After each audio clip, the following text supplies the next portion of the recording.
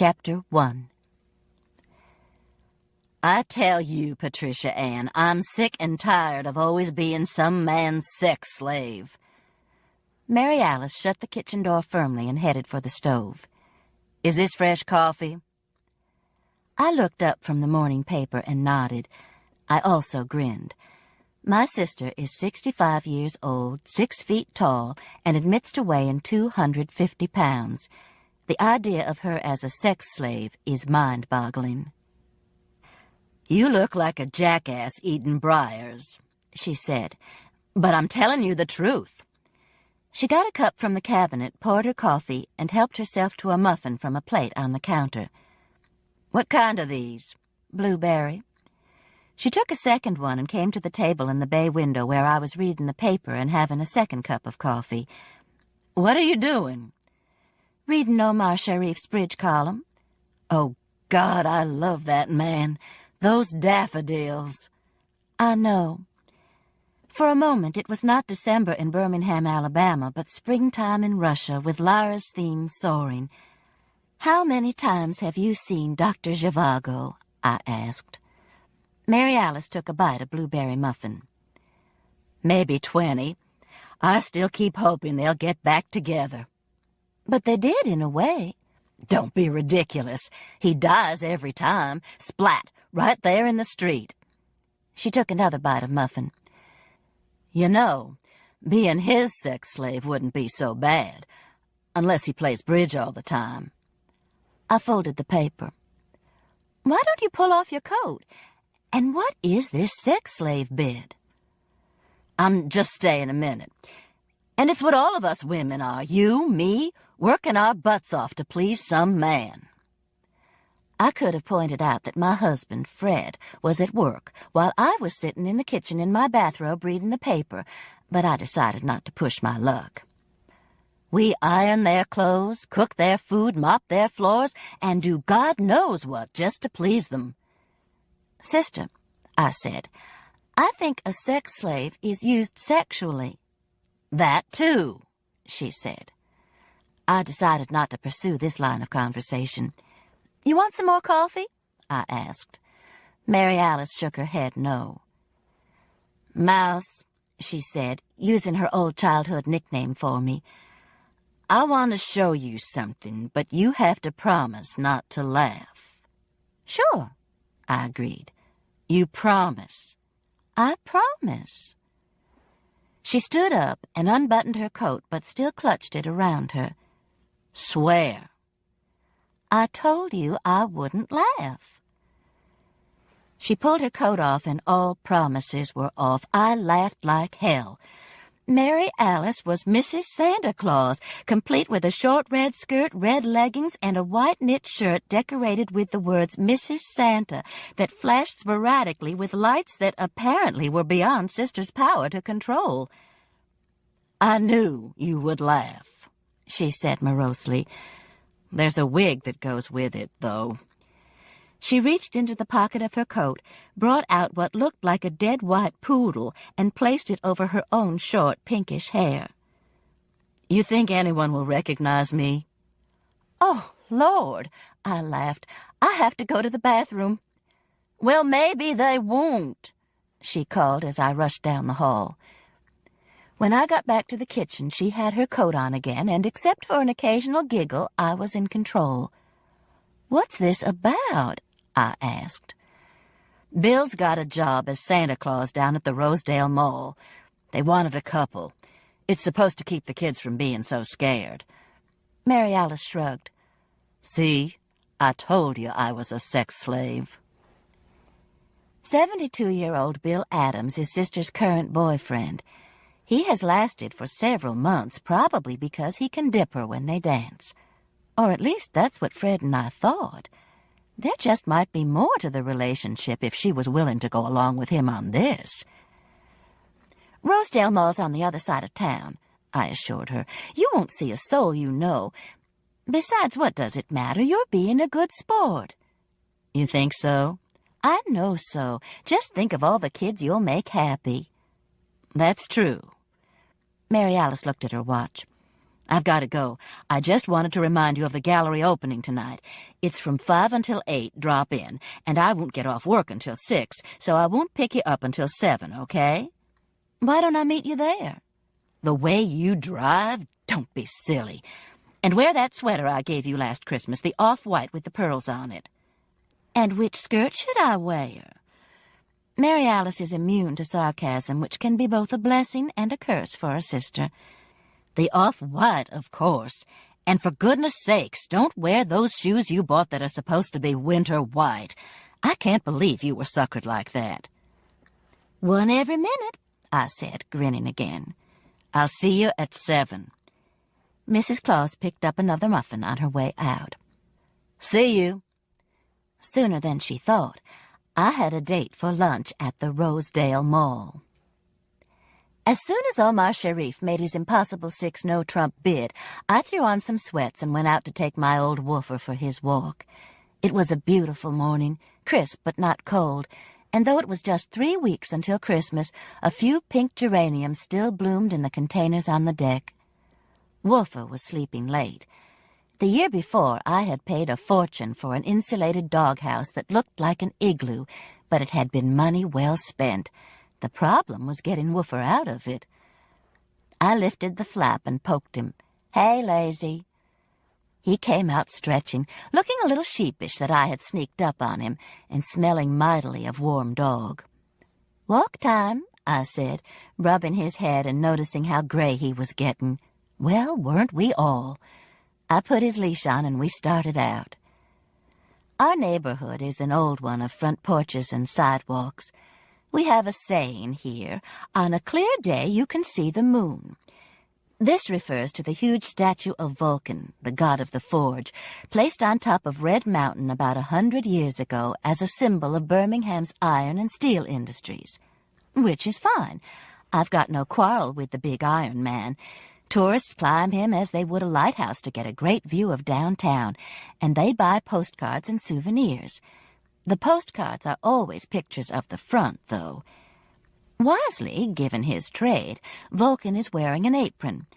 Unfortunately for the tree-lined residential streets on the other side of the mountain, that's all he's wearing. As long as I can remember, there have been petitions floating around to cover up Vulcan's rear end, but nothing has come of them. If they decided to put a wraparound apron on him, we would lose, as Mary Alice says, the butt of most of our jokes. I grew up by the light of this moon and thought nothing about it until a small cousin visiting from Atlanta stood on our front porch and, eyes round with awe, announced, "There's a naked man up yonder." "With a great ass," Mary Alice said. She couldn't have been more than 10 at the time. The moon was very clear today. Woofer and I walked under a bright blue sky, moseying along, taking our time. When I retired in May, right after my 60th birthday, this was the sort of morning I had in mind. I admired the Christmas decorations that had begun to appear Thanksgiving afternoon. Our neighborhood is nothing if not gaudy at Christmas time. We don't go for those little white lights. The big colored ones strung around the eaves of the houses suit us just fine. Add a few life-size nativity scenes in the yards and a lot of Rudolphs and Santas sprinting across roofs, and we're ready for the season. When we got home, I gave Woofer a treat, took a quick shower, and put on my red suit in honor of the season. I was meeting Bonnie Blue Butler for lunch at Rosedale Mall. She was going to get a kick out of Mrs. Santa, and it was the first thing I was going to tell her about. Meeting Bonnie Blue was one of the few good things to come out of Mary Alice's purchase a few months back of the Scootin' Boot, a country western bar out Highway 78. Mary Alice still swears it was a good idea, and everybody in Birmingham would be up there today line dancing up a storm if it hadn't been for all those unfortunate murders, of which I was almost one. I shivered thinking what a close call it had been. But today was a beautiful day. I had on my red suit, and it was 3 weeks until Christmas. Fiddle-dee-dee, Miss Scarlet. I got to the Blue Moon tea room first, and had just started on my first cup of decaf when I heard, "Yoo-hoo, Patricia Ann!" and saw Bonnie Blue working her way toward the table with a large package wrapped in Christmas paper. Every time I see her, I am amazed at how much she reminds me of Mary Alice. They are the same size. They dress alike, walk alike, even their personalities are alike. But Bonnie Blue is black and about 15 years younger. Still, it's like looking at a negative image when they're together. I got up to help her with the package, and we hugged each other. "Whoa," she said, easing into her wrought iron chair. "This place is a tight fit." "You want to go somewhere else?" "Lord, no. I picked the place, didn't I? Their chicken salad and orange rolls are worth a little squeezing in." She looked over at me. "You still weigh 105. I admitted that I did. "But I'm just 5'1", remember." "You eatin'?" I said that indeed I was eaten. Mary Alice tells everyone I'm anorexic and has convinced Bonnie Blue, apparently. "How are Fred and Haley?" I said that my husband and daughter were fine. "She's still dating that Sheriff Ruse?" "Some," I admitted. Sheriff Roos had been the main investigator at the Scoot and Boot. He was not one of Bonnie Blue's favorite people. The waitress came and got our orders, chicken salad and orange rolls for both of us. When she left, Bonnie Blue reached down for the Christmas package that was propped against the wall. "This is with my thanks," she said. "Oh, Bonnie Blue, whatever for?" I asked. "The job." She held the package toward me. "All sorts of things." Tears filled my eyes. "You got the job yourself." "But you told them about me. And it's a good job, Patricia Ann. Nice people." After the fiasco at the Scoot and Boot, Bonnie Blue had been working at a truck stop, which would be hard work for a young skinny girl, which Bonnie Blue definitely is not, and I was worried about her. I was in the big, bold, and beautiful shop buying Sister a present and got to talking to the owner, who said she was looking for a saleslady. One phone call and Bonnie Blue had the job. It was still hard work, and she was still on her feet a lot, but compared to the truck stop, it was a snap. "With my thanks," she said. I took the package, which was poster size, and began to peel the wrapper off. A piece of painted plywood came into view, and the signature Abe with the E backwards. I looked at Bonnie Blue in shock. "It can't be," I said. "Go ahead." She smiled. "Be careful." I tore the rest of the paper off and saw the painting of an old black man dressed in a black suit with a blue shirt. He held a cane in his hand. The legs were too long, the arms too short, the feet both pointed toward the left. The background was white, and around the edge of the plywood, the artist had painted a black border as a frame. A pop-top opener served as a hanger. The man was smiling, 2 tiny rows of white dots, and what looked like gray cotton had been glued to his head. On the back of the plywood was printed me, with the E going the wrong way. What I was holding, I knew, was an original Abraham, a picture by the most famous of Alabama's outsider or folk artists. The tears spilled over.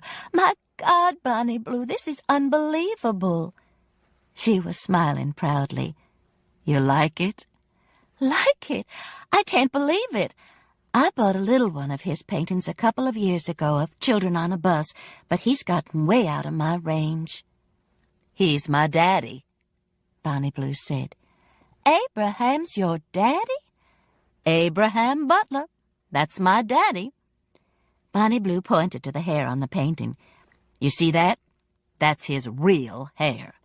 I said, "Daddy, this is for a friend of mine." And he said, "Hand me the scissors, Bonnie Blue." I wiped my eyes with a napkin and held the painting to me. "It's the best present I've ever gotten," I said. "I may have to sleep with it." "Well, watch that hair. I don't know how good it's on there. Daddy uses whatever's around." "That's the most special thing of all," I said. "I'll be careful." Bonnie Blue gathered up the wrappings.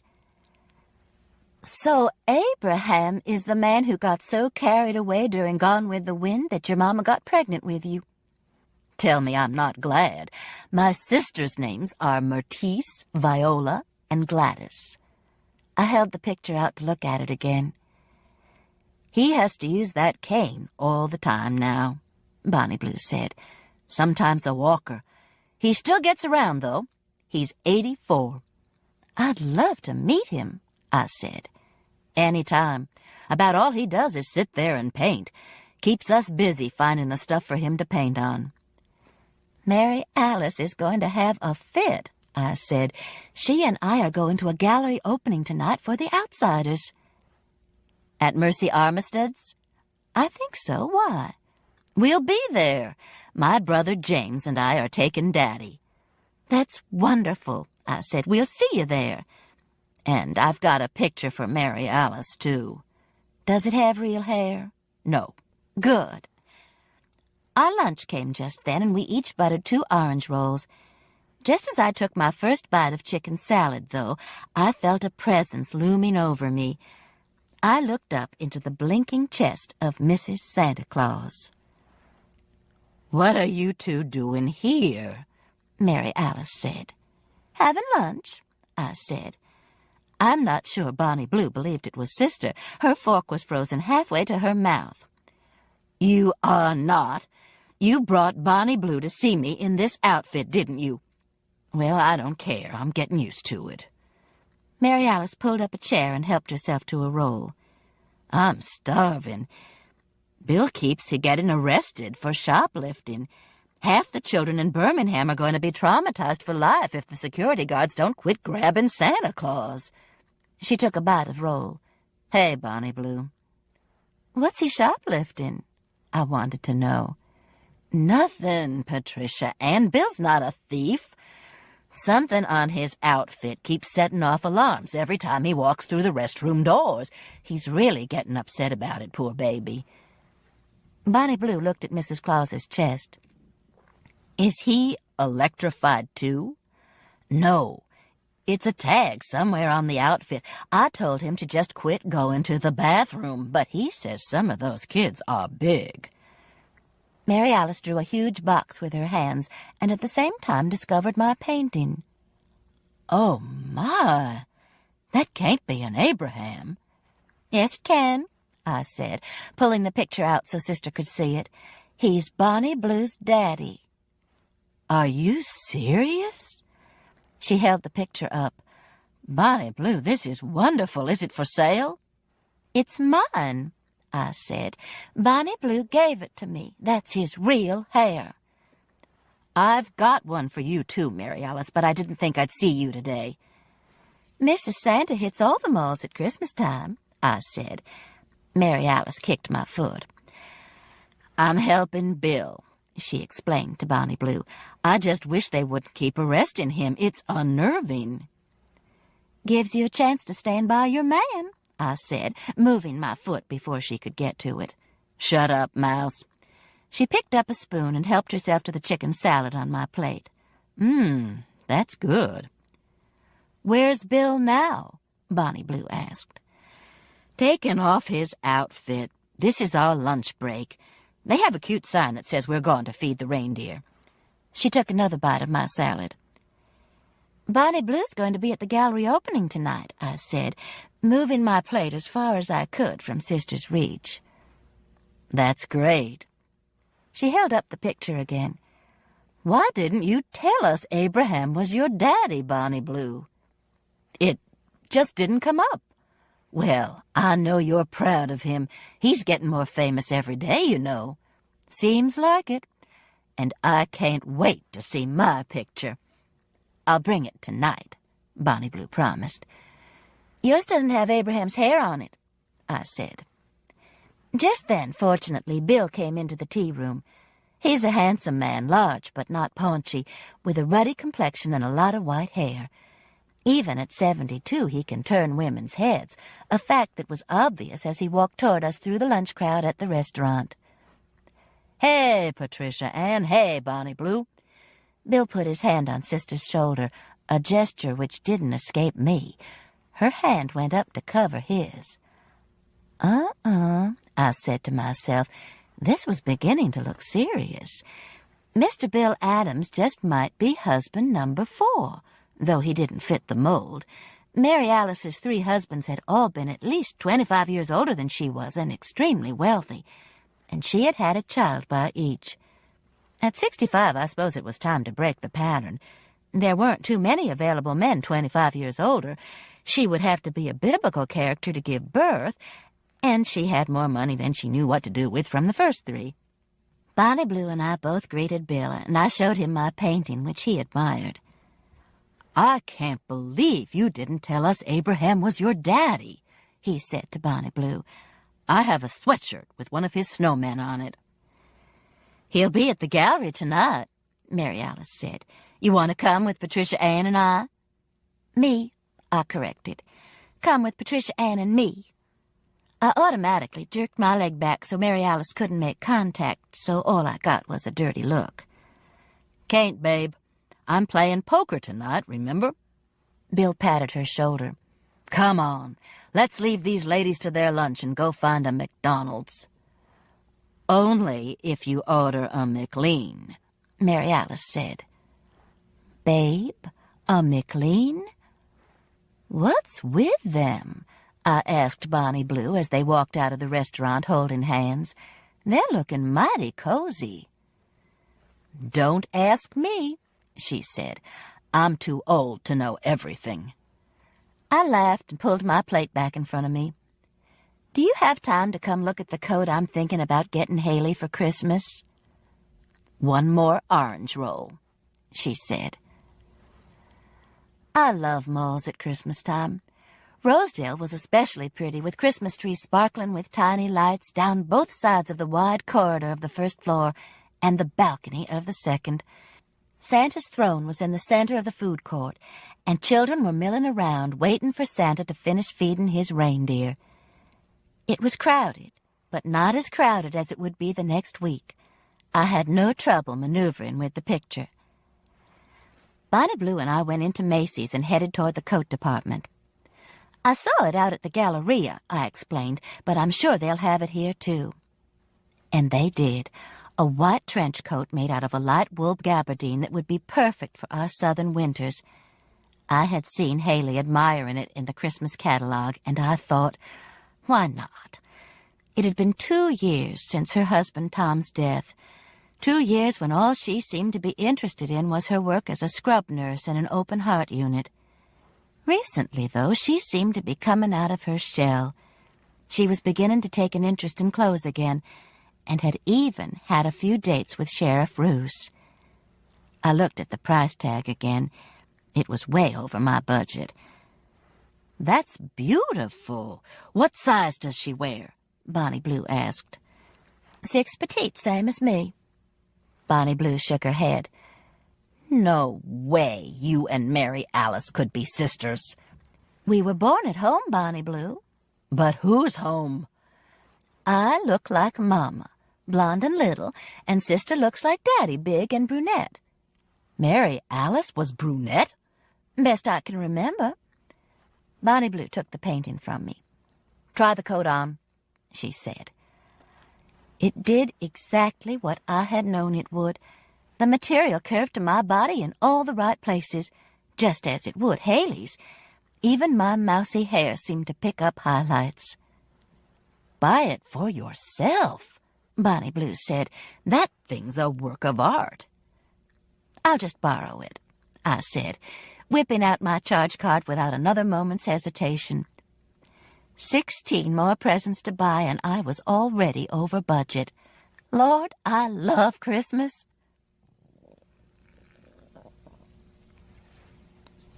Chapter 2. I drove home through the mildness of the early winter day.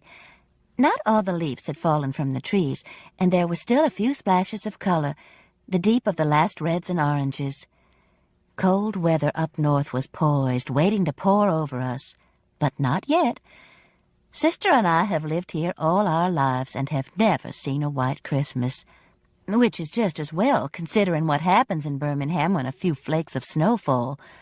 Old Vulcan, the god of the forge up there on Red Mountain, looks down on a totally paralyzed city on one side and moons an equally paralyzed one on the other. Lights go out, roads are impassable. When the citizens of this very southern town sing White Christmas, they keep their fingers crossed. I stopped by the Piggly Wiggly and picked up a barbecued chicken and some tossed salad. A couple of potatoes in the microwave and supper would be done. Where had all the wonderful fast foods and salad bars been when I was teaching and raising 3 children? Back then I'd get home from school and start cooking. Of course, there were some shortcuts then, too. My daughter-in-law, Lisa, is still begging me for my cherry pie recipe that Alan remembers as being remarkable, and which I am embarrassed to tell her consists of Jiffy pie crust mix and Lucky Leaf cherry pie filling. So I tell her I'm still trying to remember all the ingredients. She knows I'm lying, but forgives me, probably thinking it's some great secret like the formula for Coca-Cola, and that someday I will break down and confess all. Maybe I should. A slice of that pie with a dab of Cool Whip is something no boy should miss, and Lisa and Alan have 2, our only grandchildren. Fred Jr., at 39, is not married, but is living with a woman named Celia, who is startlingly lovely and startlingly strange. She can, so she claims, put a hex on people. My darling husband made out a list of names and sent it to her with a note saying, "Not too much." So far, all of them are still healthy and still beating Fred at golf and pinochle. He says he's going to drop Celia another note saying just a tad more. Somehow I don't think Celia and Freddie are planning on children. And Haley, who does want children badly, lost her beloved Tom to a drunk driver. When I got home, I walked around with the painting, finally deciding that it would look great on the den wall where we could also see it from the kitchen. I hung Haley's coat carefully in the guest bedroom closet and straightened up the house some before I went out to take Wolfer for his late afternoon walk. Lights were coming on when we got back. I fed him and went in to fix our own supper. We would have to eat early since I was going to the gallery opening with Mary Alice. The message light was blinking on the telephone. I turned it on and heard Sister's voice. "His beard, Mouse." His beard? Bill's Santa Claus beard? Fred came in while I was trying to figure out what she was talking about. So at 63 he has a little paunch and maybe not quite as much hair. He still looks mighty good to me. He leaned over and kissed me. "Listen," I said, running the tape back. Mary Alice's voice said, "His beard, Mouse." Fred patted me on the behind and said, "What's the problem? That's just Mary Alice." "But I don't know what she's talking about." "I never do."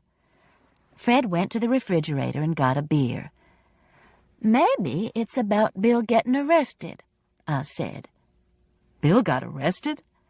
"Not really, just sort of." I explained about Mrs. Santa and her chest that lit up, and Bill's job at the mall where he set off alarms, and lunch with Bonnie Blue and the Abraham picture and Haley's coat. I left the price of the coat out. "Where's the picture?" Fred asked. I went into the den and he followed me. "Isn't this wonderful?" I said, holding it up. "And Abraham, that's his real hair, too. He cut it off and glued it on." Fred looked at the picture. "His feet are going the same way," he said. "And how come his nose starts in his hair?" "He's a primitive painter, Fred. One of the best folk artists in the state. You'd pay $1,000 for this painting in a gallery in Nashville or Atlanta." "No, I wouldn't." Fred took the picture from me. "Where are you going to hang it?" "I thought right here," I pointed, "so we could see it from the kitchen." "I don't think so," Fred said. He looked at the picture more carefully. "There's a pop-top opener here for a hanger, and it's not even in the middle. I'll put a regular hanger on it tonight while you're gone, and we'll decide where to put it." I snatched the picture back. "You'll do no such thing. That pop-top hanger is part of the authenticity, part of the charm, damn it. Don't you dare touch it." "Well, Lord, Patricia Ann, it looks funny." "Put a finger on my painting and you'll pull back a nub." I clutched the painting to me, being careful not to smush the hair, and marched back into the kitchen. I propped my treasure carefully against the table and began to scrub the potatoes. In a few minutes, Fred was standing in the den door. "Well, look, honey, I didn't mean to make you mad. It's just not a real pretty picture, that's all." I didn't answer, and he took a few steps into the kitchen. "I'll hang it for you tonight, okay? Right there in the den. You just tell me where." I nodded reluctantly. "Just one thing."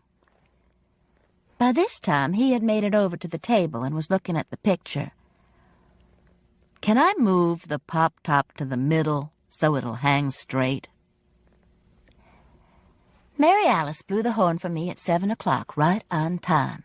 She is always punctual, a trait that doesn't match the rest of her personality and one I'm grateful for. When I slid into the car, she wanted to know which shoes I had on. Taupe, okay? Just so they're not those winter white. "Shut up about my shoes, Mary Alice. I'll wear what I want." "Temper, temper." We rode without talking for a few blocks. Mary Alice was halfway singing, halfway humming Joy to the World. "Fred like your picture?" she asked as we turned up the interstate ramp. He wanted to know why both feet were at a 90-degree angle turned to the left. "Fred has no imagination." She blended easily into the traffic. "That's why he needs you." "He does too have an imagination." "No, he doesn't. And you don't have any common sense, and that's why you need him." "Of course I have common sense, a lot of it." A light was beginning to dawn. "You've been watching a lot of Oprah, haven't you?" "Bill and I are taking a course at UAB called The Real You. I'm the ETJ type, and so is Bill. That's extroverted, thinking, judgmental." She looked over at me. "You're introverted, intuitive, feeling, sure as anything. And Fred's ITJ, I'll bet you." "Hey," I said, "we get along okay?" "Of course you do, and that's why." Mary Alice went on explaining the personality test she and Bill had taken, and I looked out of the window and let my mind drift. We were on part of the highway that is elevated above downtown, and I could see the decorated trees sparkling in the park at the library and the Sonat building that has colored blinds in certain windows to create a seasonal picture. On one side is a Christmas tree, on one a stocking.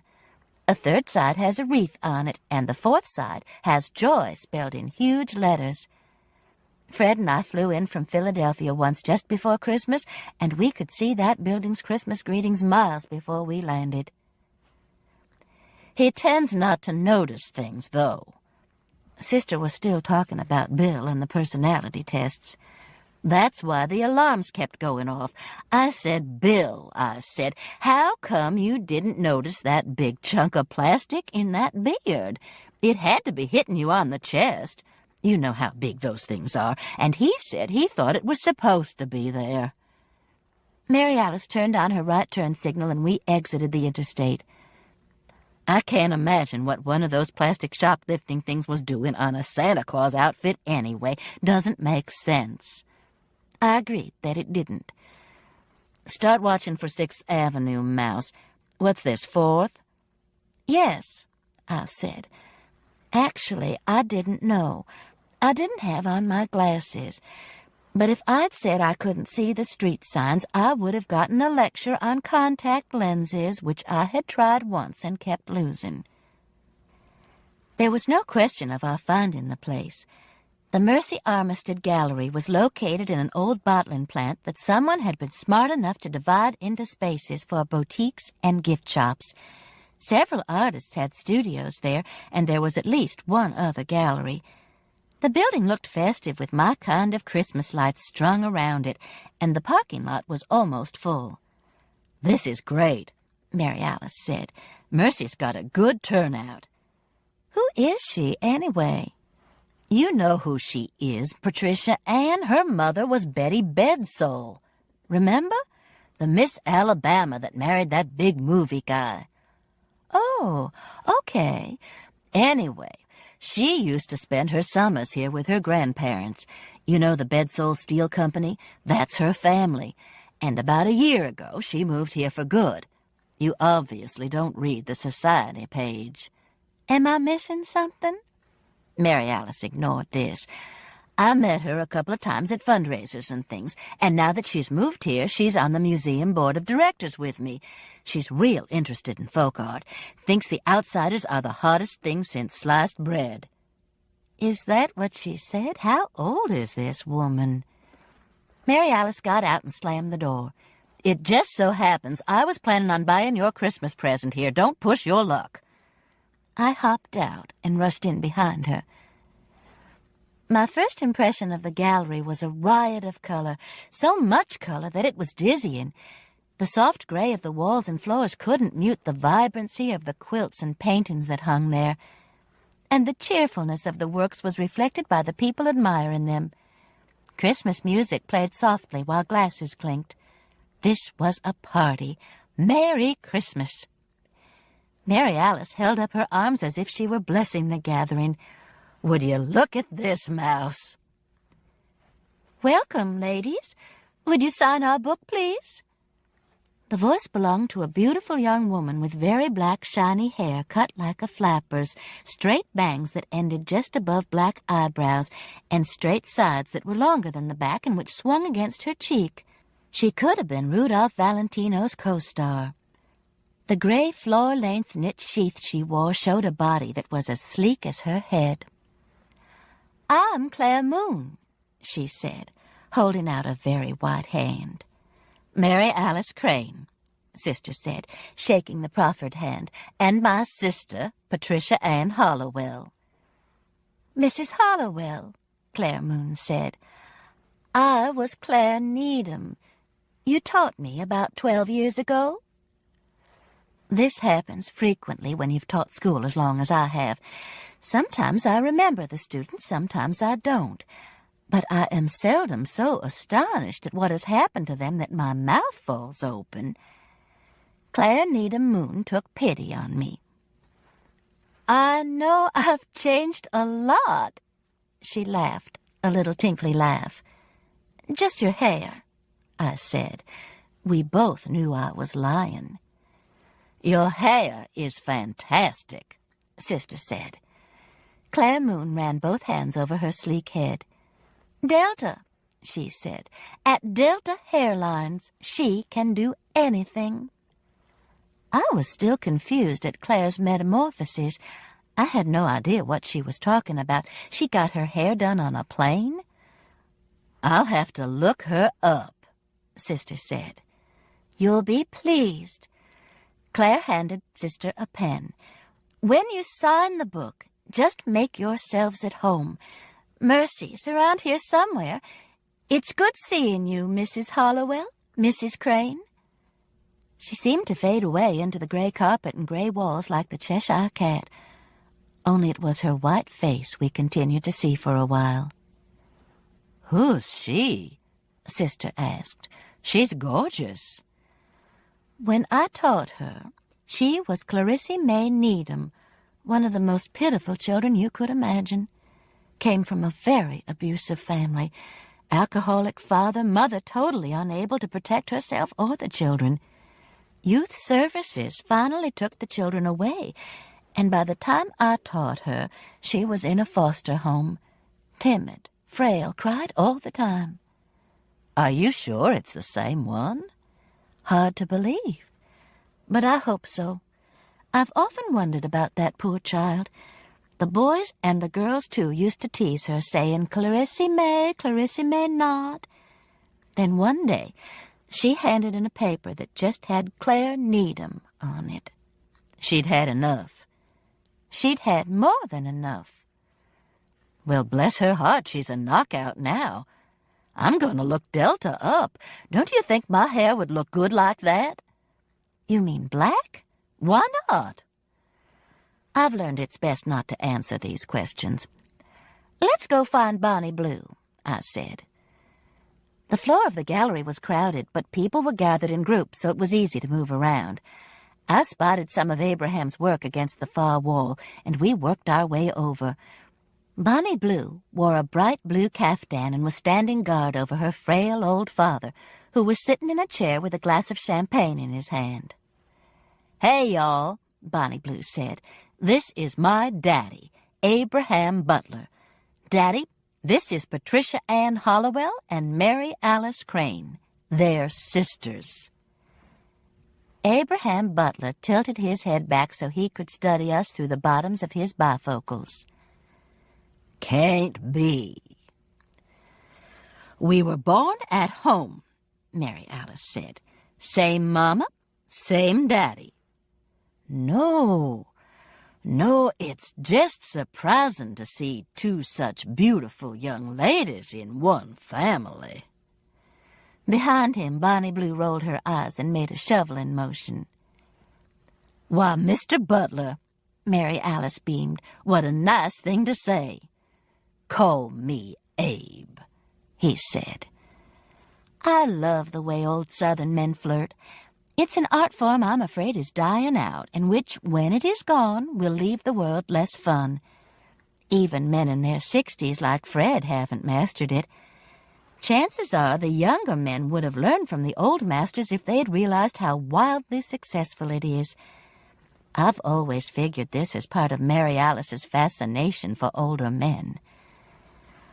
"Abe," she said, taking the hand that wasn't holding the champagne. "Now you just call me Mary Alice." Bonnie Blue looked at me and grinned. "You want some food, Daddy? Patricia Ann and I are going to go get some refreshments." "Just anything," Abe Butler said. "Me too," said my sister, "and bring me some champagne." "They'll be busy a while," Bonnie Blue said as we headed across the gallery to the food table. "Which one is Mercy Armistead?" I asked her. "Mary Alice knows her, but I don't." "You can't miss her." Bonnie Blue looked around. "She's got red hair she wears in long curls, kind of like Miss Pitty Pat. Sort of strange-looking, but pretty. But when Daddy and I got here, she looked like the bride of Frankenstein. You remember that movie?" "The one with Elsa somebody that Charles Lawton was married to?" "Yeah, the one where her hair stands straight out. I expect Mercy's still somewhere trying to comb it." "What happened?" "Some kind of curling mousse she used." "I'll bet it was the extra curly. I bought some by accident once, and it was like glue." "You poor thing." Bonnie Blue grinned, running her hand over her elegant modified afro. "That's Mercy's husband, Thurman Beatty." She motioned toward a large blond man who looked to be in his early 40s and who had the thick neck of a professional athlete. He was walking around with a bottle of champagne filling glasses. "I remember him." "Sure you do. Mr. Roll Tide, yay, Alabama." "He was great." "Sure was." Fred would have loved seeing Thurman Beatty. Mention the name and he still goes into a harangue about how Thurman was gypped out of the Heisman. "And that's Mercy's aunt, Lillian Bedsall." I looked around. "The old lady with the stiff face," Bonnie Blue added, "and orange hair." Aunt Lillian was easy to spot. She was talking to a middle-aged man dressed in a jacket that was so red his face and bald head glowed pink. "How many facelifts do you reckon she's had?" I asked, looking at Aunt Lillian. "I doubt she closes her eyes to sleep," Bonnie Blue giggled. "That's Ross Perry, the art critic she's talking to. He's writing a book about the outsiders. He's been over to the house to talk to Daddy." We had reached the refreshment table. "Would you look at this?" Bonnie Blue said. "I think I'm going to have to splurge tonight." She took a plate and helped herself to strawberry cheesecake, pecan pie, and blueberry trifle. "Fruits and nuts," she said, "not too far off my diet." I had just eaten a big supper, but everything on the table looked delicious. I took some strawberries dusted with sugar. Bonnie Blue eyed my selection, thinking I knew anorexia. So I filled the plate up with little quiches and nuts and sandwiches. Mary Alice liked to eat off my plate anyway. "Hey, Bonnie Blue, where's James?" We turned and saw Thurman Beatty standing behind us. "He'll be here in a little while." Bonnie Blue introduced us. "My brother James and Thurman played football together," she explained. "Best tight end Alabama ever had." Thurman held out the champagne bottle. "Y'all got glasses?" "Not yet." "I'll get you some then." He disappeared for a moment and then was back with 2 fluted glasses and a big grin. "Ladies." I'm allergic to alcohol, but I took the glass from Mary Alice. I probably would have taken it anyway. Thurman Beatty was so charming. Maybe I shouldn't write the younger generation off just yet. "Where's Mercy?" Bonnie Blue asked. "Around, wheelin' and dealin'." Someone called Thurman's name. "Tell James I want to see him when he gets here." "He's a pretty good tight end himself," Bonnie Blue said, watching him walk away.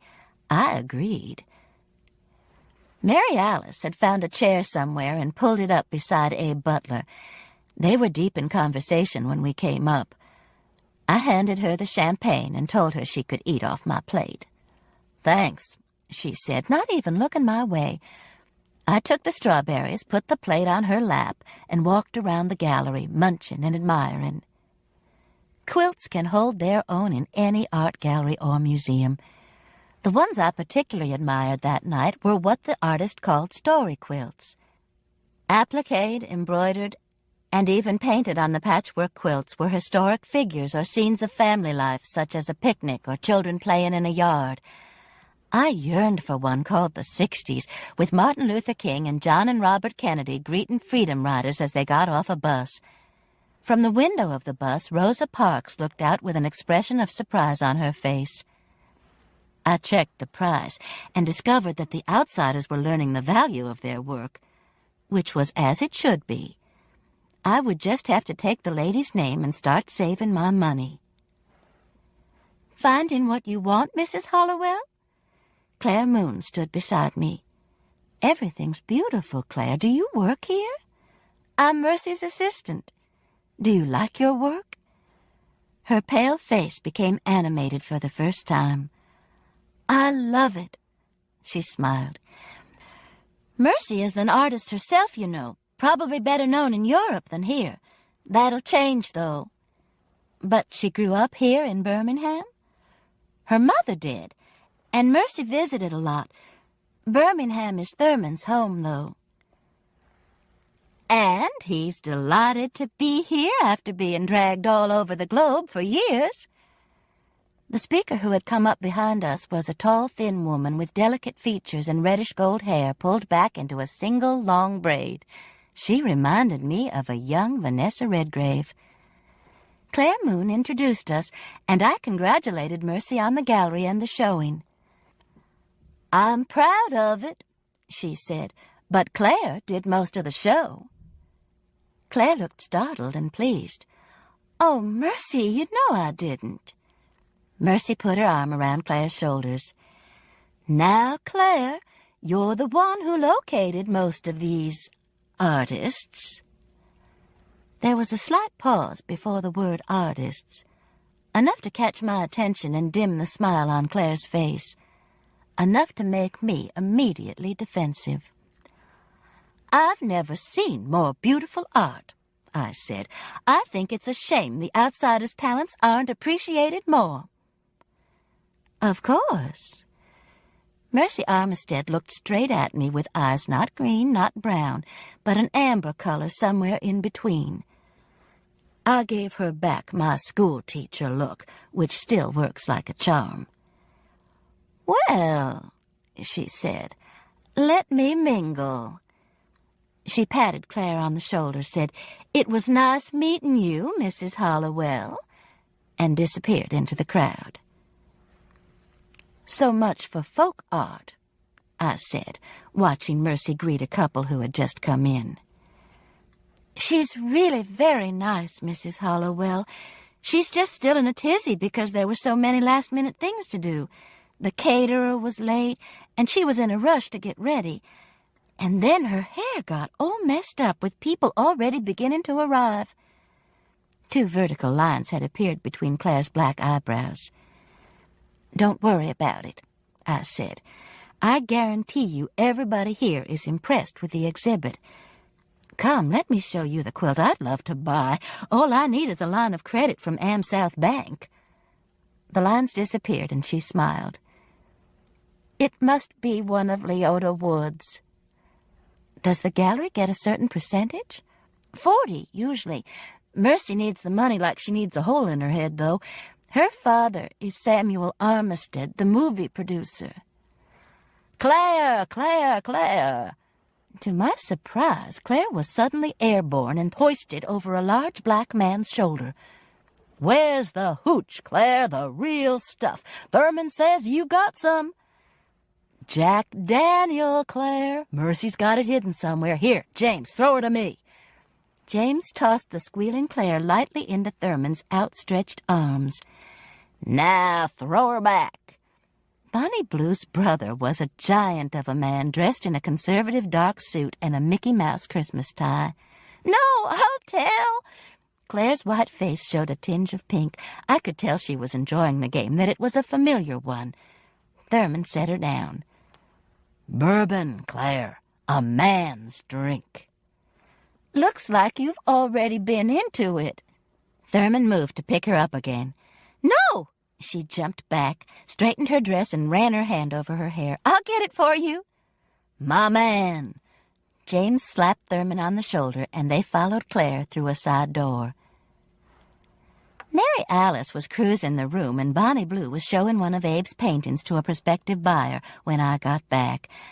I thanked the old man for the picture Bonnie Blue had given me and told him how much I admired his work.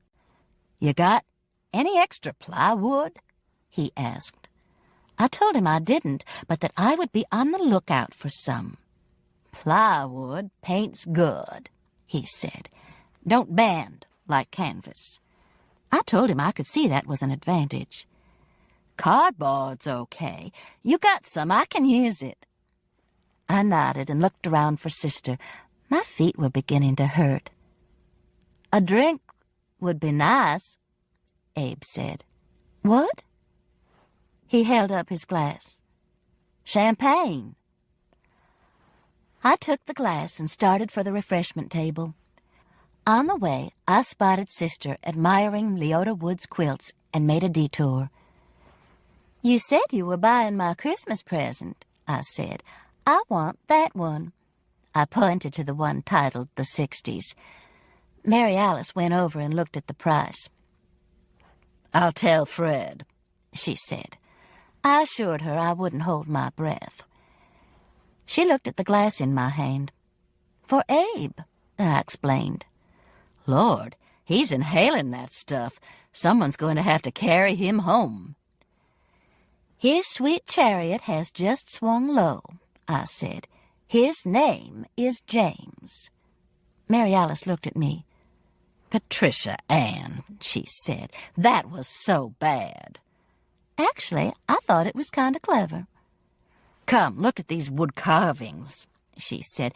"They're little totem poles made out of chair legs." We worked our way through the crowd. I spotted Mercy talking to her Aunt Lillian Bedsall, the woman with orange hair. I poked Sister in the back. I met Mercy.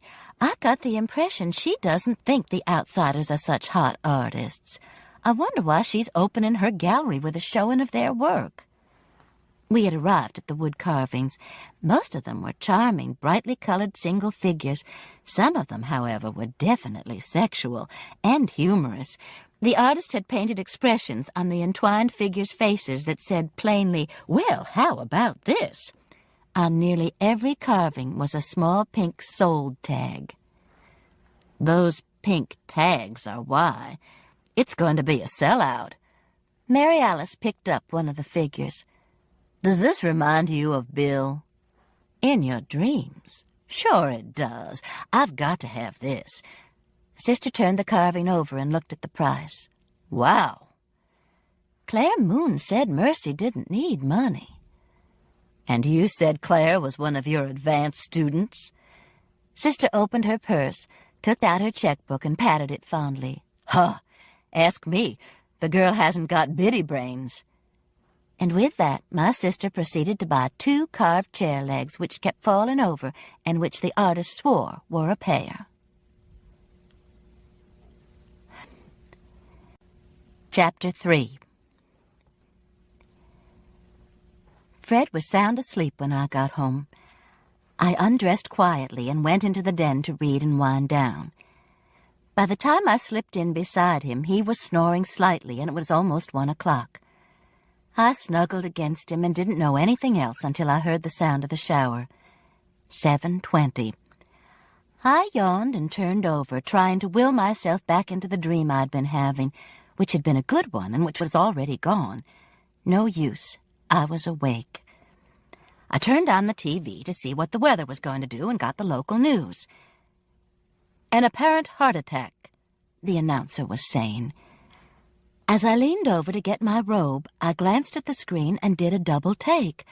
Mercy Armistead was smiling at me. I grabbed the remote and turned up the volume. Miss Armistead's body was found by her husband, former football great Thurman Beatty, at the gallery Miss Armistead owned, and where she had hosted a gala opening just last night. Fred came into the room with a towel around him. Mercy is dead, I said. Are you quoting Shakespeare or just making a statement? Fred did a playful bump and grind strip. Get dressed, I said. A lot you know about Shakespeare. He grinned and stepped into his shorts, making a little flipping motion as he pulled them up. The woman whose gallery we went to last night, Mercy Armistead, she had a heart attack and died. How old was she? I don't know. Mid-30s, maybe. Her husband's Thurman Beatty. Good Lord! The mention of Thurman Beatty's name got Fred's attention. He sat down on the side of the bed. Was she all right at the party? Seemed to be. I never met her before. A heart attack? That's what they said. An apparent heart attack. That's awfully young. Fred was thinking the same thing I was. That was the age of our children. He got up, went to the closet, and took out a shirt and pants. I reached over and got the phone and dialed Sister's number. Hello, Bill Adams said. I looked at the clock. 7:30. That answered that question. May I speak to Mary Alice, Bill? She's still asleep, Patricia Ann. Well, tell her Mercy's dead and to call me as soon as she wakes up. Mercy's dead. Got it.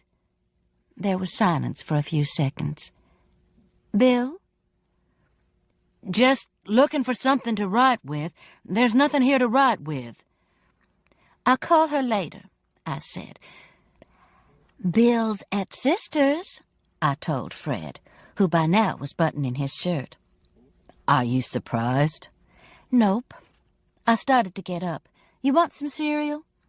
I'll get it, and I'll get you a cup of coffee. How about that? How about you put the towel on again? He laughed and headed toward the kitchen. You missed your chance.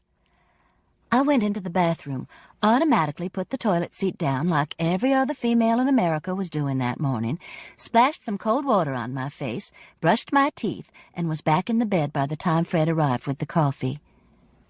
You think Mercy's death would be in the paper? I asked. What time did she die? I don't know. They said Thurman found the body at the gallery. Depends on how early it was. I'll stick the paper in the kitchen door for you. Thanks. I sipped coffee while Fred ate cereal. You want to go Christmas shopping tonight? We need to, don't we?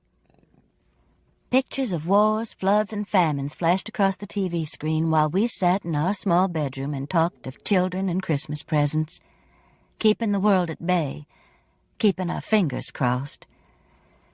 "I've got to go," Fred said. "The traffic's going to be impossible." He leaned over and kissed me. On the way out of the door, he turned. "Dying in your 30s is so unfair." Tears sprang to my eyes. I was thinking about Mercy, of course, but I was also thinking of our son-in-law, Tom Buchanan, who was 34 when he died. "Yes," I said. The phone rang while I was getting my second cup of coffee. "Mercy's dead? Did Bill get the message right? What happened?"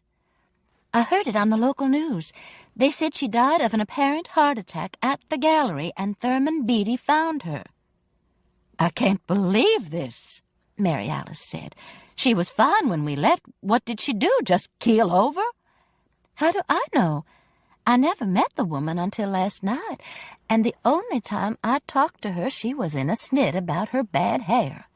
"Her hair looked fine." Bonnie Blue said she looked like the bride of Frankenstein when they got there, some kind of curling mousse she'd used. "Maybe that's what killed her," Mary Alice said. "Maybe she was allergic to the stuff and had one of those fatal attacks like Molly Dodd's boyfriend had just before they got married. Remember that? She was pregnant and they were going to the opera. What do you call it? Some kind of shock." "Anaphylactic. And who died of it?" "On the days and nights of Molly Dodd. You remember. Didn't have a laugh track. Her boyfriend." "Of course. Ate some shrimp by mistake." "Was it shrimp? You ought to be able to spot shrimp." "Maybe it was something else," I said. "You die right away with that stuff, though. If Mercy was allergic to the hairspray, she'd have been dead when we got there." "Well, this is just unbelievable. And so sad." "Did she have any children?" "I don't think so. I've never heard any mentioned." We were both silent for a moment, thinking. "You got anything special planned today?" Sister asked.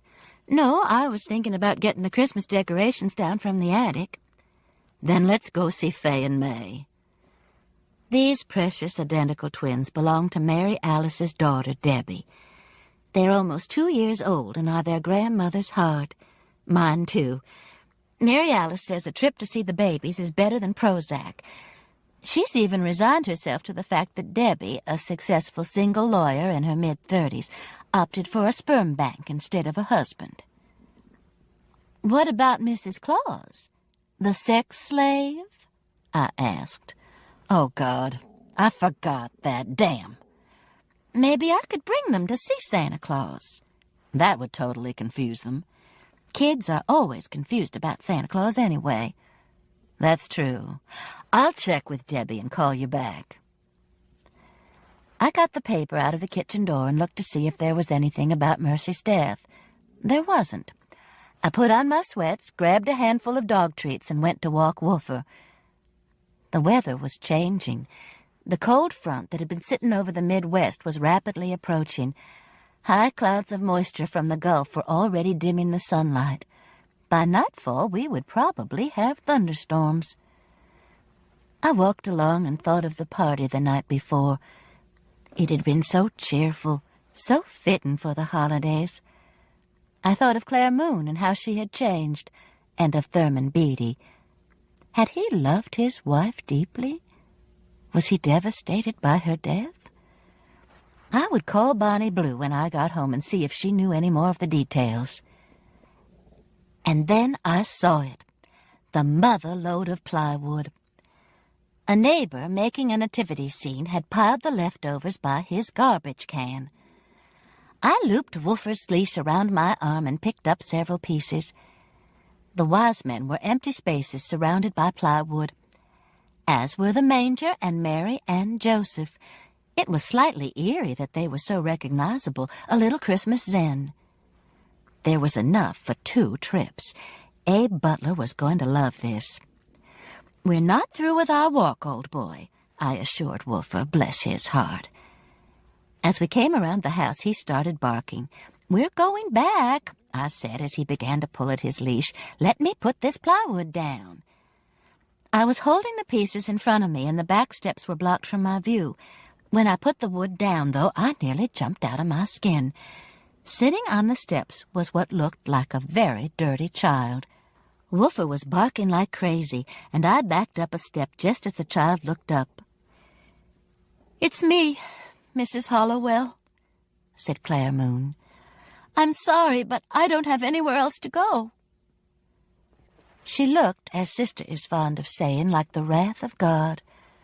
Her face was streaked with mascara, the gray sheath she had worn the night before was torn and stained, and she was trying to cover her bare feet with the long skirt. "I'm sorry," she said again, and put her head down on her knees, sobbing. "My God, Claire, what's happened?" I started toward her and nearly fell over Woofer's leash. "Wait a minute, let me put him up." I pushed the reluctant dog inside his fence, sat down by Claire, and put my arm around her. "I'm so cold," she whimpered. "Are you hurt?"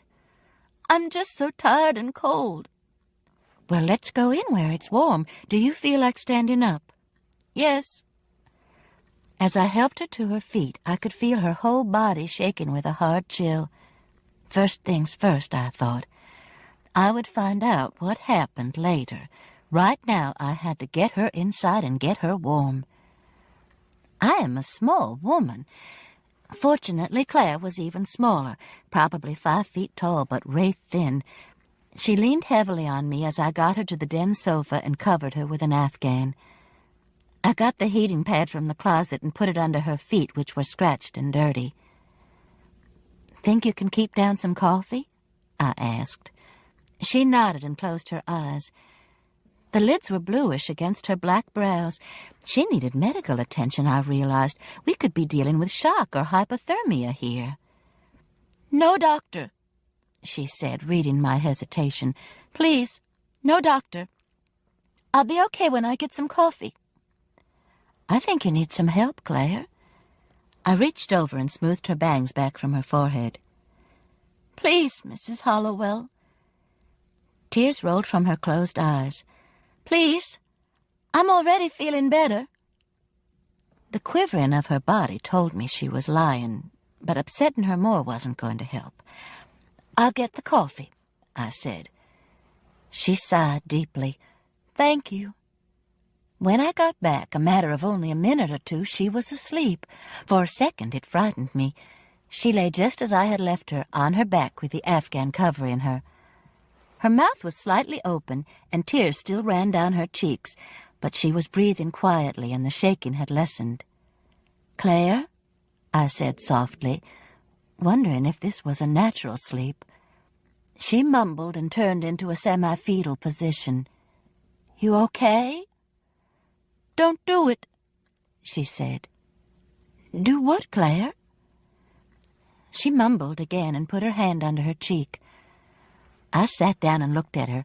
Her breathing gradually deepened, and I realized this was the sleep of deep exhaustion. The best thing I could do was let her rest. While I watched, her black hair slid down over her hand. Claire Moon, I thought, beautiful Claire Moon. Are you still Claire Needham in your dreams? I tiptoed from the room and called Sister to tell her I couldn't bring the twins to see Santa. "Claire Moon," she said when I explained. "What's wrong with her?" "Cold and exhausted. How she got this way, I don't know."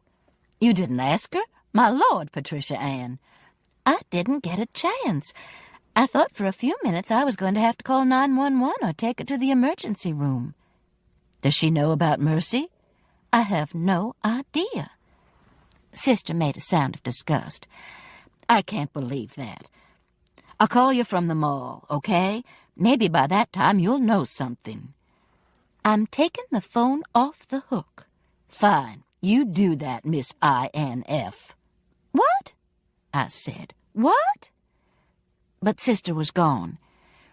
I was about to dial her again when I remembered INF stood for intuitive, introverted, feeling.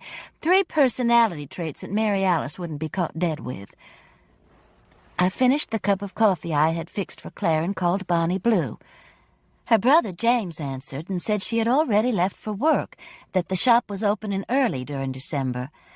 I asked him if he had heard about Mercy Armistead's death, and he said Thurman had called him. "Pretty shook up," he said. "I'm going over there this morning." Did they know she had a heart problem? "Old Thurman's the one with heart problems," James said. "That's why he had to quit the NFL. Sort of ironic, isn't it?" I agreed that it was, and then remembered to tell James that I had found several pieces of plywood for Abe. "He'll be tickled," he said. I left the phone off the hook and went to check on Claire. She hadn't moved, so I tiptoed around the kitchen fixing cereal and toast, which I carried into the bedroom to eat. The thought had occurred to me that Claire was distraught over Mercy's death. She had glowed the night before when she was talking about working at the gallery, and when Mercy was making her catty remarks about the outsider artists, I was the one who had snapped back, not Claire. She had been nothing but admiring of Mercy and of Mercy's work. But how had Claire ended up on my back steps? Where was her car, her shoes? And what about that no place else to go bit? She had an apartment somewhere, and a husband, presumably, since she wasn't Claire Needham anymore, but Claire Moon. When I'm upset, I lose my appetite. I tried to eat, but the cereal tasted like paper.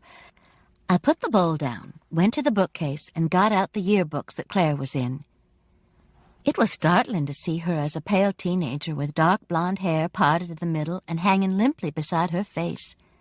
No wonder I hadn't recognized her the night before. Only her eyes seemed the same, dark, with a slight oriental slant to them. A pretty girl, but one who would have faded into the crowd. Beside her picture, where honors and activities were listed, was Art Club. That was all. Though she had been in my advanced placement English classes, she had not participated in debate or the literary magazine or the drama club, things that usually go hand in hand. She had lived with foster parents, I remembered that. But had she gone to college? I had no idea, and I could have kicked myself. So many students, so many lives.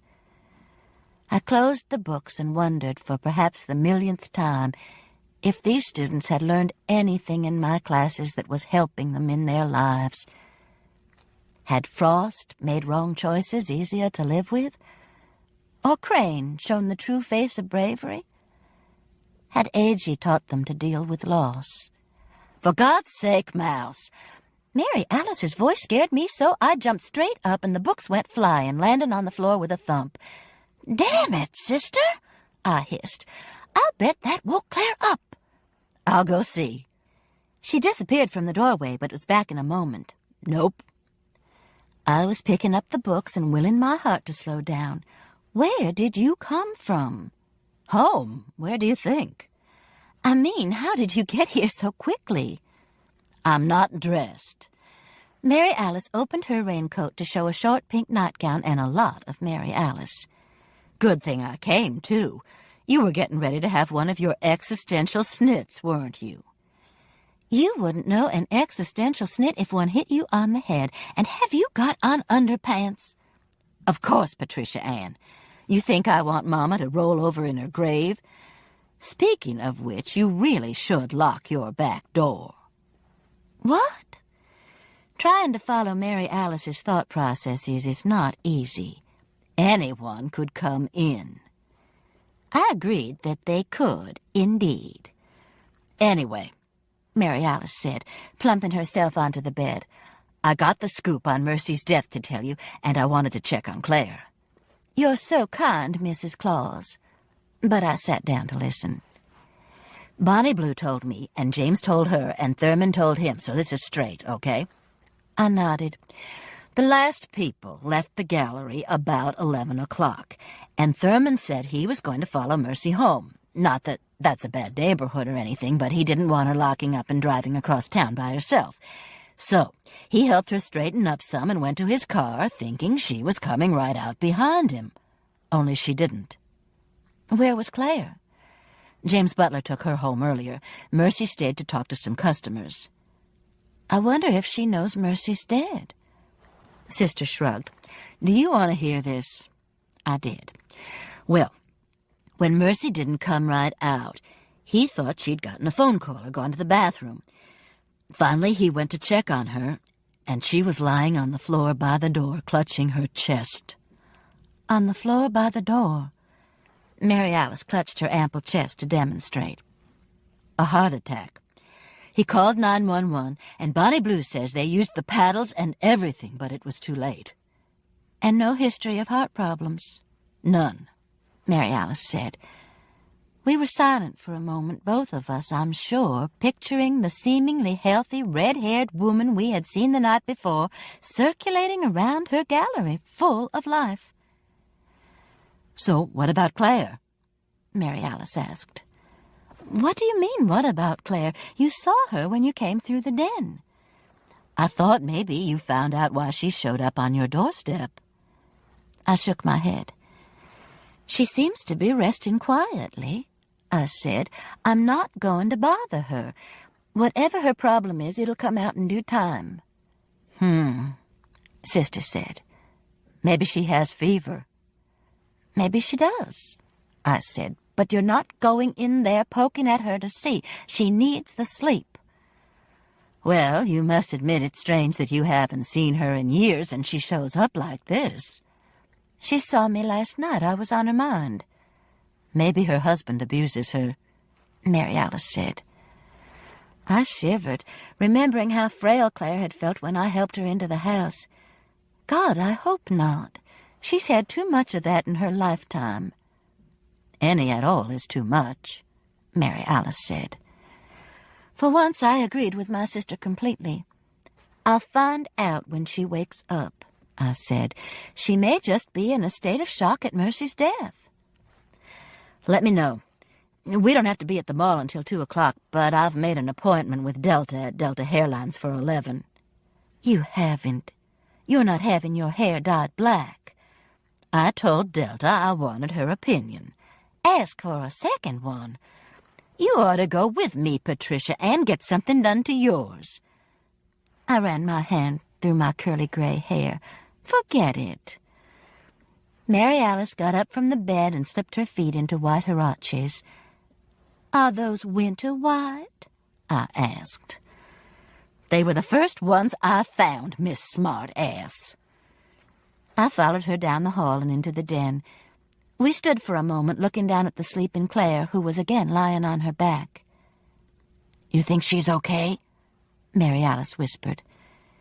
Claire's eyes opened suddenly, widely, and she stared at us. The police, she said. Oh, God, we have to call the police right now.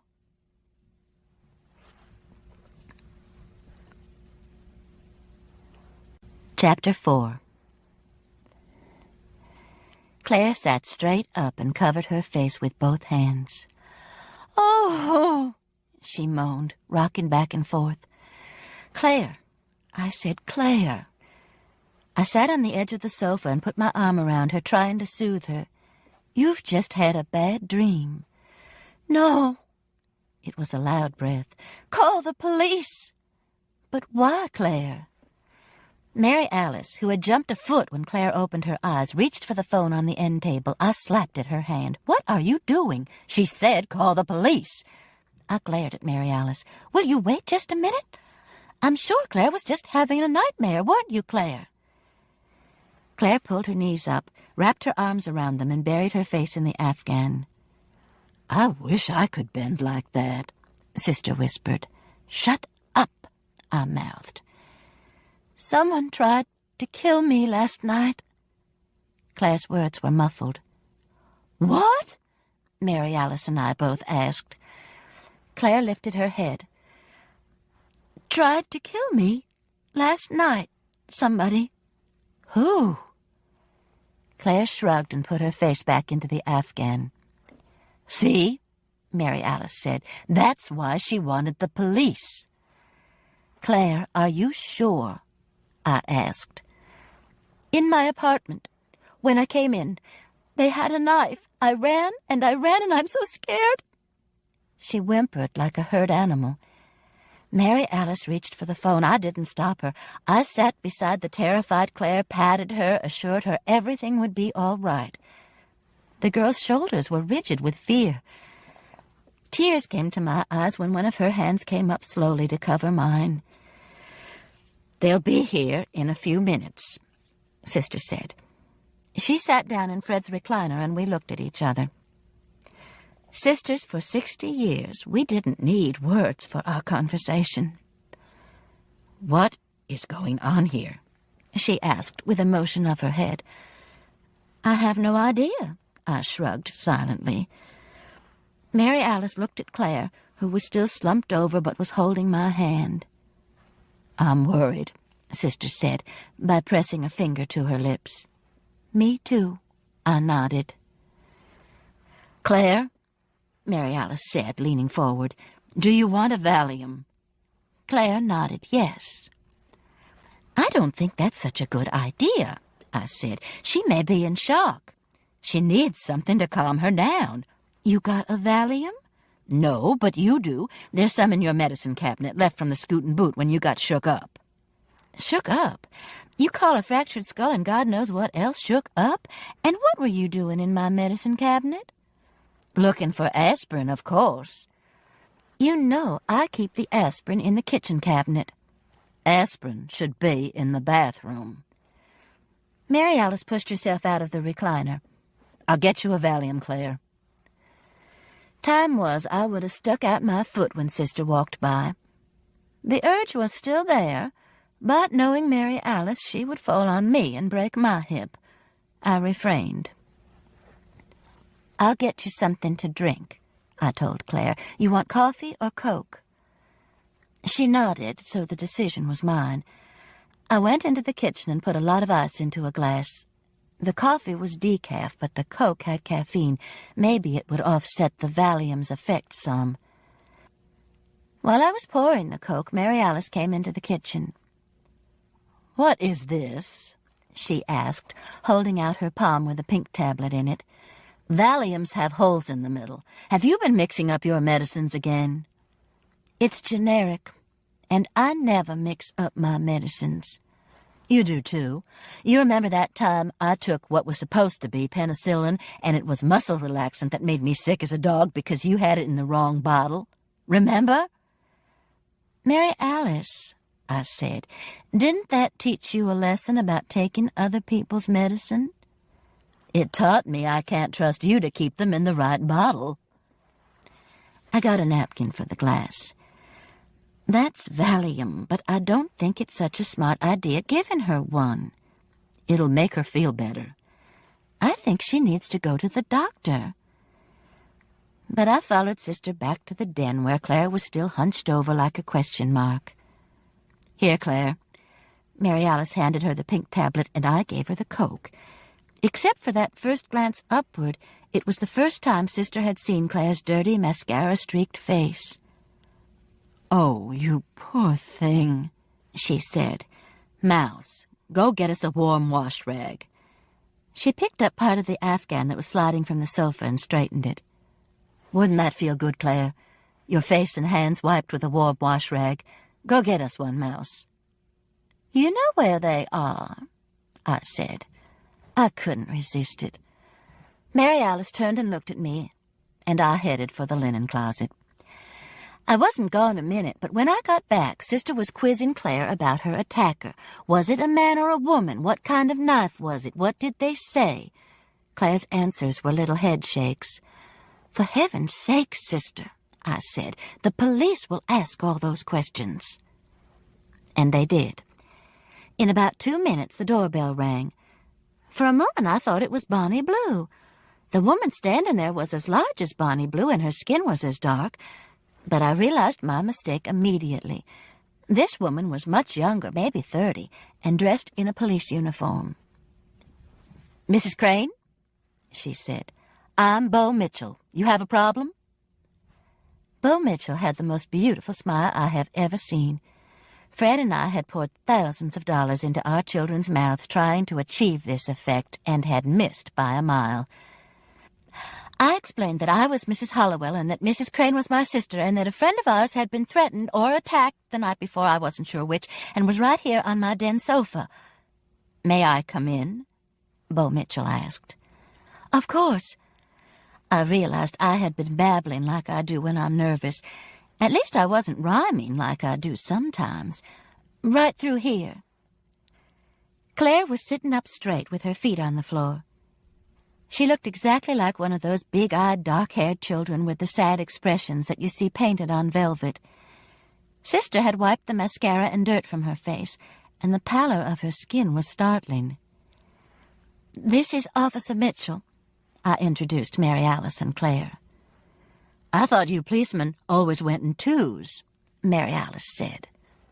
Like Noah's Ark? Bo Mitchell smiled her fantastic smile. Not always. Depends. Can I get you some coffee or Coke? I asked. Fred says if the devil himself walked in, I would offer him refreshments. He's probably right. No, thank you. Officer Mitchell sat on the sofa beside Claire. I assume the problem is yours, Miss Moon. Claire nodded. Somebody tried to kill me last night. Her voice was faint but steady. They were in my apartment with a knife. Are you okay? Not hurt anywhere? No. I would have been dead, though, if I'd put the night latch on. How's that? If I'd had to stop to undo it. I heard the knife hit the door. Mary Alice and I looked at each other. Officer Mitchell wrote something on a clipboard. Okay, she said. Let's get some basic information, Miss Moon. Your address. 1729 Valley Trace. Husband. He's dead. He was killed. Here? In California. On the freeway. I closed my eyes. I knew from watching Haley suffer the grief Claire had gone through. Your age? 30. Occupation? I work at an art gallery. Claire turned and faced Bo Mitchell. Please, I'm so tired. I know you are, and I'm sorry. This is just routine stuff we have to have, though, before we get to the problem. Claire nodded and sighed. This art gallery, Officer Mitchell said. I'll need its name. The Mercy Armistead Gallery. Bo Mitchell looked up from her clipboard. That's the one where the lady died last night? Who died? Claire's head came up. Mercy Armistead. Claire looked at Mary Alice and me. Mercy's dead? We nodded. Claire, I began. Mercy's dead? Her voice rose to a wail. Oh, God, they got to Mercy! Claire stood up, her arms before her face as if warding off blows, and just as quickly as she stood, she fell. The policewoman, in a remarkably agile move, caught Claire and eased her down, saving her from hitting the floor. Sister and I rushed to help. Prop her feet up, Officer Mitchell said. Mary Alice grabbed pillows from the sofa and placed them under Claire's feet. I knelt beside Mary Alice and rubbed Claire's hands, which felt like ice. Her eyes were half open, but the pupils weren't visible. I touched her carotid artery to see if I could feel a pulse. I could, a faint one. Bo Mitchell reached for the phone. Need some help here, was all I heard her say. I couldn't have agreed with her more. The paramedics came first, accompanied by a fire truck and all of my neighbors, who had probably been watching since the police car pulled up. I didn't mind this. It wasn't idle curiosity. We are a neighborhood of older residents who have been acquaintances and friends for much of our lives.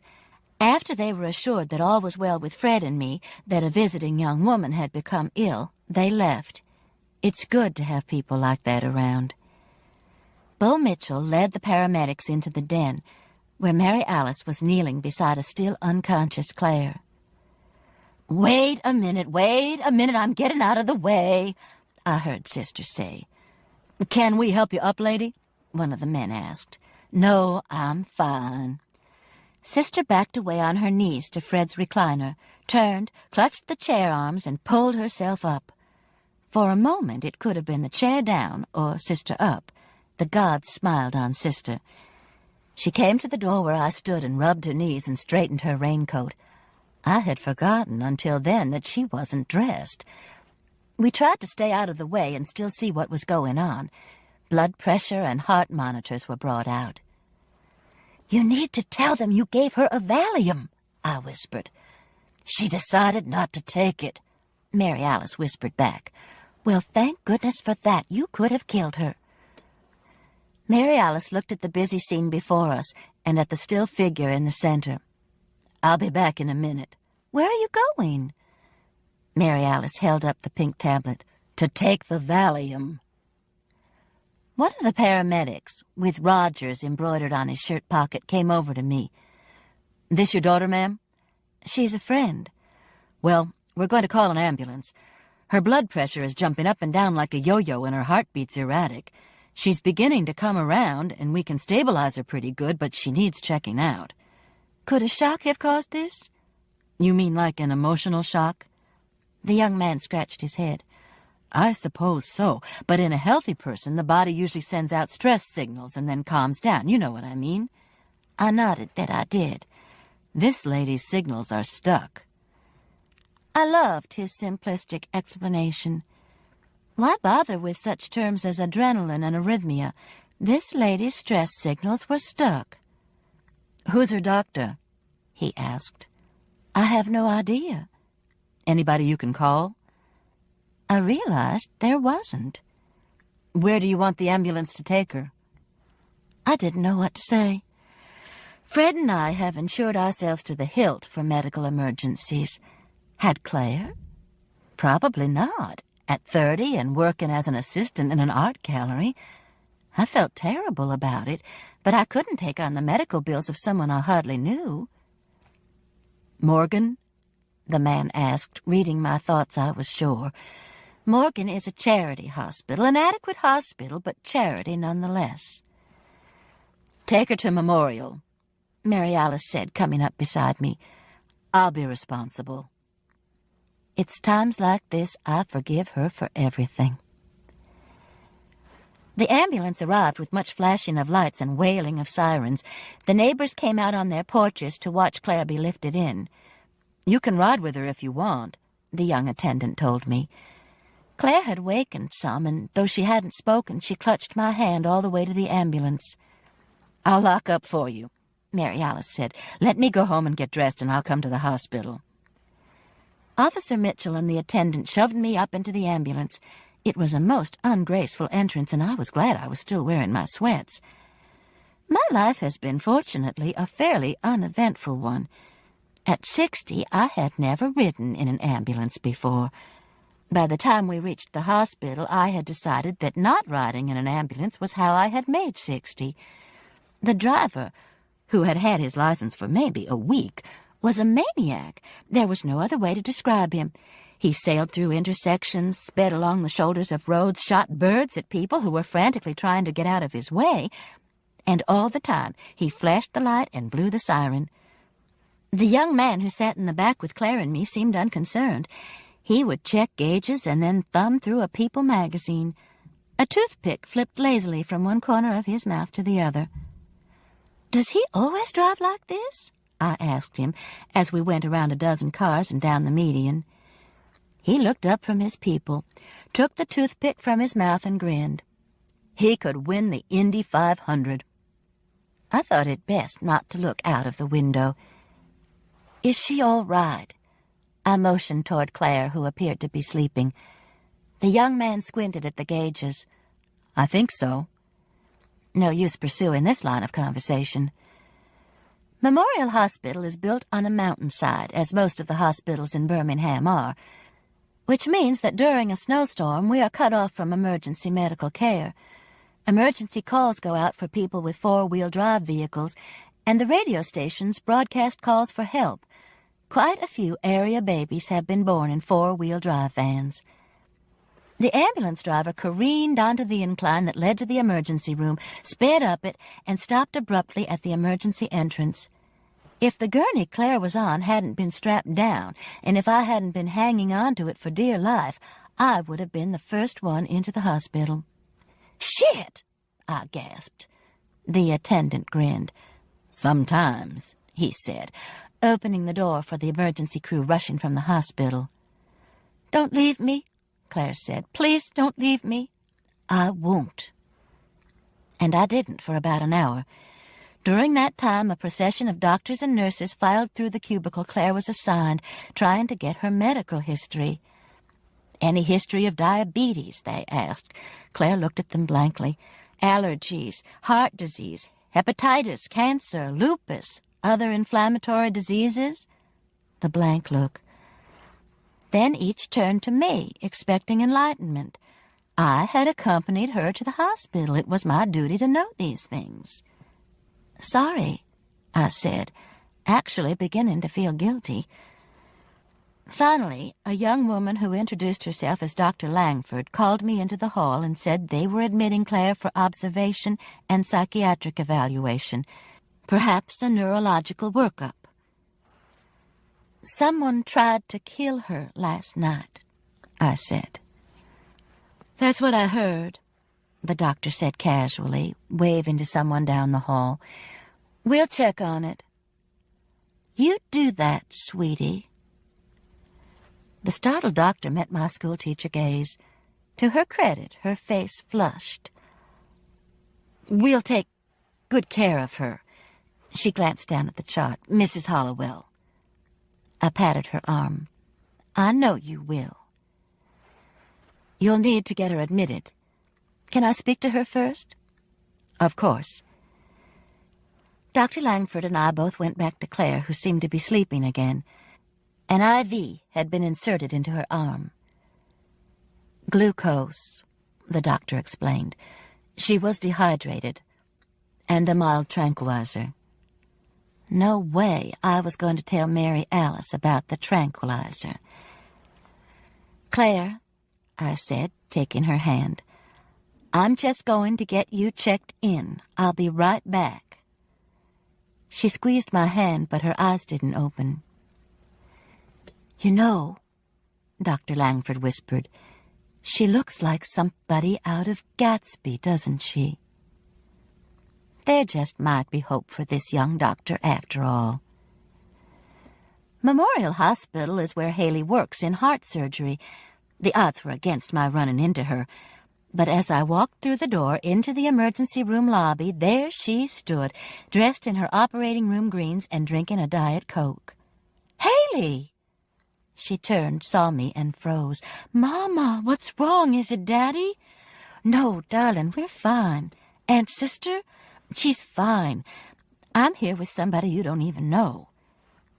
Haley sat down weakly in one of the blue fiberglass chairs. "Lord," she said, "scare me to death." "I'm sorry." "Who is it?" She crushed the can she was holding, a habit I hate, and threw it into a wastebasket. "A girl named Claire Moon, a former student of mine. I saw her last night at the party Sister and I went to, and then she showed up sick on my steps this morning. She said somebody tried to kill her last night." "Is she hurt?" "I suspect the doctors think it's mostly emotional. They're going to keep her for observation, though, do some tests. I don't have any idea what's wrong with her, to tell the truth, or why she came to me." I sat down in the chair beside Haley. "What are you doing down here?" "Waiting for a patient with a gunshot wound they're bringing in from Anniston. The bullet's touching his heart, so we're doing the surgery." "Lucky man," I said. "Lucky man." "Come for supper tonight," I said. "Vegetable lasagna." "You've got a customer." An ambulance pulled up to the door. "That's probably me," Haley said, jumping up and rushing to the door. I watched her oversee the patient's removal, check his vitals. As they rushed by me, she wiggled her fingers. "That's my daughter," I told an elderly woman who was sitting across from me knitting. She didn't answer, but that was okay. I followed the signs to the admitting office, though I knew I was going to have to wait for Mary Alice. Neurological workups and psychiatric evaluations sounded like more than Fred and I had in our combined retirement funds. Sister surprised me, though, by coming in the front door of the lobby just as I came in the side. She still had on her raincoat, but red leggings said she was dressed for her Mrs. Santa stint at the mall. "I'll have you know I missed my appointment at Delta Hairlines," she greeted me. Delta rescheduled it, but she wasn't at all happy about it. "Tough," I said. "How's Claire?" "They're admitting her for evaluation." "Well, of course." Mary Alice looked around and sniffed. "They've got us by the short hairs here, Mouse." I thought of the man Haley had just rushed through the emergency room. "Thank God," I said. Getting Claire into the hospital was not an easy thing. We spent several minutes dealing with bureaucracy. Finally, a social worker was called in, a patient advocate, her badge said, an apropos title given her job. Somehow she worked things out so Claire was temporarily admitted, which didn't sound very secure, until we were forthcoming with information and insurance cards, etc. "What, etc.?" Mary Alice asked. "Just etc." We took it, though the offer was almost withdrawn when Mary Alice asked for a pen to prick her finger so she could sign. Soon as that was done, she dashed for Rosedale Mall, and I went to find out where they had taken Claire. She was in room 492. She had on a hospital gown and was sleeping like a baby. "Hey," said a woman sitting on the bed beyond the dividing curtains. "You her mama?" "No." I picked up Claire's hand and held it. "She's a pretty one." "Yes, she is," I agreed. "Very sick?" "Don't think so." "Me neither. Just quit breathing every now and then." "Well, long as you start back." "God's truth." I looked at the sleeping girl. If the tranquilizers were going to work like this, I could go home and come back tonight. I went to the nurse's station and asked. "She's fine," the woman in charge said. "You just leave your number and we'll call if she needs anything." "Maybe I'll bring her some gowns," I said. "You do that, honey." She smiled and picked up a chart. I was almost at the elevator when I realized I had no way to get home. I didn't even have money for a cab, or to call Fred. I was about to turn around and throw myself on the mercy of the nurses when the elevator opened and Officer Bo Mitchell stepped out. "Miss Hollowell," she said, "how's Miss Moon?" "She's sleeping. They're going to run some tests." "She by herself?" "There's a lady in the room with her, another patient. Why?" "She's telling the truth. Somebody's after her, all right." Bo Mitchell pointed to some chairs by the elevator, and we sat down. "I just came from her place, and it's a mess. And a slice in the door a couple of inches deep where the knife hit it, just like she said." My God! I could feel my heart racing. "Some of the boys are over there now, but I thought I'd better check on Miss Moon." "She's asleep," I said. Then the light dawned. "You're afraid whoever it is will come after her here?" "We'll fix it so they can't," Bo Mitchell said. She got up and I followed her down the hall. "Room 492, I said. "I know." We entered a room which had been quiet when I left and which was noisy and crowded now. The woman in the far bed was the center of attention of at least 5 various and sundry medical personnel. One of them saw us enter and smiled brightly. "She's fine," she said. "She just quit breathing." In the bed nearest us, beautiful Claire slept. Chapter 5. Bo Mitchell had Claire's name removed from all admittance records and had her transferred to a private room in the psychiatric section in the basement. Surprisingly, it was light and airy down there, with a large open atrium that seemed to be filled with natural sunlight where plants and even a couple of small trees flourished. They can watch her better here, Bo said. Judging from the number of personnel in the halls, I could tell she was right. We do this sometimes when we aren't sure what's going on. It looks like an expensive hotel, I said. Bo Mitchell started toward the nurse's station. Hey, Bo Peep! A small blonde woman in a red nylon jumpsuit came up behind us. You bringing us a customer? Bo Peep? I cut my eyes around at her. Hey, Connie. This is Mrs. Hollowell. I'm not the patient, I assured Connie. Though, of course, it would be all right if I were, wouldn't it? I mean, an illness is an illness, right? Right. Connie and Bo Peep spoke at the same time. I could have kicked myself. I was protesting entirely too much. But how could these two young women, who had been raised in the age of lithium and tranquilizers and antidepressants, know the fear of mental illness that my generation had known? My grandfather's sister, Aunt Josephine, had spells when she would be unable to carry on with her everyday life. She would lie in the bed and cry, sometimes raging at her husband and children, and there was nothing anyone could do for her. Her spells, in fact, were looked upon as a weakness. I still remember going with my grandfather, who was not an insensitive man, to see his sister as she lay facing the wall in her darkened bedroom. Get up, Josie, he said, and quit putting on. You've put us all through enough. This was just a few weeks before she slit her wrists. I shivered, but Connie and Bo weren't paying any attention to me. They were talking about Claire. Good as done, Connie said. Thanks. We'll be checking. The elevator opened and two orderlies pushed Claire's bed out. That her? Connie asked. Bo Mitchell nodded. Bring her in here, then. Connie motioned to a room directly in front of the nurse's station. Good, Bo said.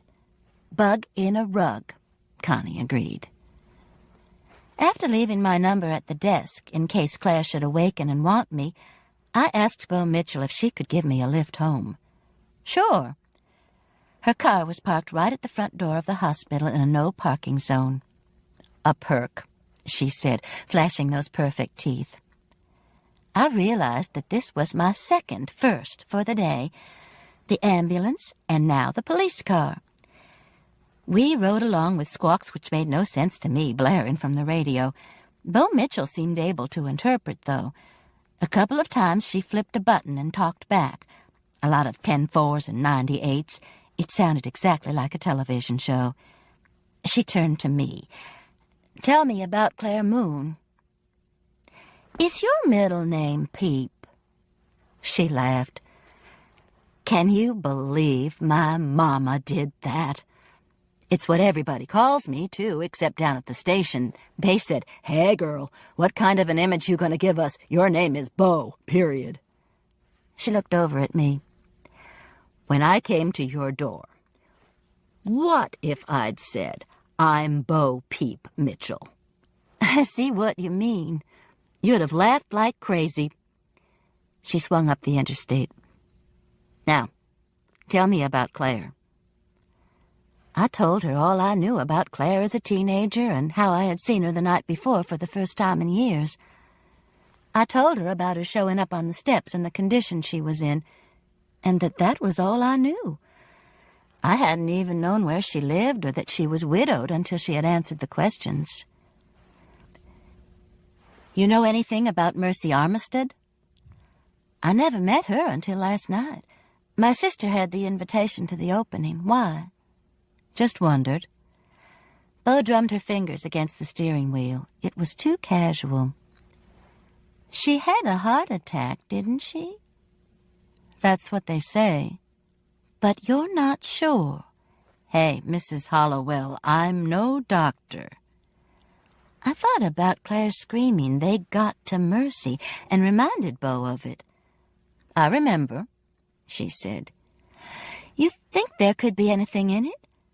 I mean, a woman in her 30s with no history of heart disease falls over dead and someone tries to kill her assistant on the same night? What do you think? Don't know. We rode along the interstate for a mile or so in silence. Hey, Mrs. Hollowell? Call me Patricia Ann. Patricia Ann, you want to get Claire some gowns? Her apartment's just off the next exit. I thought about the policeman there. Is it okay? There's something I'd like you to see. Why? See what you think of it. I sighed.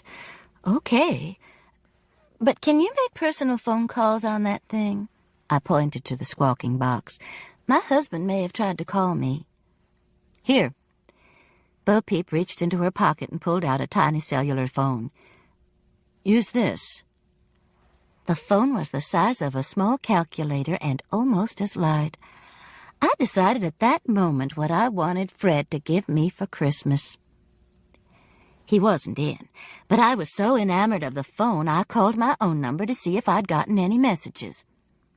The library had a book I'd reserved. Bonnie Blue wanted me to call her, and Mary Alice said not to worry about Christmas. Everything okay? Bo Mitchell said as I handed her the phone. My sister said not to worry about Christmas. That's nice. Not necessarily. We had turned into an area of apartments that had been built right after World War II. Attractive and well-constructed, when they went condo about 10 years before, they were snapped up by people who appreciated the high ceilings, the molding, the arched alcoves.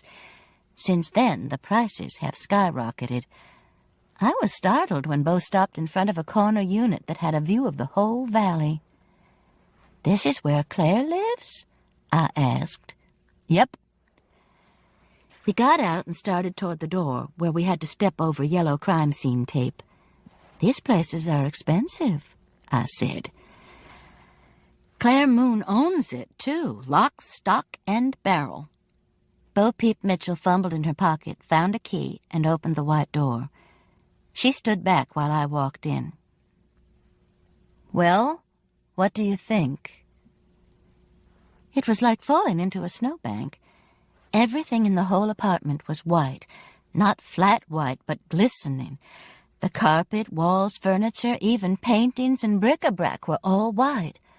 I felt like reaching into my purse for my dark glasses. What do you think? Bo Peep asked again. It's white. I thought it was going to be messed up. Look carefully. This time I saw slashes in the sofa where white stuffing was spilling and shards of glass shining on the white hearth. The more I looked, the more damage I saw. Here's where the knife hit. Bo Mitchell closed the front door and a dark gash shone in all that whiteness like a bloodstain.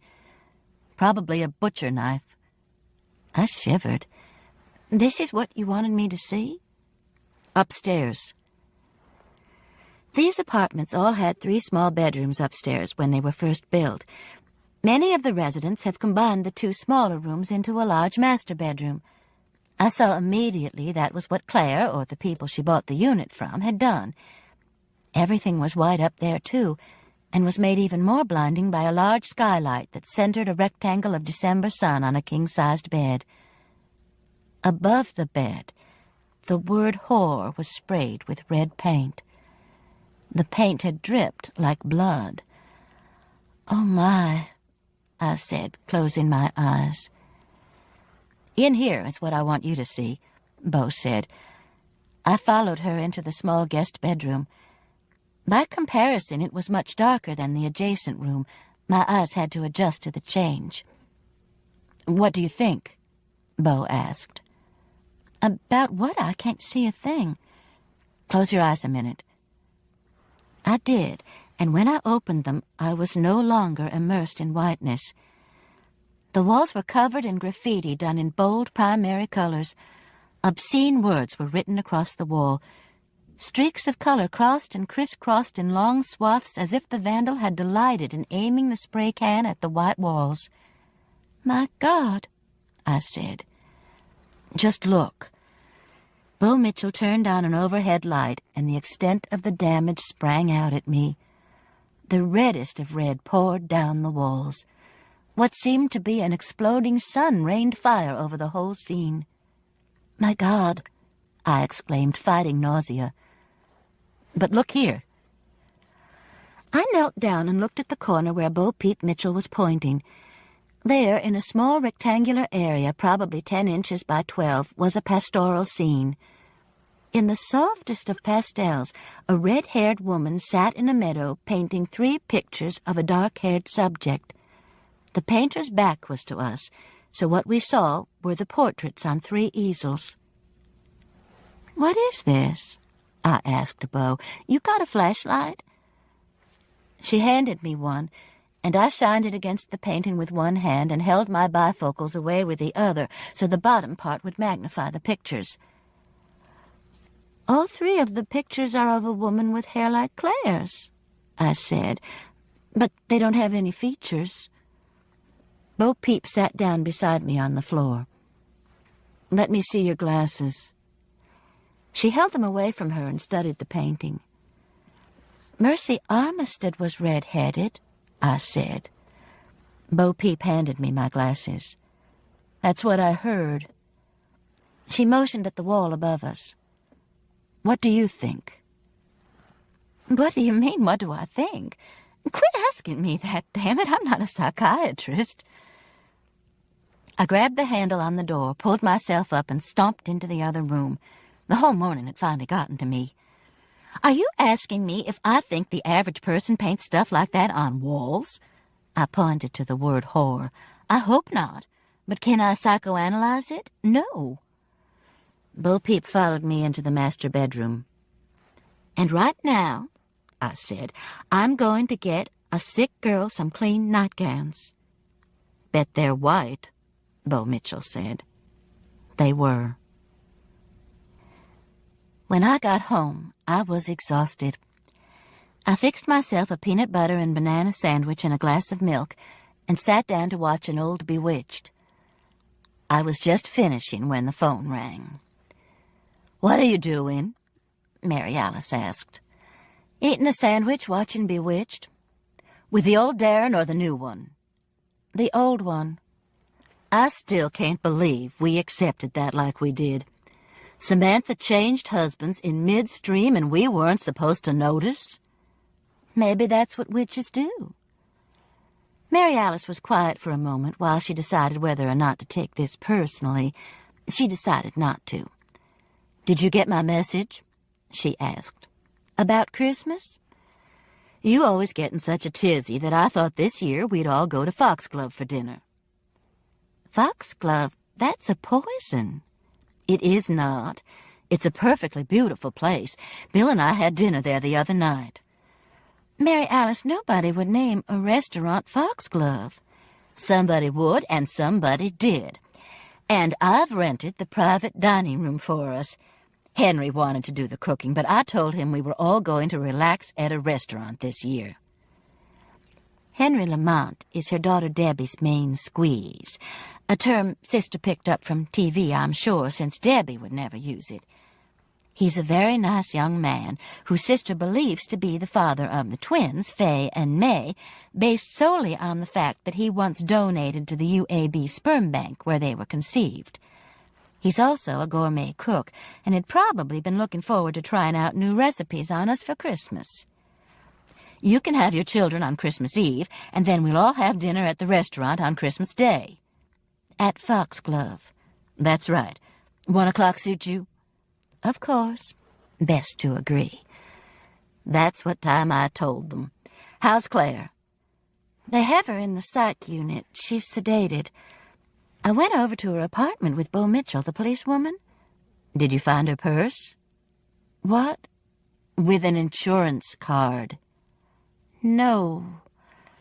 I hadn't thought to look, but I hated to admit that to the woman who was footing the bills.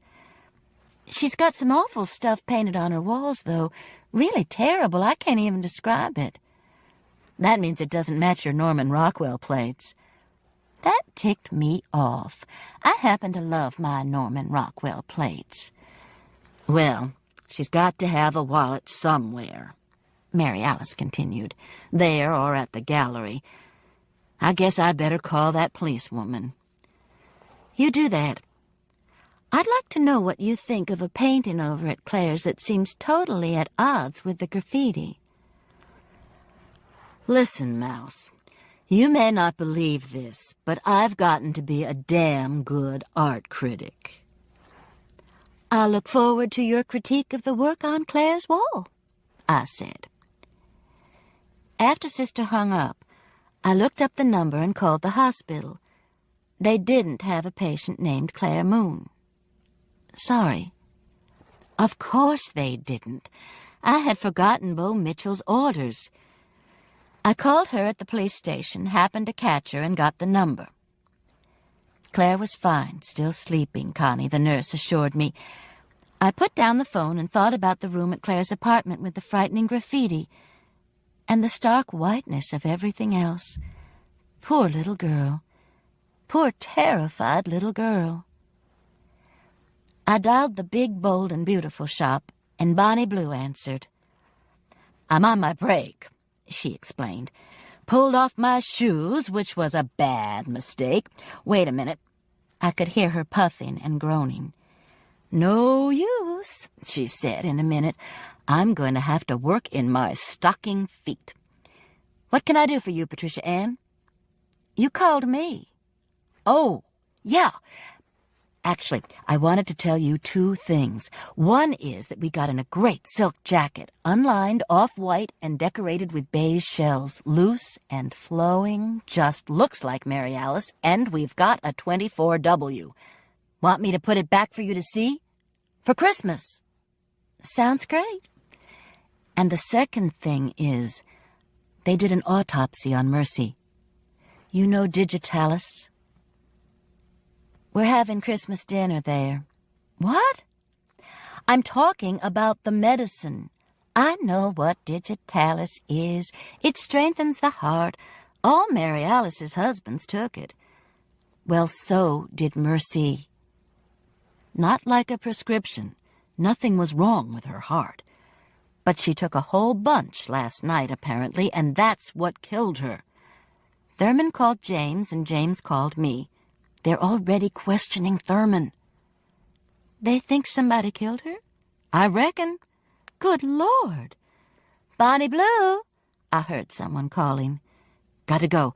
I'll put the jacket up for you. Bye. Bye, thanks. I hung up the phone and thought about what Bonnie Blue had just told me. Officer Mitchell had known all about Mercy when she came to the hospital, and when she took me to see the wall at Claire's apartment, or knew there were suspicions about Mercy's death.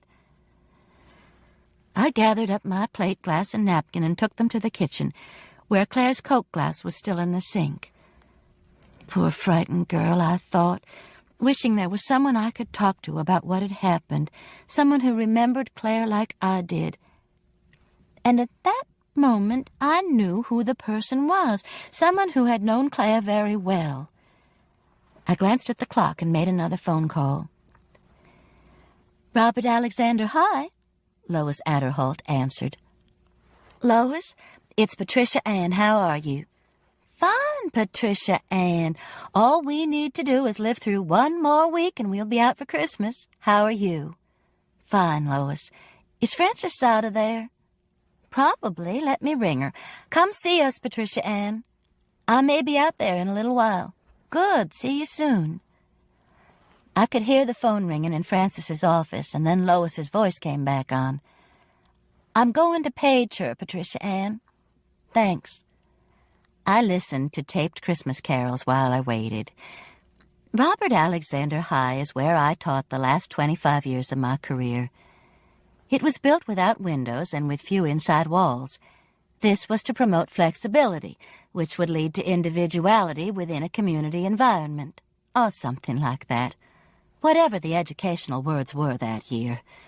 Bright carpets, posters, and bookcases welcomed us in and were supposed to make us so happy we didn't need to look outside, where, incidentally, there were beautiful woods and a small lake. Soft classical music was piped into the library, which was in the very center of the cocoon. For some of us, it was perfect. We walked inside that brick rectangle and shed our cares at the door. For others, it was torment. I believe the phrase buried alive was bandied about. Teachers and students who felt this way were quickly and mercifully transferred. Frances Zada was the guidance counselor who had been there from the beginning and who loved it as much as I did. When I decided to retire, she took me to lunch and tried to talk me out of it. "What will you do with your time?" she asked. "Whatever I want to," I replied. "Frances Zada here?" In the background, I could hear rattling as if silverware were being dropped into a drawer. "What in the world are you doing?" "Hi, Patricia Ann. I'm in Pod 3 with a cardboard box some service organization sent out crammed full of Just Say No pins. They're so bad the kids just might wear them. Wait a minute." I heard what sounded like tape being torn. "Okay, I'm back. How are you? Ready to come back? Is a raise in the offing? Smart ass. That'll be the day. I hope you're calling about lunch Saturday." "That would be great. I'd like to see you sooner, though, this afternoon or in the morning." "Something wrong?" "You remember Claire Needham?" I asked. "Clarissy May? Sure, bless her heart." "Why? She's okay, isn't she?" "It's a long story, and I need you to fill in some gaps for me." "Well, the juvenile court records are confidential, but a lot of the stuff was in the newspaper. Can you come in the morning?" "Say when." 9? "Sure." Frances sighed. "She's in trouble, isn't she? That poor little girl. Those poor little children." My thoughts exactly. Supper was interesting that night. Fred came bounding into the kitchen with a grin on his face, a bottle of sparkling apple juice, and a bouquet of daisies. Chances are he had been planning all day to pick up where we left off that morning. "Haley will be here in a minute," I said. "How soon?" "Soon." "Real soon?"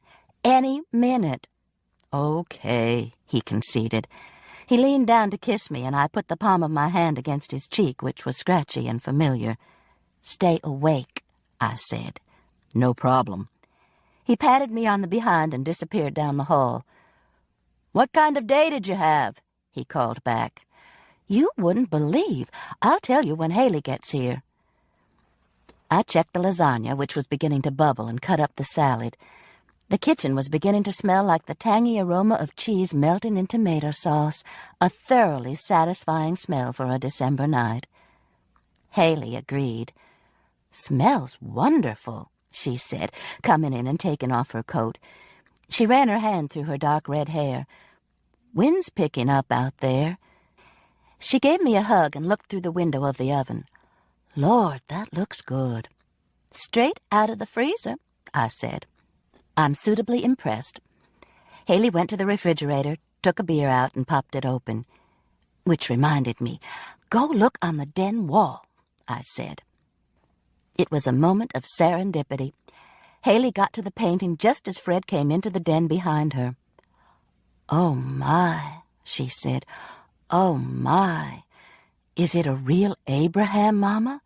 "It is, isn't it? Oh, my, look at that." She reached over and touched the hair.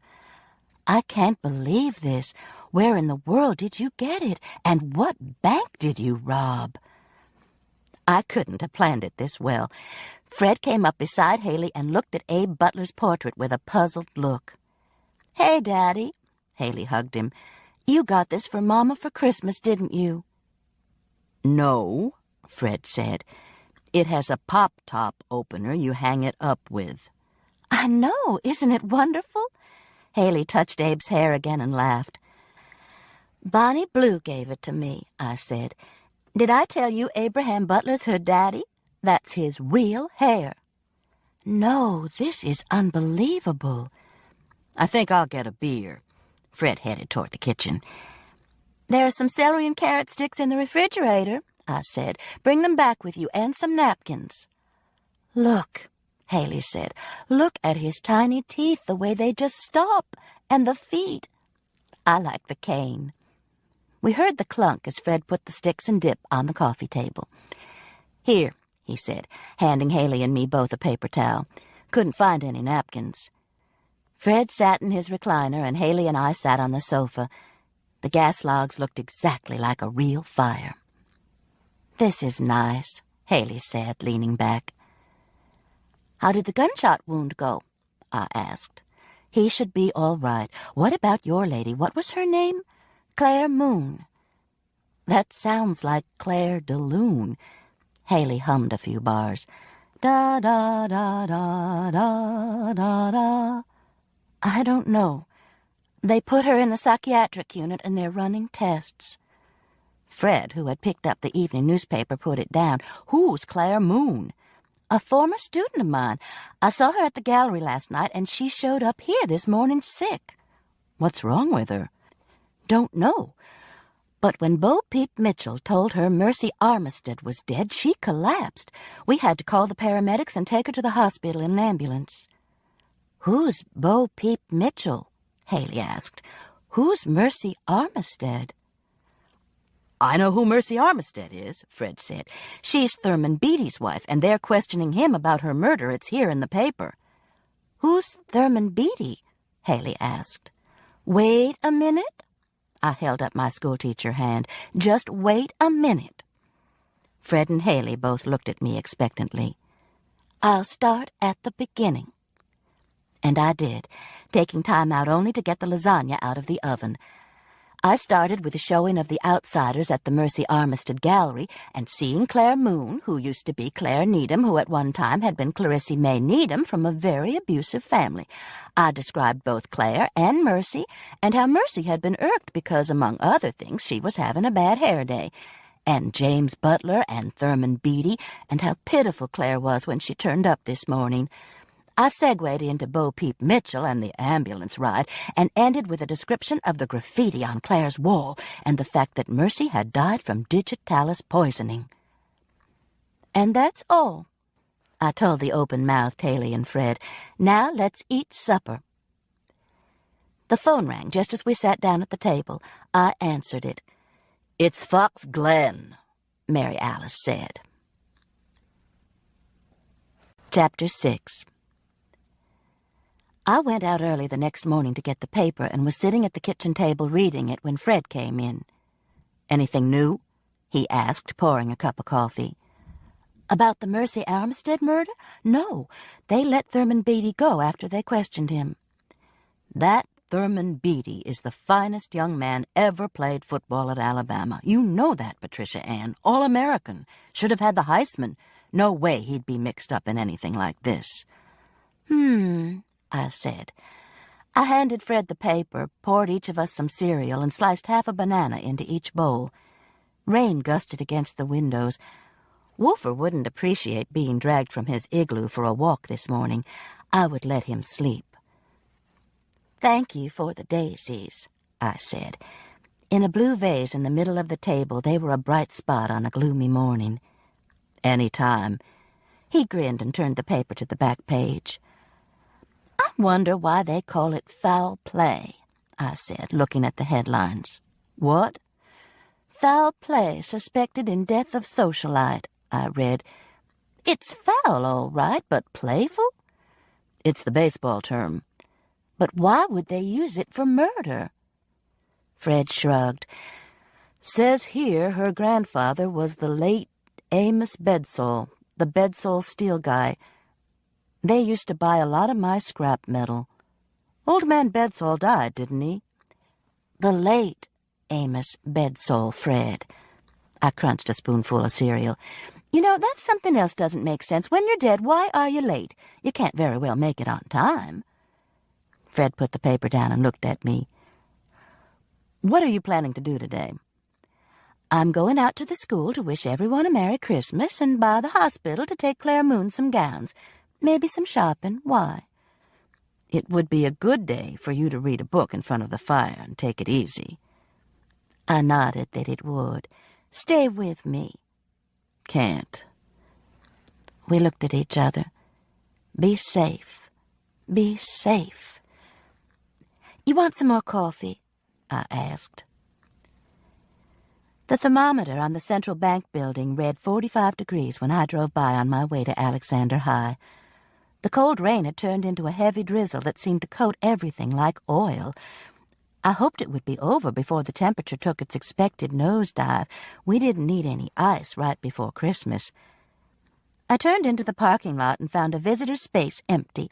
Vice Principal Chesley Maddox, whom the kids called Chesty Maggot, but way, way behind his back, ran a tight ship in the parking lot. A scrawny little man, he had the Dirty Harry look down so pat that even while the students were laughing about him, they were shaking in their boots. "Come on," he seemed to say. "Try parking in the teacher's all-visitors lot." They never took him up on it.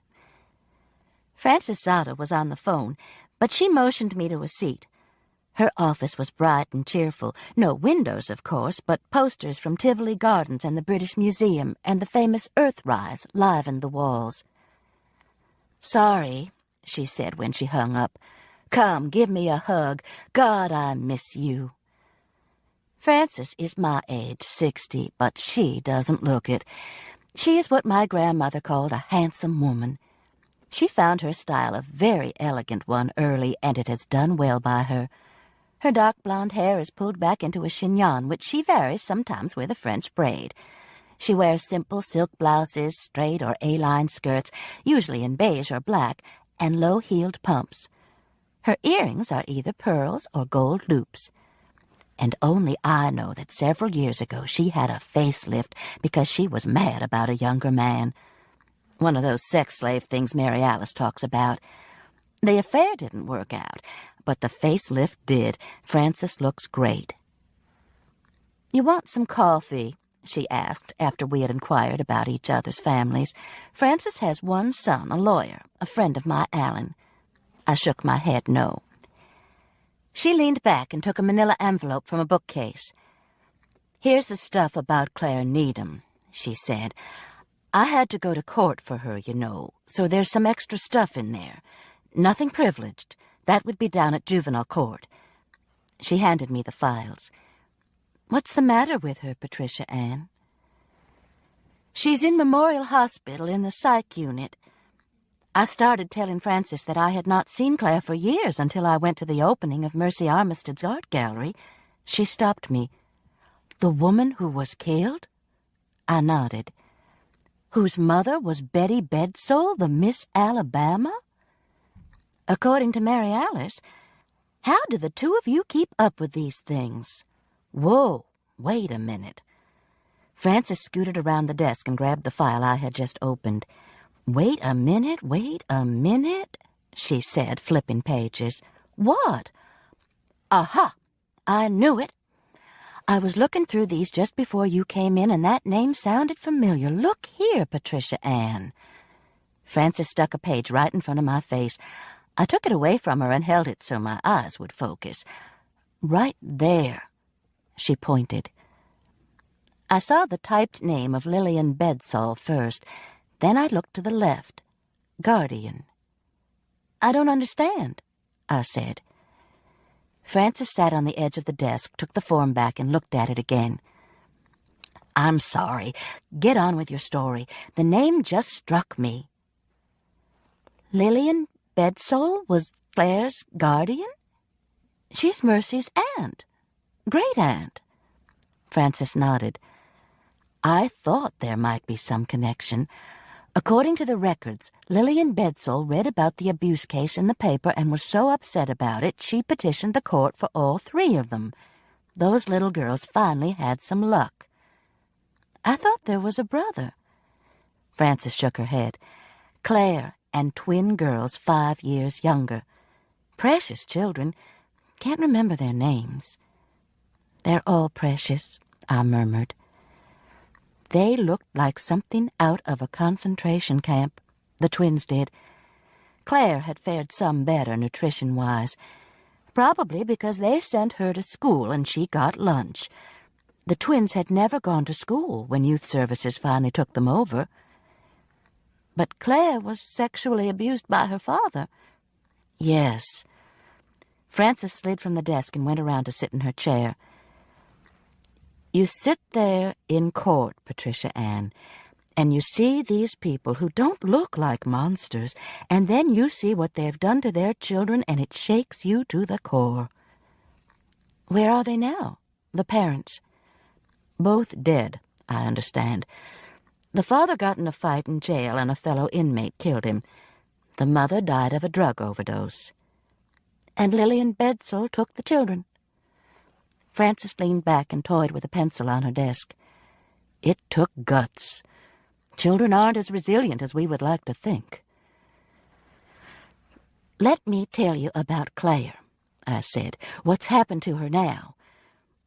I went back to the meeting at the gallery, mentioning that Lillian Bedsole had been there. I told her how beautiful Claire looked, thin but elegant. I told her how Claire had shown up on my steps claiming someone had tried to kill her, which had apparently been true, and that I had no idea why she had turned to me unless it was because she had seen me the night before. Security, Frances said. I shrugged. Hey, it's true. Teachers underestimate their roles in their students' lives. Maybe. I continued the story, including Claire's collapse and the trip Bo Peep Mitchell and I had taken to Claire's apartment. Frances was sitting forward now. As I described the pictures, her eyes got wider and wider. Good Lord, she exclaimed as I finished with the knife slit in the door. What do you think it means? I asked. I think it means she's in the right place in the psych unit. I hope they're doing a good job of watching her. I wonder where her sisters are. God knows. And probably Lillian Bedsole. They were sent to private school, I understand, when they were strong enough. Frances had to go to a parent conference in the principal's office, so she left me with the file. Let me know what happens, Patricia Ann, and lunch Saturday, okay? How about the Blue Moon Tea Room at Rosedale Mall? Fine. You don't want to go somewhere closer? It's worth the drive, I said. I guarantee it. After she left, I opened the files and began to read. According to her teachers, Claire had been quiet and obedient, accident-prone. I could imagine the bruises that had prompted this notation, with a tendency to daydream and sleep in class. The target of much bullying, she had been urged by one teacher to stand up for herself and hit back. Several mentioned poor hygienic practices. Translation, she needed a bath and clean clothes, and parent conferences that parents failed to show up for. It was a perfect portrait of an abused or at least a neglected child. And Frances had said teachers were children's security? Tears came to my eyes and I brushed them away. I already knew from looking at the yearbook that Claire had not been involved in any extracurricular programs except the art club. Her grades improved after Lillian Bedsole was listed as her guardian, though, and on her ACT she had scored a respectable 23. I put the file on Frances's desk and locked the door behind me as I left. I wasn't sure what I'd been looking for, maybe just some understanding of the frightened girl who had come to me for refuge. And I wasn't sure what I'd found, except more questions. The connection to the Bedsole family brought up a big one. Wasn't it logical that whoever killed Mercy Armistead had also tried to kill Claire? And that brought up the biggest question of all. If so, why? I waved goodbye to the ladies in the office and wished them a happy holiday. We miss you, they said together. And I miss you. It was true. I still wasn't 100% sure that retiring at 60 had been a good idea. The rain had settled in for the day, but it didn't seem to have turned any colder. I parked in the hospital parking deck and crossed the street through a glassed-in crossover. Below me, an ambulance hurtled up the hill to the emergency room. Lord! The psychiatric unit was as sunny and bright as it had been the day before, which ruled out natural sunlight as the source of light in their atrium. I started toward the nurse's station to see if Connie was on duty and to identify myself if she wasn't, so I could get a permit to visit. "Claire's gone," a voice said behind me. I turned and saw Connie, who was carrying a tray of medications. "Mrs. Hollowell, right?" I nodded, yes. "What do you mean she's gone?" "Left. Took off sometime during the night." "By herself?" "Unless somebody was with her." I looked at Connie to see if she was serious. She was. "I brought her some nightgowns," I said, holding up a plastic pennies bag. "You want me to keep them?" "They're for Claire." "I didn't mean me keep them. I meant until she gets back." "She's coming back." "Probably." It was beginning to dawn on me that Nurse Connie was due for a transfer out of the psych ward. "Listen," I said, "tell me what happened." "She was gone this morning when they took her breakfast. That's all I know." I was suddenly very anxious. "Did you call the police?" "Oh, sure. Bo Peep's been here." "What did she have to say about it?" "She said, 'Well, hell, Connie, so much for the bug in the rug.' She said to tell you when you showed up to call her." "Thank you. You're welcome." I tried to remember if Connie had been this spacey the day before. There were a lot of medicines on that tray. Maybe she had been dipping into the Dalmane. "Officer Mitchell wasn't in," the woman said when I called. "She would take my name." For a split second I thought she was going to say, "and pray for me," and have her call me back. I gave her my home phone number. From the phone I was using in the main lobby, I could see how dreary the weather was. People hurried across the parking lot to the doors and then tried to figure out what to do with wet umbrellas. And Claire was out there somewhere, I thought, confused and sick with no coat or shoes. Damn! Damn! I kicked the wall below the phone. "For you, you imbeciles who let this happen." All I succeeded in doing was scuffing my shoe and hurting my toe. My mood matched the weather by now. I had used the last of my quarters on the phone call, so I limped into the gift shop to buy some mints to get quarters for the parking deck. There was a change machine near the door, but a man was beaten on the side of it, which didn't bode well. And on the door of the gift shop was a hand-printed sign that said, "No change without purchase." Tacky, tacky. I dropped 3 quarters into the meter at the exit of the parking deck, and the barrier arm began to rise slowly. I scooted through as soon as I thought it was high enough. I have a fear, which I was crazy enough to confess to Mary Alice, that the arm is going to come down, clunk, right in the middle of my car as I'm driving through. And did she reassure me that would never happen? No. She swore she heard of someone who had been decapitated by one of those arms. She was probably lying, but I'm always relieved when I get through safely. I turned left and headed toward home. I was still trying to absorb the knowledge of Claire's disappearance. She had been sedated, not heavily, but certainly enough to impair her judgment. She had no money with her, no coat, no shoes. She was hooked up to an IV. Had she been so out of it she walked out of the hospital into a stormy, freezing night? I didn't want to think of the alternative, that someone, possibly the knife wielder, had abducted her, carried her out. It would be possible. She was so small, so fragile. Why on God's green earth hadn't they watched her better? All the way home, I had my fingers crossed that maybe, just maybe, Claire had managed to get back to my house. She hadn't. Woofer rushed out of his igloo to greet me and then rushed back inside. No fool, he. I checked the phone messages, and there weren't any, which always depresses me. I dialed Mary Alice. "Crane residence," a bright young voice answered. "May I speak to Mrs. Crane, please? This is her sister." "I'm sorry, Mrs. Crane isn't here at the moment. This is Tiffany with Magic Maids. May I take a message?" "Just tell her I called." "I'll do that. Bye-bye now." "Bye-bye now." I hung up the phone and stared at it for a minute. Tiffany with Magic Maids? A Tiffany scrubbing toilets? A Tiffany getting rich, and more power to her. It was time house cleaning was recognized as the respectable hard work it is. But a Tiffany? My own house desperately needed a Magic Maid Tiffany. I pulled on some jeans and got to work. I changed the bed and put a tub of clothes on to wash. I swished disinfectant around the toilets and got out the vacuum. I was just about to plug it in when the phone rang. "Mrs. Hollowell, Officer Mitchell here. You called?" "Can it, Bo Peep?" I said.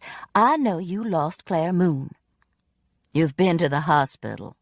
"And talked to Connie. What the hell's going on?" "Don't know." "You knew yesterday that Mercy Armistead had been murdered, didn't you? And you figured the same person was after Claire." "It's possible." "What do you mean, it's possible?" The light dawned. "Somebody's there with you, and you can't talk, right?" "Right." A second light came on. "The police took Claire from the hospital, didn't they? Put her in a safer place?" "That's negative." "Then where could she be? She's sick, Bo Peep." "We understand that." "I'm beginning to wonder. Look, call me back when you don't have to talk like a robot." I hung up the phone, plugged the vacuum in, and gave the carpet a vicious cleaning. Tiffany, the magic maid, would have approved. I dusted, put the clothes into the dryer, and considered addressing a few Christmas cards. But I wasn't in the mood for that. I turned on the weather channel and saw the temperature had dropped to 38. Cookies, I decided. I would make the fruit drop cookies the boys always demanded for Christmas. They would stay fine in the freezer. I glanced out of the kitchen door, hoping, I suppose, that Claire would be sitting on the steps. She wasn't, of course.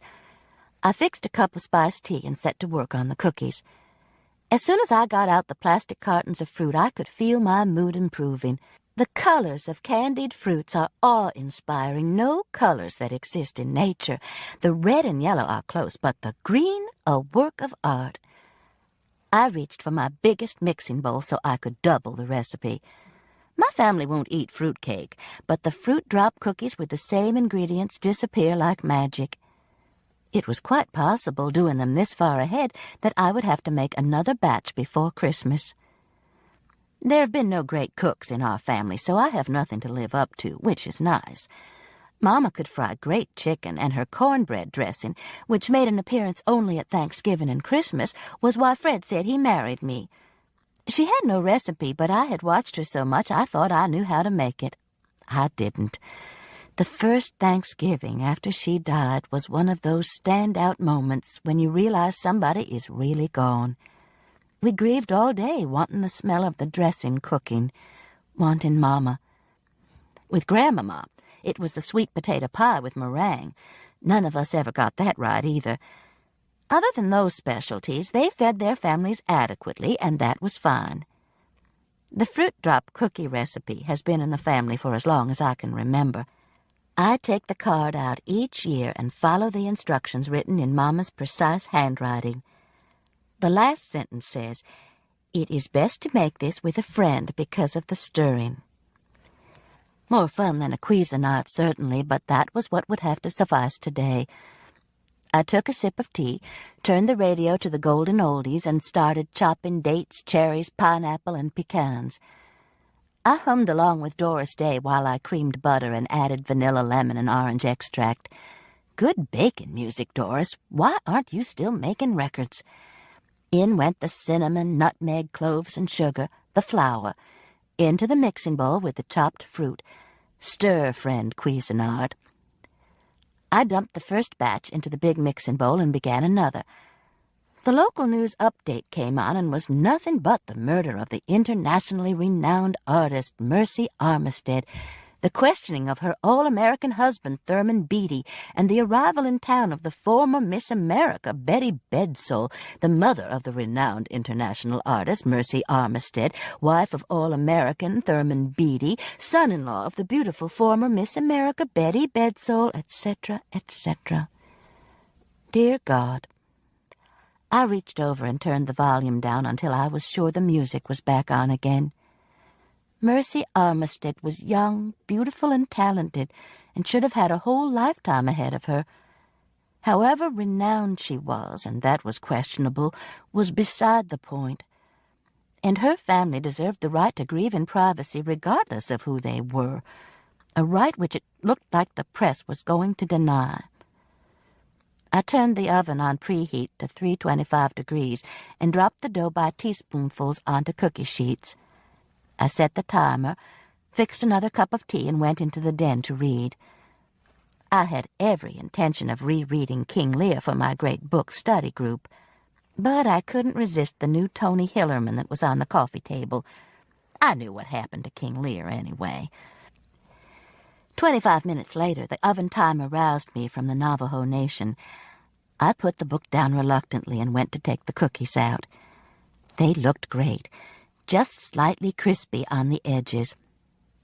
Who would bake Christmas cookies for Lieutenant Joe Leaphorn out there on the reservation, I wondered, now that his beloved Emma was dead. The ring of the front doorbell startled me back into the real world and almost made me drop the sheet of cookies. A glance out of the window told me the rain had not slackened and that the afternoon was darkening. A UPS package, I thought, or maybe Bo Peep Mitchell. I wiped my hands on a dishcloth and went to see. Mrs. Hollowell? At first I didn't recognize the woman standing there. Understandable, since I'd only seen her once at the gallery opening. I'm Lillian Bedsole. May I come in? I was startled. Of course. I opened the door. I'm wet, she said, hesitating. She had on a red hooded raincoat that looked straight out of a fairy tale, but was more likely straight from some exclusive designer. In her hand was a red and white striped umbrella that dripped onto the porch. There's an umbrella stand right here, I said. Come on in. She closed the umbrella and stepped inside. What a beautiful piece of furniture, she said, admiring the hall tree as I placed the wet umbrella into it. It was my grandmother's, I said. May I take your coat? She slid the Red Riding Hood coat and hood off, and I got a good look at her for the first time. Her face had a drawn look, not the drawn look of multiple facelifts, but the look of worry and lack of sleep. Her eyes were red-rimmed as if she had been crying recently. She looked old and totally exhausted. Against a black turtleneck sweater, her skin was splotchy, and her hair, which had once probably been a strawberry blonde, was definitely orange. I know you're wondering why I'm here, she said. You can tell me in the den, I said. I'm having some spiced tea. Would you like some? She sighed. That would be wonderful. I led her into the den where she sank onto the sofa. It smells so good in here, she said. I'm making fruit drop cookies for Christmas. Oh, don't let me stop you. I'm at a good stopping place, I said. Lillian Bedsole nodded. I went into the kitchen, turned the kettle on for tea, and took the spatula from the drawer. Each cookie popped up perfectly. I tasted one, delicious. I put several on a plate to carry to the den. What a wonderful Abe. I turned to see Lillian Bedsole standing in front of my picture. His daughter gave it to me, I said. Look at that hair. I saw it from the sofa, and I told myself it couldn't be. But it is. It's incredible. Thank you. I wished Fred could hear this. I poured the tea, put the cups and the cookies on a tray, and took them into the den. How nice. Lillian Bedsole came back and sat on the sofa. She picked up a cookie and looked at it. My mother used to make these, she said. I sat down beside her. An old Southern recipe. Yes. She took a bite of cookie, and so did I. She took a sip of tea, and so did I. She looked up at the rain running down the skylight, and I blurted out, You're looking for Claire, aren't you? Yes. I have no idea where she is. Lillian sighed. Claire's my foster daughter, you know. I was hoping you might have heard from her. I know she came here yesterday, and that you took her to the hospital. Mrs. Bedsole, I said, I have no idea why Claire came here. I taught her 10 or 15 years ago, and hadn't seen her again until night before last at the gallery. I put my cookie down. I was sorry to hear about your niece's death. Lillian Bedsole studied her tea as if she were reading fortunes. Thank you. I still find it hard to believe that Mercy's gone. She was silent for a moment. Then, tell me about Claire.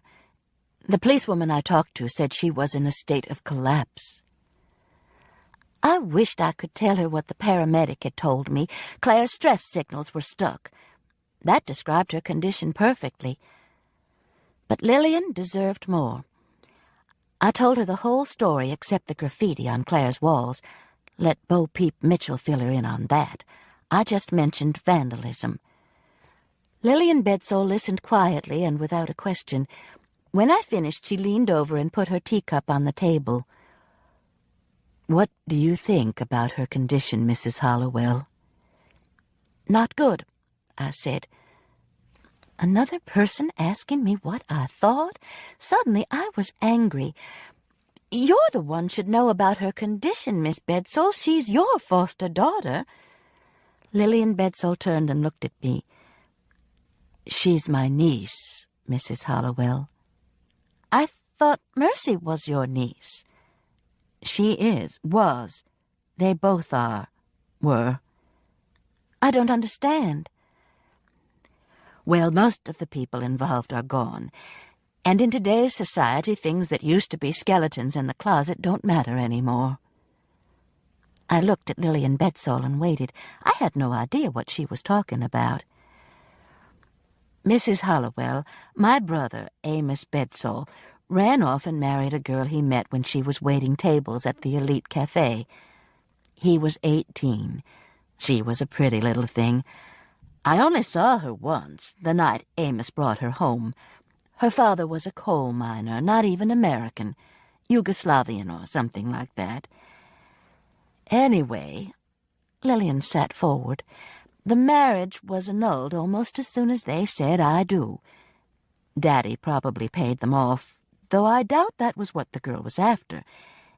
Amos went off to college, and then he married Edna, and they had Betty. Came into Daddy's business and eventually was running it. To tell you the truth, I'd all but forgotten the girl. Her name was Dania. Pretty little thing, she repeated. Lillian was quiet for a moment, seeing a distant Dania. She took a deep breath and continued. Then, 16, maybe 17 years ago, Dania showed up in Amos's office. She was dying of cancer, and told him they had a daughter. You can't imagine how Amos felt. He was a good man, Mrs. Hollowell, and would have been there for her if he'd known. And then it turned out that Dania wasn't there about her daughter, but her granddaughters. She'd been living in Florida for years, so she hadn't known the extent of the abuse in her daughter's marriage. She told Amos she had called the juvenile authorities when she saw the children and realized they needed help. They recommended counseling. Can you believe that? Starving, battered, and they recommended counseling. Lillian shook her head. The abuse was even worse than Dania imagined. Amos always said it was a blessing that she died before she found out. What did Amos do? I asked. Told Edna first. She was a good woman, Mrs. Hollowell. Then he got youth services out there before the day was over. You probably know the rest. What was the daughter's name? Elizabeth. Amos had her hospitalized in a rehab center. Soon as she got out, she died of a drug overdose. I fished in my pocket for a Kleenex. Damn. Amos had 2 daughters named Elizabeth then. Yes, Betty's name is Elizabeth. I wiped my eyes. Does Claire know that she's Amos Bedsole's granddaughter? She knows. And her sisters, the twins? Lillian smiled, the first happy look I had seen on her face. Glynn and Lynn took off the day they graduated from high school.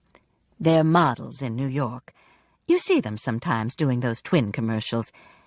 They had counseling, of course, just like Claire did, but the doctors think that having each other protected them from their environment, their emotional environment anyway. They were very malnourished.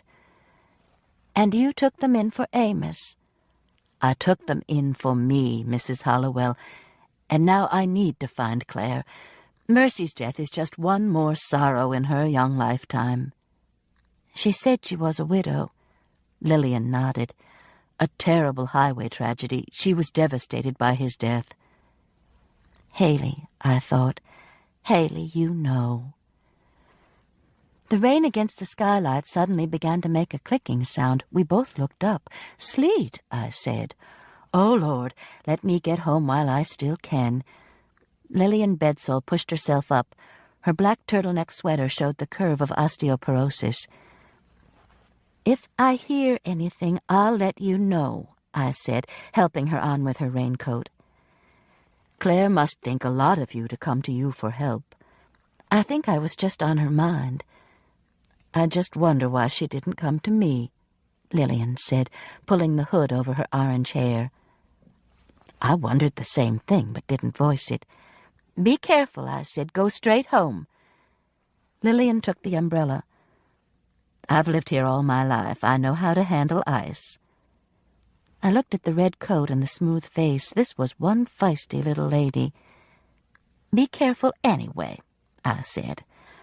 I closed the door and went to the kitchen to finish the cookies and to think about all Lillian had told me.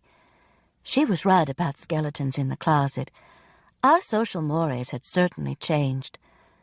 I thought about the 2 daughters named Elizabeth, one the abused drug addict, the other a Miss America living in Hollywood with a movie mogul.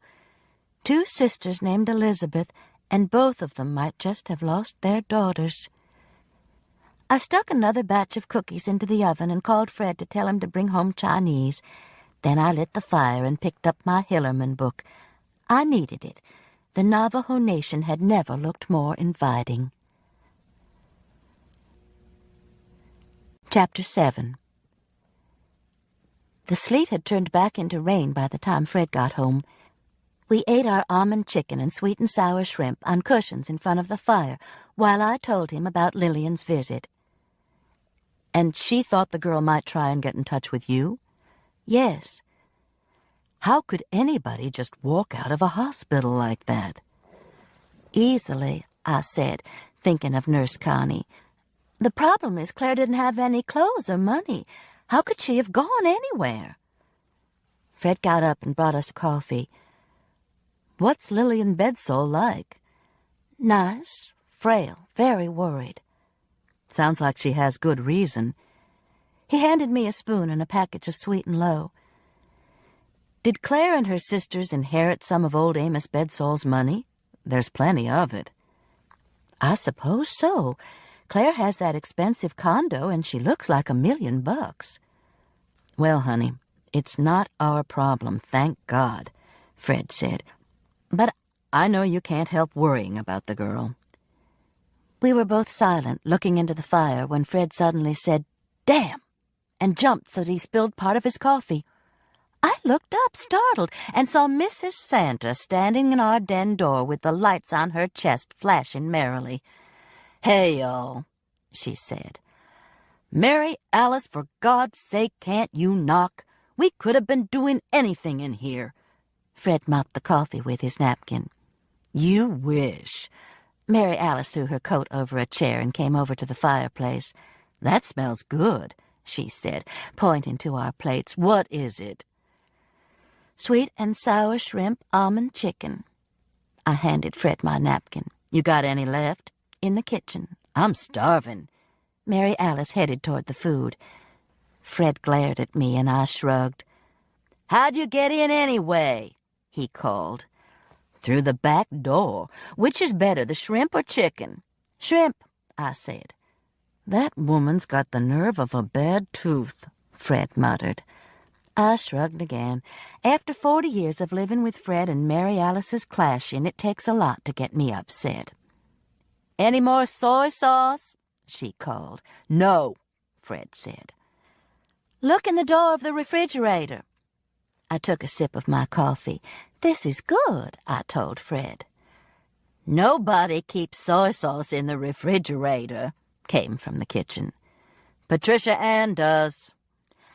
I drank my coffee and stretched my feet toward the fire. "Here we go."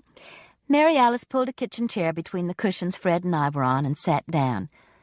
"Y'all can't be comfortable down there," she said. "We stay limber." Fred reached over and touched his toes to prove the point. I tried to remember where the Bengay was. "Where's Santa?" I asked. "Poker night." Mary Alice pointed her fork at her plate. "This is good." "Glad you like it." Fred got up agilely. Where was that Bengay? And announced he was going to go and watch the ball game. "What ball game?" Sister asked. "The Braves in Montreal." I sipped my coffee. My, Mary Alice said. "Baseball season starts earlier and earlier each year, doesn't it?" She watched Fred disappear down the hall. "He's so smart-ass, Patricia Ann. I don't know how you put up with him." "You didn't get egg rolls, did you?" "We ate them." "You ate a whole egg roll?" "Yep." "Will wonders never cease?" "Have they found Claire?" "How did you know she was missing?" "I saw Bonnie Blue at the mall." "I wonder how she knew." "Thurman told James, and he told Bonnie Blue." "I wonder how Thurman knew." "Who knows?" This was beginning to sound like an Abbott and Costello routine. I put my empty coffee cup on the hearth and told Mary Alice about my trip to the hospital and how Claire had either walked out or been abducted, that no one seemed to be very concerned. I also told her about Claire's being Amos Bedsoul's granddaughter, Lillian Bedsoul's foster daughter, and that Lillian had come visiting this afternoon. "Great. Claire probably has hospital insurance then," Sister said. "I'm sure she does. The question now seems to be whether she's alive or not. You remember how she said they got to Mercy and then she fainted? Wasn't that what she said?" "Exactly the words." "And if somebody killed Mercy and Claire knows who it was, they could have gotten to her, too." "But why?" "I don't know." I looked into the fire as if expecting an answer there. "I know something you don't know," Mary Alice said. "I know how Mercy was killed." "Did you tell us?" I said. "It gave her a heart attack." "But I know how the murderer gave it to her. He de-emisode her." "What?" Mary Alice handed me her empty plate. "Here." I put it on the hearth beside my cup. De-emisode. "What the hell is de-emisode? And can you make that shirt quit blinking? It's making me dizzy." "No, just don't look at it." Mary Alice paused. "Well?" "There's this stuff called DMSO, a clear liquid that when you rub it on the skin will carry stuff into your body. Mercy was de-emisode." "I still don't know what you're talking about." "Okay. Remember how Mercy's hair was all messed up before we got there and she was off trying to fix it?" "Sure I remember." "Well, when they did the autopsy, they found DMSO, dimethyl something, and they went looking for it at the gallery and found it in the hair spritzer bottle, full of digitalis." I was sitting straight up by now. "You mean the digitalis got into her body in the hairspray?" "De-emisode." "For God's sake, Sister, I'm sure there's not such a word." "Well, there ought to be." I thought about this for a minute. "The DMSO acts as a carrier through the skin for medicines?" Sister nodded yes. "And so when Mercy sprayed her hair and it touched her scalp, she was getting a dose of digitalis." "That's right. And it was in curling spritzer, so she probably scrunched it up with her hands and it got in there, too." "That's diabolical. Who told you this?" Thurman told James, and he told Bonnie Blue. "Fred," I hollered. "What?" "Come here a minute. It's important." He came to the door. "What?" "Have you ever heard of something called DMSO?" DMSO? "No." What is it? "It's what killed Mercy Armistead," Mary Alice said. "It carries stuff through the skin. In her case, digitalis," I added. "I never heard of it," Fred said, and disappeared down the hall again. "Could I make such a thing up?" Mary Alice yelled at him. "Yes," he yelled back. "Smart ass," Sister muttered. "Hand me those plates, Mouse. I'm going to get some coffee." "I'm going to call Haley," I said, "see if she's ever heard of it." "I'm going to get some cookies, too. You need some help getting up?" "No." I hopped up and felt muscles twanging like violin chords. Maybe the Bengay was in the nightstand drawer. I limped to the phone and punched Haley's number. "Hello?" she answered. "Haley, have you ever heard of something called DMSO?" "Don't think so, Mama. Let me call you back in a minute, though. I've got somebody on the other line." I hung up and looked at the phone. "Does that hurt your feelings just a little bit?" I asked Mary Alice, who had come back into the den with a handful of cookies. "You know, when your children put you on hold or say they're busy and will call you back." "Of course not. Why should it?" "I don't know. It just does." "Takes more than that to hurt my feelings." Mary Alice handed me a cookie. "These are good." She turned on a lamp and sat down on the sofa. "So Claire is Mercy's cousin." "Half-cousin." "How could you be a half-cousin?" "Well, they had different grandmothers." "Still, cousins." Sister popped a whole cookie into her mouth. Bet it didn't sit well with only child Miss America Betty Bedsole to find out she had 3 half-nieces. Her picture's on the front page of tonight's paper, incidentally. "Don't talk with your mouth full. Besides, if you can't be a half-cousin, how can you be a half-niece?" Fortunately, the phone rang at that moment. "Mama? I'm sorry. That was Jed Roos I was talking to. I'm going to the policeman's Christmas ball with him." I covered the phone with my hand. "She's going to the policeman's ball with Jed Roos," I told Sister. "Whoop-de-doo. Reckon policemen have big balls." "Mama? I'm here, darling. So is your Aunt Sister. She wants to know how big policemen's balls are." "I'm surprised she doesn't know." I relayed this to Mary Alice, who laughed. "What we need to know," I told Haley, "is if you've heard of a substance called DMSO. Dimethyl something, Aunt Sister says." "I can look it up. I've got a couple of pharmacology textbooks still around here somewhere. Why do you need to know?" "Thurman Beatty told James Butler, who told Bonnie Blue, who told Mary Alice, that they think that was the way Mercy Armistead was killed." "I thought it was Digox and digitalis." "This is the way they got it into her. This DMSO absorbs stuff through the skin." "Wow. Let me see what I can find. I'll call you back in a few minutes." "She's going to look it up," I told Sister. We both propped our feet on the coffee table and took a section of the evening paper to read. "Here's Betty Bedsole's picture," Sister said, showing me the front page.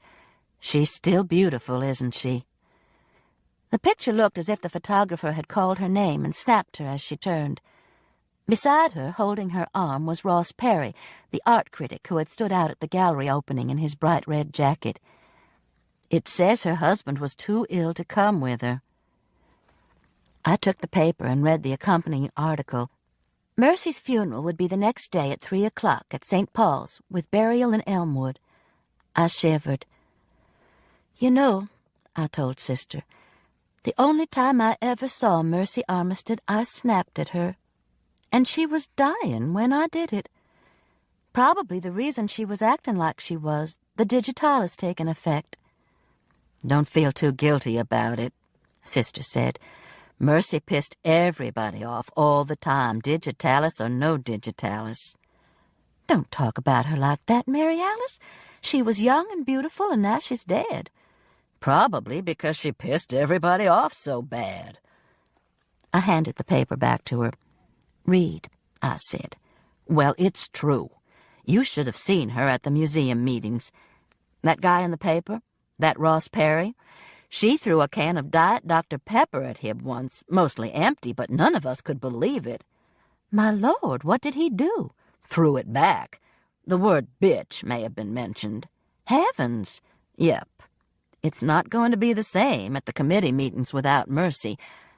I heard she and Thurman were having trouble, too. You're just a font of information, aren't you? Where did you hear that? I held up my hand before she could answer. Never mind, I know. Thurman told James, who told Bonnie Blue, who told you. How did you know? I tapped the newspaper. Read. Mary Alice stood up. I'm going to get some more cookies. The phone rang. I've got it, Haley said when I answered. It's dimethyl sulfoxide, and Aunt Sister is right.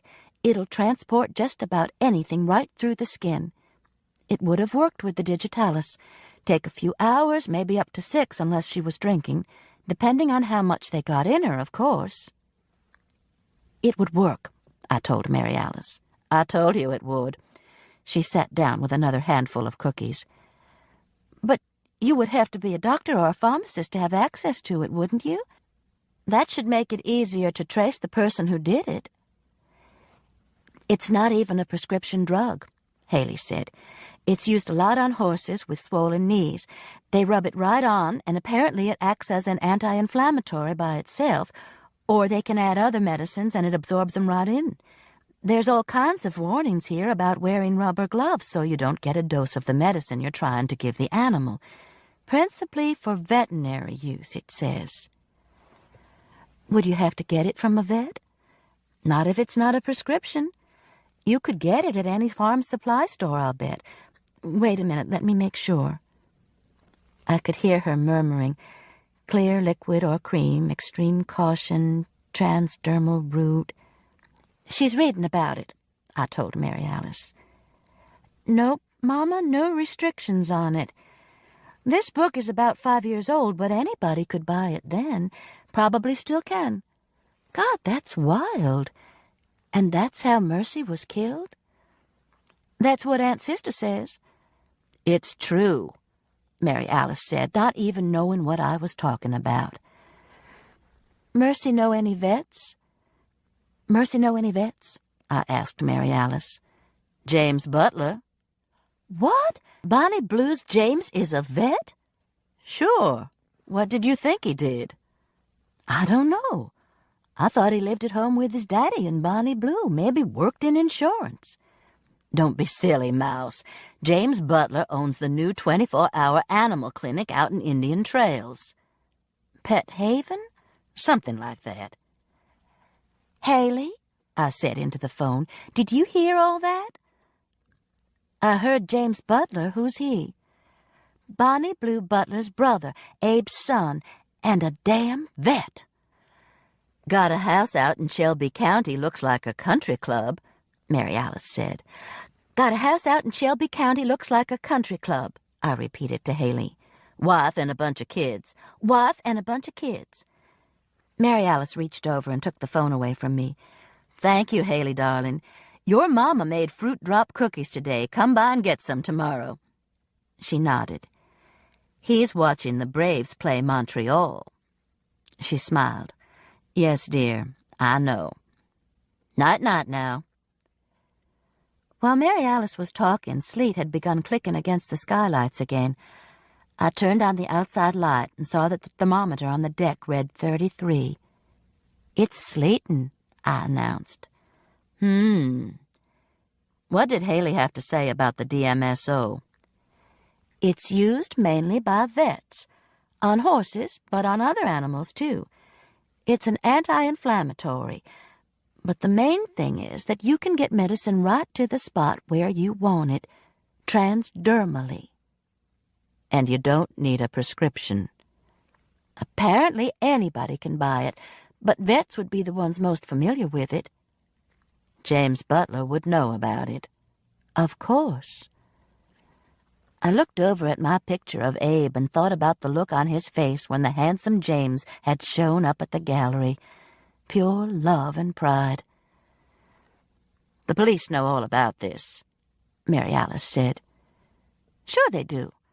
They've probably already questioned him." "It's sleeting," Fred said from the door, "and it's sitting right on freezing. Roads are going to be bad in just a few minutes." "Thurman could have gotten it from James," Mary Alice said, ignoring Fred.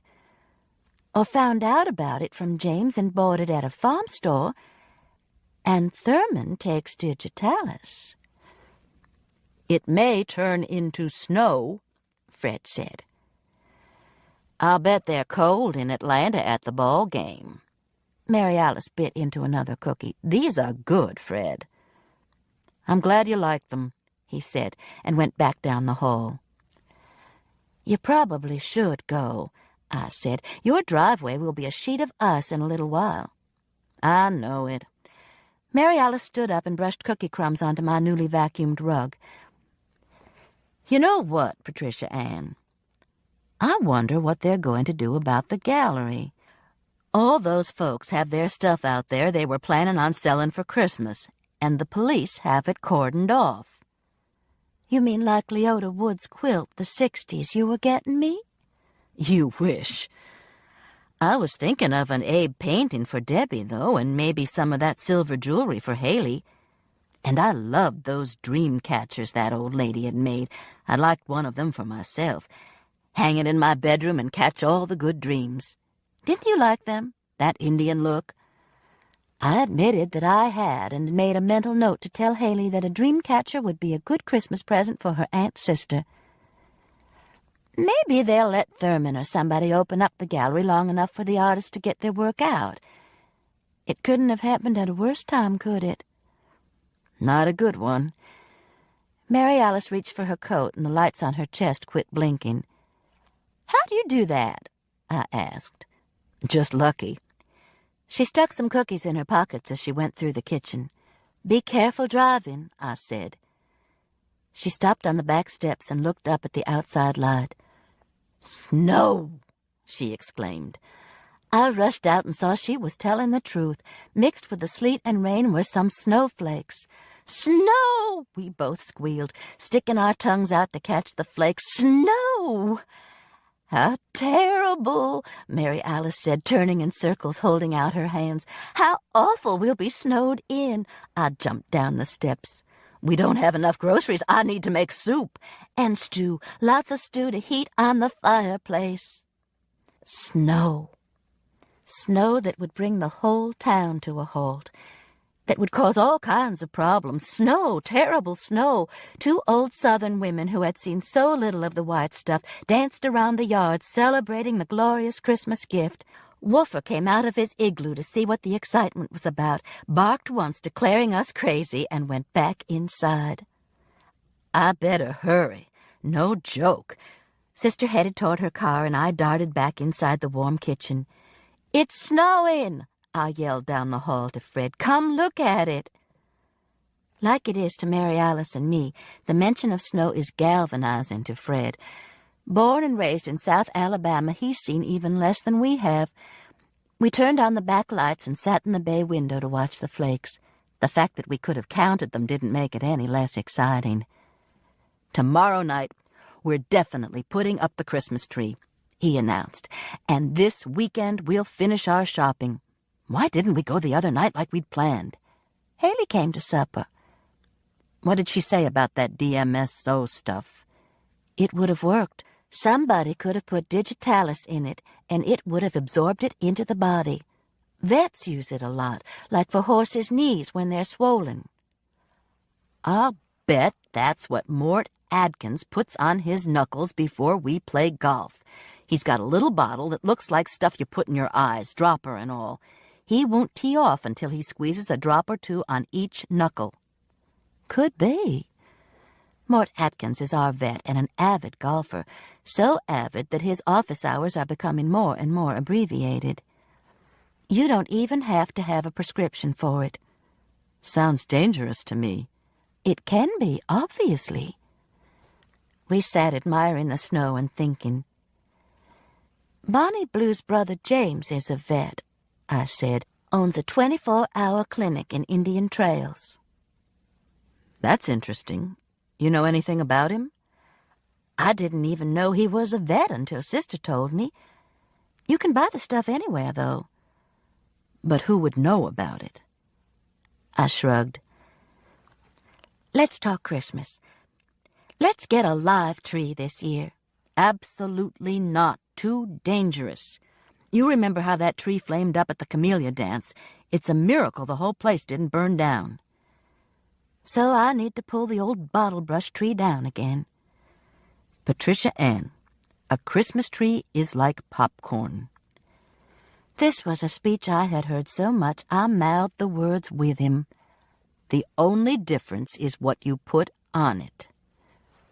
And the smell. Our tree smells like formaldehyde and mothballs. Get some of that spray. Hey.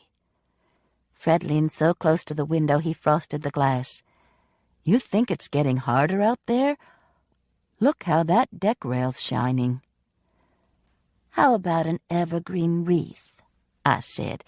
We could hang it over the mantel and it would smell. We'll see. I had already planned on getting one the next day, a big one I had spotted at the Green Thumb, one that cost a fortune. You're right, I agreed. I think the snow's getting harder. At 2 o'clock, I awoke to an unusual sound, Woofer barking. I got out of bed and grabbed my robe. What's the matter? Fred mumbled. You okay? Woofer's barking. I put on my robe as I rushed down the hall. He was hurting, I thought, sick. I turned on the back light and saw him standing by the chain-link fence of his dog yard. I found my sneakers and opened the back door. The snow had stopped. In fact, a hazy moon was shining, too dim to see by. On the deck, however, there was a light white powdering. "What's the matter, boy? You okay, my angel?" I hurried across the yard. Woofer barked in delight at my appearance. He jumped up on the fence to greet me. "Are you sick, baby boy?" He obviously wasn't. He ran around in a couple of circles and ended up in front of me with his red ball in his mouth. "You want to play?" I asked in amazement. "At 2 o'clock in the morning? Are you crazy?" He nudged the ball toward me, and I threw it once. "Enough," I said. "Go to bed. It's freezing." Woofer brought the ball back to the fence and watched me go into the house. Fred was standing in the kitchen drinking Maalox from the bottle. "Chinese," he explained. "Woofer okay?" "He's fine, wants to play. I can't believe it." "He didn't have sweet and sour shrimp and egg rolls for supper," Fred said. I reached over and got a swig myself, but it was good. Fred patted me on the behind. "I think I'll read a while." He picked up the New Time and settled on the sofa. I knew about how much of that magazine would get read. I went right back to sleep, too. Sometime later I heard, or thought I heard, Woofer barking again. But I was dreaming too good a dream to be disturbed. Chapter 8. "Come here, Patricia Ann. You've got to see this." Fred shook my shoulder. "Did it snow deep?" I asked, turning over and awakening immediately. "Are we snowed in?" "No, the sun's shining, but come here. There's something I want you to see." "What?" I asked, reaching for my robe, but he had already gone down the hall. I padded barefooted behind him. "Look," he said. He was standing at the bay window in the kitchen, pointing at the deck. "What?" I asked again. "The footprints." "I made those when I went out to see why Woofer was barking." "You made these."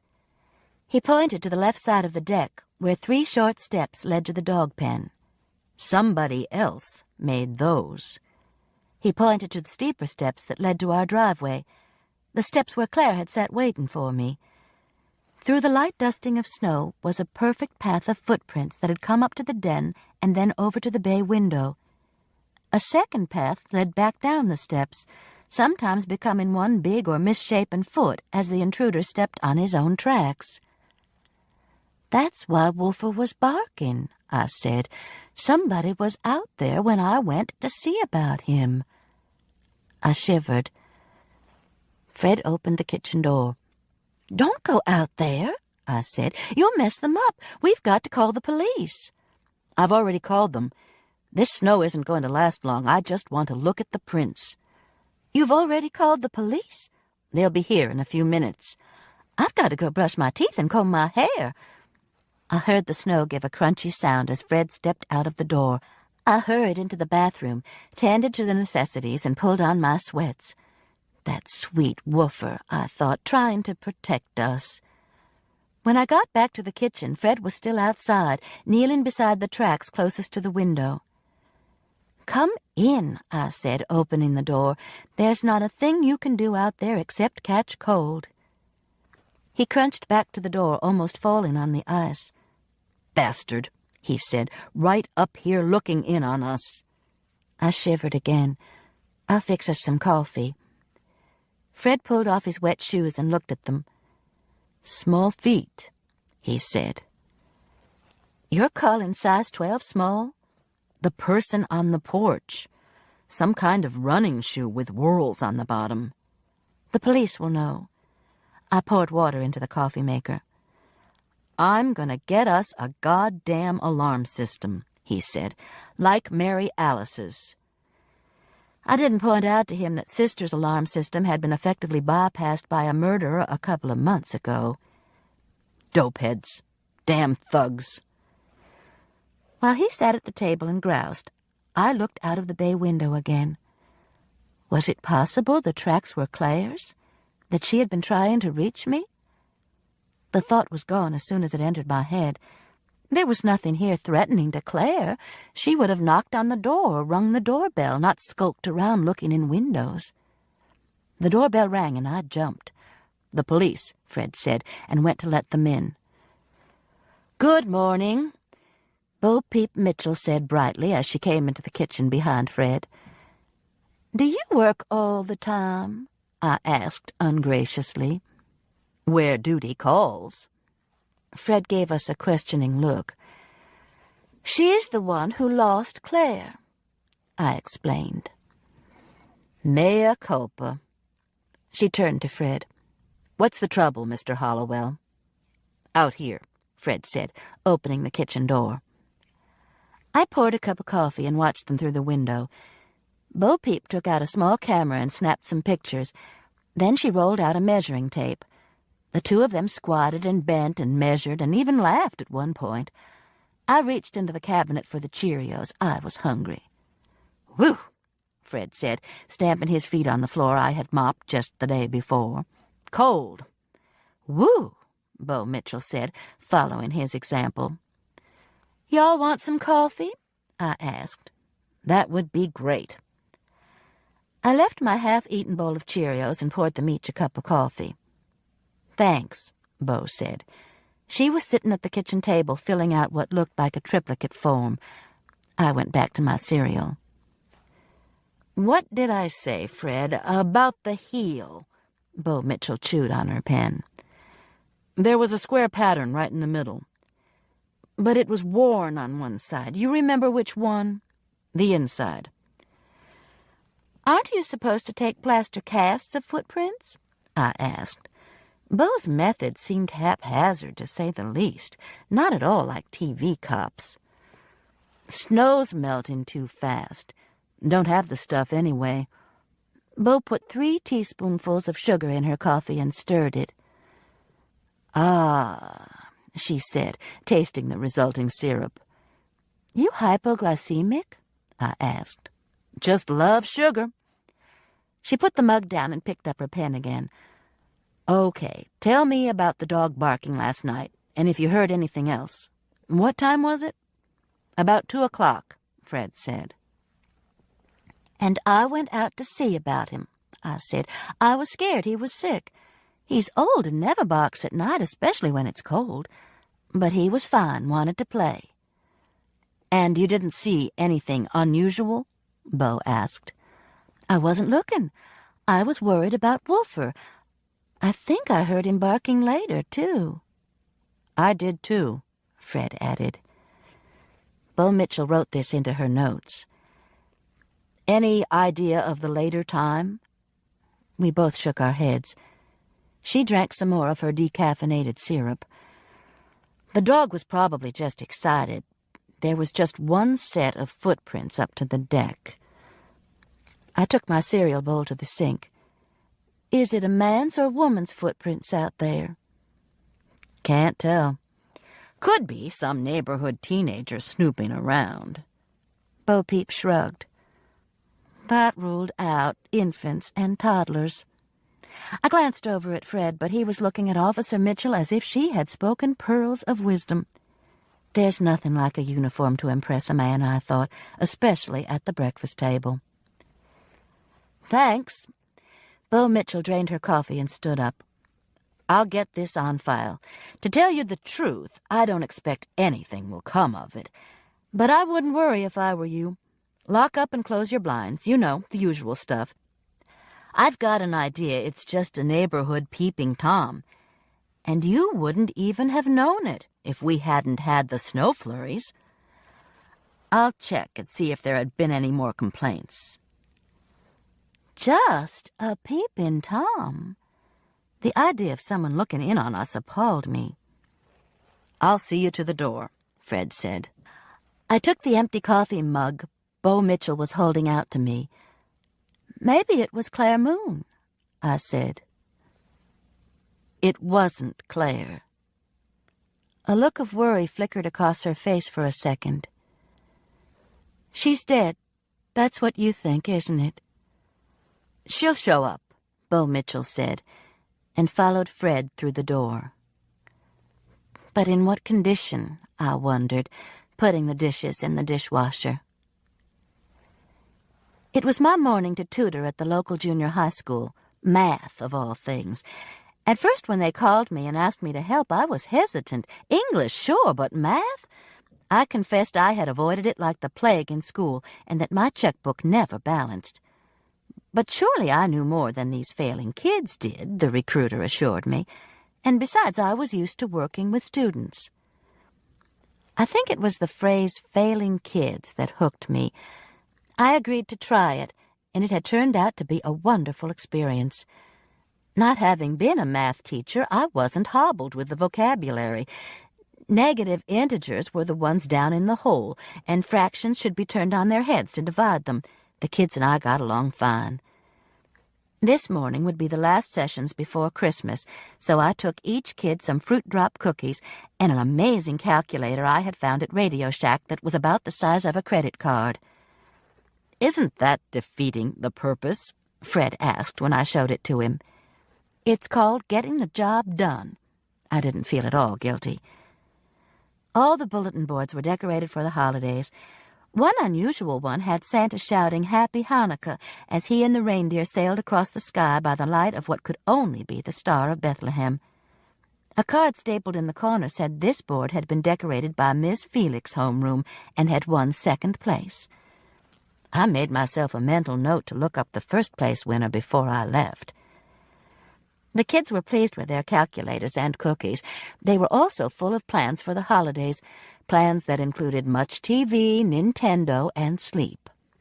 "Hey, there's a whole world out there," I reminded Stevie Grayton, a sharp 13-year-old with a tough veneer. "You're right, Mrs. Hollowell," he agreed. "I'll watch the Discovery Channel some, I promise." The winning bulletin board was a traditional nativity scene, nice, but lacking the charm and confusion of the Jewish Santa. There were reindeer among the flocks of sheep, which was interesting. Miss Felix's class had been gypped, though. I was in an upbeat mood when I left the school, and decided to go pick up Mary Alice's jacket at the Big, Bold, and Beautiful shop. It was time to do some serious getting ready for Christmas. Bonnie Blue was busy with a customer when I walked in, so I wandered around looking and admiring. The accessories were particularly pretty. I held a pair of large gold earrings made like sunflowers against my ear and checked them out in a mirror. "Too big," Sister said. I was just looking at them. I turned around and saw she was standing right behind me. "What are you doing here? Have you given up your career?" "Getting something to wear to Mercy's funeral. One of the magic maids is filling in for me at the mall this afternoon." "Tiffany?" "I don't know. Why?" "Mrs. Claus would not be named Tiffany. And when did you decide to go to the funeral?" "Ross Perry called me. He thinks it would be nice for the museum board to go and sit together. He and I are having lunch beforehand. You can come if you want to lunch." "I'm not invited to the funeral?" "You hate funerals."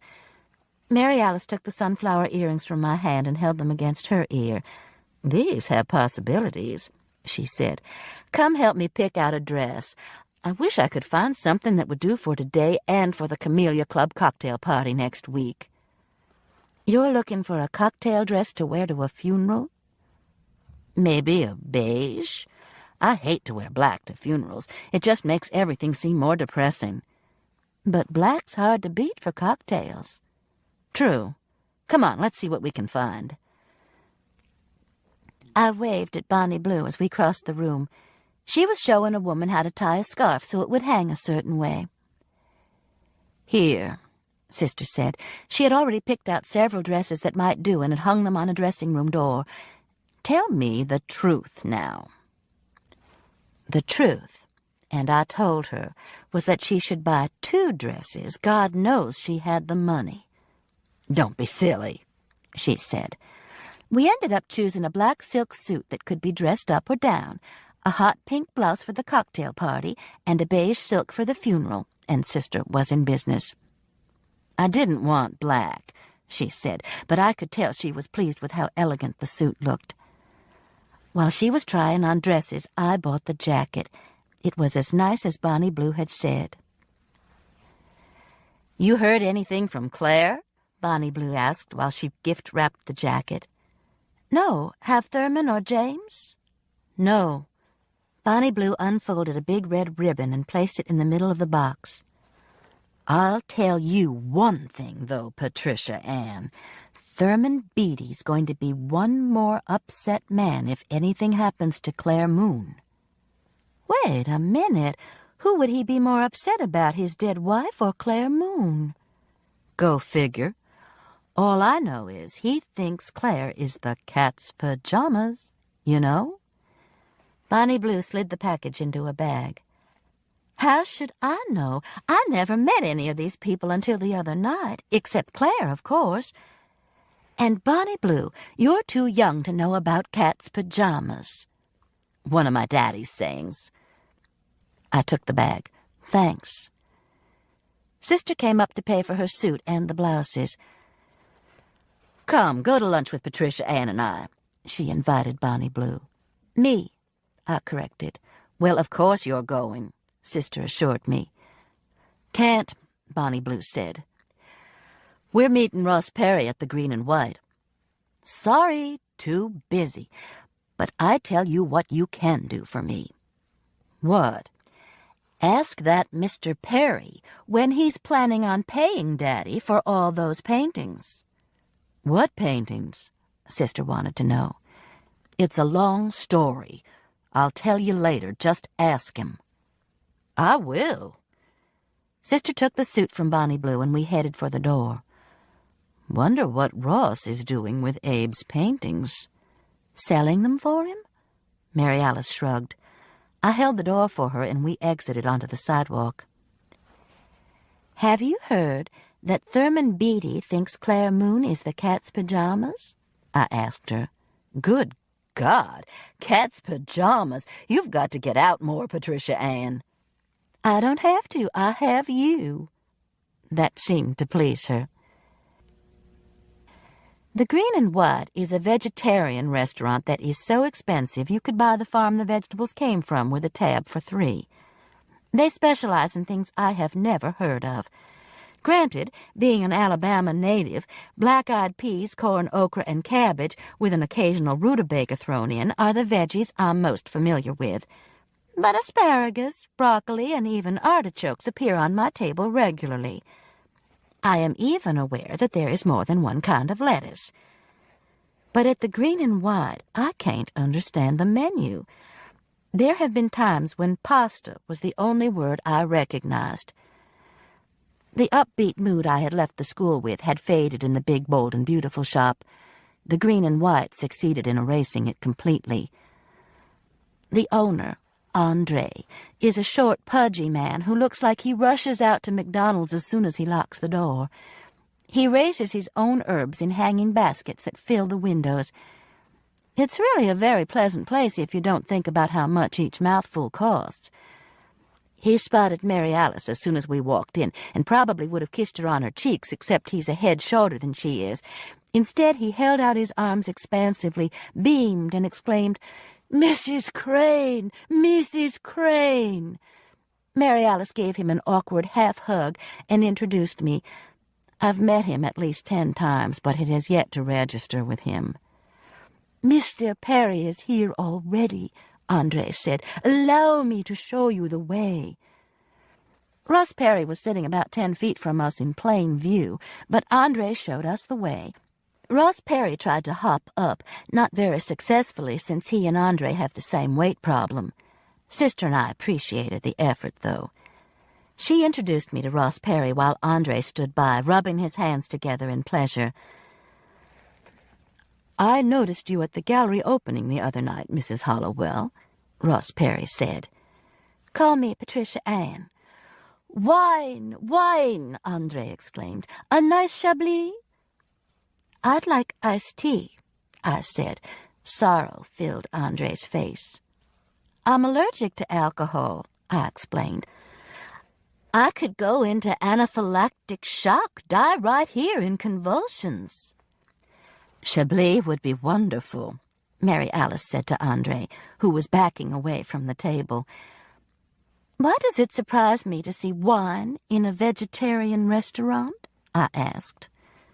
Mary Alice shrugged. "It's grapes." "The nectar of the gods," Ross Perry said. His red nose and the broken capillaries in his cheeks indicated he had been sipping on the nectar frequently and for a long time. Today he was wearing a black suit with white stripes that looked like a costume for guys and dolls.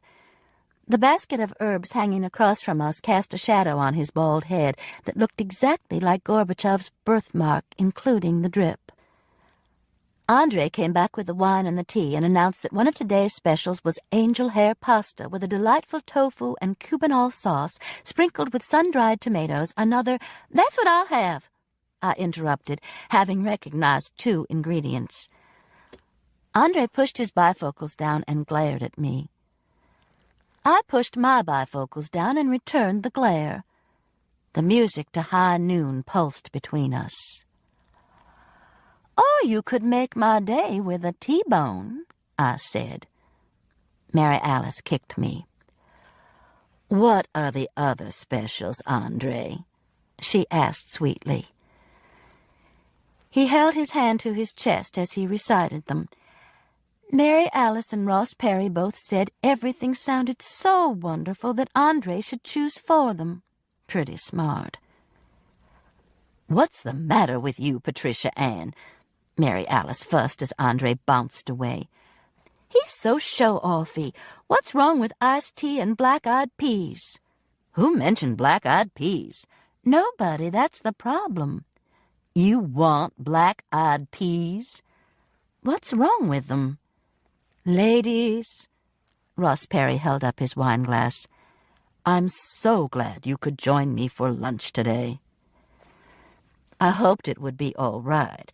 I ran into my sister, and she wanted to come so badly. Mary Alice turned to him and smiled at the same time she aimed another kick at me. "Yes, indeed," I agreed, smiling. The kick had missed by a mile.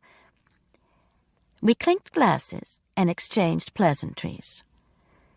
Before the food arrived, though, the conversation had worked its way around to Mercy's murder and Claire's disappearance. Ross knew about the DMSO that had been used to kill Mercy. "Diabolical!" he exclaimed.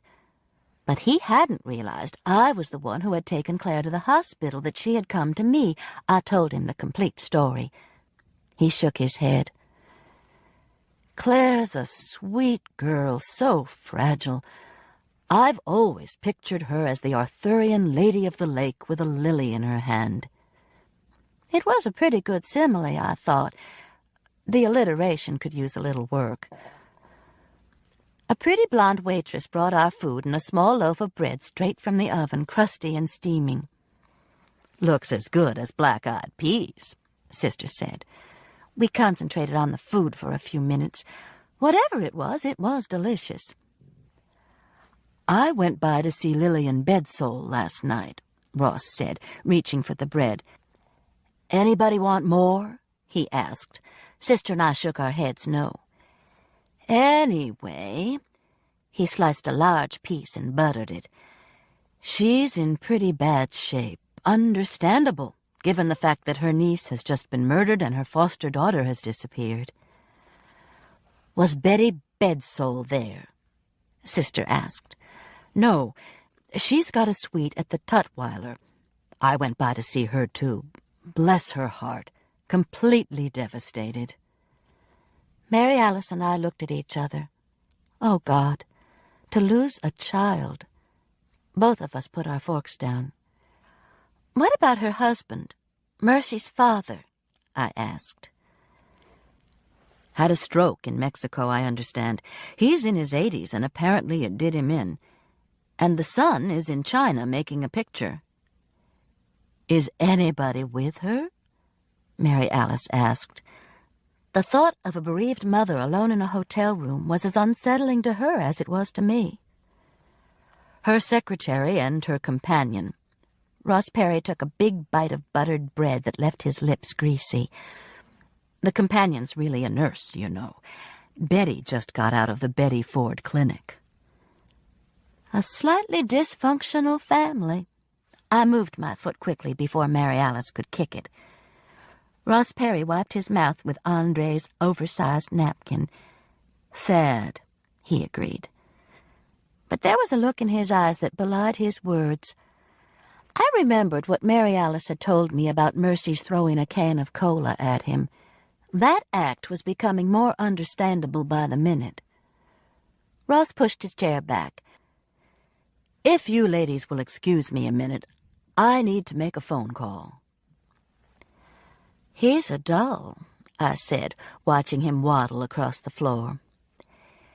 "If you weren't so old, I'd swear you were having PMS," Mary Alice said. "We had a peeping Tom last night. I'm still upset about it." "What happened?" I told her about the footprints and Woofer barking. "Probably some kid," she said, "out playing in the snow." "I hope so."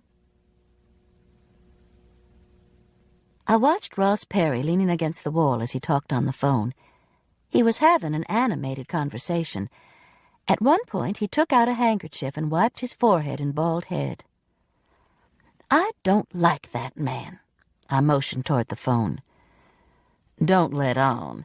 If he knew, he wouldn't sleep nights worrying about it." "I'm sorry," he said, coming back to the table. "It was something I'd forgotten for my column." "Quite all right." Mary Alice smiled. She spotted Andre and held up her wine glass. He came rushing over and gave her and Ross both a refill. At this rate, they wouldn't suffer much at Mercy's funeral. "Some decaf coffee?" I asked Andre. He pursed his lips. "The food was delicious," I added. He nodded, which meant he was agreeing with me about the food, or he was going to bring me some coffee. I would have to wait and see. "I know this will sound premature," Ross Perry said to Mary Alice, "but last night when I saw Lillian, I think I realized for the first time how little she has in her life. I think the board of directors of the museum should consider asking her to take Mercy's place. What do you think?" "It hasn't crossed my mind," Mary Alice said. Well, think about it. I believe it would mean a lot to her." "I will," Mary Alice promised. I couldn't believe this. "Better hurry," I said. "Mercy's been dead 2 whole days." Mary Alice slammed her wine glass down. "Patricia Ann, you are crossing the pig tracks." I excused myself and headed for the ladies' room. Granted, none of this was any of my business. Granted, I hadn't been in the mood for lunch and shouldn't have let Mary Alice talk me into it. And maybe I had been too smart-mouthed. But pig tracks! I didn't deserve that. Our grandmother, Alice, who lived in Montgomery, and from whom Mary Alice inherited her size, was a formidable disciplinarian. We were taught very early that there were 3 things the women in our family never were. First was tacky. Wearing patent leather shoes after 5 was an example of this. Then there was common. This included smoking on the street and not writing thank-you notes within a week. Finally, there was common as pig tracks. God forbid. I was never accused of this by Grandmother, but Mary Alice was. Grandmother caught her cutting her toenails on the front porch. A common as pig tracks offense, and she was taken to the bus station and sent back to Birmingham immediately for Mama to deal with. "Thank God your grandmother didn't live to see this," Mama said one day while we were watching the people on a talk show. "It would have killed her. These folks are commoner than pig tracks." I combed my hair and put on some lipstick, reassuring the woman in the mirror that she was not as common as pig tracks. I was closing my purse when the door opened and Claire Moon walked in. I was so startled I dropped my purse and the contents went everywhere. "Claire!" But the moment I said it, I knew I was wrong.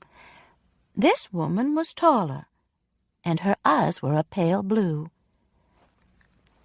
"I'm Glenn," she said. "Glenn Needham." "And I'm Lynn," said the identical woman who had come in behind her. "Here, we'll help you pick up your things." "I thought you were your sister," I said weakly. They both grinned. "Not a bit alike," Glenn said. Chapter 9. "You're Mrs. Hollowell," Glenn said. "We recognized you when you came into the restaurant." She and her sister were both scrambling around picking up the contents of my purse, which consisted of old receipts, change, half pieces of gum, and used Kleenex, as well as the usual wallet, checkbook, and lipstick. "You want these?" Lynn held up 2 capsules which looked like some kind of antibiotics. They were covered in lint. "I don't know what they are," I admitted. "Maybe from a sinus infection last spring." Then we tossed them. She threw them into the wastebasket. "You need to get you a backpack, Mrs. Hollowell, see?" She turned so I could see brown leather that seemed to cover her whole back. "I don't carry that much," I explained. I accepted the articles they had picked up and crammed them back into my purse. "Thanks. You really startled me, you know." "We're sorry," they said in unison. "You shouldn't have bounced in like that, Glenny," Lynn said. "It was your fault, Lenny." They stood on either side of me, arguing into the mirror. It was a slightly surreal experience being sandwiched that way between identical twins. Lynn caught my eye in the mirror. "We knew you at Alexander High, knew who you were. We only went there 1 year and didn't take AP English like Claire did." "She's smarter than we are," Glenn said. I looked at the 2 beautiful young women who stood beside me. Their shiny black hair was cut in the same style as Claire's, with heavy bangs and the longer sides that brushed their cheeks, emphasizing high cheekbones. Their skin was as pale, but the eyes were startlingly blue, accentuated by the light blue sweaters each wore over jeans. "She's no prettier," I said. They both smiled. "We work at it harder," Glenn said. Like every day? Lynn said. You got any idea where she is? I asked. No idea. She'll show up. That was what Bo Peep Mitchell had said. Either they knew something I didn't, or they were being mighty callous about Claire's disappearance. I looked from one to the other. Did you follow me in here to tell me something? Just hello, Glenn said. Hello, Lynn said. That wasn't good enough. How come I didn't see you in the dining room? We were hiding from Ross Perry, Glenn said. In a booth, behind a big basket of basil. We hate him. I nodded. That was understandable. You're here for Mercy's funeral? Lynn turned to Glenn. The funeral, of course. We should go to the funeral, don't you think? Who is doing the eulogy? Glenn asked. I snapped my purse closed and moved from between them. They slid together, turned, and looked at me. I've read the studies on identical twins and have even had some in my classes, but they never ceased to amaze me. I was facing oneness here. Thank you for taking care of Claire, Glenn, or was it Lynn, said. Since they had turned from the mirror, I was confused. I nodded. I wish I could have done more. Glenn turned to her sister. Claire wouldn't want Mrs. Hollowell to be worried, would she, Lenny? Certainly not, Glenny. You know where she is, don't you? I said. Did we say that, Glenny? Of course not, Lenny. Turn around. Glenn reached into Lynn's backpack and took out a comb and lipstick. Thank you, I said. For what? Lynn reached down and took the 2 antibiotic capsules from the top of the wastebasket. Here, stick these in Ross Perry's throat for us. Or any other orifice, Glenn said.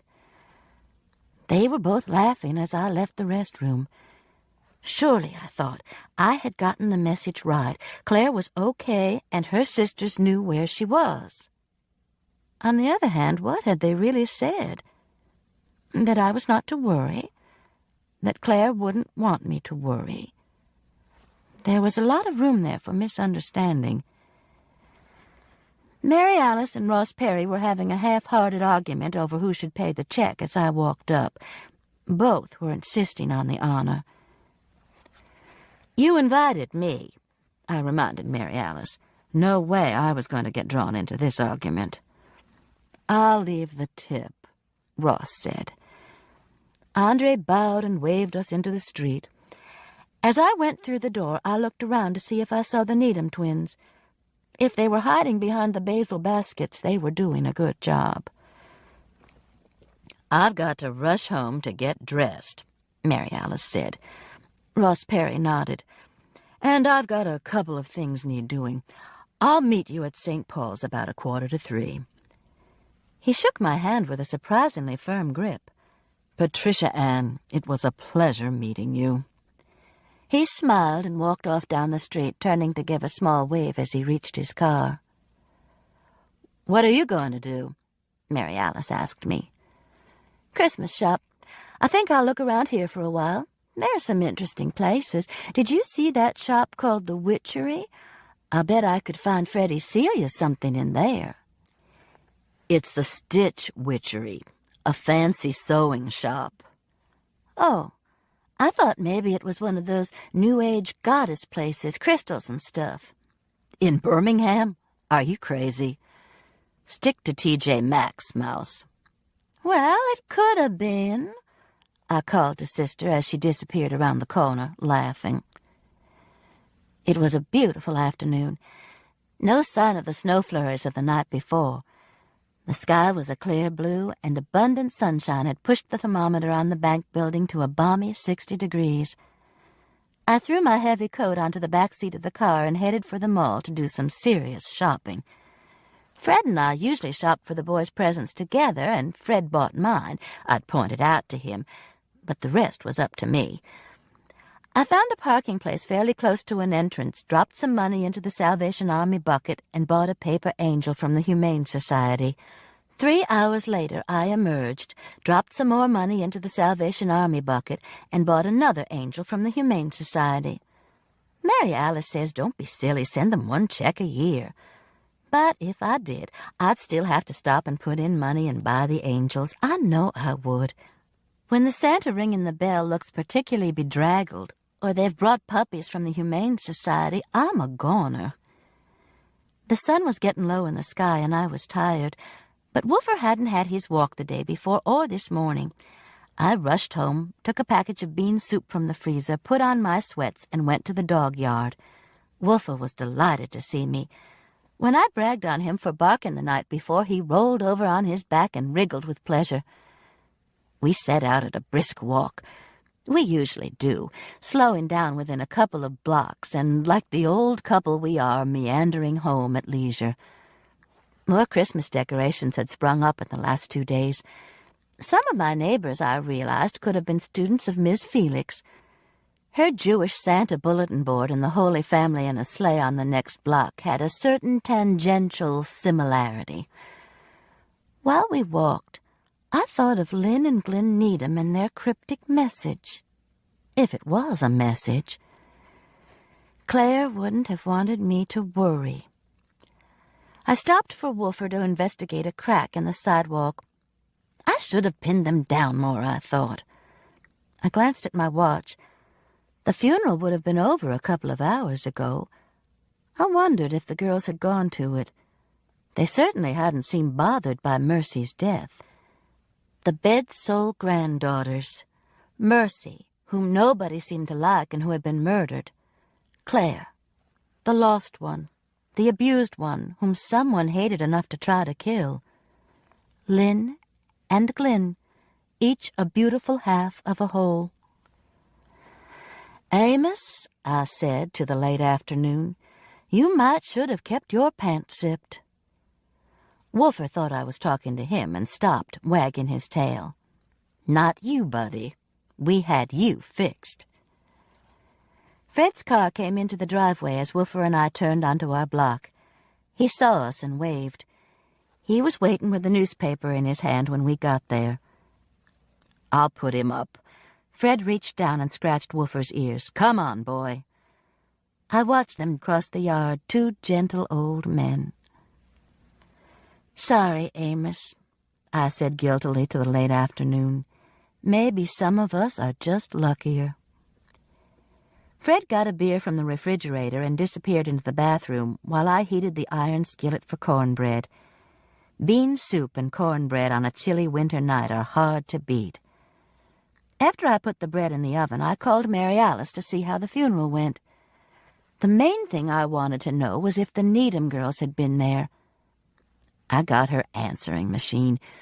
Maybe she had gone to relieve Tiffany, the magic maid, at the mall. I put the soup in a saucepan to thaw and turned the burner on low. I could have done this in the microwave, but the smell of bean soup is too good to miss. It would take the bread a while anyway. Fred came in freshly showered and in his terry-cloth robe. We going out tonight? He asked, nuzzling my neck. Did you see the bed? Couldn't. There were too many packages. Then let's spend the evening admiring all I bought and getting the decorations down. Suits me. He turned me and cupped me against him. He said, kissing me lightly.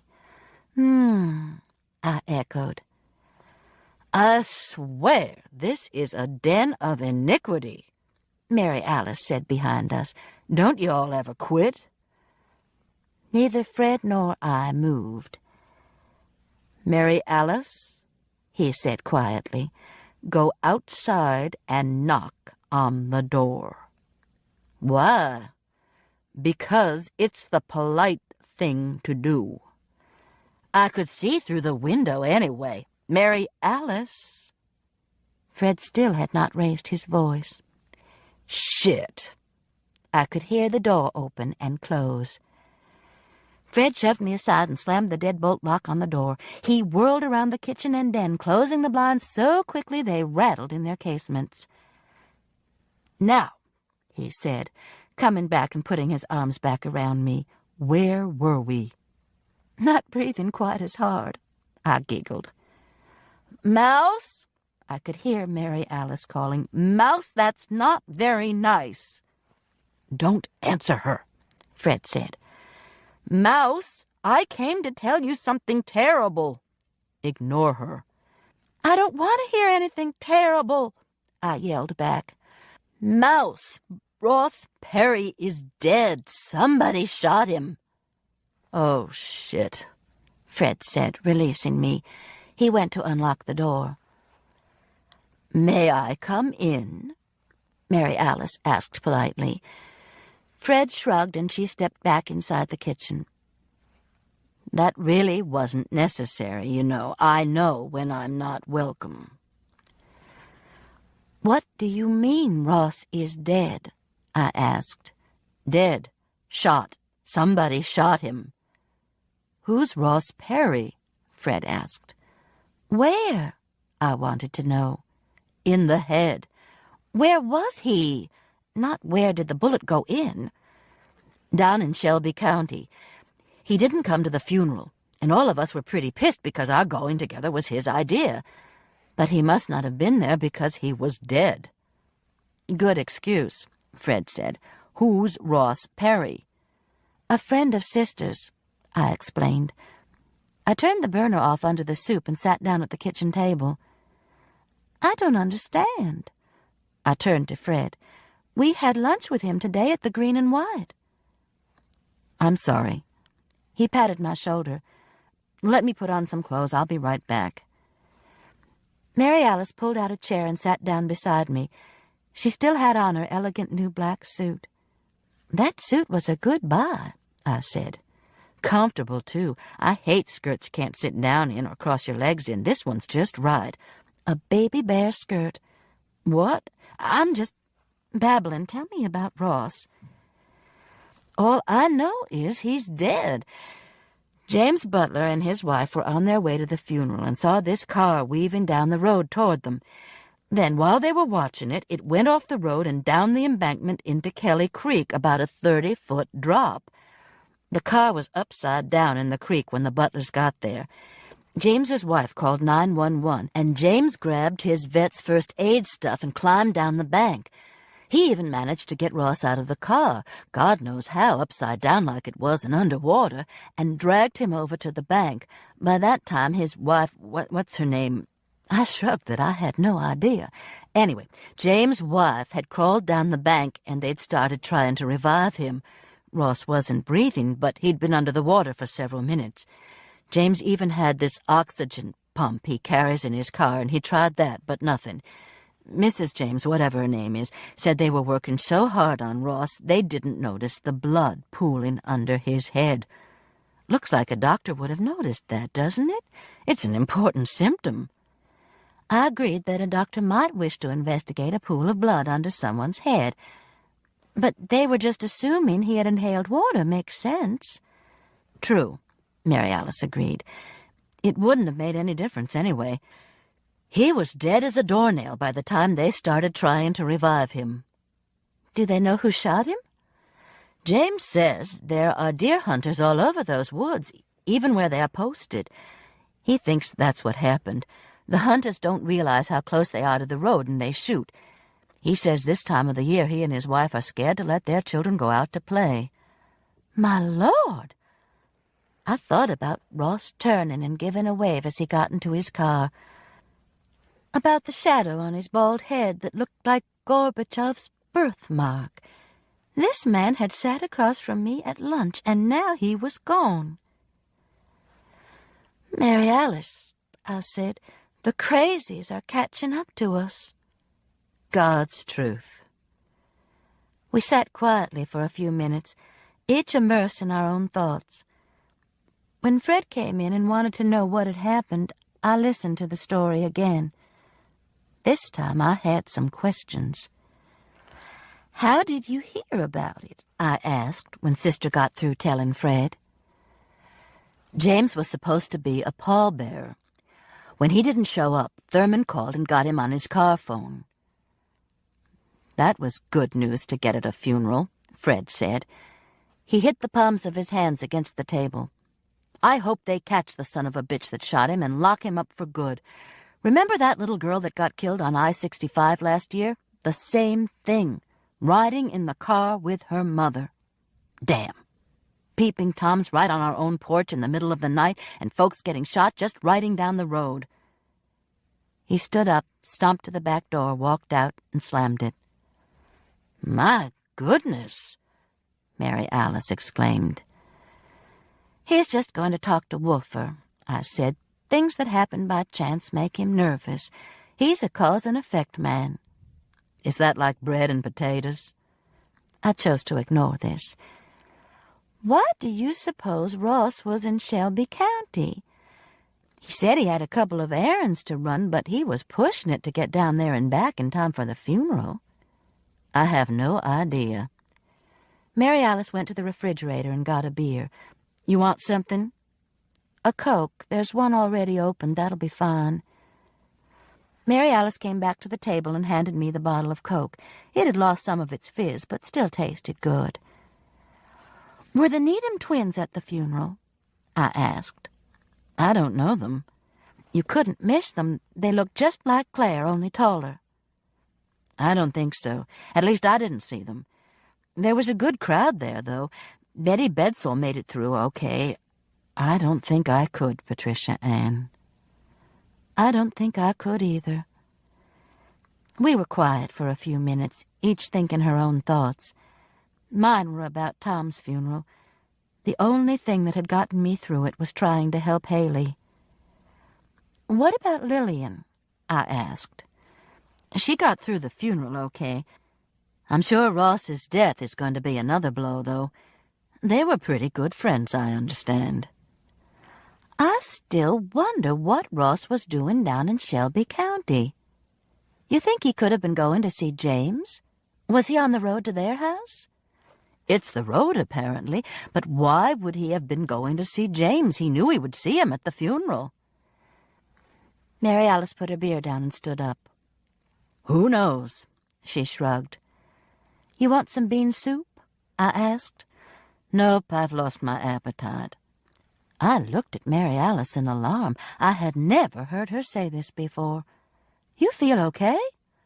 I'm okay. She started toward the door and turned. You know, Mouse, I just don't think I can get away with wearing this suit to another funeral in the same week, plus the cocktail party, do you? Go home, I said. Mary Alice reached into the cookie jar, got a handful of fruit drop cookies, and left. Fred came back in as I was turning out the cornbread. Looks good, he said. Smells good.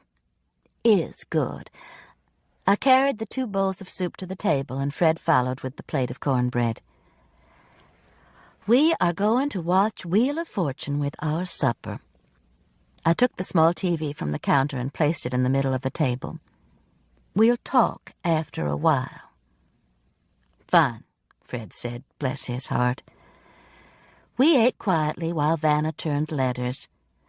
Richmond, Virginia, Richmond, Virginia, Fred prompted a contestant who landed on $5,000 and called out an N. That's a hard one, he sympathized with the woman who was unable to come up with another consonant and who eventually saw $10,000 disappear from the screen in front of her. They shouldn't have them that hard. The woman agreed. You could tell by her pinched smile as she clapped for the winning contestant. I felt myself beginning to relax. By the time we watched Jeopardy, and I had answered the final Jeopardy question correctly, Wells Fargo, I was ready to talk about Ross Perry and seeing the Needham twins. After we get the Christmas decorations down, Fred said. We can talk while we're doing that. Fred held up his hand. No, we can't, Patricia Ann. You'll be telling me something important, and I'll say, where's the nativity scene, and you'll get mad and say I'm not paying attention. We'll get the decorations down first. He was right, and I knew it. one of the advantages of a 40-year marriage. He pulled the attic steps down, and I followed him up. The last time I had been up there had been a few months before. I had been with Haley, who was looking at her old formals stored up there. It had been a painful, purging afternoon when Haley accepted the loss of Tom. Until then, she had been fiercely, angrily holding on to him. We had never put the dresses up, I realized. They bloomed on the old rocker, the sewing machine, the trunk. "What are these dresses doing out?" Fred asked. "I think Haley's going to give them to the Goodwill." I began to pick them up and hang them back in the closet. "Let's see. The tree first." Fred dragged a long box over to the steps. "The lights and the new ornaments." He handed me a smaller box. "And the old ornaments." This was the most precious box of all. He placed it gently beside the steps. "Now, where's the nativity scene?" We both laughed. Within an hour, the bottle-brush tree was assorted and assembled in the living room.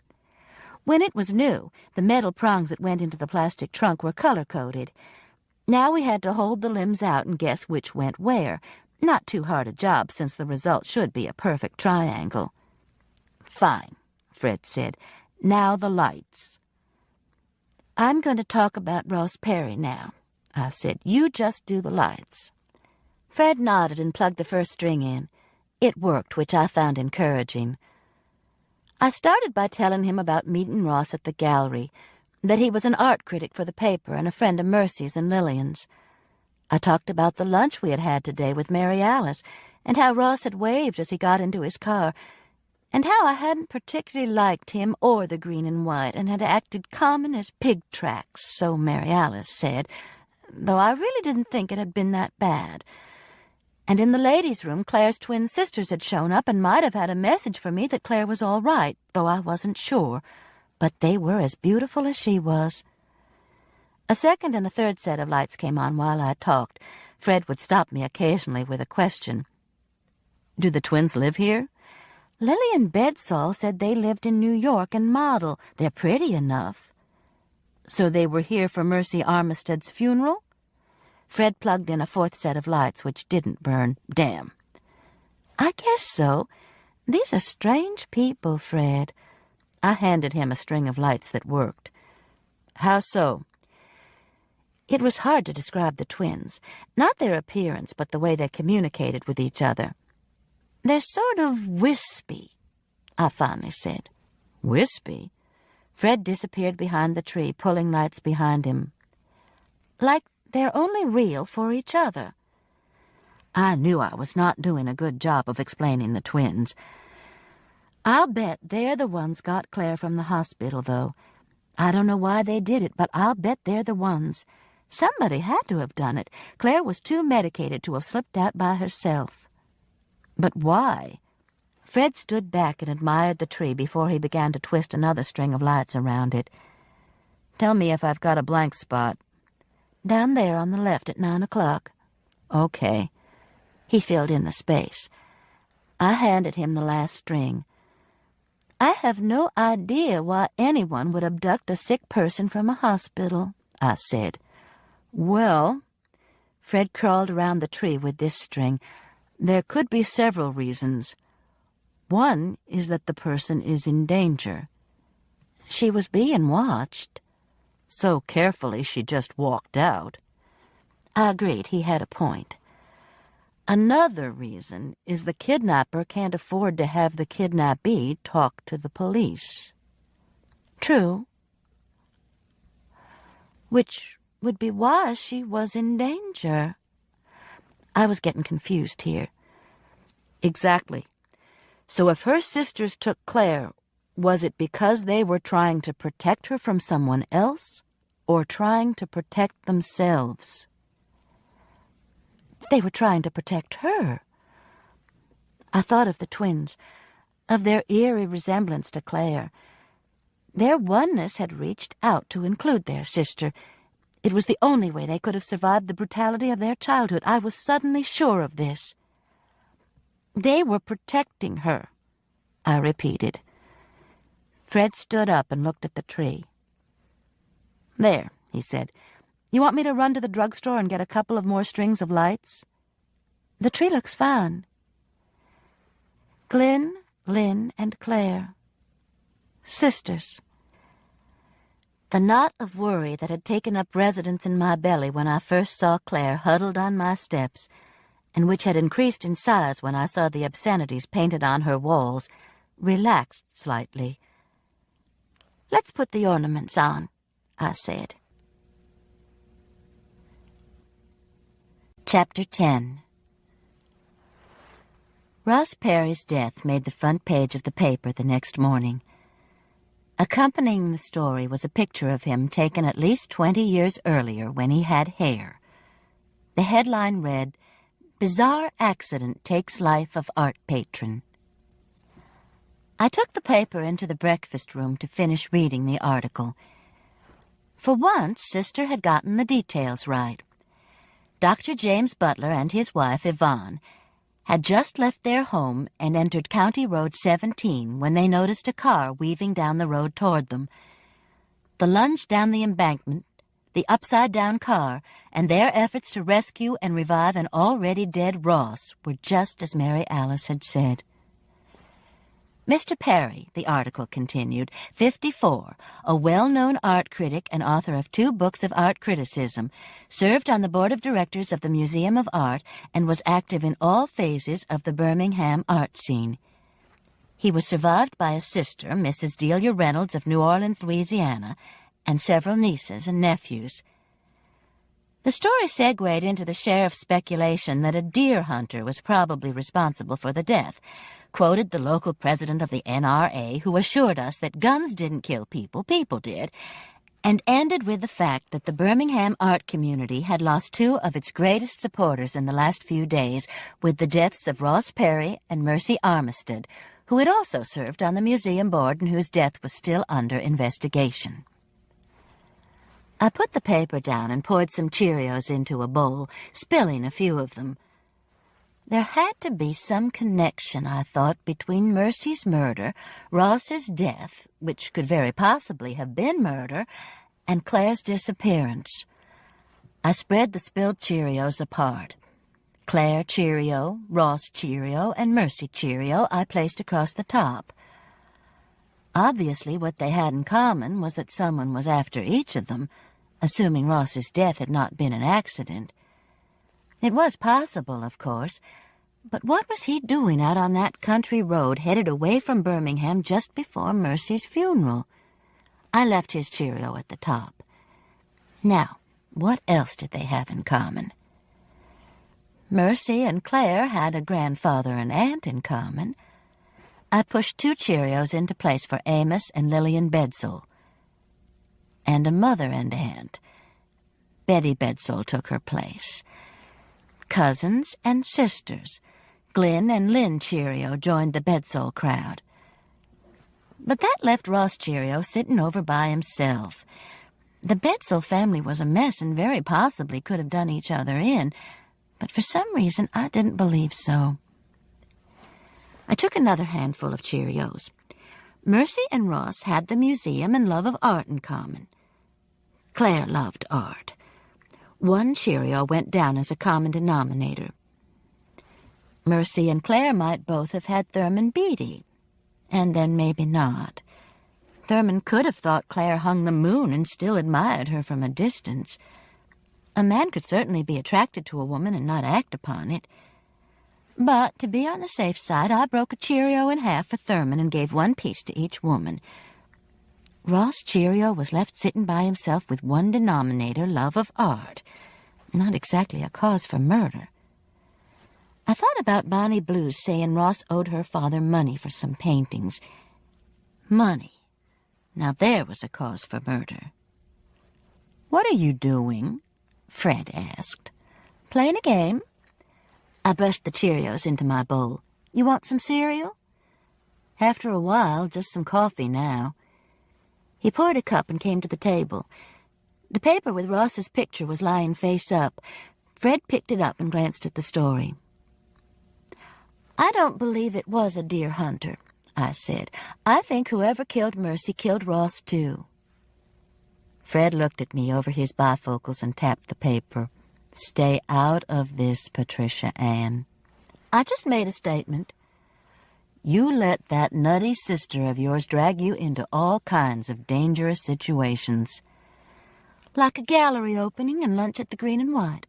"Exactly. Trouble follows that woman, Patricia Ann. Look at all those dead husbands.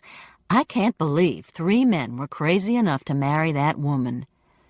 "My Lord, Fred, you make Mary Alice sound like a black widow.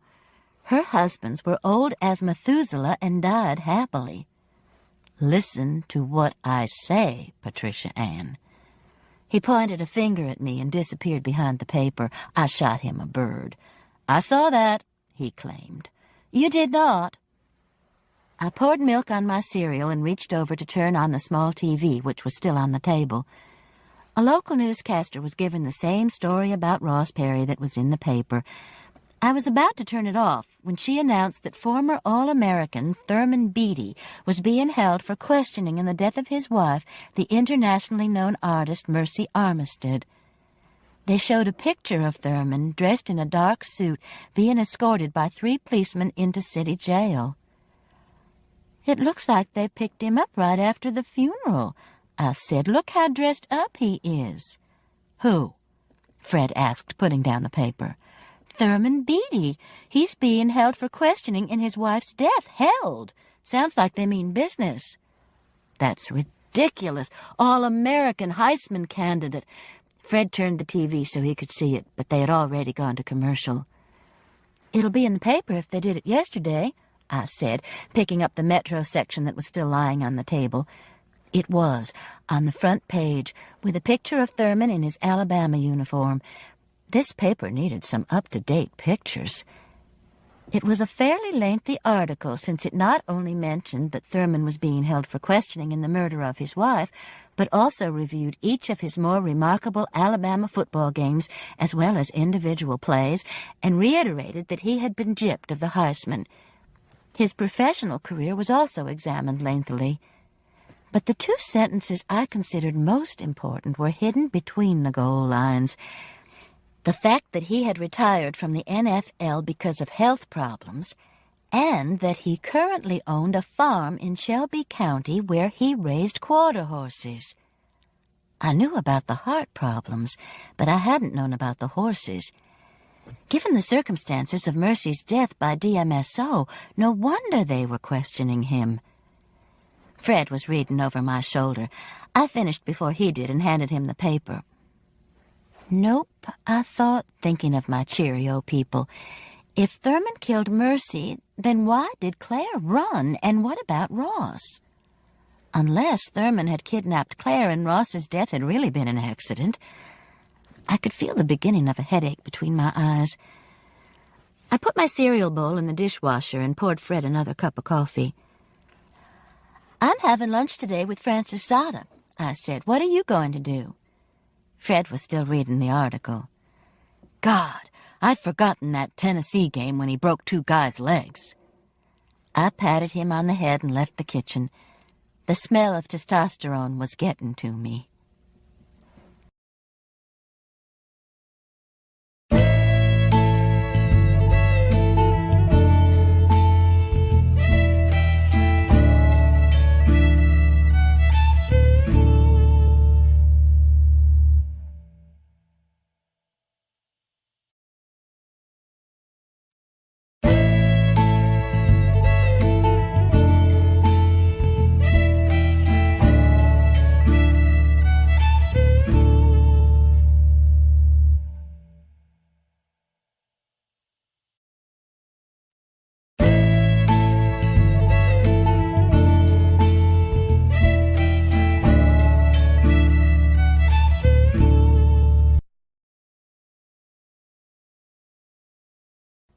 Francis swept into the blue moon looking like $1,000,000 in a black skirt and a black and white herringbone jacket.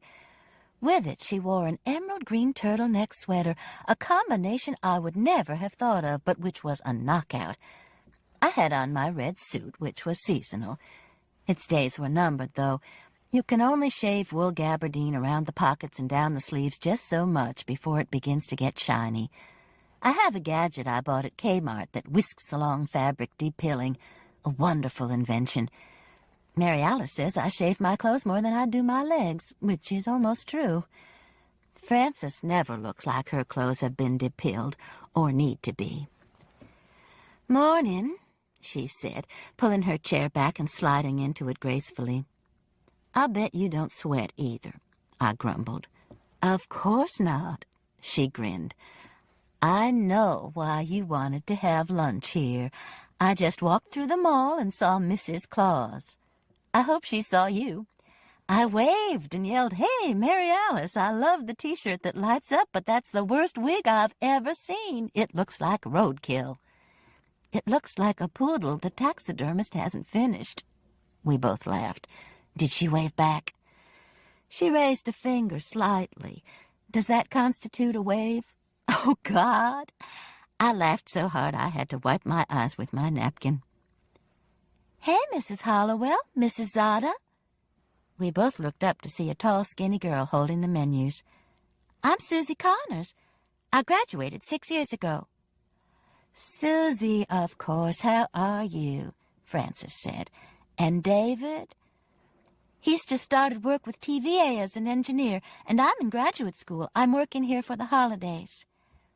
"That's great," I said. Susie Connors? I was trying to place her, and Frances was already inquiring about her family.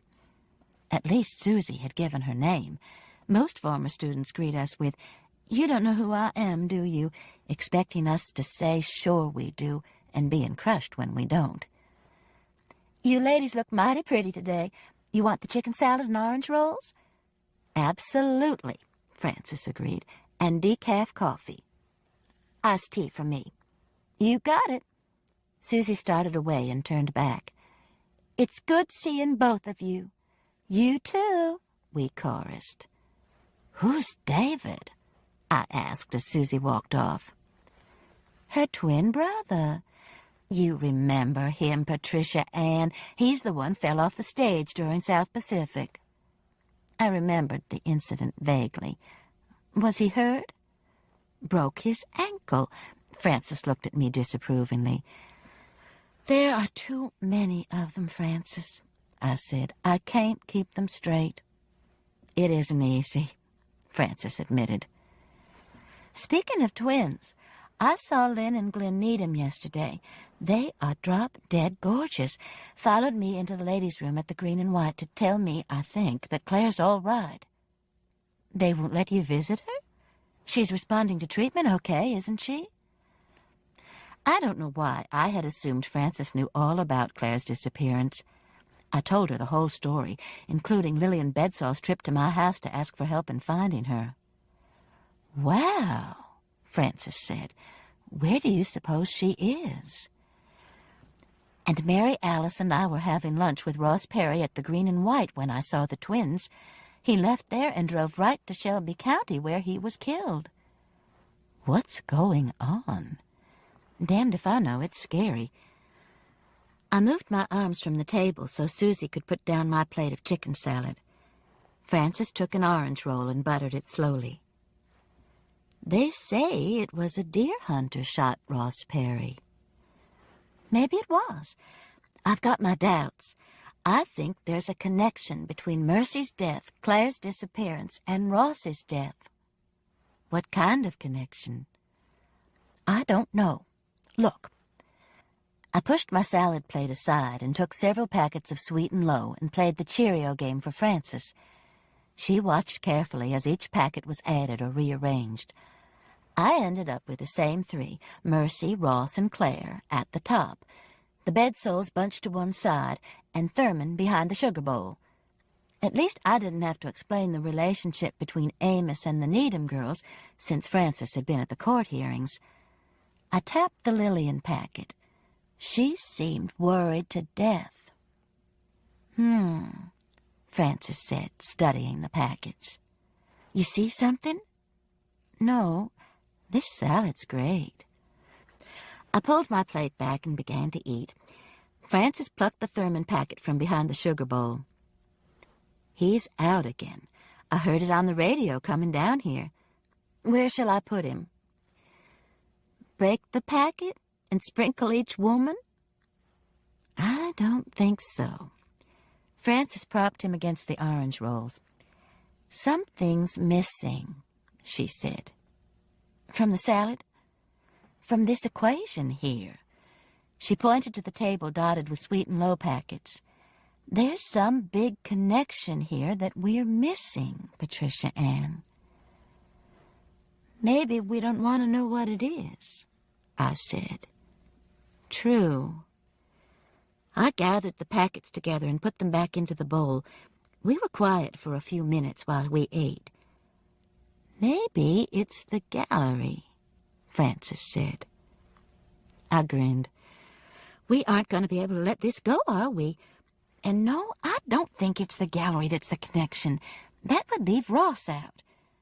Besides, Claire was just Mercy's assistant. Well, I hate that the police have the gallery closed. I was planning on doing some of my Christmas shopping there. I was so pleased when I saw Mercy was opening with a showing of outsider art. Was it wonderful, Patricia Ann? It was bright, I said, remembering the vibrancy of the paintings and quilts, how they had seemed to pulse with color. That's what's so wonderful about outsider art, the boldness and the self-confidence. And they're outsiders because they don't fit into any particular school of art? Exactly. They're self-taught. That doesn't make them any less great, though, just less derivative. I've heard them called visionary artists, too. Frances buttered another roll. Mercy Armistead was smart enough to be tapping into the wellspring here in Alabama. I wonder why there are so many of them here. Patricia Ann, if there's one thing people in Alabama appreciate, it's eccentricity. You know that. I nodded. It was true. I thought about my sister down the mall with her electric T-shirt, red leggings, and roadkill wig. I thought about my Abe painting with his own hair glued on. I thought about Vulcan, the Iron Man, mooning half the city. God, I love this place. I've got an Abe painting, I told Frances, and described it to her. That's wonderful. I've got a Tolliver and a Clark and a Leota wood quilt. I love her quilts, but they cost a fortune. A thought occurred to me. Frances, at this rate, those artists aren't going to be outsiders long, are they? They'll always be outsiders, just rich ones. But I wondered if such a thing were possible. Here you are. We looked up at Mrs. Claus. Imagine you just happening to show up here at Rosedale Mall, Frances. Frances grinned. I wouldn't have missed it. Mary Alice sat down and pulled the flattened poodle from her head. Patricia Ann, I need to ask you a favor. Will you be Mrs. Claus for a little while this afternoon so I can go check on Bubba? I told him I would come see about him after lunch. Bubba is Sister's enormous cat, totally devoid of any personality traits except sneakiness and laziness, and she adores him. No, I will not be Mrs. Claus. And what's wrong with Bubba? Projectile vomiting. Mary Alice's arms shot out over our chicken salad to show us the extent of Bubba's digestive upheaval. Twice, she announced, repeating the gesture. Frances and I both jumped back. I tried to get one of the magic maids to take my place, but they don't work on Saturday. And I called you, and you were gone, and I called Debbie, and she's gone. He's really sick? The arms shot out across the table. Twice. Okay, I agreed reluctantly. Oh, let me, Frances said. I'd love to be Mrs. Claus.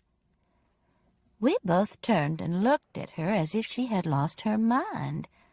I mean it, she said, grinning broadly. I think it would be great fun.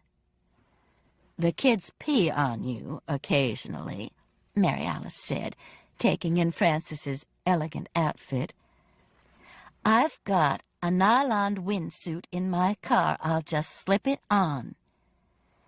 And your chest has to light up with Mrs. Claus. I love that part. Mary Alice looked at me. I just shrugged.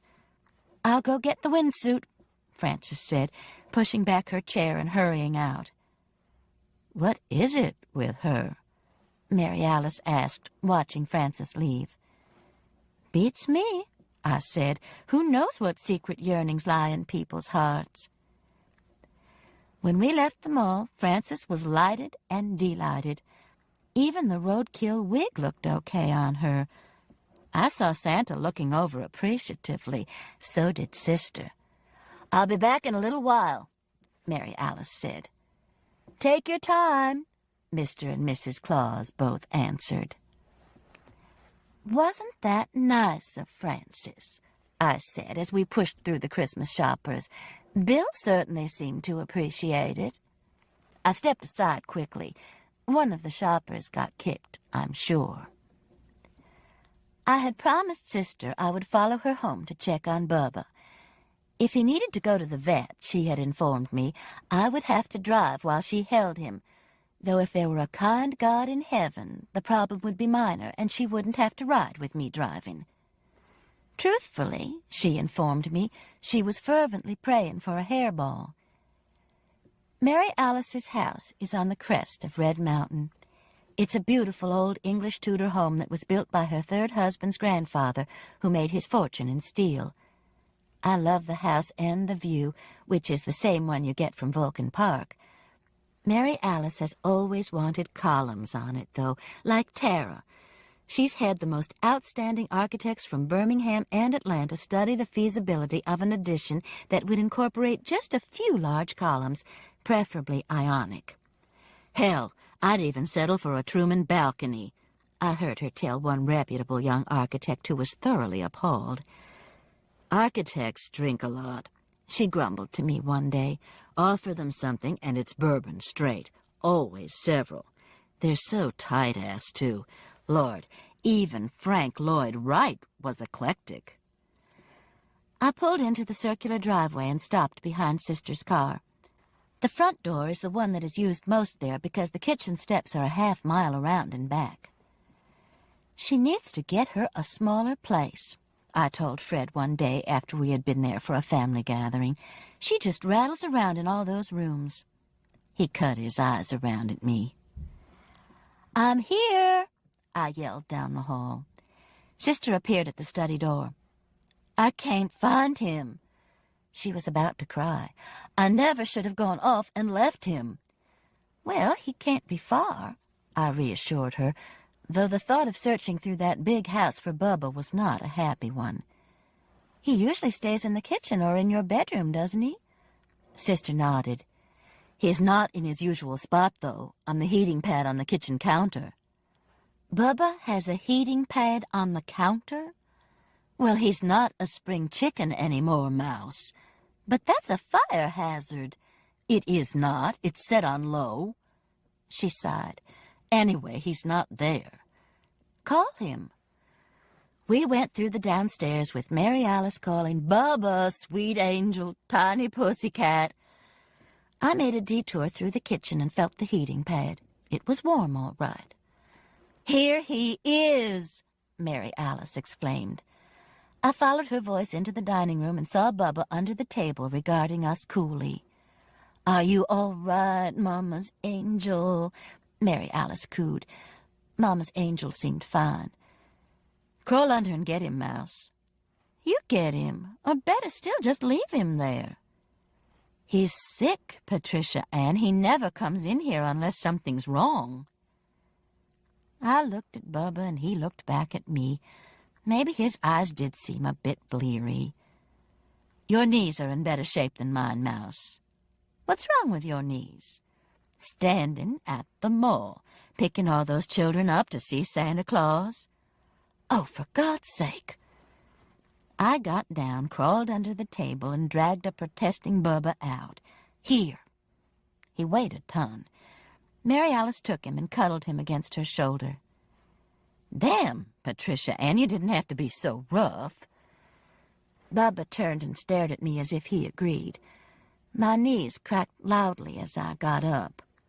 "A shot of cortisone would help that," Mary Alice said. Bubba agreed. Fortunately, just at that minute, the doorbell rang. "Probably the UPS man. I'm having to shop mainly out of catalogs this year." "Are you getting Fred the fruit of the month again?" "Of course." Mary Alice headed toward the front door with Bubba draped over her shoulder. I rubbed my knees and then followed. I love the mystery of packages. "Mrs. Crane?" A handsome black man stood at the door. "I'm James Butler, and my sister Bonnie Blue asked me to bring this by for you." He held out what had to be the painting Bonnie Blue had promised. "It's my Abe!" Mary Alice squealed. "Here, Patricia Ann." She handed Bubba to me and took the painting. "Does it have hair?" James Butler smiled. "I don't know. Depends on Daddy's mood and how long since he's been to the barber." Mary Alice tore the paper away. It was another self-portrait, very similar to mine, except a few brushstrokes of white paint instead of real hair topped the head. But real glasses were affixed to the bridge of Abe's nose. "Oh, my," Sister said. "Would you look at that, Mouse?" It was a totally charming painting. You couldn't look at it without smiling. "It's wonderful," I said. "Daddy does good stuff," James Butler agreed. Mary Alice held the picture out, admiring it. "Dr. Butler," she nodded her head toward me, "this is my sister, Mrs. Hollowell." "We met the other night at Mercy Armistead's," I added. James Butler nodded. "How are you, Mrs. Hollowell?" "Tell him how your knees crack, Mouse. He's a doctor." "He's a vet, Mary Alice." "That's right! Hand him Bubba, Patricia Ann." "Mary Alice!" She reached out, put her hand on James Butler's arm, and drew him into the hall. "Please, come in, Dr. Butler. We have an emergency here with my cat, and I'm sure you're the answer to my prayers. Things just seem to work out, don't they?" "Yes, ma'am, they do." A puzzled James Butler looked around. "Is this the sick cat?" He looked at Bubba, who narrowed his eyes and looked back. "This is Bubba. Where would you like to examine him?"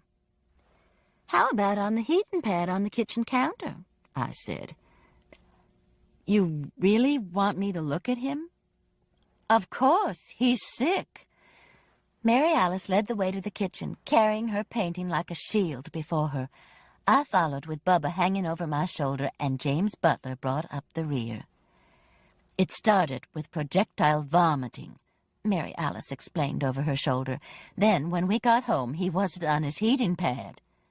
"He sleeps on a heating pad?" James asked. "Of course." "On the kitchen counter," I added. James reached over and rubbed Bubba's head. "Lucky cat." "Do you need a flashlight or anything?" Mary Alice asked. "Please." While she went to get one, I put Bubba down on the counter, and James began to press his hands skillfully down the cat's body, concentrating on the abdominal area. "Okay," he said. "I think he's running some fever, though. I wish I had a thermometer." "Will a regular one do?" "A rectal one would." Mary Alice, who had come in with the flashlight, handed it to me and disappeared again. In a moment, she was back with a thermometer. We were quiet, watching James work. All except Bubba. He began to purr loudly when the thermometer was inserted. "Good boy," Mary Alice said, rubbing his head. "He's got a pretty high temp," James said when he removed the thermometer. "His abdomen is soft, though. Has he been out anywhere where another animal could have bitten him?" "Absolutely not." "Well, you need to take him to your vet. I'm guessing it's a urinary tract infection, but it's just a guess without tests." "You must be joking. Take him to Dr. Adkins? It's Saturday afternoon," Mary Alice said. "If his answering machine were honest, it would say he's teeing off on the 4th hole just about now." "Well, we really don't want this cat to get dehydrated. I could take him to my clinic, but it's all the way down in Shelby County. Bubba purred, yawned, enjoyed the attention. That would be wonderful. You want us to follow you? James Butler shook his head. I'm going to have to keep him overnight. Why don't you just call and check on him tomorrow? Chances are you can come get him. I'll put him on an IV tonight, though. Thank you. I'll go get his carrying case. Mary Alice disappeared again. Afternoon sun poured into Sister's kitchen and over the strong, dark hands kneading the fur at Bubba's neck. I put my hand over and touched James's. He looked up, startled. Do you know where Claire Moon is? I asked. No, he said. Why did I not believe him?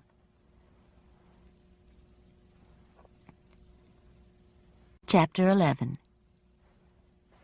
The moment James Butler's car left the driveway carrying the indignant Bubba, Mary Alice sank to the steps, her hands pressed against her chest. I should have gone with him, she said. What do we know about that James Butler? He seemed competent, I assured her. Because he knew where to stick a thermometer? I tell you, Patricia Ann, Kat's health care isn't what it used to be. Remember Mama's sugar pie? I was trying to figure out Sister's thought processes, a losing battle. Sugar Pie was a huge gray tabby who terrorized the neighborhood for 20 years, who was never sick a day in her life, and who sent all of us to the emergency room at least once for stitches or tetanus shots. Mama adored her. I should call and check on his references, Mary Alice said. It's not too late to stop him. Who are you going to call? The Better Business Bureau? The Medical Society? It's Saturday, Mouse. Bent Brook Golf Club would be more like it. She pushed herself up. Or I could just follow them. At least I can check on the clinic and get a Christmas tree. Mary Alice's synaptic path had eluded me again. Don't you want one? She asked. A tree? We put ours up last night. Not that bottle brush thing. It smells, Patricia Ann. But it won't catch on fire. Don't be too sure. And if it does, they'll have to evacuate the neighborhood because of toxic fumes. What is that thing made of, anyway? I shrugged. Where are you going to get your tree? At the Christmas tree farm in Harpersville. You could at least get a wreath or a swag for your mantle, Patricia Ann. I hesitated. What about Frances? You told her you'd be back in a little while. And I will. We can run down to Shelby County, check on James Butler's clinic, and cut a Christmas tree in nothing flat. At the moment, it seemed like a good thing to do. It was a beautiful December afternoon. A stroll through a Christmas tree farm would revive my spirits. Some greenery would be nice, too. I'll drive, Mary Alice said. Do you know how to get there? I'll call for directions. 5 minutes later, we were headed south, following James and Bubba. The city of Birmingham is located in the last gasp of the Appalachians. 3 gentle old mountains, Red Mountain, Shades Mountain, and Double Oak Mountain, run parallel east to west across the area. South of Double Oak Mountain, the land flattens suddenly and soon becomes the coastal plain, fertile and semi-tropical.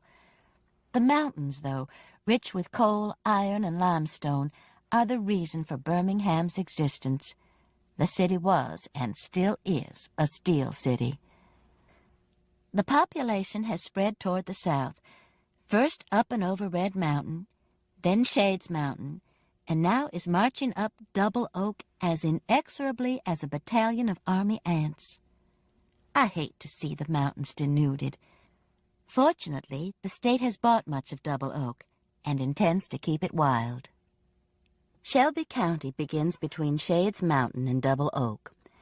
The northern part of the county is the fastest-growing metropolitan area in the state, as well as one of the wealthiest. Cross Double Oak, though, and you are in rural Alabama.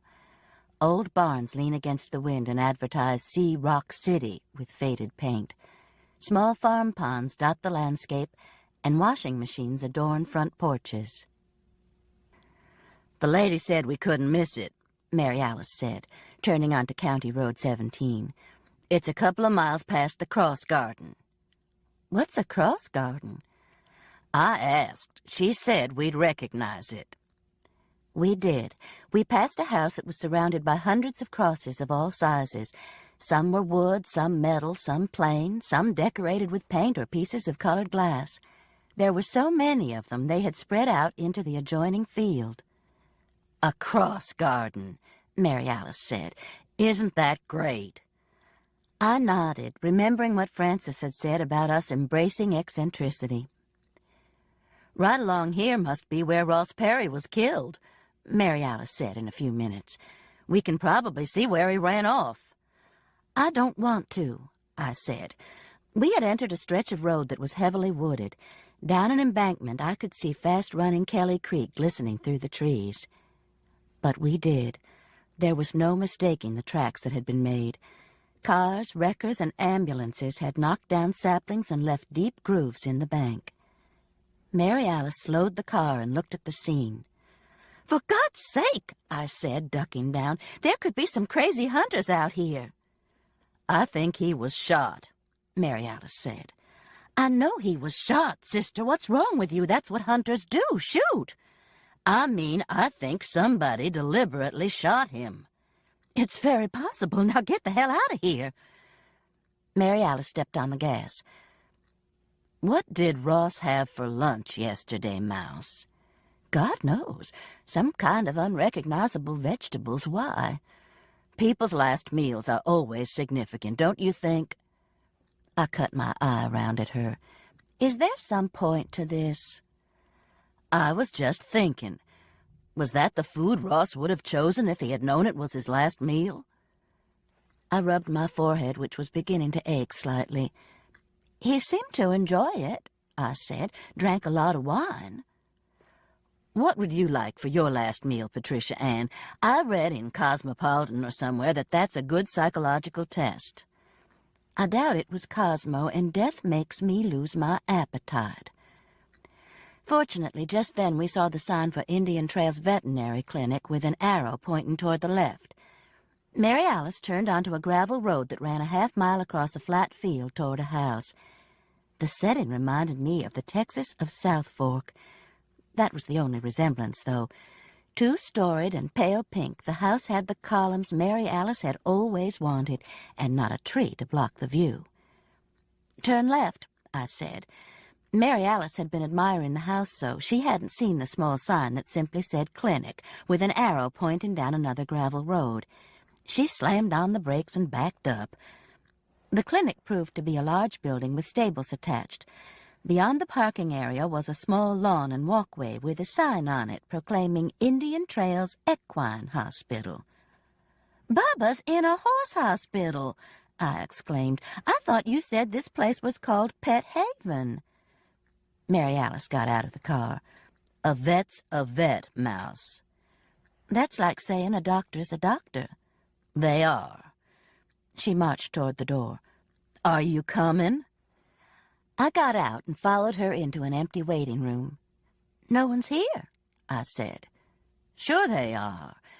Mary Alice opened the door that led presumably to the examining rooms. "Dr. Butler? James?" she called. The front door opened behind us, and James Butler walked in with Bubba in his carrying cage. "How did you beat me here?" he asked. "You must have stopped somewhere," Mary Alice said accusingly. "And where's your help? Nobody's here." James put Bubba's cage down. The All-American football star and the old Southern lady glared at each other, eye to eye. The outcome was inevitable. "I had to get gas," football star muttered. "And Dr. Grable is here, probably doing rounds." "I'll help you get Bubba out," Mary Alice said. While they were in the back, I wandered out to look the place over. I would have liked to have seen the stables, but I wasn't sure I should go back there. Sick animals, like humans, like to be left alone. Several Hereford cows were grazing in a pasture beyond a white fence. They seemed healthy enough. I walked over to the fence and looked at them. You wouldn't believe the cost of a good bull nowadays, a voice said behind me. I turned and saw Thurman Beatty. He came and stood by the fence. What brings you here, Mrs. Hollowell? My sister's sick cat. James is doctoring a cat? Thurman smiled. Isn't that okay? A vet's a vet, isn't he? Oh, sure. It's just that James is the best large animal vet in this part of the state. He'll have to make himself think little. Not with Mary Alice in there. We were quiet for a few minutes, then spoke together. I was sorry. Thank you. Thurman grinned. You first. I'm sorry about Mercy's death, about all of your troubles. Thanks. I still can't believe it. And the way it was done.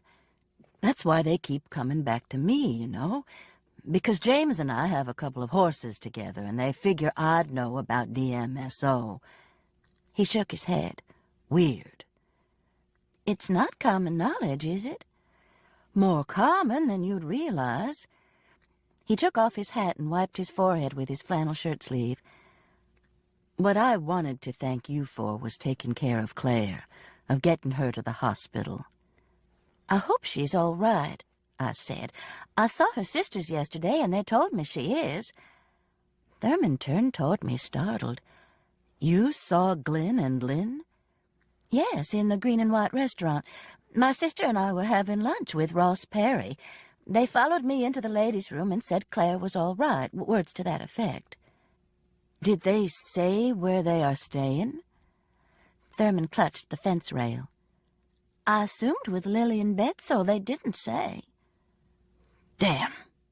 Damn. Excuse me, Mrs. Hollowell. There's something I need to tend to. It was nice seeing you. You too, I said to the back of his plaid flannel shirt as he hurried away. Now, what was that about, I wondered. Mary Alice came out in a few minutes, followed by James. Bubba had stayed, I noticed. He'll be fine, James was assuring Sister. Like I said, he's a little dehydrated, and I'll put him on an IV and get him started on some antibiotics. Call me in the morning. Remember, he only weighs 16 pounds. I promise. While we were standing there talking, Thurman Beatty came from the stables in a pickup, waved to us as he went by, and headed out the gravel road. I wonder where he's going, James said. I wondered the same thing. The question was answered as we left the clinic, though. Where we turned right on the gravel road to get back to the highway, Thurman had turned left toward the pink wedding cake house in the middle of the field. Reddish dust was still standing above the road, marking the path of his pickup. Maybe that was where Claire was. I hoped so. That is one more gorgeous house, Mary Alice said, big enough for the whole Butler clan. I think Abe and Bonnie Blue like it just where they are. True. Mary Alice turned onto the main road. I think Bubba's okay, don't you? I feel better about him, even if it is a horse hospital. Bubba can hold his own, I assured her. I didn't mention that Thurman Beatty had said James would have to think little to doctor a cat. On our way back to Highway 280, we passed the place where Ross had been killed. I looked at the deep woods and thought that it would have been very possible for a deer hunter to have shot him. We passed the cross garden. While I was wondering how many crosses there were, a bent old man stepped from behind one of the larger ones. He was carrying a rifle and pointed it at us. I hit the floor. Mary Alice hit the brakes. "What's wrong with you?" she said. "Get out of here before he shoots us." "With a hole digger? For God's sake, Mouse." She tapped the horn and waved at the man. "It's a hole digger?" I extricated myself from the seat belt, raised up cautiously, and looked back. The man was waving with one hand and holding a hole digger in the other. "Did you hurt yourself?" Mary Alice asked. I rubbed my chest. "Let's just say I'll never pass the pencil test again." I was referring to the pencil stuck beneath the breast test. If the breast is firm and perky, the pencil will fall. Needless to say, only the very young or flat-chested will try it. You haven't passed the pencil test in 40 years. What's the matter with you anyway? She headed down the road again. A couple of murders, peeping toms, kidnappings, trips in ambulances, just a few things like that. Maybe you need to up your estrogen. I hooked the seatbelt again, closed my eyes, and said my mantra. What are you doing, saying your mantra? Sister asked. I nodded. I think we got into that too late, don't you, Mouse? I mean, when you're our age, it's too far into the inner self. You know what I mean? In a strange way, I did. Warren Newman keeps wanting me to drag my inner child out, and I said, well, hell, Warren, you'd think you were talking about a Shirley Temple doll in a cedar chest. And he said maybe he was. And then I remembered how you lost my Shirley Temple doll and told him all about it. I sighed.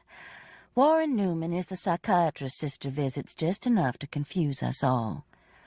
He asked if you had ever apologized about losing the Shirley Temple doll, and I told him no. I'm sorry I lost your Shirley Temple doll, Mary Alice. I forgive you. She turned onto Highway 280 and headed toward Harpersville. Don't you feel better? I do. A mini traffic jam greeted us at the Christmas tree farm.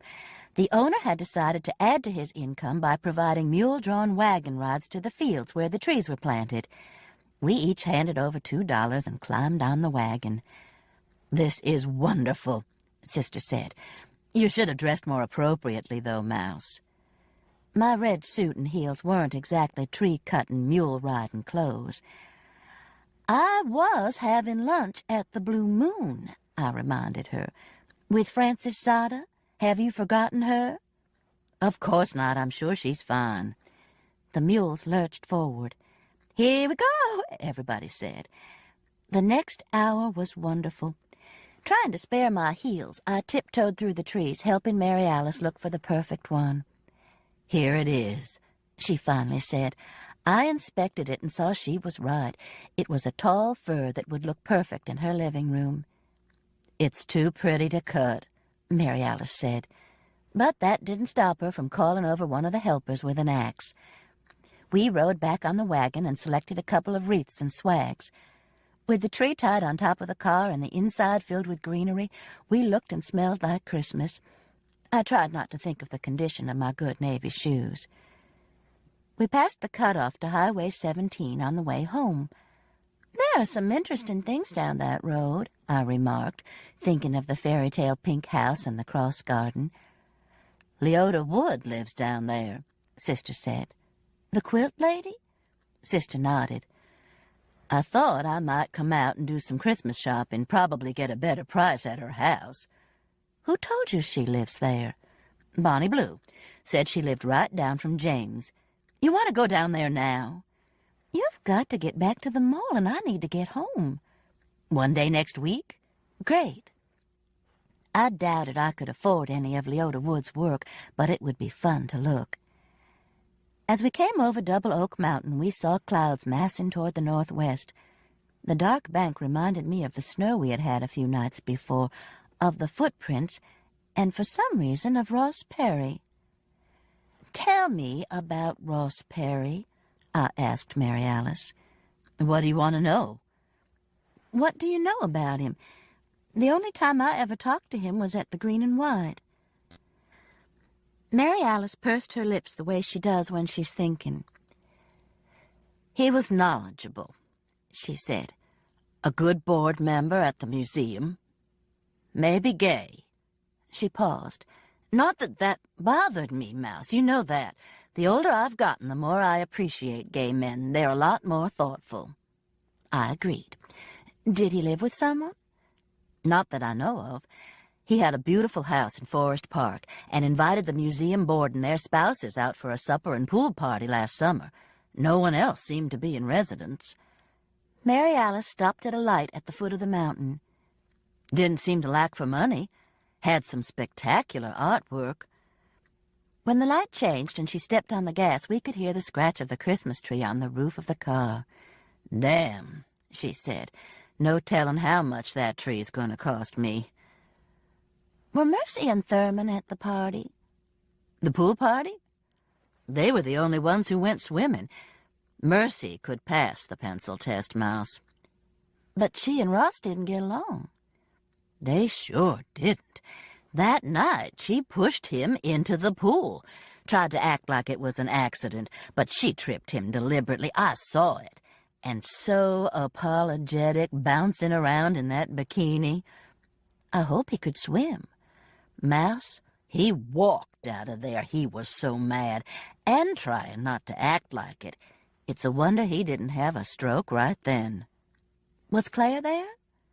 Mary Alice shook her head no. The only person I remember being there who wasn't a board member or a husband or wife was Lillian Bedsole. Knew good and well what Mercy had done, too, but did a great job of smoothing things over. By the time Ross got back into dry clothes, she had us all just about smashed. The only job Ross had was with the paper? Far as I know. He'd written a couple of books. Art books, not commercial. Not the kind you get rich on.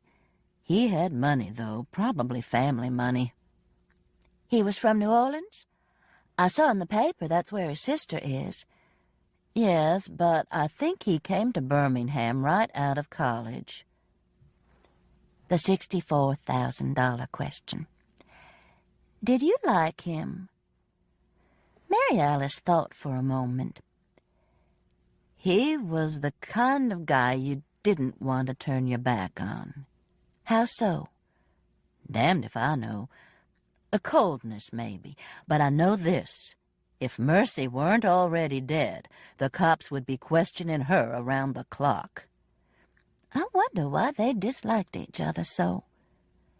Maybe I can find out, Sister said. Though if he was murdered, Mercy wasn't the only one had it in for him. There could have been a spurned lover. And there could have been a stupid deer hunter. We were silent for a moment. The Saturday 2 weeks before Christmas traffic was heavy along what's known as the 280 corridor. Housing developments, strip malls, and shopping centers have made what used to be a 2-lane mountain road a traffic engineer's nightmare. Many of the cars, like ours, had trees tied on the roof. Mary Alice darted into the space between two cars in a lane that seemed to be moving faster. It wasn't. We went about 10 feet and stopped. "Where are all these people going?" she complained. The woman in the lane of traffic next to us seemed to be addressing Christmas cards. Holding a list of addresses with one hand, she propped envelopes on the steering wheel and wrote. It didn't look very comfortable or conducive to good penmanship, but I had to admire her efficient use of time. While we sat there, she addressed 3. "This is ridiculous." Mary Alice drummed her hands on the wheel. "Don't you think Christmas has gotten away from us, Mouse? Remember how we used to be grateful for a tangerine and some hard candy?" You're thinking of the Cratchits, sister. We could hardly get into the living room for all the stuff. It was true. Mama had always made a big deal out of Christmas, and since we were the only grandchildren on both sides, we racked up with gifts. But I remember being grateful for a tangerine and hard candy, too. Especially the kind with the little flower on the side. Reckon they still make those. I haven't seen any in a long time. What color flower was it, pink or yellow? The candy was pink with a white side and a yellow flower. I think some of the flowers were pink. How could you remember? You were too busy tearing into packages, yours and part of mine, too. Mary Alice sniffed. You were always scared I was going to get more than you did. You usually did. You got yours and half of mine when Mama wasn't looking. Not true. True. You lost my Shirley Temple doll deliberately, didn't you? Because you didn't get one. I've already apologized for that. We had moved up beside a car in which the woman driver was reading Southern Living. I liked the cover, which showed a cozy fireplace decorated for Christmas. I talked to Thurman Beatty for a minute back at the horse hospital where you left Bubba, I said, changing the subject. Did he say anything about Claire? He seemed startled when I mentioned that I had seen Glenn and Lynn Needham. Upset. I think that's why he took off like he did. Because you saw Glenn and Lynn? Why would that upset him? We moved up beside a woman who was putting on mascara. I guess he wants to find out what they know about Claire, where she is. At first I thought maybe the twins had taken her from the hospital, and then I thought, no, it was Thurman. But the twins knew about it and knew she was okay. Now I'm thinking it was the twins again, and Thurman didn't know anything about it. I paused. Are you keeping up with this? Sure. But there are bigger questions. Why did they take her, and where is she?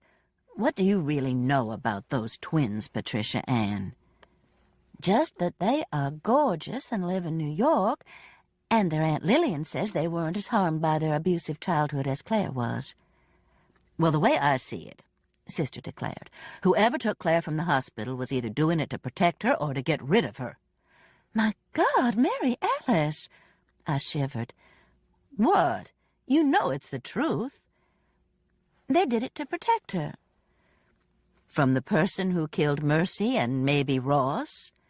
Mary Alice changed lanes again, needlessly. In a moment, the card-addressing woman pulled up beside us. I don't know. I don't know how I even got involved in this. I rubbed my forehead. Just like you got involved out at the Scoot and Boot. You do that, Patricia, and take things so personally.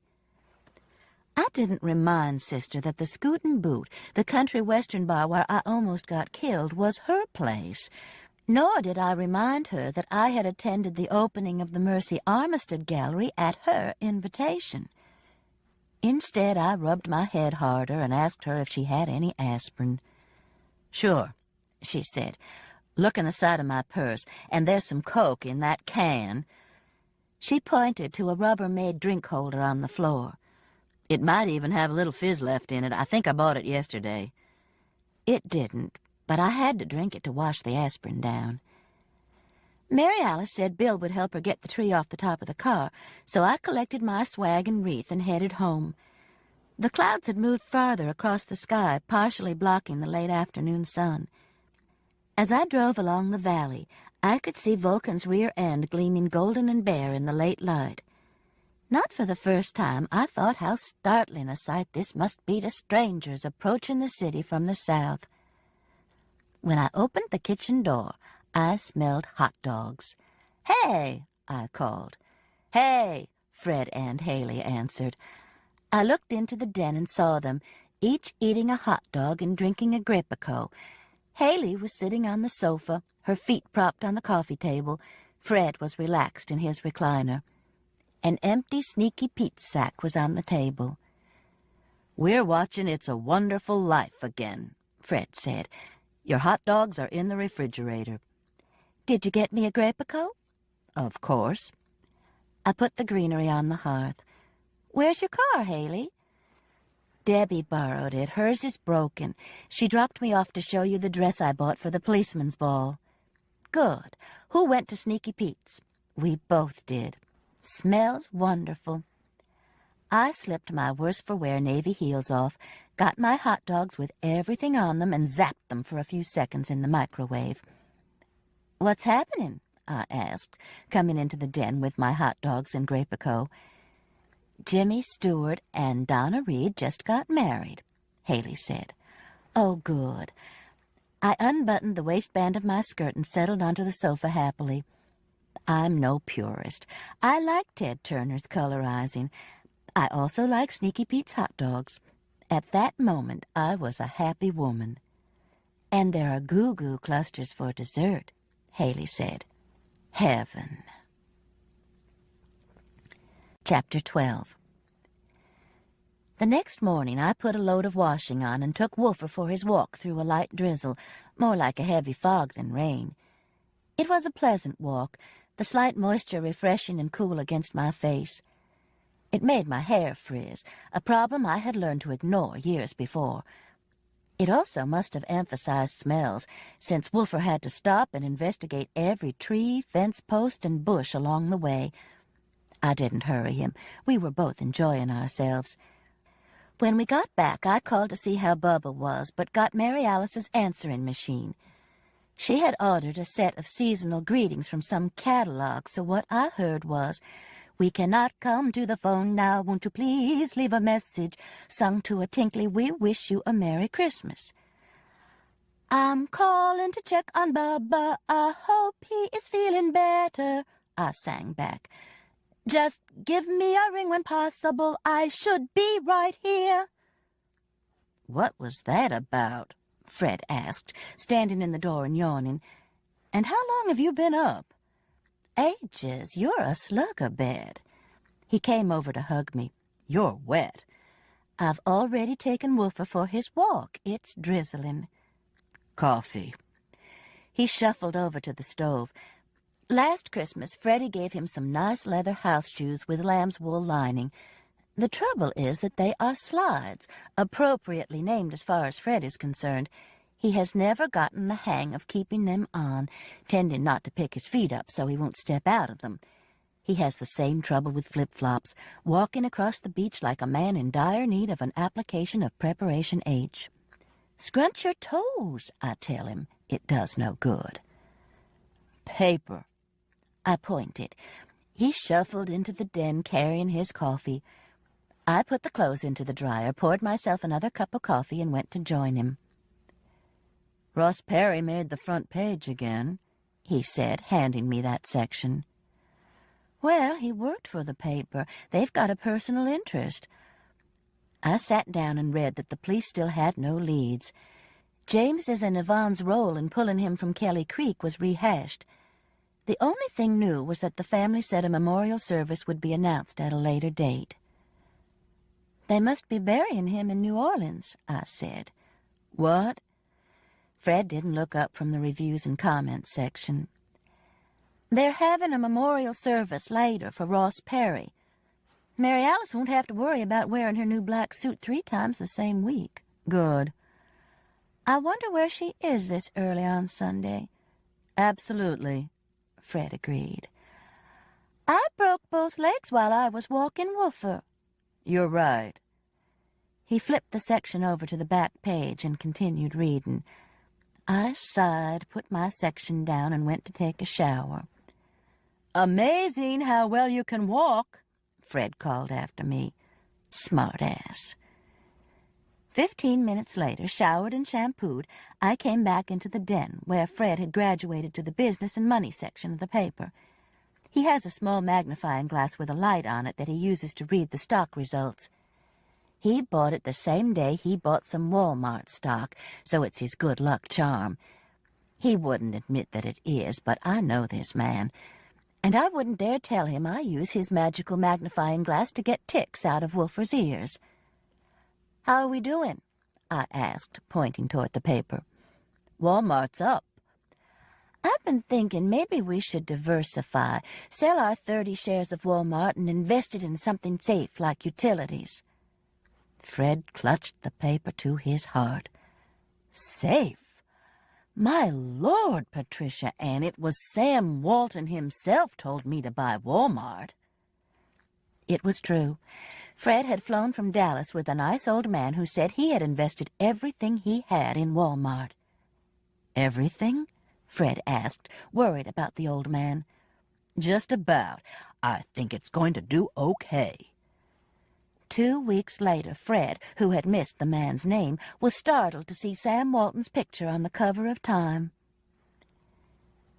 "It's a sign. A portent," Mary Alice said when he brought the magazine in to show us. "Sell the house and business and invest the money. Make Sam proud. Make America proud." He bought 30 shares, which for Fred was a bundle. "Utilities?"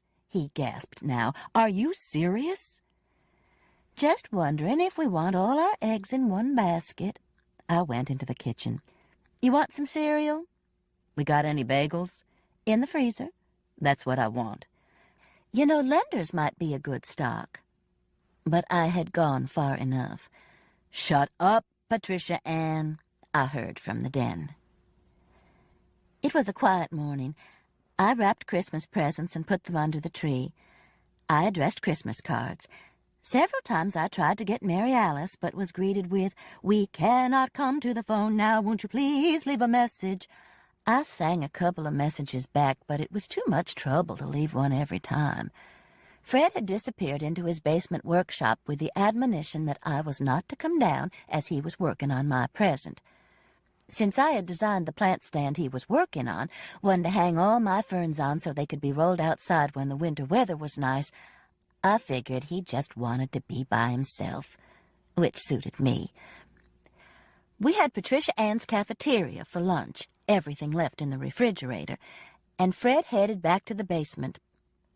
I collected my library books, a couple of which were overdue, and headed downtown to see a collection of Eudora Welty's photography. The Birmingham Public Library system is an amazing network of over 40 libraries. Usually I go to the nearest branch, but if I have time or if something special is on display, I'll go to the main library. This consists of 2 buildings, the new, very modern structure that houses the materials that can be checked out, and the classical old building across the street with its 3-story-high lobby decorated with murals depicting mythological scenes. The latter, which was the main library for 50 years, is now the research library. The 2 buildings are connected by a crosswalk over the street. I love the new building with all the airiness and light, but the old one has a special place in my heart. This was where I had my first job. My title was reader's assistant, a fancy title which meant I had to go to the stacks dozens of times a day to find books for people. I also shelved books, filed catalog cards, and helped people look things up. The main perk was that I got to read the new books as soon as they came in. The main problem was permanent calluses on my feet from all the walking. The libraries were and are used extensively, which seems to surprise people who are not from the South.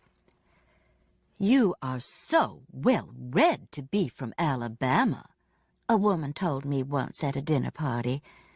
I probably would have belted her one if Mary Alice hadn't elbowed me and whispered, "Common as pig tracks, mouse." I found a parking place in the lot behind the new building, decided it wasn't raining enough for my umbrella, and darted toward the back entrance. This leads down a wide corridor open to a reading room on the right and lined with glass cabinets on the left. Eudora Welty's photography was on display in the cabinets.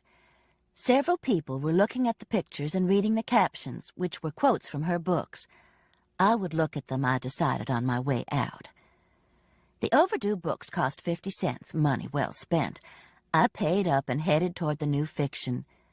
Current newspapers are kept in the same area, so several people were sitting in comfortable chairs reading them. The Ross Perry story had made the front page of the Montgomery Advertiser, too, I noticed. The newspaper was being read by a man who reminded me of Ross, probably the way the light shone on his bald head. So many questions, I thought. Lord! I actually slapped the palm of my hand against my forehead. There were answers to a lot of my questions right here. I had been overlooking a perfect source of information. I turned and hurried toward the escalator. The research library was full of material about the Bedsoles. Ross Perry, too. All of his columns would be there.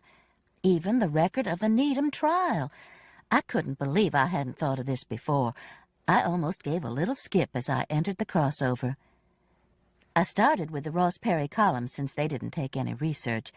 They usually appeared in the Friday section of the paper known as Marquee, which lists things to do for the weekend as well as an extended calendar of events for the month, lists new movies with a critique, TV shows, concerts, readings, and art exhibits.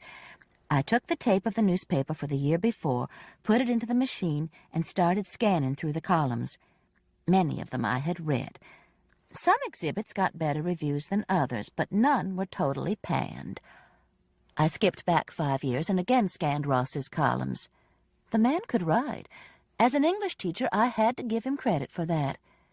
As for his art criticism, I didn't know. That particular year, everybody got rave reviews. It was either a remarkable year for Birmingham art, Ross Perry needed his glasses changed, or he had just found Prozac. I rewound the tape and inserted the one from 10 years before, and hit pay dirt. In the January 15th marquee, Ross Perry had reviewed the opening of a new gallery in English Village. The gallery was attractive, 3 of the artists were fine, but the 4th artist, newcomer Mercy Armistead, had produced paintings that were dull, lifeless, amateurish. Obviously derivative. To name their derivation would be an insult to the originals. She, Mercy, ruined the whole show with her utter lack of talent. After that, the review got worse. "Wow," I said out loud. "Wow." I located a librarian to find out how to copy the review. So 10 years later, Mercy threw a can of Coke at him and pushed him into a pool. He had it coming. When Ross wrote this, Mercy was in her early 20s, just starting out. Regardless of how bad her work was then, and it probably wasn't bad if she'd gone on to gain an international reputation, this was cruel and must have been devastating to her. I ran the tape forward but found no more reviews like this. Obviously, even 10 years earlier, Ross had had it in for Mercy. I saw nothing that gave me a clue why. I typed in the name Bedsole, Betty, and retrieved the tape of newspapers for 1956, the year she was Miss America. There were pictures of her getting on the train for Atlantic City, holding a huge bouquet of flowers. There were pictures of her winning the swimsuit competition, strutting, Mama would have said, with rigid funnels for breasts and at least 15 more pounds than any self-respecting Miss America would carry now. There were pictures of her winning the talent competition as Scarlett, clutching a carrot and swearing she would never go hungry again. Not a dry eye in the house, the reporter noted. "Very possible," I muttered. But I had to admit that Betty Bedsole had been beautiful, with long dark hair that she wore down for Scarlett and up for the swimsuit. Her smile was dazzling, and her eyes had the same slight slant that made Claire Moon's so spectacular. There were pictures of her victorious arrival back in Birmingham, the crowd at Terminal Station and the flowers again. I was glancing at this page of the paper when something caught my eye. I switched to magnification and looked closely at the young man to whom she was handing a rose. It could be Ross Perry. I held the eraser end of my pencil over his head to cover his hair, but I still wasn't sure, and he wasn't identified in the story. I called the young librarian over to see how I could get a copy on magnification. "I hope you're wearing comfortable shoes," I said. "I am," she smiled. I looked down and saw army boots that must have weighed a ton, still better than 3-inch heels. "She's the one whose daughter was murdered, isn't she?" the librarian said, pointing to the picture. I nodded. "Betty Bedsole." "Well, if you're doing research on her, there's a whole clipping file up in the Southern History Department. It would save you having to go through the papers." "Thanks. Why hadn't I remembered that?" The girl nodded. "I think they're trying to get all the stuff copied, but right now it's still in manila folders in file cabinets." "That's great, thanks." I put my 2 photocopied articles in my purse and headed up the steps. The Southern History Department is an incredible resource for scholars.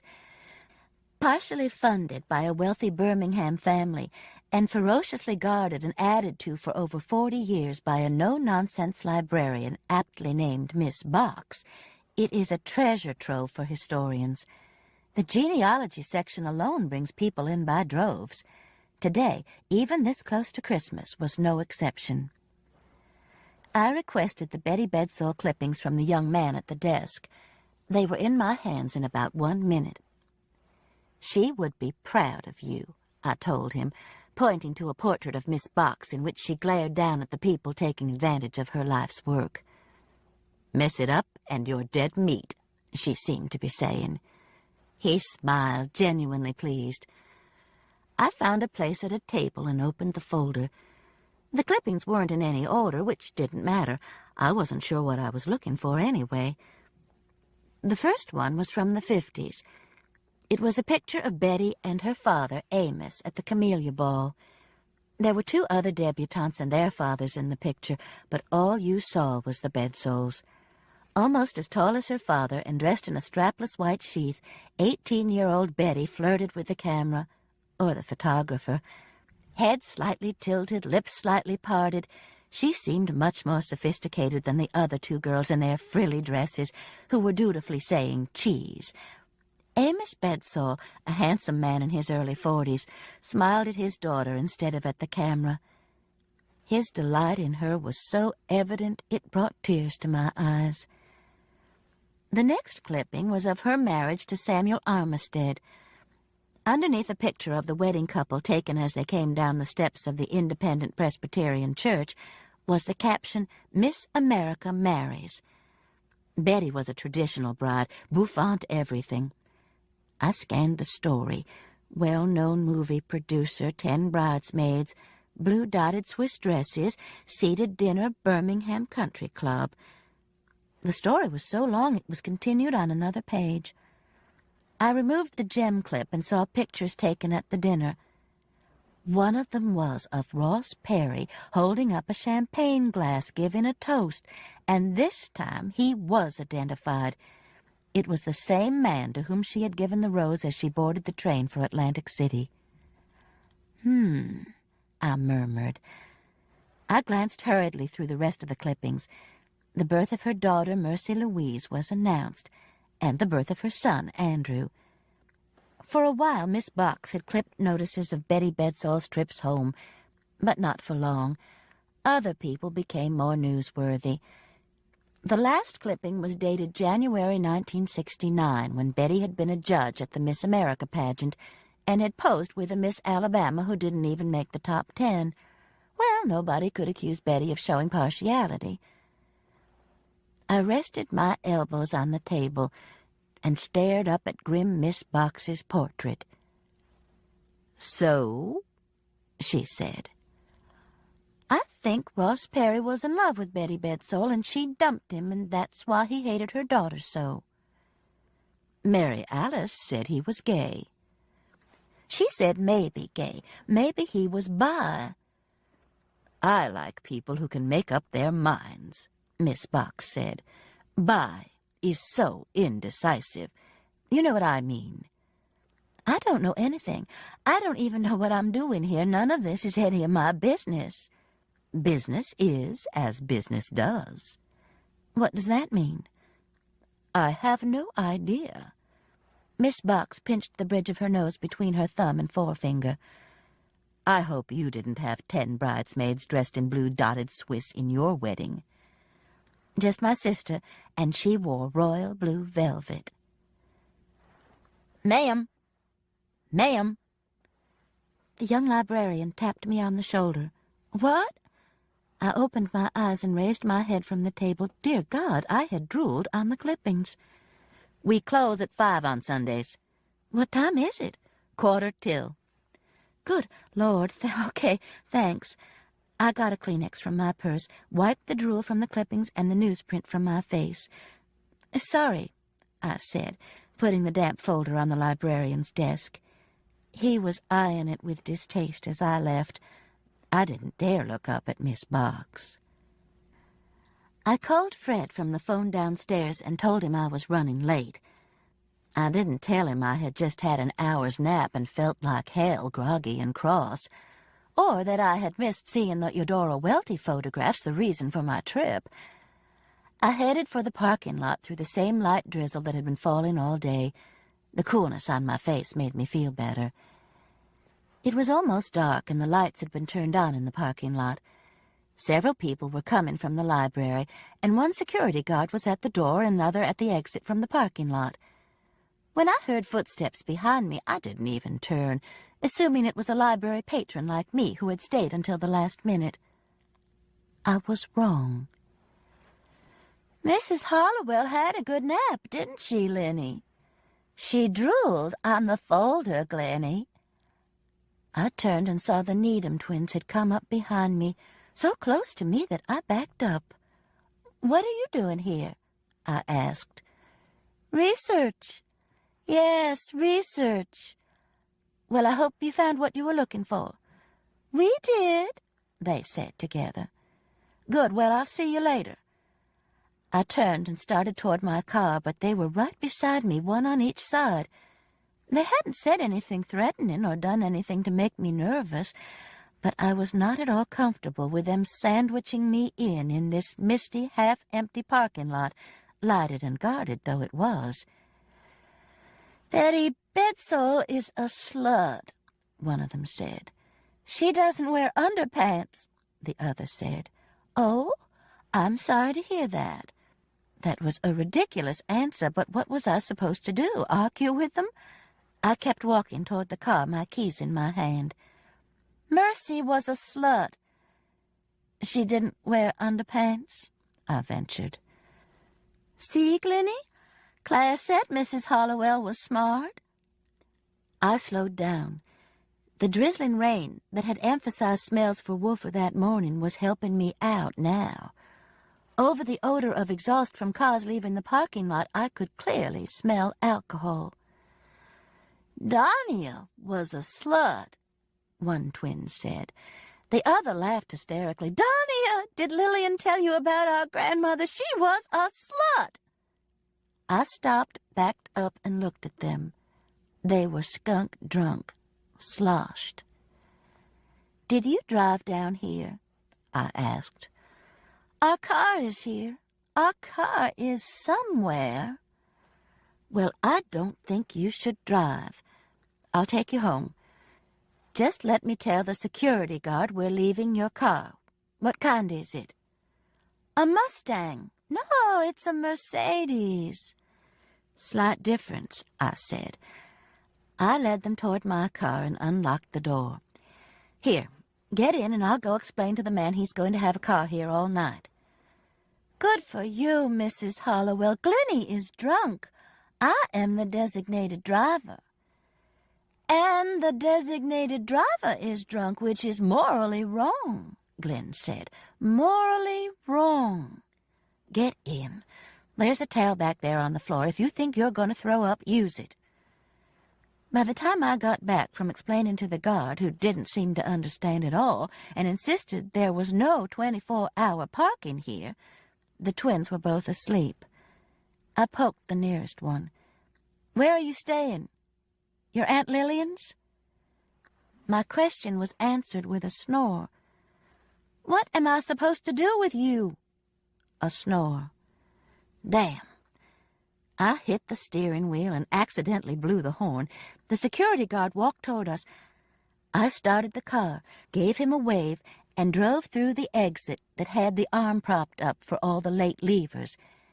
If it had slammed down on my car, I don't think either of the twins would have known the difference. I drove them to my house. I would call Lillian from there, and she could come get them. Fortunately, neither of them used the towel on the way over the mountain. "Who?" Fred said. "Who's in your car?" "Claire Moon's sisters," I explained again. "They were drunk at the library, and I couldn't let them drive home." "Well, why didn't you take them home?" "I don't know where their Aunt Lillian lives, Fred. I'm going to look it up and tell her to come get them." Fred pushed his glasses up and pinched his nose exactly like Miss Box had done in my dream. "I'm going out to get them," he said. "They can't stay in the car." "Just throw a blanket over them," I said. "No, I'm going to tell them to come in the house and have some coffee." He started toward the door. "I don't understand, Patricia Ann, why this particular family has latched on to you." "They haven't latched on to me." "Well, you could fool me." By the time he was back without the twins, I had discovered that Lillian Bedsole had an unlisted number. "Shit! Shit!" I said to the recording. The expression on Fred's face had softened. "They look like identical dolls," he said. I decided not to wake them up. "Identical drunks. Take a blanket out like I told you. I've got to find out how to call their aunt. It's not listed? You got it. Maybe Mary Alice knows it. She wouldn't have any reason to. The social director of the world. Ha! Give her a call, Patricia Ann. I did and got the same "We wish you a Merry Christmas" message. She's not there, I said to Fred as he came through the den with a blanket. Then try somebody else. Easier said than done. I tried Bonnie Blue and got Abe, who said she wasn't home and he didn't have the picture, so just get off his ass. What? I asked. What? Leota? It's Patricia Ann Hollowell, Mr. Butler. The phone went dead. So much for Southern gentlemen, I muttered. I got the phone book and looked up Thurman Beatty. He was listed, but I got an answering machine with Mercy's voice telling me she couldn't come to the phone right now. Leave a message. No kidding, I said, startled. The sound of her voice reminded me of the grim way she had died. It also reminded me of the way Thurman had rushed off from the clinic when I mentioned the twins. I hung up the phone. That was eerie, I told Fred, who came in from covering the twins. Mercy's still on the answering machine at their apartment. You can't get hold of anybody? I'm not sure that I should. You know? The shock of hearing Mercy's voice had nudged me into caution. I mean, how well do we know any of these people? Even the aunt. Fred sat down in his recliner and looked at me in amazement. You don't trust Thurman Beatty? I don't know Thurman Beatty, Fred, and I don't know those girls out in the car. All I know is 2 people are dead and 1 is missing, and they're all connected somehow. I say let's just let the twins sleep. Fred nodded. Let me try one more time to get Bonnie Blue. She might be down at her brother's. I looked James Butler's number up, dialed it, and a small child answered who assured me she was 2 years old. Where is your daddy? I asked slowly. I'm 2 years old. Is your mommy there? I'm 2. I gave up on that one, told the child bye-bye, and hung up. No luck. Don't worry about it. They're fine for the time being. Don't look real, they're so pretty. Oh, they're real, all right. Wait until they wake up sick as dogs. Fred smiled slightly, but only for a moment. Then he looked worried again. You think they do this often? What? Get drunk? I hope not. I don't know. They're so beautiful. You said that already. You want waffles for supper? Sure. He pushed up from his chair. I'm going to take another blanket out. They look so fragile. I got the waffles and bacon from the freezer. The bacon is the cardboard kind old folks should eat because of cholesterol. I wrapped the strips in paper towels and slapped them into the microwave. Nuke 'em, I said, hitting the start button. The waffles I put into the toaster. Some things, I had to admit, had gotten easier in the last 60 years. The phone rang just as Fred came back in.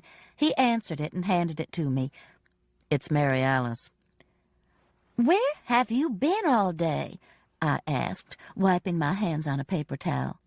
It's Christmas, Mouse. I was at parties, a brunch, a lunch, and an open house. My, aren't we popular? I assume from that tone of voice that you weren't invited anywhere today to celebrate the season. I went to the library. Whoop-dee-doo. And picked up the Needham twins, drunk as coots. They're out in my car right now, passed out, and I don't know how to get in touch with their Aunt Lillian. Are you serious? Fred threw a blanket over them. They're dead to the world.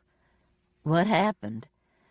I'll tell you the whole story later. Just give me the phone number. I don't have Lillian Bedsoul's phone number. Why should I have Lillian Bedsoul's phone number?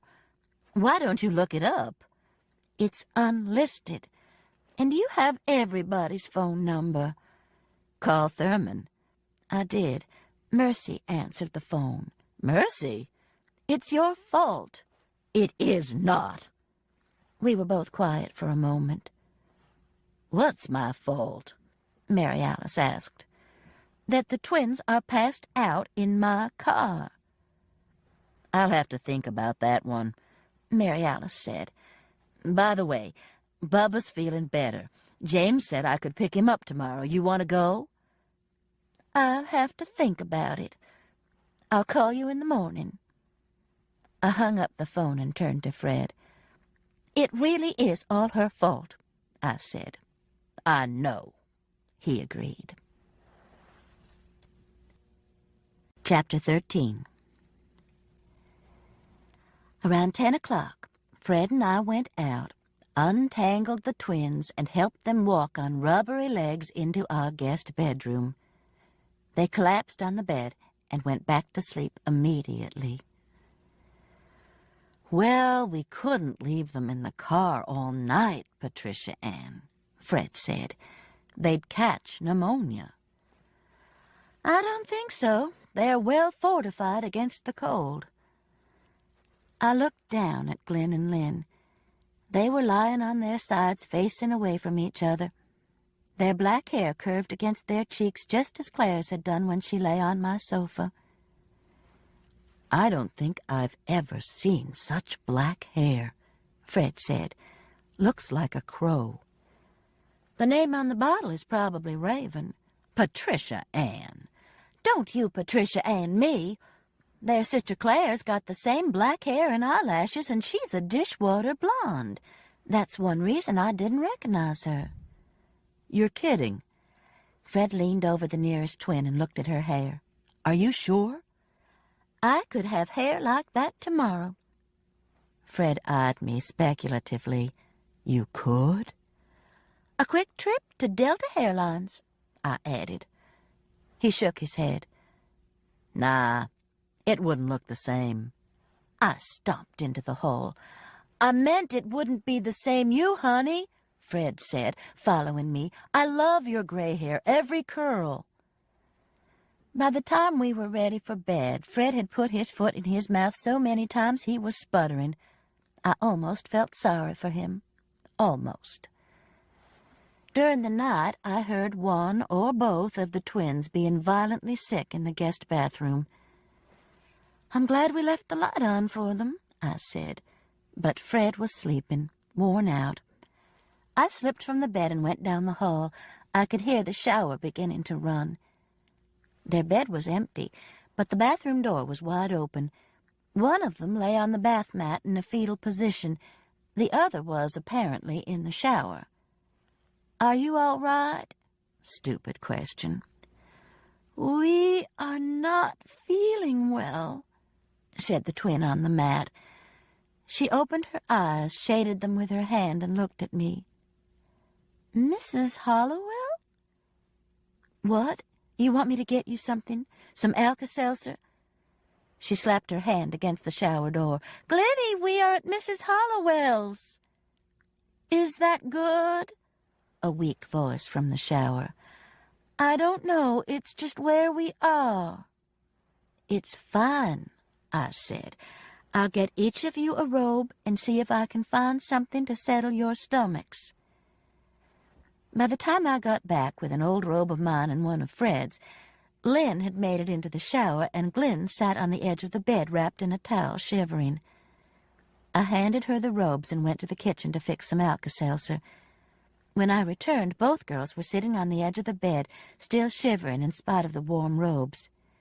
Think you can keep this down? I asked. We can or we can't, one of them said. They both took the glasses and drained them. Thank you, they said together. Try and go back to sleep. Lenny was the designated driver, Glenn said. Shut up, Glennie, you're always whining. Well, you were. Sisters, if they felt like fussing, they would be okay. I told them good night and went back to bed. You all right? Fred murmured. I'm fine. I snuggled against him and put my cold feet against his leg. "I love you," he said. What a man. I woke to an empty bed and to the smell of coffee. Fred was going out of the back door as I walked into the kitchen. "Don't do anything to your hair today, Patricia Ann. It looks great, just like it is, gray and all." I promised that I would not be a brunette when he got home. "And get rid of those twins. Those folks aren't any of our business. They're just bad news." "But so beautiful." Fred's face softened. "Well, yes, they're that all right." He didn't say anything else because I threw a spoon at him. "Men can be such pains in the butt," Mary Alice said when I called her to tell her I wanted to go get a Christmas tree for the den, regardless of what Fred said, that the one in the living room could stay, smelling of formaldehyde like it did, and be his. I would just close the door. So if she was going to go get Bubba, I wanted to go to Harpersville. "Fred thinks the twins are beautiful," I added. "Figures." "I don't think they're going to be beautiful this morning, though, and I've got to take them home. I'll call you when I get back." I peeked into the guest room, and the sleeping twins didn't move. I got dressed and went out to walk Wolfer. There was fog this morning, settling in the valleys. This was the kind of weather I wanted my plant stand for, the one Fred was making me that would roll outside. My ferns would love it. Lynn and Glenn were sitting at the kitchen table when I got home. Each was holding a glass filled with a lot of ice and what appeared to be Coke against her forehead. "Headache," one whispered. I opened the cabinet and handed them the bottle of aspirin. Each took 3 and looked at the tablets for a moment before gulping them down. "Glenn," I said. The twin in Fred's robe looked up with bloodshot eyes. "You need to call your Aunt Lillian. She's probably worried to death about you."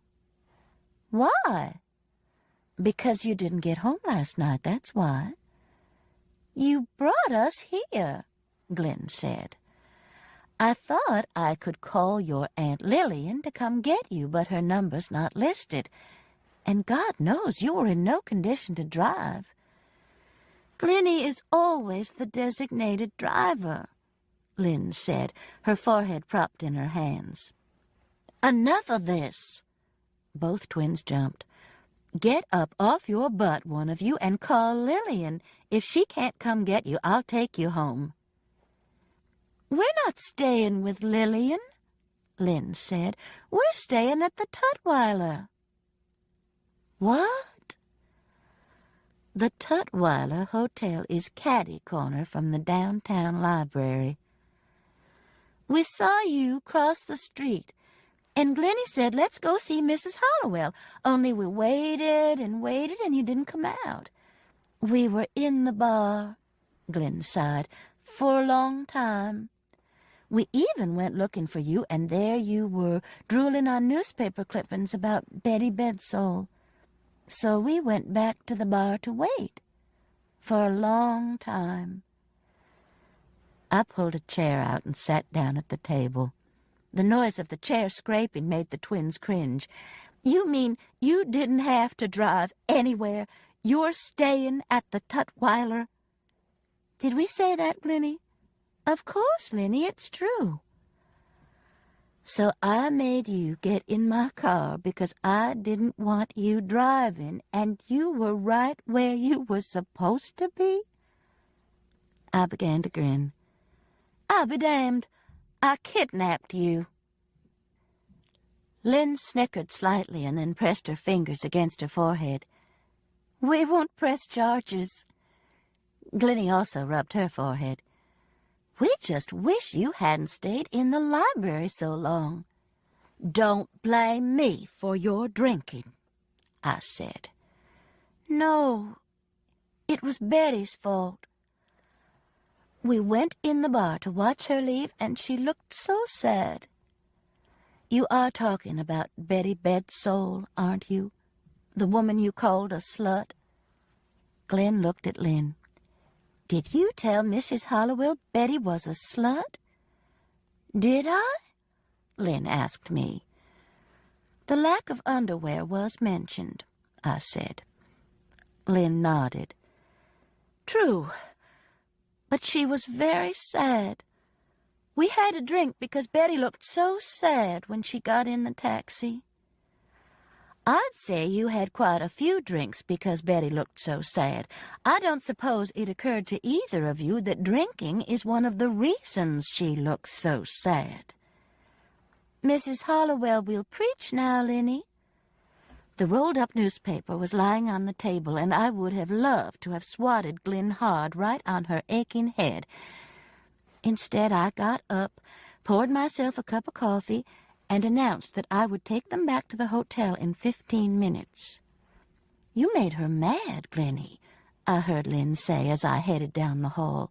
Claire will not like that. It was almost an hour before we headed downtown. The twins insisted on changing the guest room bed and cleaning the bathroom. Whether it was remorse over making me angry or over their binge, they wouldn't leave until everything was spotless. When we left the house, sheets and towels were chugging away in the washing machine, and the physical effort of the cleaning seemed to have made the twins feel better. Before we went out of the back door, I had one of them write down their Aunt Lillian's phone number and address, which I stuck up on the refrigerator. I almost asked why they weren't staying with her, but decided it was none of my business. It was a quiet ride back to the hotel.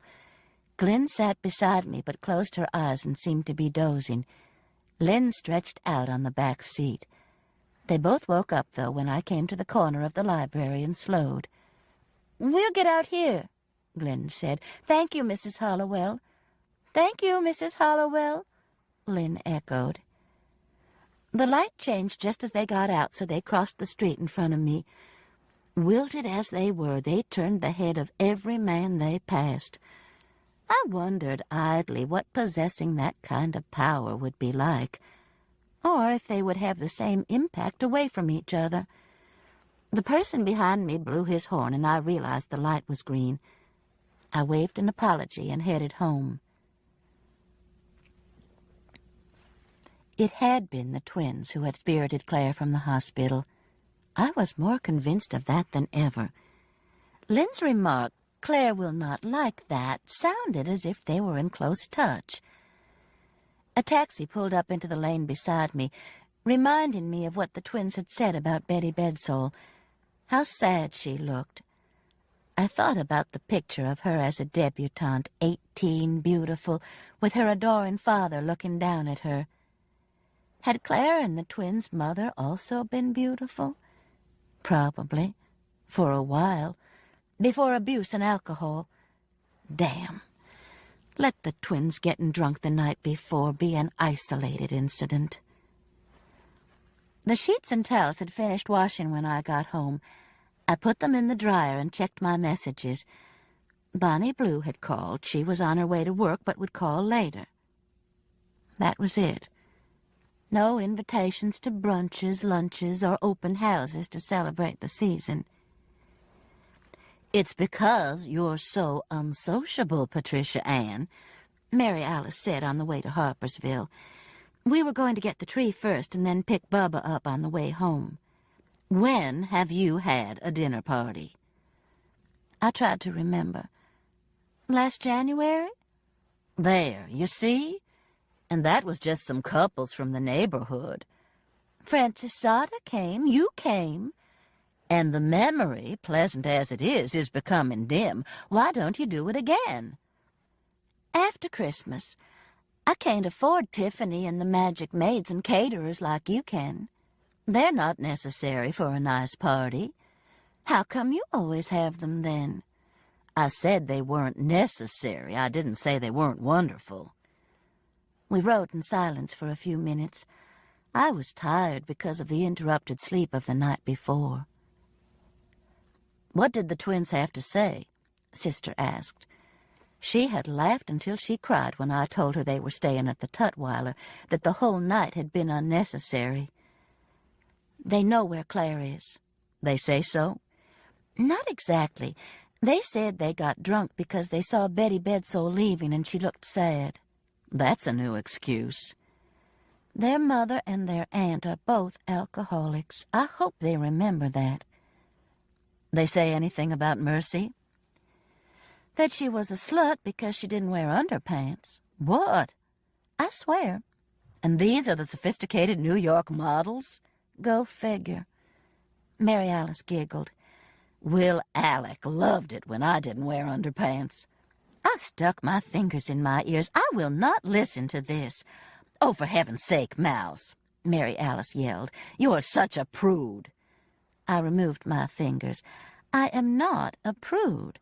I just don't want to know things like that about poor dead Will Alec. You don't want to know that he was happy frequently? Happy? Yes. Kinky? No. Am I talking to the sister who stole the Kinsey report from the library? Am I talking to the sister who fought me for it?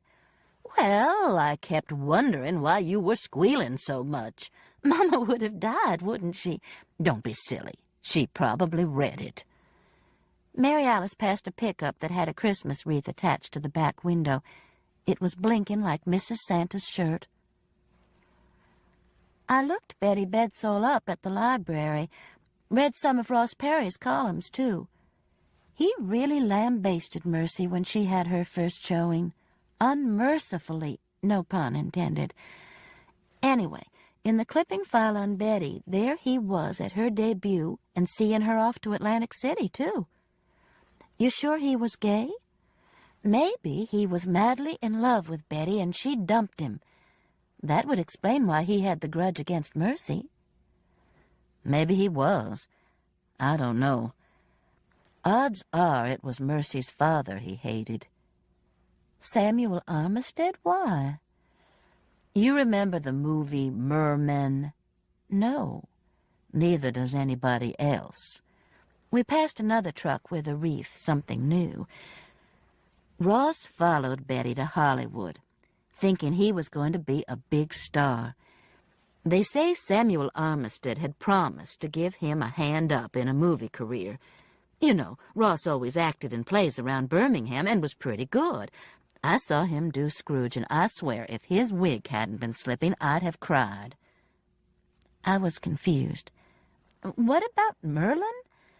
Not Merlin, mermen. You know, men mermaids. Samuel Armistead got Ross a leading role in what is supposed to be the worst movie ever made. It's so bad, they still teach it in film courses and show it at film festivals. It was Ross's only movie. Mary Alice looked over at me. I'm surprised you haven't heard this story. I shook my head. I had no idea he'd been in movies. Just the one. You ever see it? As a matter of fact, I did. Mercy had a party for the museum board one night and showed it. Whoa! Yep. Old Ross had to sit there and watch himself flap around and say things like, "My tail is my prison," or something like that. I'm surprised he didn't leave. He stayed and tried to act like he thought it was funny. I'll give him credit for that. No telling what his blood pressure was, though. One of us should have had the guts to tell Mercy to turn the thing off, but we didn't. Sounds like a fun evening. A long one. I thought about this new information for a few minutes. You think Samuel Armistead was jealous of Ross? Mary Alice shrugged.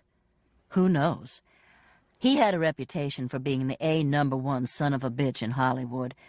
He might have just thought it was funny, doing Ross in like that. I wonder how Betty felt about it. I doubt that it mattered. We passed the sign that said Police Jurisdiction Harpersville. God, we're lucky, I said. We're lucky, little sister, Mary Alice agreed. All my husbands were wonderful and sweet. Didn't you think so? And rich and old. Mature. I got 3 kids from them, remember? They were old. not too old. Sister turned at the sign for the Christmas tree farm. Did you have a favorite? I've always wanted to ask Sister this. Philip was the handsomest, the most intellectual, too. Remember how he used to read all the time? Will Alec was the most fun, but he didn't have a chin. Do you call that lantern-jawed? Seems like you do. I don't know. And Roger was probably the sweetest, a teddy bear. One of the originals. But Mary Alice wasn't paying any attention to my remarks. She was busy comparing husbands. Will Alec liked to dance, but Roger was more sensitive. He cried at movies. Philip liked to fly, but it made Will Alec sick. Her litany, which continued, was better than a sleeping pill. By the time we turned into the Christmas tree farm, I was fighting to keep my eyes open. So I can't choose, she concluded, pulling into a parking space. I opened the door and sat there, letting the cool, damp air revive me. Come on, Mouse, she urged. Maybe I shouldn't do this. Fred really has a thing against live trees. Tough titty, was my sister's comment. I settled for a tree small enough to go in the bay window. Mary Alice chose another huge one. Weren't you ladies here yesterday? Asked the man who tied the trees on the car. We were so pleased we came back for more, Sister said. You have very nice trees. We think highly of them. The man handed Sister one end of the rope to hold while he went around the car. We can tell, I said, making out a check. Why didn't you tell me they cost a small fortune? I fussed at Mary Alice when we got back into the car. Oh, for heaven's sake, Mouse, spend your money so your children won't have to. It sounded like it made sense. We went by the cross garden, past the scene of Ross's accident, and past the entrance to the pink confection of a house in James Butler's veterinary clinic. Where are you going? I asked. Bonnie Blue said Leota Wood lives down this road. I'd really like to see some more of her work. You know how my girls love quilts. You mind? I didn't mind at all. I thought Leota Wood's story quilts were beautiful. You think it's okay, just dropping in? She'll tell us if it's not. I've got an idea she'll be happy to sell without giving a gallery its 40%. The trees closed in on us again after we passed James Butler's property. We were running parallel to the creek that Ross's car had plunged into. Wisps of fog still hung above the water since the sunshine we had been promised had not materialized. This place should be covered in Spanish moss, I said. This is definitely a Spanish moss place. It would be if it were south of Montgomery. And popcorn trees would be everywhere. Fred still misses them. There is a line straight across the state of Alabama called simply the Spanish Moss Line. It is such a clear demarcation. You can see it when you drive down I-65 and approach the Alabama River just outside Montgomery, where trees are suddenly laden with Spanish moss. Chinese tallow trees, popcorn trees tend to stray slightly outside the line, but not far. It has to do with the slight variance in temperature and distance from the Gulf, but it's startling how obvious the line is. Start looking for her mailbox, Mary Alice said. Bonnie Blue said it wasn't far. This is nothing but trees. But as soon as I said it, we came around a curve and saw a dirt road on the left. A mailbox painted with bluebirds had wood on it. Mary Alice turned onto the dirt road, which was full of ruts and mud holes. The Christmas tree scratched the roof as she tried to miss the deepest holes. My God, she said, these people must have a Jeep. Or a truck. I was clutching both my seatbelt and the door handle. I don't think we can make it, Sister said. Well, you sure can't back up. What's underneath a car that can get smashed? I think we're going to find out. Fortunately, the house was close. in a small clearing that we didn't see until we were right on it. It was a log cabin that looked as if it had been added onto several times. A porch with small logs supporting the roof ran the width of the house. Several big caned rockers were lined up along the porch. "Is that a real log cabin?" Mary Alice asked. "Sure it is." "I mean like an Abraham Lincoln log cabin, not one you buy in a kit." "Looks like it. Looks like an Abraham Lincoln dog on the porch, too." The ugliest dog I had ever seen, gray and white striped with a huge head, had raised up from behind one of the chairs, not happy to see us, hackles up, teeth bared. "Is that a dog?" Sister asked. "What else could it be?" Just then, the front door opened, and a tiny black lady with white hair came out and waved. I let the window down a little. I had no doubt that the dog could hurtle across the swept yard and into our car window with one leap. "Y'all, wait a minute," she called. "Let me put Rover up." "She must be kidding," Mary Alice said. "Rover? That dog's an Attila." "Look at him." Rover had rolled over on his back, and Leota Wood was scratching his belly. "Come on," we heard her say. He hopped up and followed her inside. Mary Alice watched. "I hope it's someplace with iron bars." Leota Wood came back to the porch and motioned for us to come in. "Rover makes folks nervous," she said after we had introduced ourselves. "He's a sweetie, though." "What breed is he?" Mary Alice asked. "A Kai dog, half coyote, half dog, born to my hound Bessie. There's lots of Kai dogs around here, mostly wild, running packs. You ought to hear them some nights. Rover's a sweetie, though," she repeated. "Y'all come on in. You want to see some quilts?" We said that we did, and she ushered us into a quilt lover's dream. Log cabin, grandmother's fan, heaven and earth, storm at sea. They seemed to cover every surface, glowing with color as if they had captured the sun. "Oh, my," I gasped. For once Mary Alice was speechless. "They're right pretty, don't you think?" Leota Wood folded her arms across her chest and rocked back and forth slightly as if daring us to differ. "They're absolutely wonderful." Mary Alice found her voice. Leota Wood smiled. "My daughter did some of these. I do most of the story quilts now. I help her with the colors, though. I swear, that girl thinks brown and black are fancy, and I tell her, I say, 'Look, Doreen, folks like bright quilts. Get that old dirty brown out of there.' And she does, mostly. Still sticks some in sometimes." She walked over to a television in the corner and turned off The Price is Right. Bob Barker's smile faded like a Cheshire cat's. "Y'all look around. You want some coffee? I was just fixing some." We said that would be nice, and she opened a door that led into a small kitchen. "I wonder where Rover is," Mary Alice murmured nervously. "He's in the bedroom," Mrs. Wood called. Mary Alice and I looked at each other in astonishment. "How could she have heard that?" Sister mouthed. In the kitchen, Leota Wood laughed.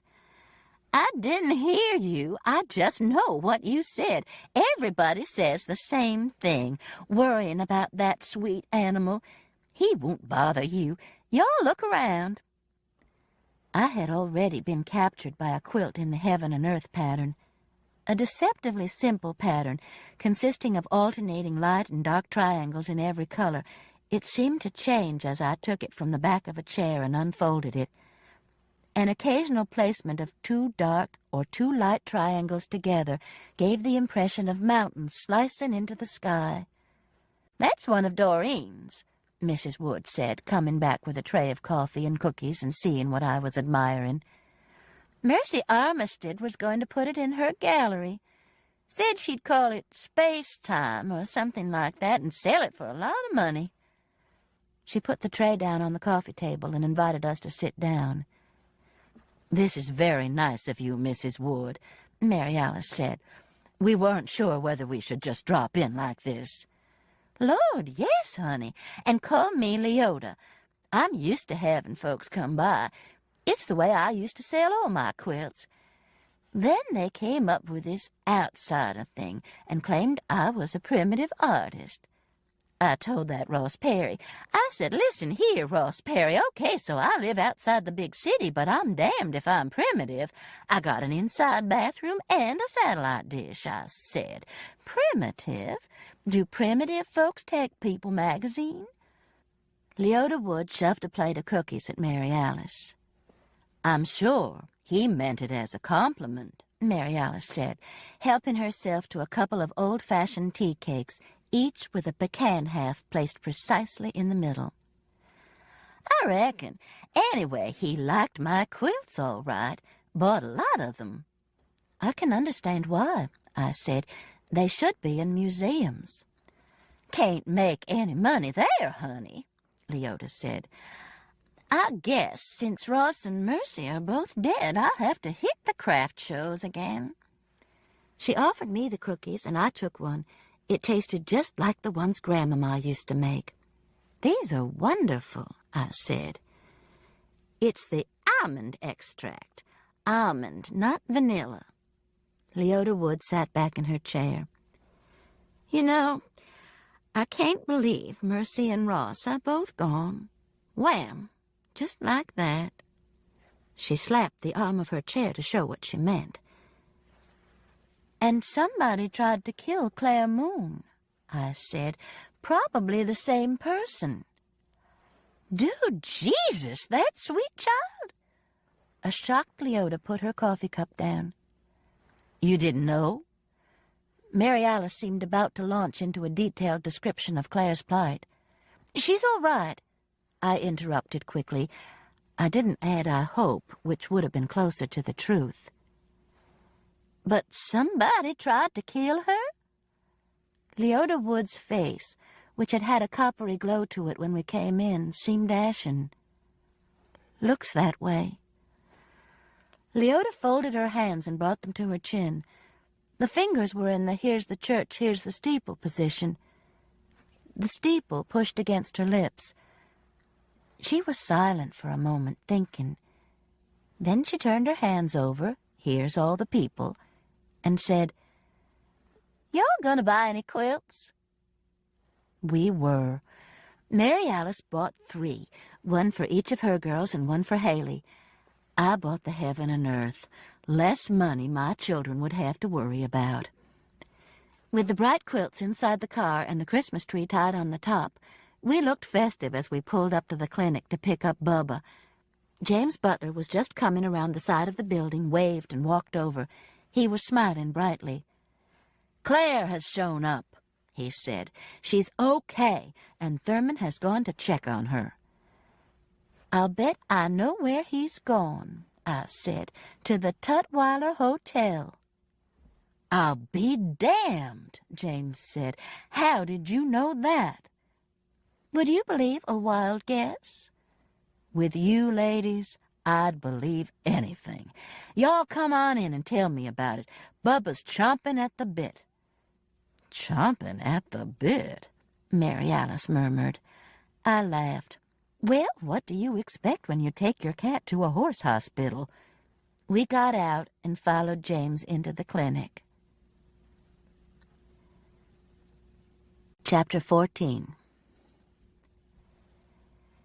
How come Thurman Beatty was still married to Mercy if he was so in love with Claire Moon? Mary Alice asked as we made our way home through the Christmas traffic on Highway 280.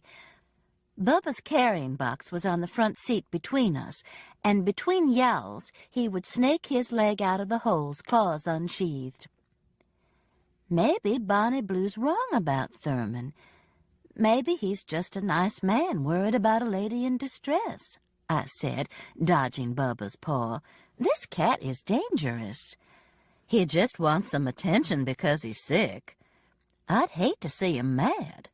He's a good boy, yes he is. Mary Alice patted the top of Bubba's box and jerked her hand back as Bubba made a swipe. She wasn't quite fast enough. Shit! He's a good boy, yes he is. Maybe he's a cat. I watched her sucking her wrist. Shut up, Patricia Ann, and get me a Kleenex out of my purse. I mean, she continued after she had wrapped the tissue around the scratch, supposing Bonnie Blue is right. People don't have to stay together nowadays unless they want to. If you were in love with someone else, would you want to stay with Fred? I'd take him with me. You probably would. She put on her right turn signal. Where are you going? Jake's, I'm starving. What about Bubba? Or are you getting something to go? He can go in. Nobody will know he's there. Bubba howled his answer to that lie. Jake's joint has the best barbecue in the whole state. In the South. Jake doesn't fool around with all that other stuff like slaw and beans and Brunswick stew. He serves barbecue, period, with white bread. And there are always crowds of people waiting to commit gastronomical suicide. Ask any of them if they know they are shortening their lives by hunkering down over a rack of ribs that requires a loaf of white bread and dozens of paper napkins to soak up the fat, and they'll just grin, their mouths encircled with either red or yellow barbecue sauce. For here is the cosmic question Jake has presented us with: red or yellow sauce. The red being more traditional, the yellow a mustardy, spicier sauce. Families have split over which is better. Baptists tend to order red, Unitarians yellow. A routine question asked Alabama political candidates is, red or yellow? It's a good question, but being Alabama political candidates, they all say the good old traditional red sauce. Occasionally, a maverick will admit to liking both.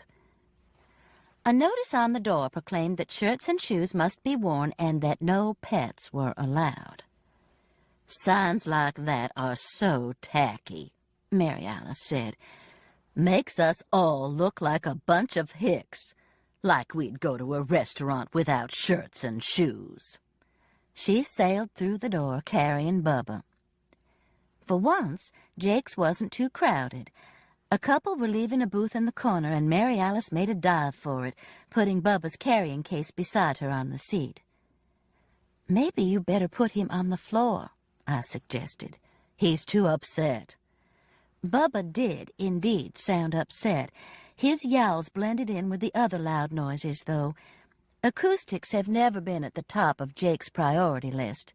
Not only does a jukebox play nonstop country music, at that moment it was Hank Jr., but the waitresses scream each order toward the back. When the order is filled, this is announced loudly as it is slapped on a high counter for the waitresses to pick up. "Hey, ladies," said a skinny woman in a short maroon uniform with Mavis on the pocket. She had a damp rag in her hand, which she swiped across the table. "What you want?" If she saw Bubba, she chose to ignore it. "Small order of ribs with red," Mary Alice said. "Sweetened iced tea." "The same," I said. Mavis gave us a disgusted look over the order pad poised in her hand. The damp gray rag dangled from her fingers. "Why don't you all order a large and half it? Get the same amount, maybe a little more, and save yourselves $1.50. Enough to get a fried pie peach today." "Can we get yellow sauce on half?" Mary Alice asked. "No." Mavis was not one to argue with. "Large red," she screamed toward the back. Bubba screamed too, but his voice was drowned out. When Mary Alice and I were growing up, our father told us never to eat at a restaurant with dirty windows. He said the condition of the windows told more about the restaurant than any health inspection score. "Look at the window," I pointed. Mary Alice took a napkin, reached across Bubba, and wiped a small circle on the glass. "The sun's come out." "I mean, look how dirty it is. Remember what Daddy always said?" "It's not dirt, it's barbecue sauce." I looked around nervously. Do you see their score posted anywhere? For heaven's sake, Mouse. The food doesn't stay here long enough for any bacteria to grow on it. She had a point. Nevertheless, salmonella was not on my wish list for Christmas. I spotted the cleanliness scorecard posted above the cash register, slid from the booth, and worked my way through the crowd waiting to pick up orders and pay. 98, it proclaimed in black magic marker. Mavis was putting our tea down when I got back to the booth. Big mason jars served as glasses. Y'all want lemon? We nodded that we did. She reached around to the booth next door and handed us a saucer with small wedges of lemon on it. Well? Mary Alice asked me, squeezing a piece of lemon into her jar. 98, I admitted. Somebody's on the take. You are so picky, Patricia Ann. You ever hear of anybody getting sick at Jake's? I guess not. I reached for some lemon. I just don't need food poisoning on top of everything that's happened the last few days. Well, you have been borrowing trouble, that's for sure. Dragging those Needhams in off the street, Lord. Mary Alice shook her head. I thumped a piece of squeezed lemon at her, hitting her on the arm. Is it safe to put this down? Mavis asked, standing over us with a platter of ribs. Sorry. I unpeeled my arms from the sticky table. That's okay. I got a girlfriend I throw stuff at all the time. Mavis put the ribs and a stack of white bread on the table. She's my sister, not my friend, I said, nodding toward Mary Alice. Got one of them, too. Y'all want anything else? We said that we didn't, that it looked wonderful. And it did. For the next few minutes, we concentrated on eating. Mary Alice slipped a few choice morsels through the holes in Bubba's carrying case. I thought James Butler put him on a diet, I said. Starting tomorrow, Mary Alice said. He needs to build his strength back up first.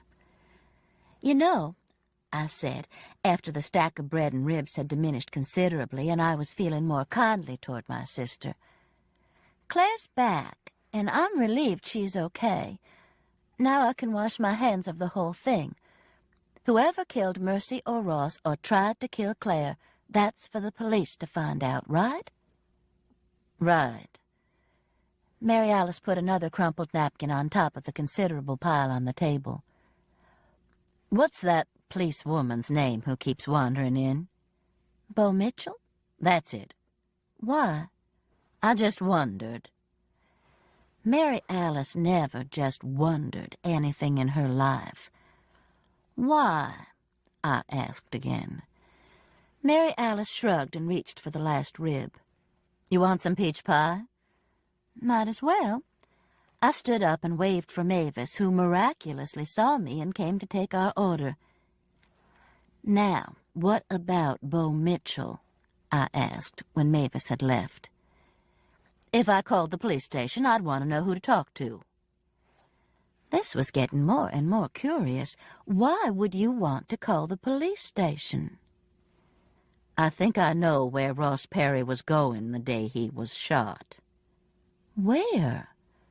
Leota Woods. What makes you think that?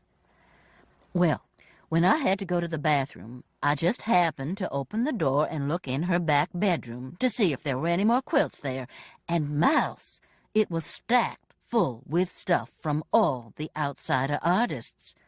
I couldn't look but a minute, but I swear I saw some of Abe's paintings, and Lonnie Holcomb's, and Ruby What's-Her-Name. There was a lot more stuff than at Mercy's gallery just piled in there. I skipped over Mary Alice's just happening to open the bedroom door at Leota Woods' house and went right to, why didn't you tell me? I was thinking about it. And what did you decide? That Ross and Leota are art thieves. They were stealing the outsider art and selling it on the black market, and Leota told Ross, remember that phone call he made at the restaurant? that their connection, probably some big art mafia man, had just called and told her that he was going to make a deal with them that afternoon, and Ross rushed out there, only it was a ruse, and they were hiding in the woods and shot him. I looked at my sister, who nibbled the last bit of barbecue from the last rib. She added the bone to the pile on the platter, dipped a napkin into her water glass, and wiped her mouth and hands with the damp paper. She didn't look like a woman who had suddenly taken leave of her senses. "Well," she said, "you were figuring this out while you were driving down Highway 280 in Christmas traffic? It makes sense." "You think this makes sense? A mafia art connection shooting Ross Perry in the middle of Shelby County makes sense?" Mavis slapped down 2 fried pies and 2 forks. "Coffee?" We shook our heads no. "Don't burn yourself," she warned automatically as she walked away. Unnecessarily, also, smoke poured from the pies. Ross was on his way to Leota's. "I feel it in my bones," Mary Alice said, picking up her fork. "They were up to something." "Well, Bo Mitchell wouldn't have anything to do with it. This is Shelby County. You're going to have to call the sheriff and explain the feeling in your bones. He needs to be alerted about that art mafia anyway. God knows we don't need that element running around down here in the Shelby County woods." Mary Alice plunged her fork into her pie. "Okay, you explain it then." "I can't. I'm not even going to try. My sister warned me a few minutes ago to quit borrowing trouble. I'll dump a little more meat in the stew, though. I called the Butlers the other night and got Abe. He thought I was Leota and told me, and I quote, 'The pictures ain't ready, get off my ass.'" Mary Alice blew on a piece of hot peach pie, touched her tongue to it, and blew on it some more. "It means something, Mouse," she said between puffs. Bubba screamed for more barbecue. "Everything does," I said. We had a terrible time getting my tree off Sister's car, at least getting Sister's back on. The man at the Christmas tree farm had tied them together, so when we loosened the rope in my driveway, both trees fell. We were struggling to get Sister's back on top when a florist delivery truck pulled up and a young man got out with the largest poinsettia I had ever seen. At least 24 brilliant red flowers splashed with white as if someone had dripped a paintbrush over them glowed in the winter sun. The plant was in a brass container, so large it was awkward for the young man to carry. "Hollowell," he said.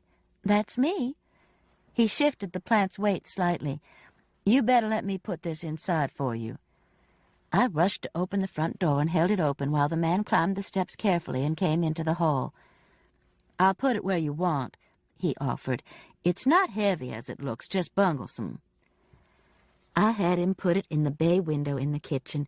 It was so beautiful I caught my breath. "Who's it from?" Mary Alice asked. She had followed us into the kitchen. I opened the card and read aloud, "Merry Christmas, Mrs. Hollowell, and thanks for kidnapping us, Glenn and Lynn." I teared up a little. "Oh, come on, Mouse, no tuning up." Mary Alice turned to the delivery man. "You know, I'll bet this nice young man would help us put my tree on the car." And he did, and left smiling happily because of the little Christmas something Mary Alice gave him for helping. After she and the still unhappy Bubba left, I dragged my tree around the back and went looking for the stand. It had been so long since we had had a live tree, I wasn't sure where we had put it last. But I lucked out. It was on a shelf in the basement right by several strings of big colored lights. I eyed them for a moment, then decided that would be pushing Fred with his fear of fire too far. I was going to have to make a trip to the Big B for some tiny lights. "What have you done, Mama?" I jumped. I had been concentrating so I hadn't heard Haley come to the basement door. She answered her own question. "You've bought a live tree, and Papa's going to have a fit." I came up the steps with the stand. "Most probably," I agreed. "How come you're not at work?" "Not much elective surgery this close to Christmas."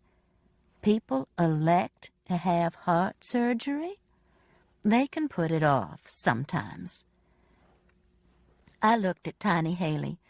The thought of her routinely rummaging around in people's chests still boggles my mind. I have never wanted to know what's under my skin. Let sleeping guts lie is my philosophy.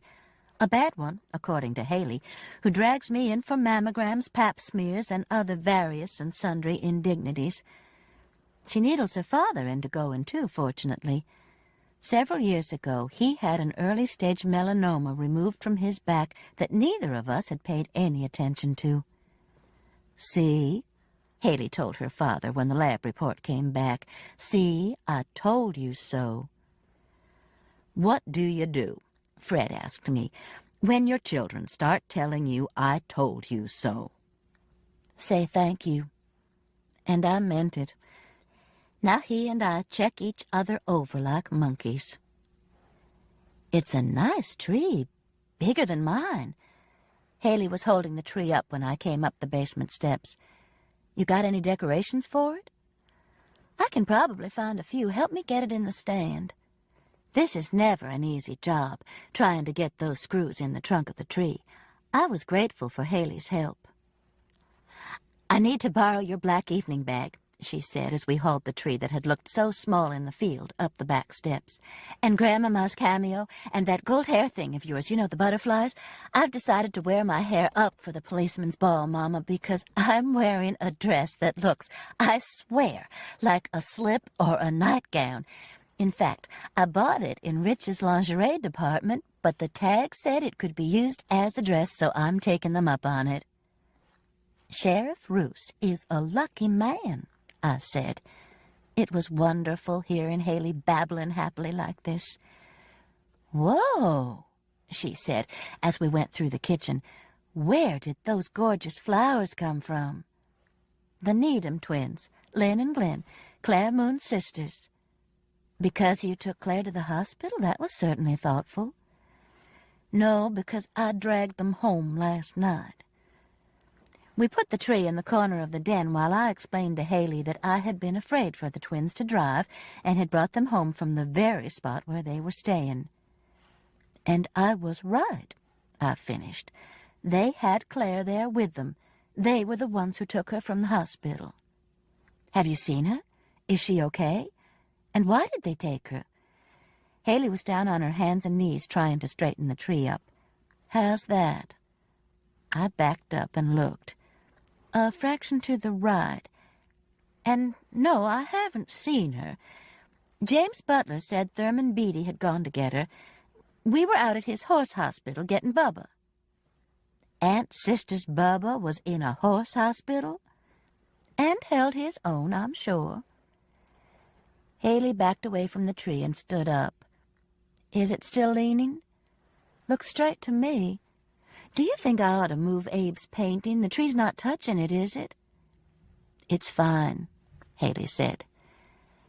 The mention of the painting reminded me of the Mafia art connection lurking out at Leota Woods's house. I told Haley about Mary Alice's conclusions when she had seen the bedroom full of outsider art. To my surprise, Haley didn't laugh. "Mama, 2 people are dead, and another had a close call. And the only connection among them is the gallery, the outsider's work. Think about it.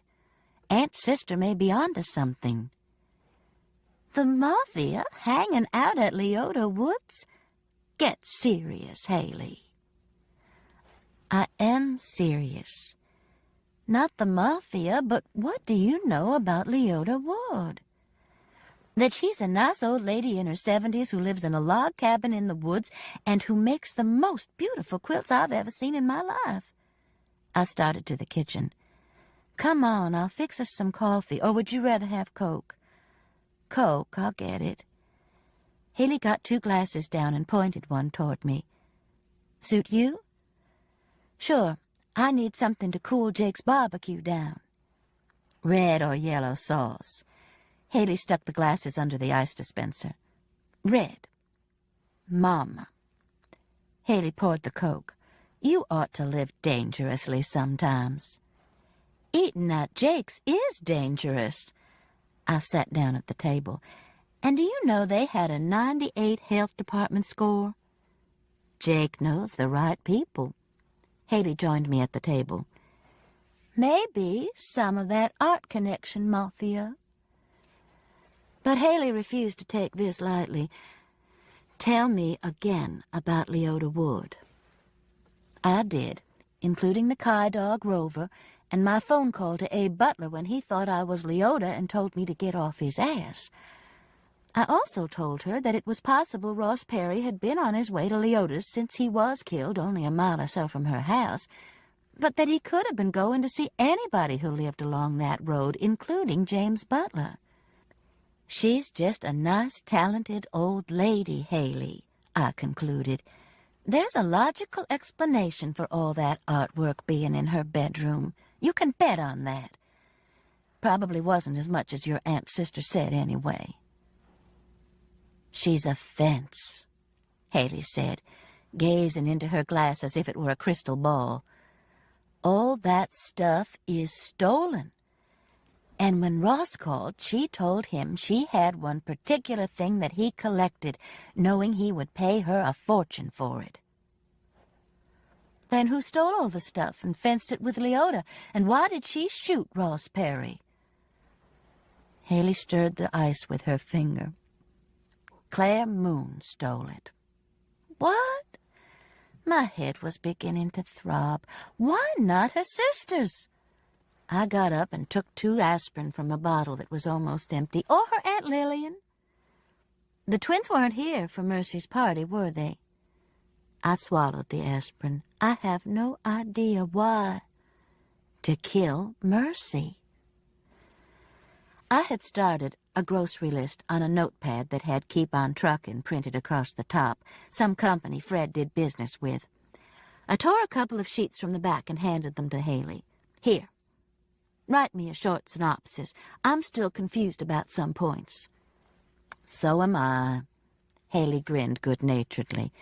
She stuck the paper in her pocket. I'll let you know when I figure it out. Well, in the meantime, let's get the stuff you came for and see what we can find to go on this tree. And we need to talk about the boys. It's okay for Freddie and Celia to stay with you, isn't it? Like they did last Christmas? Sure, Mama, I enjoy having them. Well, Aunt's sister said she would love to have them. The thought of Mary Alice and Celia together for a couple of days bothers me, though. No telling who would get hexed. Haley laughed. I'll change the sheets on the bed for them, even mop the kitchen floor. The bed. That bothered me, too. Damn it, why didn't folks get married like they used to? Mama? The tone of Haley's voice changed. Is it all right if Jed comes over for Christmas dinner? I haven't asked him yet, but I think he's still having a hard time with holidays, you know, since his wife's death. Of course, honey, ask him. Sheriff Jed Roos was not the man I would have picked for Haley. Not that there was anything wrong. He was just a rather formal man, very reserved, the opposite of what Haley's Tom had been, which was probably my hang-up. A rowdy Christmas at our house should be interesting for him, and us, too. Haley patted the pocket where she had put the sheets of paper. I'll get him to help me with this, she said. Frankly, my dear, I think Celia might do a better job. Don't bet on it. There was a softness in Haley's voice that I welcomed back almost as much as I did her laughter. Chapter 15. Where did that poinsettia come from? Fred asked as he walked into the kitchen. That's the prettiest one I've ever seen. The Needham twins. I was standing at the stove sautéing mushrooms. 2 small steaks waited to be popped on the grill, and fresh asparagus was already placed in the microwave, thick parts to the center, forming an incredibly expensive wheel. "That was nice," Fred said. He came over and nuzzled my neck. The steaks caught his eye. "What is this? You're actually allowing pieces of marbleized red meat into this kitchen?" "The rice and asparagus don't have any fat. We can splurge occasionally." I thought about my lunch at Jake's joint and realized splurging might not be the right word to describe my cholesterol intake today. Going overboard was more like it, drowning in fat. I'd have to do better tomorrow. I reached around and patted Fred's behind. "Get a beer, why don't you? The paper's on the table." "You bought a Christmas tree today, didn't you?" "Yes, I did," I said defensively. "And don't think for a moment I'm trying to get you in a good humor about it with steak. I quit playing that game a long time ago." "It's fine, honey." He gave me a hug and headed for the refrigerator. "Fine? You've been saying for years you didn't want us to have a live tree, and now it's fine?" "Patricia Ann," Fred popped a beer open, "there is a Christmas tree in our den, decorated and lighted. I can see it reflected in the picture there." He pointed toward a framed poster of a Georgia O'Keeffe poppy that hangs next to the bay window. "Now, the way I see it, I have a choice. I can go into the den, sit in my chair, read the paper, and enjoy the tree. Or I can throw a fit and say, 'I'll not have that fire hazard in our house, Patricia Ann,' in which case we would have an unpleasant evening. I'm opting for the first. Let me know when you're ready, and I'll put the steaks on the grill." He picked up the paper and disappeared into the den. He drives me crazy when he's so sensible, takes all the wind out of my sails. We did have a nice evening, though. The steaks were delicious, and the Christmas tree, scantily decorated though it was, added to the brightness of the season. Even Fred's propping the fire extinguisher noticeably near the tree didn't dispel the magic. Fred was dozing in his chair, and I was dividing my attention between reading a new biography of Greta Garbo and watching Christmas in Washington when the phone rang. "What are you doing?" Mary Alice asked. "Reading about Greta Garbo, finding out a lot more about her than I wanted to know." "Fred like the tree?" As a matter of fact, he did. "Oh." Mary Alice sounded disappointed. "Well, what I called for was to see if you wanted to have supper here tomorrow night. I know it's Fred's pinochle night." "Sounds great." "I'm going to see if Frances Zada can come. I owe her a thank you for filling in for me at the mall. And Bonnie Blue. Reckon they play bridge?" "As well as we do, I imagine." Neither of us plays worth a hoot. I plod, trying to remember the rules, refusing to take chances, and Mary Alice makes up the rules as she goes along, and usually wins. Our mother, who was an expert bridge player and who tried for years to teach us, finally refused to let us fill in at any of her parties, swearing neither of us had a lick of card sense. "We might play some bridge then. You can still come if the others can't, though." "Gee, thanks." "Sure. 7 o'clock?" "Okay. How's Bubba?" "That angel's asleep right in the middle of my bed." "Where's Bill, then?" "Soaking in Epsom salts. That Santa costume's giving him a rash like you wouldn't believe. You ought to see it." "I'll pass. You want me to bring some fruit drop cookies tomorrow night?" "Sure. And Mouse?" Mary Alice hesitated. "What?" "Nothing. I have to go rub calamine on Bill." "Have a good time," I said. Fred had opened his eyes and was yawning widely. "Bill has a bad rash," I told him. "That's understandable." He got up and stretched. "What are you reading?"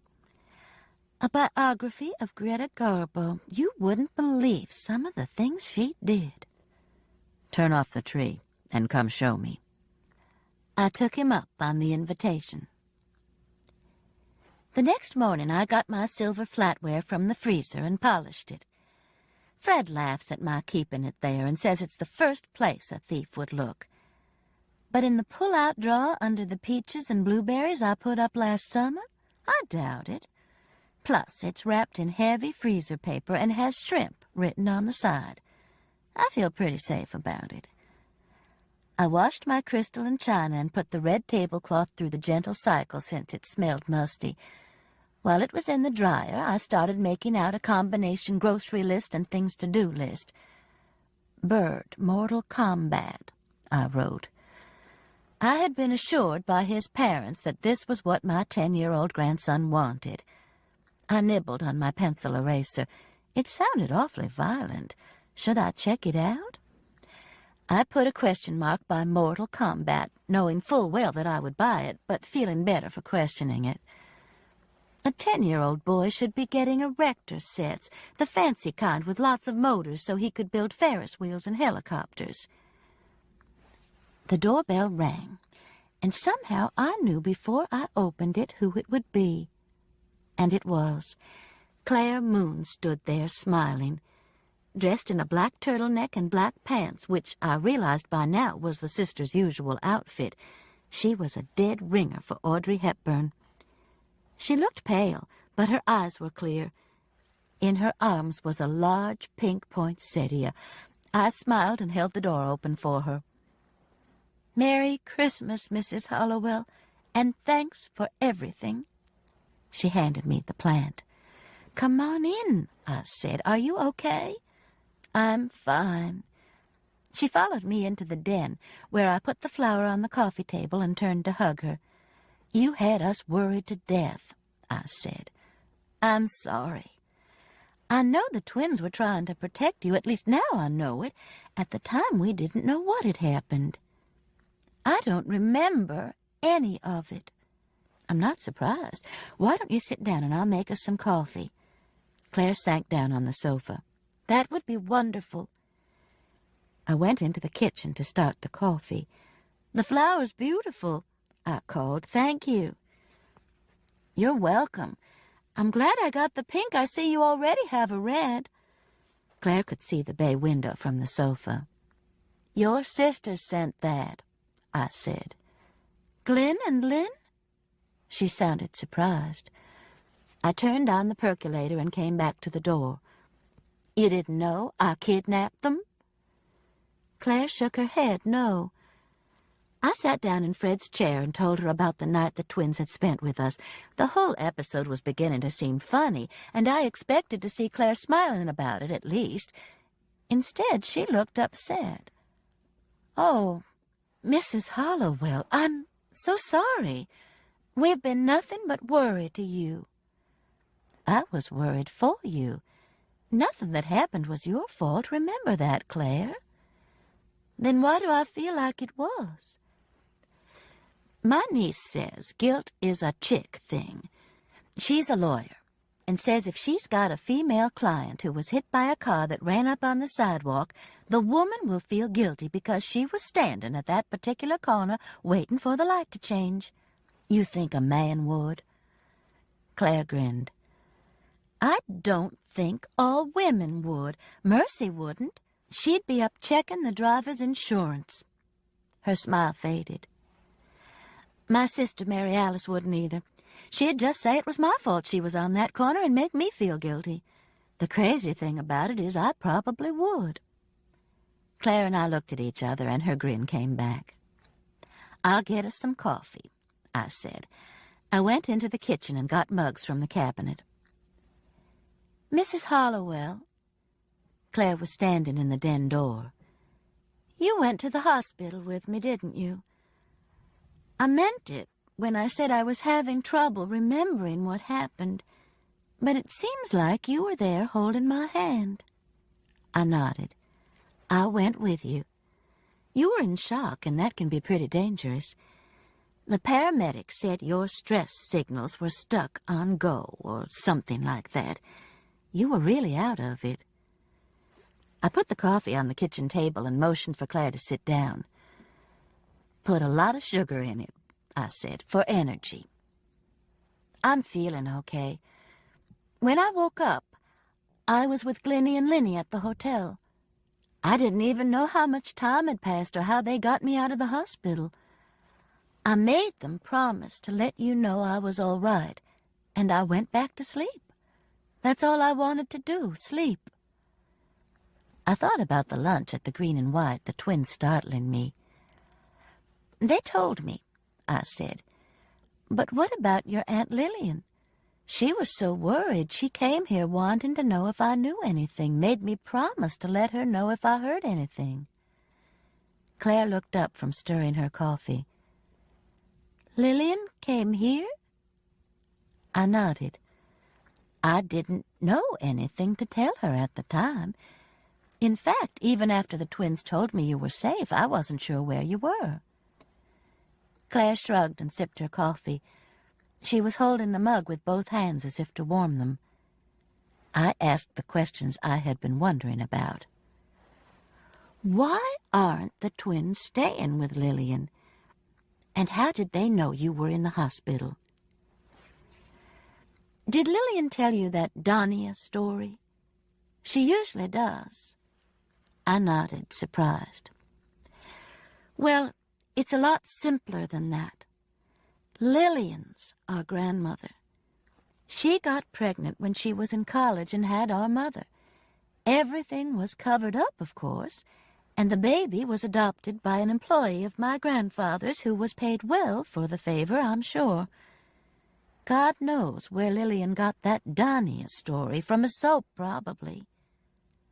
I believed it, I admitted, remembering my tears. It ticks Lynn and Glenn off. They take it personally, the fact that she won't come out and claim us. The twins and Lillian have always fought like cats and dogs, always, about everything from the length of their skirts to their friends. The day they graduated from high school, they swiped the money from Lillian's purse for one-way tickets to New York and took off. How do you feel about Lillian? I asked. Claire shrugged. Maybe she did the best she could, given the time and circumstances.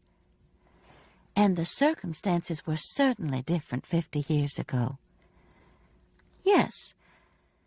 On the other hand, I can understand how the twins feel. Claire was quiet for a minute. You asked how they found out I was in the hospital. You know, I didn't think to ask. But they're in Birmingham because Mercy sent them an invitation to the gallery opening. Of course, they got here a day late, but that's Glenn and Lynn for you. Typical. Claire ran her finger around the rim of her cup. Were the twins and Mercy good friends? The twins and Mercy? Not particularly. I was surprised they came. They pop in every now and then, though, since I've been back in Birmingham. I'm always happy to see them. But they take it upon themselves to bedevil poor Lillian. Lynn and Glenn showed up at a fancy party last spring at the Botanical Gardens, picked her up about a foot off the floor, and gave her a big, juicy smack on each cheek. They angled in so it looked like Lillian had red cat whiskers. They've always driven her crazy with stuff like that. I could imagine Lillian Bedsole, with her orange hair and her tight skin sporting red cat whiskers. I wish I had seen it, I said truthfully. They act like mischievous kids sometimes, seeking attention. Claire motioned to the purse she had hung over the arm of the chair. That's Glennie's purse I've borrowed, and I swear I'm scared to open any of the compartments. Scared something will pop out like a jack-in-the-box. That's not such a bad trade, I said. No, it's not. Claire pushed her chair back and stood up. I've got to get their rental car back before they wake up. I need to go over to my place and get some clothes and things. I'm going out to James and Yvonne Butler's to stay a few days. Is it okay? You're going in the apartment? Claire, who had started for the hall, turned. You think it wouldn't be? Well, it's a crime scene.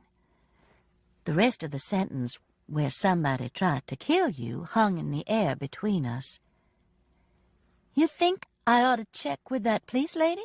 What's her name? Bo Mitchell. And yes, I think you should. If she says it's okay, I'll go with you. I don't want you out there by yourself. It'll be okay. I know what to expect this time, and it's daylight. Just make the call, I said. The twins' rental car was hardly large enough for Claire and me.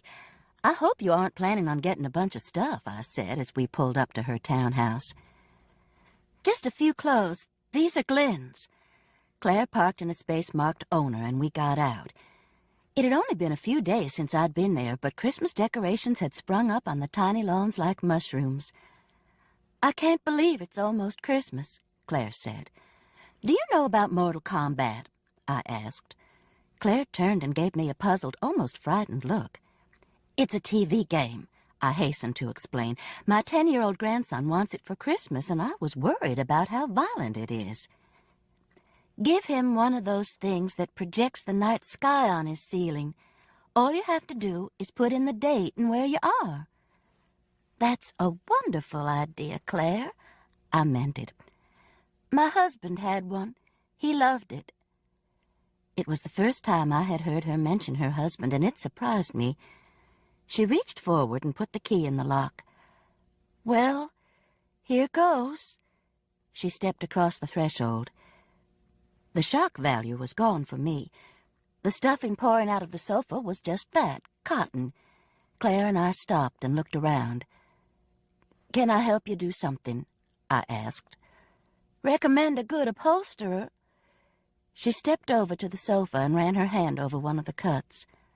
Why on God's earth would anybody do this? I don't know, Claire. And I didn't. She came back to the door and ran her hand over the hole the knife had sliced in the door. Damn, she whispered. Damn. Are you all right? I asked. I can go upstairs and get you some things. Just tell me what you want. I'm okay. I'm not going to pass out on you again, Mrs. Hollowell. She did seem to be okay. She backed away from the door and eyed the knife mark. She walked toward it again, stood by it, measuring it against her body. There's something wrong here, she said. I agreed that there was a lot wrong. No, wait a minute. Claire went up a couple of steps, turned, and came back to the door. She held out her hand as if she were reaching for the doorknob. She shook her head, turned, and went back up the steps. What are you doing? I asked. There's something wrong, she repeated, coming back down the steps and reaching for the door again. You want to clue me in? I asked, after Claire had repeated this action several times. The knife slice is wrong. Look at it.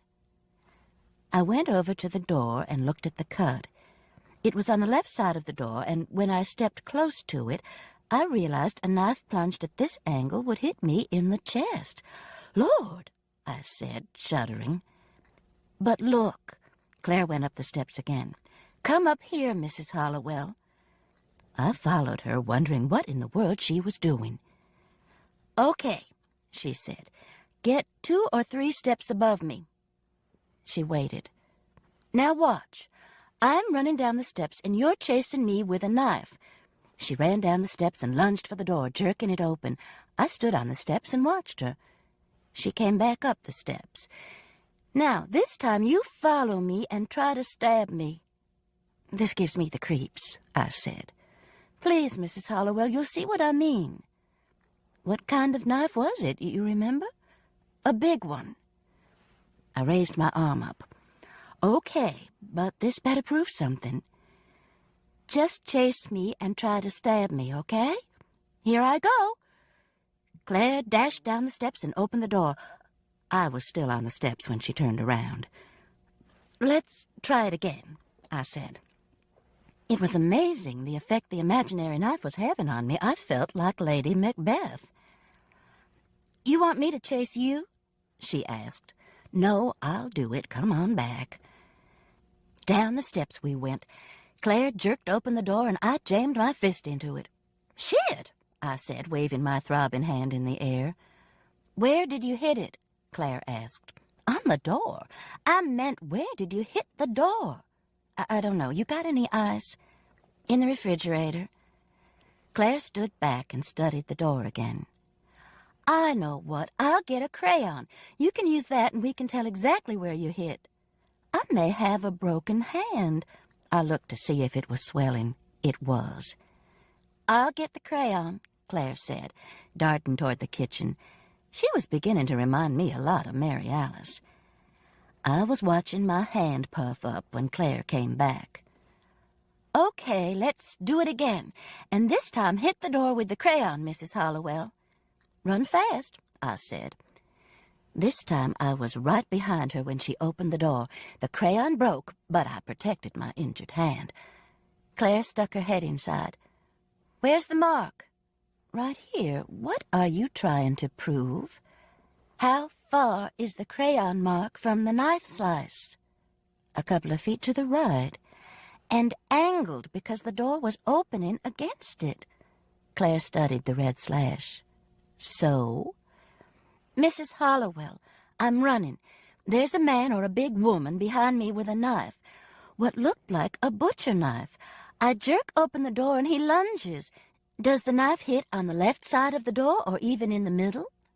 "It could," I said. "It would depend on how far he was from you." "But it would splinter. The door was being slammed back, remember? The cut would have angled just like the crayon did. Now look at that knife cut." I did. It looked deep, but it was straight with smooth edges. "Someone stuck that knife straight in," Claire said. "I don't understand," I said. "I don't either." Claire sat on the steps and studied the door. I sat down beside her, cradling the hurt hand in the other. "Did you hurt your hand?" she asked. I nodded. "Banged it into the door." "I'll get you some ice," Claire said. She got up, still looking at the door. "You mind if we go through this one more time, though?" She picked the crayon up and held it out to me. I shook my head. "This time, you're the killer." We got into position, and I dashed down the steps, jerked the door open, and barreled right into Officer Bo Mitchell. Bam! Went the crayon against the door as Bo and I clutched each other, staggering, finally ending up in a sasanqua bush by the side of the stoop. "Oh, God!" Claire said. "Are y'all all right?" She helped me up first since I was on top. Bo Mitchell was lying down on the sasanqua on her back. White petals from the December blooming shrub drifted onto her dark blue uniform. "You all pull me out," she said. "I'm stuck." Claire pulled and I pushed. Sasanquas, members of the camellia family, may look delicate, but they are dense bushes with strong limbs. "What the hell?" Bo Mitchell said, coming to her feet. "I'm sorry," I said. "Are you all right?" "I think so. I expect that bush has bought it, though." "I'm just glad that's where you landed," Claire said. "At least it cushioned you." "Some cushion." Bo Mitchell looked at a long, ugly scratch on her hand. "Come on in, let me put something on that," Claire said. "I'd like some ice," I said, "for my hand." We trooped into the foyer and toward the kitchen. "What kind of game are you playing?" Bo Mitchell asked. Claire and I looked at each other. "We don't think the knife mark in the door is right. The angle," she said.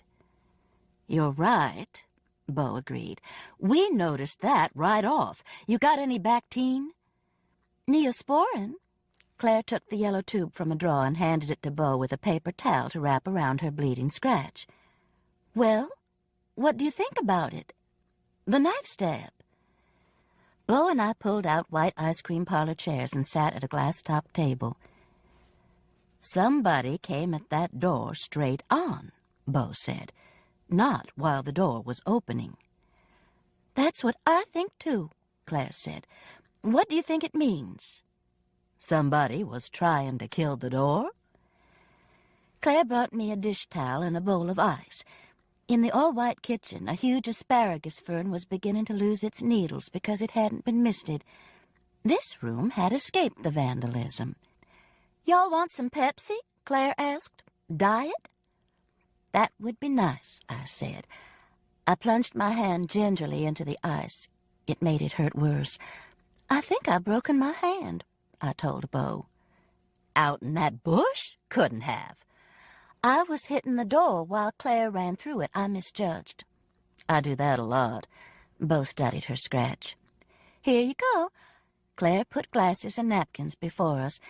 Then she brought her own glass over and pulled out a chair. She didn't beat around the bush. "Somebody tried to kill the door?" She looked straight at Bo. "You got a better answer?" Bo downed about half of her Pepsi in one gulp. That hits the spot." "They were after me," Claire said. "I saw the knife, a big one. I heard it hit the door." "It was a big one, all right. A butcher knife. We found it in that flower bush Mrs. Hollowell knocked me ass over end into." "You found the knife?" Claire's voice was slightly shaky. "Yep. You're not fixin' to faint on us again, are you?" "No, I'm fine." "Well, drink some of that Pepsi. There's something else I've got to say." Claire obediently drank. "What?" she asked. "The only fingerprints on it were yours. It was the right knife, too. It's easy to check cuts in wood." I looked at the two women and at the asparagus fern. "That plant's in bad shape," I said. "Where's your mister?" "Under the sink." Claire took another drink of Pepsi. "You think I stabbed my own door?" "Looks that way, doesn't it?" I got up and headed for the sink. "And maybe I ripped up all my furniture?" Claire motioned toward the hall. I filled the mister with water. "Could be," Bo said. "But why on earth would I do that?" Bo shrugged. "I thought maybe you could tell me. It would be convenient, wouldn't it, if we thought the same person who killed your cousin Mercy was after you, too?" I started spraying this fern with my left hand. Damn, I hoped I didn't have any broken bones. "But that's crazy," Claire said. "Sure is." I felt the soil around the plant. It needed watering as well as misting. I went to the cabinet, found a glass, filled it with water, and poured it over the plant. "Am I going to need a lawyer?" Claire asked. "Honey, everybody needs a good lawyer if they can find one." Bo drank the rest of her Pepsi in one long swallow and pushed her chair back. "I've got to go catch the bad guys," she said. "You gonna be here?" "I'll be out at Yvonne and James Butler's." "You know the number?" Claire gave it to her, and Bo wrote it in a small notebook. "Thanks. Now I'm just gonna let myself out, okay?" I followed Bo down the hall, though. "Are you saying Claire is a suspect in Mercy's murder?" I asked. "Mrs. Hollowell, I said what I said. You have a good day now. I know a good orthopedic doctor. You need one." "Thanks." When I got back to the kitchen, Claire was misting the asparagus fern. "Damn," she said. "Damn." My feelings exactly. Chapter 16. I sat down at the kitchen table and put my hand back in the bowl of ice. Pain shot up my arm. How the hell was I going to explain this to a doctor, or to Fred? I could imagine the expression on his face when I told him I had been chasing Claire Moon with an imaginary knife and bashed my hand into a very solid door. His eyebrows would go up and his ears would flatten against his head like they do when he gets angry and amazed at the same time. Mary Alice calls it his pit bull look. She's seen it a lot and admires it, even tries to copy it without success, since she can't wiggle her ears, which is the whole secret. Thank God, the two of them pit-bulling at each other would not be good for the family's nerves. I watched Claire misting and watering the plant I had just misted and watered. She got the dustbuster and vacuumed up the needles. Then she wiped the white counter, put Bo Mitchell's glass in the dishwasher, and angled the Venetian blind so the light was just right. In her black outfit, moving around the white kitchen, she was like a shadow someone had lost. I tried to remember in which children's story someone was looking for his lost shadow. Peter Pan? "The thing is," she said, startling me, "I was the one who was alone at the gallery most of the afternoon before Mercy was killed. I was the one with every opportunity to tamper with the hairspray. So let's face it, if nobody tried to kill me, if I staged all this," she waved her hand toward the rest of the house, "that makes me the #1 suspect, right?" She came over and pulled out a chair and sat down. "Right?" "Maybe," I said, "maybe not." I took my hand from the ice for a moment and checked the swelling. "Seems to me if Bo Mitchell were really suspicious, she'd have taken you in for questioning. I think she was just trolling." "I think I ought to talk to a lawyer, though. What did you say your niece's name is?" "Debbie Knockman.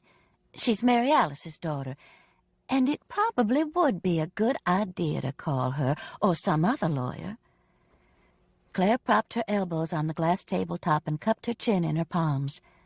"I'm so tired," she said. She looked it. Bo Mitchell's visit had brought back the lines between Claire's eyes as well as the dark circles underneath. "Let me help you get your things," I offered. "And why don't you let one of the twins drive you down to the butler's?" Claire shook her head. "I'm all right." The phone rang and we both jumped. "The machine will get it," Claire said. "Are you there, Claire?" It was one of the twins' voices. "If you are, please answer." Claire shrugged, got up, and went to the phone. "Hey, Glennie," she said. I examined my swollen hand and listened to the one-sided conversation. No, she was not alone. Mrs. Hollowell was with her. And yes, she would have the rental car back soon. And sure, her car was fine, in the garage. And Glennie was right. She hadn't been thinking. "I should have brought one of the twins with me," she said, coming back to the table. "That way I could have picked up my car. My mind was on a dozen other things." I could have offered to drive her car to the hotel, but all I wanted to do was get home. "You got any aspirin?" I asked. "Sure." Claire reached into the cabinet and handed me a bottle. "You want some more Pepsi?" I shook my head no and downed 3 aspirin while Claire sat back down. "I really need to get home," I said. "I'll go get my stuff." But the declaration wasn't followed by action. Instead, Claire leaned back and looked out of the window. "My husband was an artist, Mrs. Hollowell." I had missed Claire's thought processes that had brought her to her husband, but it was part of her life I had wondered about, so I dipped my hand back into the ice and listened. "He was a brilliant caricaturist. That's how I met him. We both had summer jobs at Disney World. His was drawing caricatures, and mine was parading and working the concessions. We ended up in California when he got a job as an animator for Disney Studios. We really thought we had it made." Claire shrugged. "And then he died." "What happened?" 3 teenagers shot him on the freeway. They said he cut in front of them. My God. Claire turned and looked at me. I had a total breakdown. If it hadn't been for Thurman and Mercy, I don't know what would have happened to me. They did everything, including making arrangements for me to be hospitalized for several months. I reached over and touched her arm. "I'm so sorry." "So am I, Mrs. Hollowell. And now Mercy's dead, and it looks like I've slipped a couple of cogs again from the looks of this house and my ending up in the hospital in shock. You think the police aren't putting 2 and 2 together?" "Not if they don't add up to 4. Claire, there are millions of people who have had help for emotional problems, just like there are millions who have been treated for ulcers. Both are painful and both treatable. Give the place a little credit. They're not going to charge you with a crime because you were once hospitalized for psychiatric treatment. Claire sighed. You're right. It's just that things are finally getting to me. Like Mercy's death. She pushed her chair back. I'll go get my things. I took my hand from the ice, wrapped it in the dish towel, and followed her down the hall. This makes me sick, she said, pointing to the ripped furniture. Did he get to the bedrooms, too? Yes. He sprayed paint on the walls up there. That's what he was doing when I came in, wasn't it? I don't know, I said. And he heard me come in, Claire continued. She paused at the bottom of the steps. I'll come upstairs with you, I said. It's not very pretty. In the master bedroom, the giant red whore above the bed was as shocking as it had been the first time I saw it. Part of the effect was caused by the fact that the paint had run, making it look as if it were written in blood that was still wet and dripping. Claire clasped her hands to her mouth. Are you all right? I asked. Her answer was a dash to the bathroom. I glanced around the room. You will die was written on a side wall in blue paint. It had been done in cursive with the U much larger than the other two words since, apparently, the painter realized he was going to run out of wall. The bottom loop of the Y was small and slanted toward the left. Some handwriting expert could do a lot with this, I thought, but surely Bo Mitchell and her cohorts had already thought of that. The sounds coming from the bathroom didn't give me any hope that Claire would be out momentarily. I wandered into the other bedroom, remembering that there had been even more graffiti in there than in the master bedroom. In this room, the painter hadn't even bothered to write words. Slashes of red, blue, and green paint streaked across the wall, crisscrossing, looping. And then the small pastoral painting that the vandal had included in all of this madness.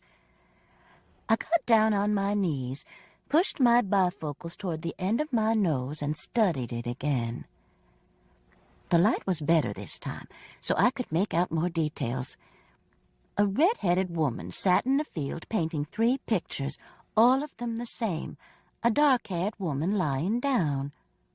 Holding something? I needed more light. I looked into Claire's bedroom, but the bathroom door was still shut. Surely, though, there would be a flashlight in the kitchen drawer or in the garage. There was. Claire's junk drawer was exactly the same as mine, the small one to the right of the sink. I picked up a yellow flashlight and checked to see if it worked. It did. As I closed the drawer, though, I saw exactly what I needed. A small lighted magnifying glass, exactly like the one Fred had lying on top of the telephone book. So Claire was soon going to need reading glasses, or already did. I took both the flashlight and magnifying glass back upstairs. Feeling better? I asked Claire, who was standing in the middle of her bedroom. I guess so. Did they do the same thing to the other room? Yes. Dear Lord. She noticed the flashlight. What are you doing? Looking at something in here. You want to see it? No, thanks. I just want to get out of here. She opened a drawer and took out some lingerie. This won't take a minute. You need me, call. I went into the other room and knelt down to the picture again. Somehow I knew this was important. The slashes of paint and even the words had taken only a few minutes, but this small painting had taken time and some skill. I turned on the flashlight and propped it against a small wicker table so it would shine directly on the picture. Then I turned on the magnifying glass. It could only be Mercy who sat in the field painting the 3 canvases. She was turned toward the farthest left of the 3 paintings, so her face was shown in profile. On each canvas she had painted Claire or one of the twins. The paintings were identical, though. Lying on a bier, a black-haired woman dressed in a white gown clasped a white flower in her hand. Were the women dead? I held the magnifying glass closer, but there were no features on the faces. I studied the picture, thinking it had to mean something. But what? Was the silver beneath the figures Mercy was painting water? Were they on a river? And was that a castle in the background? The Mercy figure was dressed in a long, flowing blue robe, very royal. Okay, I backed up and started over again.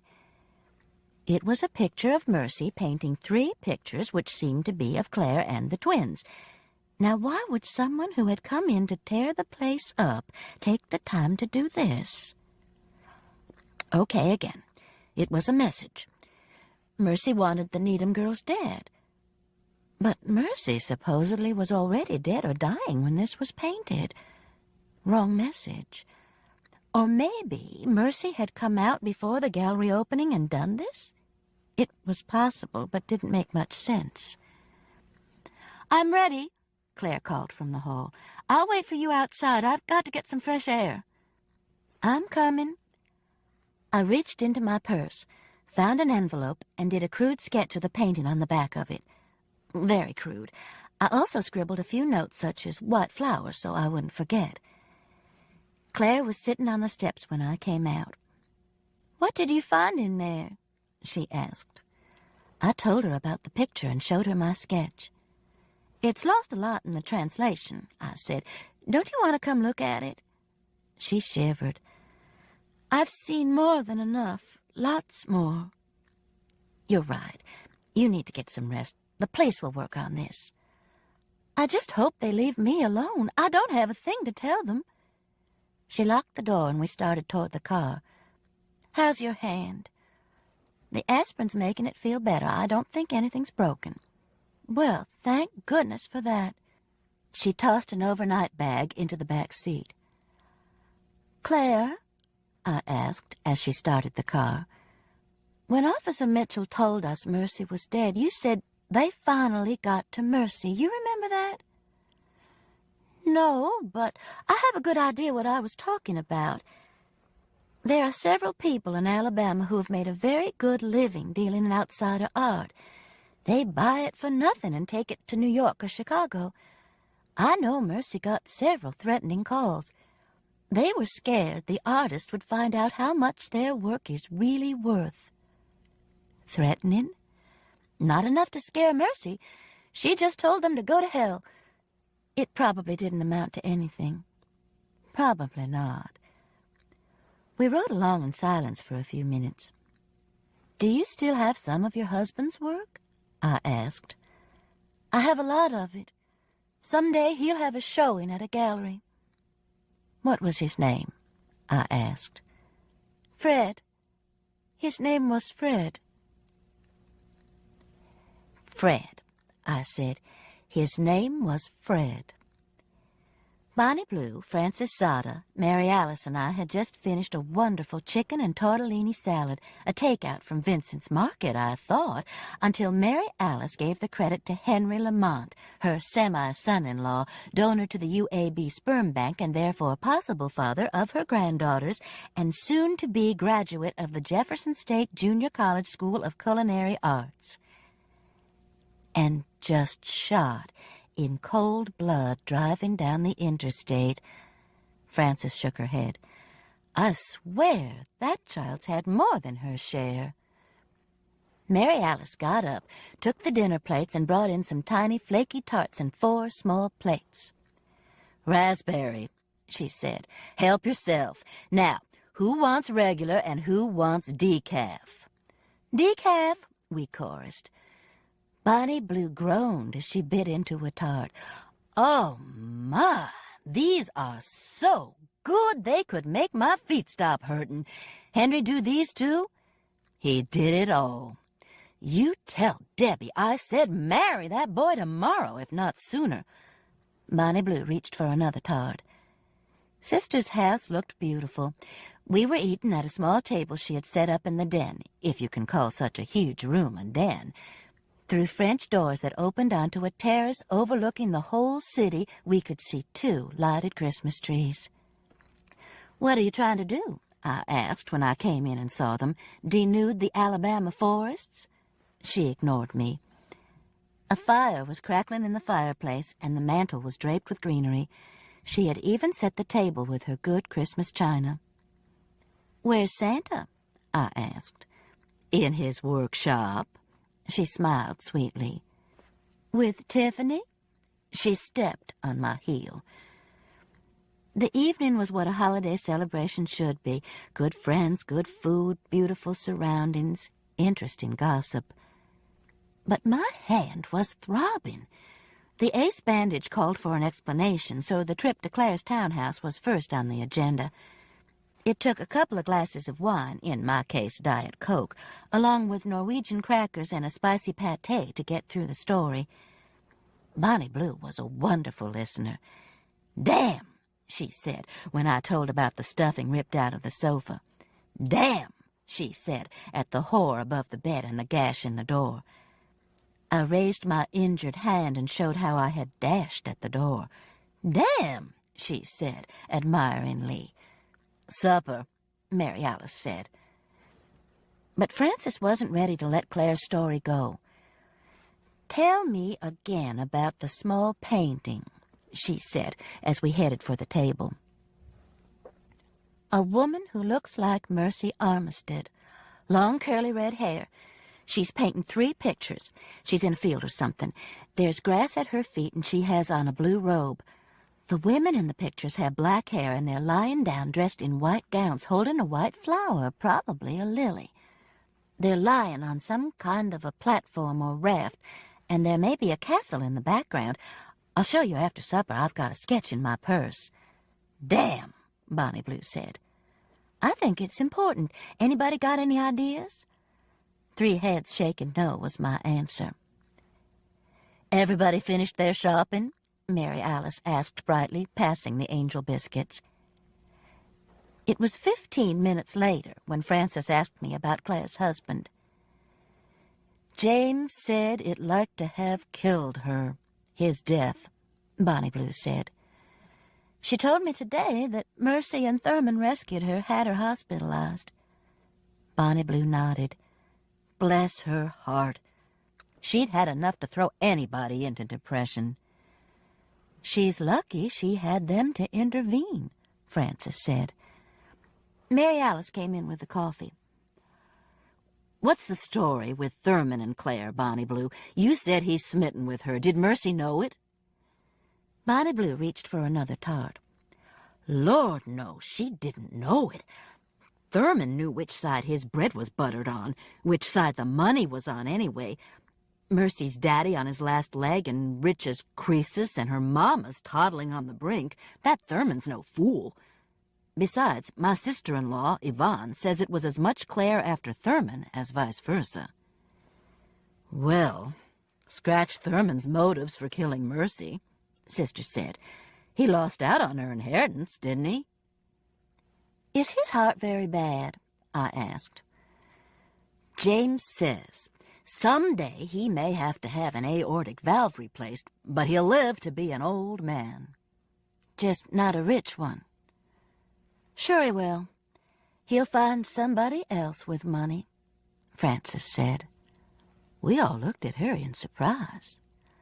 "Well, he will. I just hope Claire's not counting on him too much.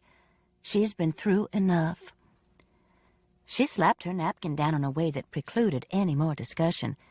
I tried to remember the details of Frances's divorce or of some subsequent affair, but they escaped me. There was a skunk in the woodpile somewhere, though. "Y'all ready for bridge?" Mary Alice asked. We played at the table where we had eaten supper. Bonnie Blue explained to us that she was just a country girl, not knowledgeable in the big city game of bridge, and we should be patient with her, please. On the first hand, she opened with 4 no trump, ended up with a bid of 6 hearts, and made 7. "Should have chanced it," she said. "I'm just too careful." That was the story of the bridge playing for the evening. When we were Bonnie Blue's partner, it was great. When we weren't, we were covering our butts. My hand began to ache badly, and I went into the kitchen to get some more aspirin. Bubba was lying on the counter on his heating pad, and he looked up and yawned. "You feeling okay now?" I asked. He stretched and went back to sleep. I poured a glass of water and looked over the city, wishing every animal such comfort on this chilly night. For some reason, Leota Wood's car dog came to mind. I put the glass down and went back to the bridge table where Bonnie Blue was laying down a 5-club bid. "Sister," I said, "you were going to ask Bonnie Blue about Leota Wood." "What about her?" Bonnie Blue was writing another huge number on the score pad under "we." Mary Alice picked up the cards to shuffle them. "Well, yesterday afternoon, Mouse and I went out to get Bubba, my cat. He was at your brother's clinic. Anyway, we went on down the road to Leota Woods's because we wanted to see her quilts and figured her prices might be better there than at a gallery. And they were. We bought several." "I'm scared of that dog of hers," Bonnie Blue said. "She came out and got him and shut him up." I turned to Frances. "He's a car dog. Did you know there was such a thing? A combination of coyote and dog?" "Well," Mary Alice rapped the deck of cards against a table, "she's got a whole room just crammed with outsider art. I mean just crammed." "Sister thinks she's a fence," I added. "She thinks Ross Perry was on his way out there when he was killed, and that they're part of some kind of gang that's stealing art." "Stealing's what she's doing, all right," Bonnie Blue agreed. "But it's not illegal. She goes down to somebody's house and says, 'I'll give you $10 for that painting or that old wooden horse you carved,' knowing full well it'll sell for hundreds in some gallery. Waves the bill in front of them, and they're tickled to death. Say, 'Sure, Leota, I got lots more you can have.' Daddy's still selling her stuff. See, he can see that $10 bill in his hand. He can take it in the liquor store and buy him a bottle." Bonnie Blue spread her hands out on the table. "Folks never had anything. That $10 bird looks mighty good in their hand." "So Ross Perry could have been buying the stuff from her and taking it somewhere to sell for a good price," Frances said. "Most probably was. I doubt he was the only one, though." Claire said Mercy had received threatening phone calls from people who didn't want the artist to see what their work sold for in galleries, I said. Bonnie Blue shook her head. "You tell some of these folks that you could get $1,000 for their work in New York, and they'd say, 'I'll just take the 10 now, thank you, ma'am.' I know Daddy would." "What about the younger artists?" Mary Alice asked. "Just as bad. See, what they're doing is fun.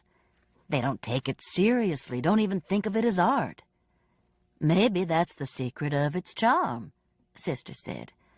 "Most probably. Anyway, that's what all that stuff was doing in Miss Leota's house. You can bet on it. Somebody's getting ready to make a big Christmas haul." Bonnie Blue picked up the cards Frances had dealt. "Two spades," she said, without even arranging her hand. "Bonnie Blue," Mary Alice said, turning over the score pad and picking up the pencil, "give me the first 6 numbers you think of between 1 and 49. 8, 14, 43, 29, 2, 37, why? Are you kidding? The Florida lottery's up to 36 million this week. Halves?" Bonnie Blue grinned. "Halves." We played for a couple of hours until Frances and Bonnie Blue said they had to call it a night since they had to work the next day. "And you haven't shown us the sketch of the picture," Frances reminded me. I got my purse and unfolded the sketch on the coffee table. I was amazed at how bad it was. "What's that bump?"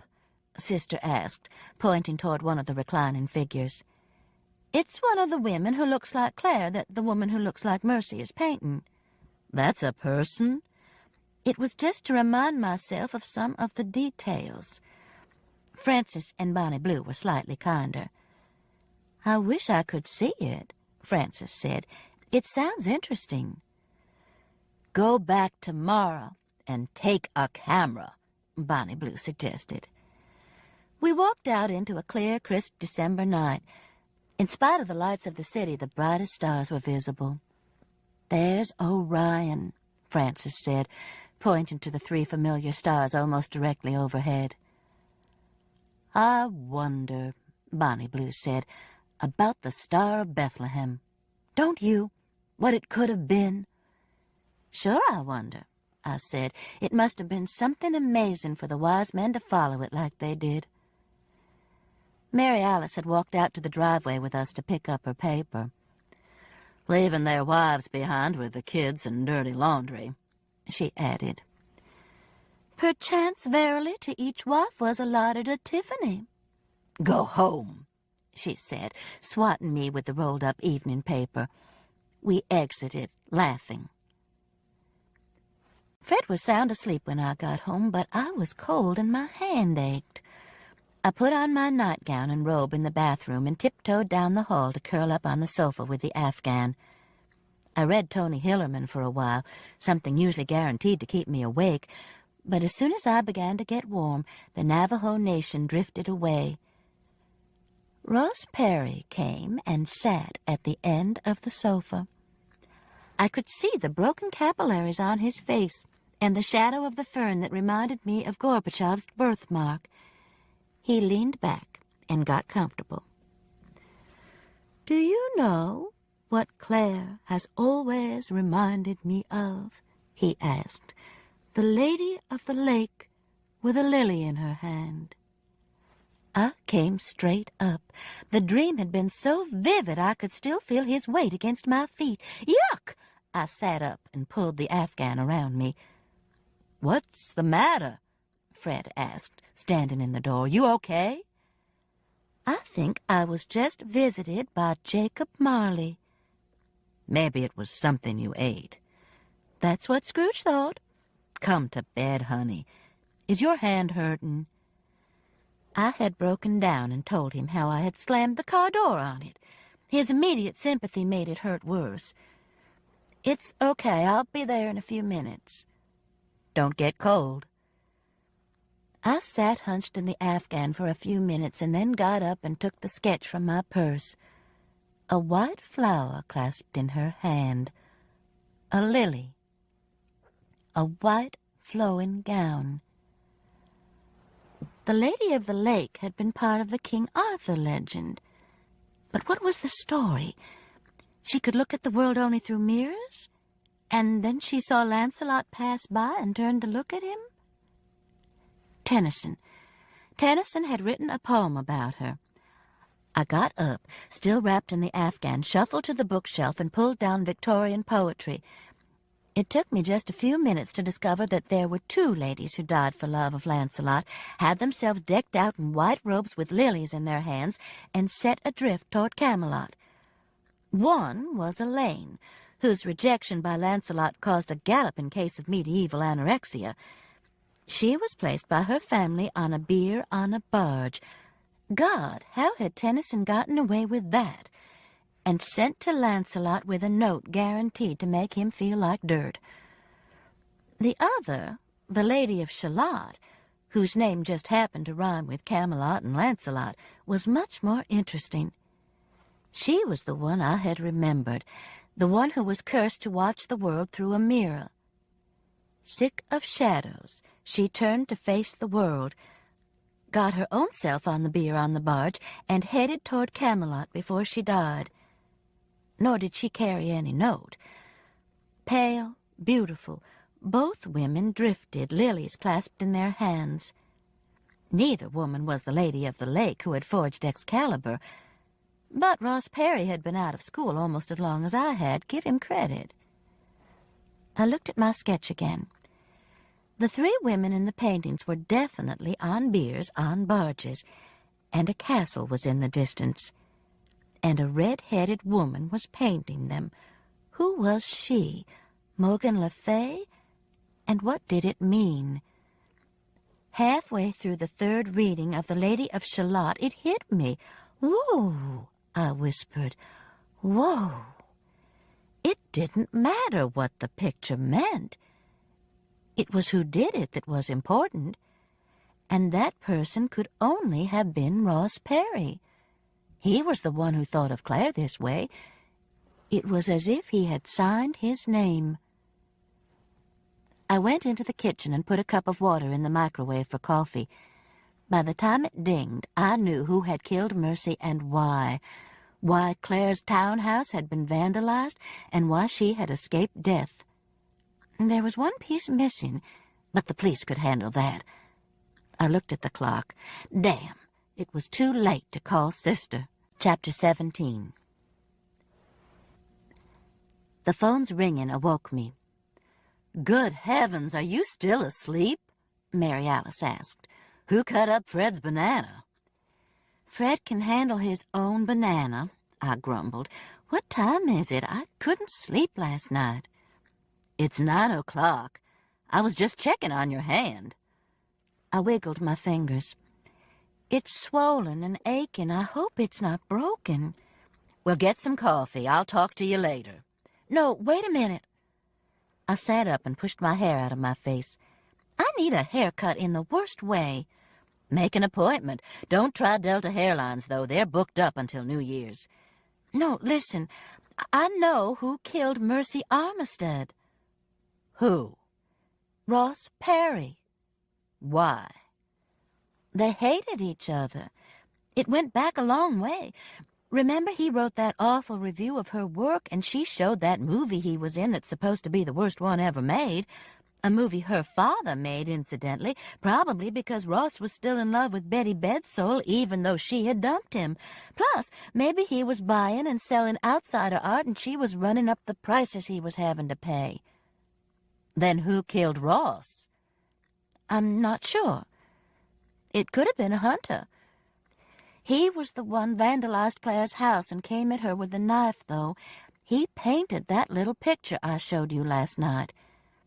You remember him telling us he always thought of Claire as the lady of the lake with a lily in her hand?" "No." "Well, he did. And that's what the picture is.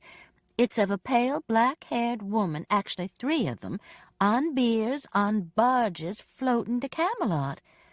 It's actually the Lady of Shalott, not the Lady of the Lake, but it's easy to get them confused." "I can understand that. It's hard to tell one bier on a barge from another." I chose to ignore her. But what he was trying to do was set Claire up. He wanted it to look like she had vandalized her own house and stuck the knife in the door. And he figured everyone would think she had painted the little picture, even though he had done it, because he wouldn't do anything so obvious. "Right," Mary Alice said. "Get some coffee before you run this by the police." "Hey, Ross Perry did it." "Could be. Let me know." I got a cup of coffee, put on my sweats, and went out to walk Woofer. It was a cold, sunny morning, and the Iron Man on the mountain was mooning us with a vengeance. I gave Woofer plenty of time to investigate every lamppost and tree while I tried to decide how I would convince Bo Mitchell that Ross Perry was the murderer.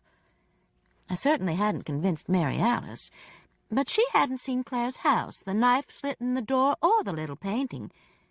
It was too well planned, made to look like Claire had done it trying to set up Ross, which meant that Ross had really done it. "It was Ross," I explained to Woofer. "He wanted to look so guilty that everyone would think it was Claire." Woofer hiked his leg and marked a tree. "That was an ugly remark," I said, "but have you considered the fact that only the kitchen wasn't damaged? Only a man would think the kitchen unimportant enough to do something to." Woofer squirted the tree again. "Enough," I said, pulling slightly at his leash and making my hand throb. The chilly morning air had cleared the cobwebs from my brain and made me hungry. After I put Woofer in the yard with some treats, I fixed myself a bowl of oatmeal, poured a small package of raisins in it, and sat down at the sunny window to look at the morning paper. Haiti, Iran, Iraq. Hadn't I read this same paper 5 years ago? 10, 20? I turned to the funnies and read my old favorites. I particularly admire Mary Worth, who grows younger, slimmer, and sharper looking every year. Not bad for an old lady who sold apples during the Depression. Gives us all hope. I finished my cereal and looked at the phone. Surely there was a whole team of policemen working on Mercy's murder. Unfortunately, the only one I knew was uncommunicative, sometimes sarcastic Bo Mitchell. I dialed the number. Officer Mitchell wasn't in. If this was an emergency, Officer Black was available. If not, leave a number and Officer Mitchell would return the call. I left the number. The sweatshirt I was wearing was hot. I pulled it off and slipped on a T-shirt that had a picture of Van Gogh's cat on it. The yellow tabby looked at the world from the vividness of a Van Gogh painting. On its left ear was a bandage. Sister had brought it to me from London, and she and I had laughed until we cried when I unwrapped it. Fred didn't think it was funny at all, which made us laugh all the harder. The dining room was ready for the holidays, except for decorating the antique sideboard, which had belonged to Grandmother. I have a large ceramic reindeer I put in the center, and I cut magnolia leaves and holly at the last minute and laid the greenery down the length. The china, crystal, and silver were ready, though. Today I was going to concentrate on the guest bedrooms. I opened the windows and let the cool air sweep through the rooms. I changed the beds, dusted and vacuumed. I gathered up all the old magazines that tend to collect in these rooms and put them in a garbage sack to take to the library. I Windexed the windows inside and reaching under as far as I could on the outside. Someday, I told myself, I would splurge and get some of those fancy windows that flip over so you can wash them on both sides. Finally, I opened a new package of Christmas potpourri and put a small amount in a bowl on each dresser. "Ready," I said, admiring the shining, sweet-smelling rooms. A Tiffany would be nice, but there was a lot to be said for cleaning your own house. I dragged the heavy sack of magazines into the kitchen. I'd get them to the library that afternoon. Right now, I had worked up a sweat and my hand was hurting. I had ignored it while I was cleaning, but now I took the ace bandage off and saw that it was swollen badly as well as discolored. I probably should go to the doctor, I thought. I was standing at the kitchen sink drinking a glass of water and wiggling my fingers, all of which worked, when the doorbell rang. "I got your message, and I was in the neighborhood," Bo Mitchell said. I held the door open for her. "I'm cleaning house. Come on back to the kitchen." "Like that shirt, girl." I grinned. "Thanks." The opened newspaper and my cereal bowl were still on the table. I moved them and motioned for Bo to sit down. "How come Mary Worth gets younger every year?" I asked. "Beats me. I'm still worried about what happened to Mickey Mouse's tail." "You want some coffee or Coke?" "Some Coke would be nice." I fixed 2 glasses and brought them with napkins to the table. "You think I ought to go to the doctor with this hand?" I held it out so Bo could see. "It hurt bad?" "Off and on. The cleaning this morning didn't help." "Wiggle your fingers." I did, but they didn't move as easily as they had before I had removed the bandage. "Better go," Bo advised. "Now, what can I do for you, or is this just our daily visit?" I sat down at the table and held the cold glass against my hand. "I know who killed Mercy Armistead." "Well, do Jesus." "No, I'm serious. Don't start that smart aleck stuff." Bo stirred the ice in her glass with her finger. "Okay. Who killed Mercy Armistead?" "Ross Perry." I mean it. You know that little painting on the bedroom wall? The only thing that made sense? The one of a red-headed woman painting a picture in a field?" Bo Mitchell nodded. "Well, I know what it means. Ross Perry always said Claire Moon reminded him of the Lady of the Lake, and that's what that painting is. It's a picture of Mercy painting Claire and the twins." "I don't remember a lake." "There wasn't one. There was a river, and the 3 women, Claire and her sisters, are on biers on barges floating down to Camelot, dead for love of Lancelot. Ross just got the legend a little mixed up. They were really the Lady of Shalott, or maybe Elaine. My bet is on the Lady of Shalott." Bo Mitchell put her glass down. "You know, Mrs. Hollowell, something tells me what you're saying probably makes sense somehow. But I got lost back there drinking beer on a barge." Not drinking beer, you know, laid out on a funeral platform, that kind of beer. It was very romantic. Sounds like it. Wait a minute.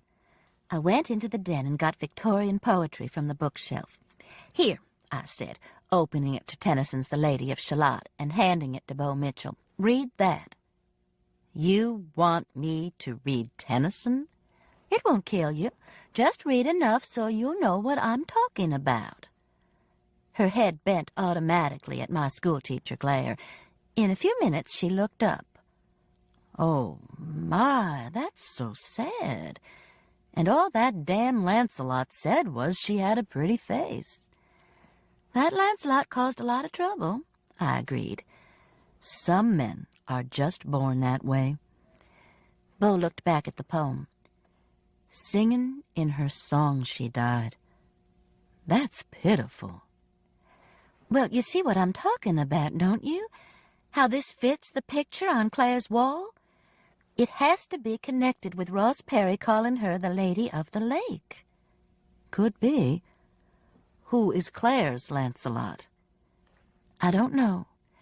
Maybe Thurman Beatty. But I don't think the picture is supposed to fit the whole story. It's just to lead us to Claire as a suspect. But Ross painted the picture. Yes, but it's so obvious he did it, we're supposed to think Claire did it, trying to lay the blame on Ross.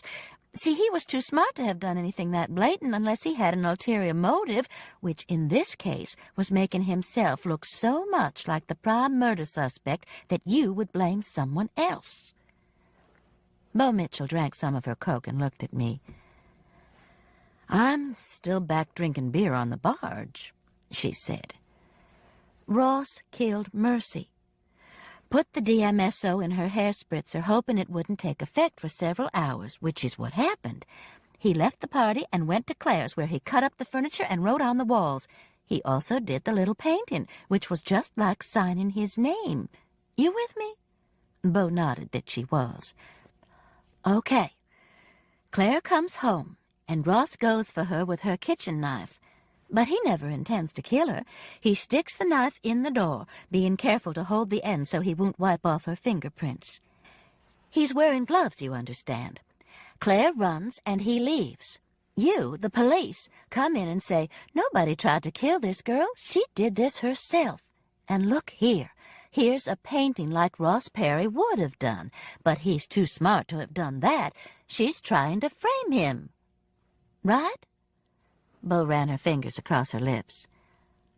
One minor detail. Who killed Ross Perry? Hey, I said, I can't do everything. You're the one getting paid for this. Not enough. Bo pushed her chair back.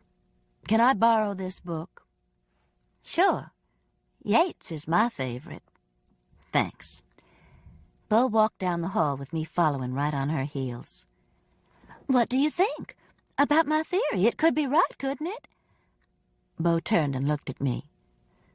Could be, she said, but don't start setting odds just yet. She opened the door and walked to her car, turning to give me a little wave. I went to call the doctor to make an appointment, giving a little triumphal skip on the way. He put my right hand in a cast. My right hand! 2 weeks before Christmas, 10 days before the family would descend on me.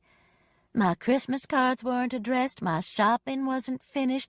I couldn't even make another batch of fruit drop cookies because I couldn't stir the batter.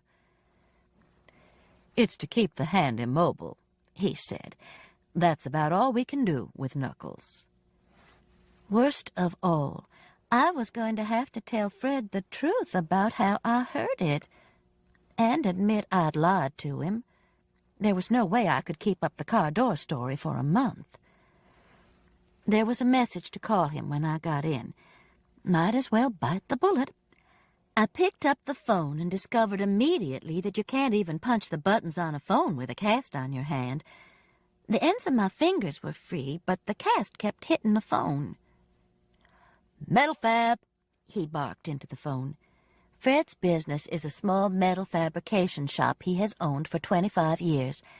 His shop deals in a lot of special items that are hard to find, and his customers range from the utility companies to strip joints. For the latter, he provides the metal poles the dancers slide down. They have to be brass and shiny and smooth. God knows those poles have to be smooth. The nature of Fred's business means emergency orders sometimes, not often, and he's paid well for them. "It's me," I said. "You mad at the world?" "Just busy. How are you, honey?" "Okay." I could tell now was not the time to mention my hand. "We've got a rush order for some valves for Chatham Steel, and when we finish, we've got to get the chemistry run on them. So don't count on me for supper. I'm not sure what time I'll be home." "Don't work too hard." He would, but he thrived on these emergencies. Adrenaline was crackling across the phone line. I put on my jeans and turned the Christmas tree on. It was almost 3 o'clock, and I realized I hadn't had any lunch. I fixed a peanut butter and banana sandwich and a glass of milk and went into the den to watch Oprah. Oprah is like Mary Worth. She's getting younger, slimmer, and sharper looking all the time. Today she was talking about help for abusive parents, which reminded me of the Needhams. Could they at some point have been helped? Probably. At least the children could have been removed earlier. I finished my sandwich and wiped peanut butter from my cast. Damn, it was even going to affect my eating. "I had no control," the man on television was saying. I crumpled up my napkin, thinking for the millionth time how lucky Mary Alice and I were. Occasionally, Daddy would swat us on the behind when an attitude adjustment was called for. Mama would make us stand in the corner, the equivalent of today's time out. Last night's lack of sleep, the morning's work, and the trauma of the doctor's visit were catching up to me. I stretched out on the sofa and closed my eyes. I awoke an hour later to feel someone against my feet. I came up with a start. "What's wrong with you?" Sister asked. "I thought you were the ghost of Christmas past." "Not yet. I see you went to the doctor." I held up my hand for her inspection. "Hurt much?" she asked. "Off and on. I used it too much this morning washing windows." "That'll do it. There's nothing like washing windows with a broken hand." "How would you know?" "I can imagine." Mary Alice propped her feet on the coffee table. "Did you tell the police you had solved Mercy's murder?" "As a matter of fact, I did. Bo Mitchell took it very seriously." "She took the beer on the barge seriously?" "She did after she read the poem. She even took the book with her." "Well, I guess stranger things have happened. But Ross Perry figuring out that weird way to kill Mercy? And spraying Claire's walls to make it look like she was framing him? To tell you the truth, Patricia Ann, I don't think he was that clever." I shrugged. "He was." "Maybe so." "Are you and Bill working at the mall tonight?" "We sort of lost our job. Bill's scratching made the parents nervous." I laughed. "Did they make you give up your electric shirt?" "I'm afraid so. I'm gonna miss that shirt." Mary Alice grinned. "That's where I'm going now, out to Rosedale to take our costumes back and pick up some presents they ordered for me at McRae's." "You want to eat supper at Morrison's? Fred's working tonight." "Sounds good." "Then just give me a few minutes. How about feeding Woofer for me? You can even walk him around the block if you want to." "I don't want to. It's too cold. By the way, did you know they're predicting snow flurries again tomorrow?" "A white Christmas!" I squealed. "Can we stop by the grocery?" "Of course." Things get set in motion by the most innocent things. There we were, 2 old ladies having supper at a mall cafeteria on a cold winter night. Vegetable plates, macaroni and cheese, turnip greens, black-eyed peas, and cornbread, egg custard pie. A walk to the mall office to return the outfits, a stop at McRae's to pick up Mary Alice's purchases, some browsing through the Christmas sweaters. one that Sister wanted me to buy, a Victorian couple sitting by a fire. It was Fred and me, she said, but I demurred. Too expensive. We stopped and checked out the new Mr. and Mrs. Santa Claus. Too skinny, Mary Alice declared.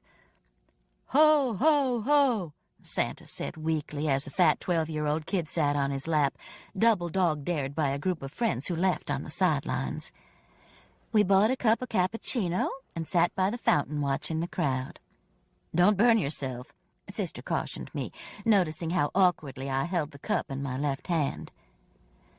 It was a night like thousands of nights Mary Alice and I have shared, except I remember the details clearly.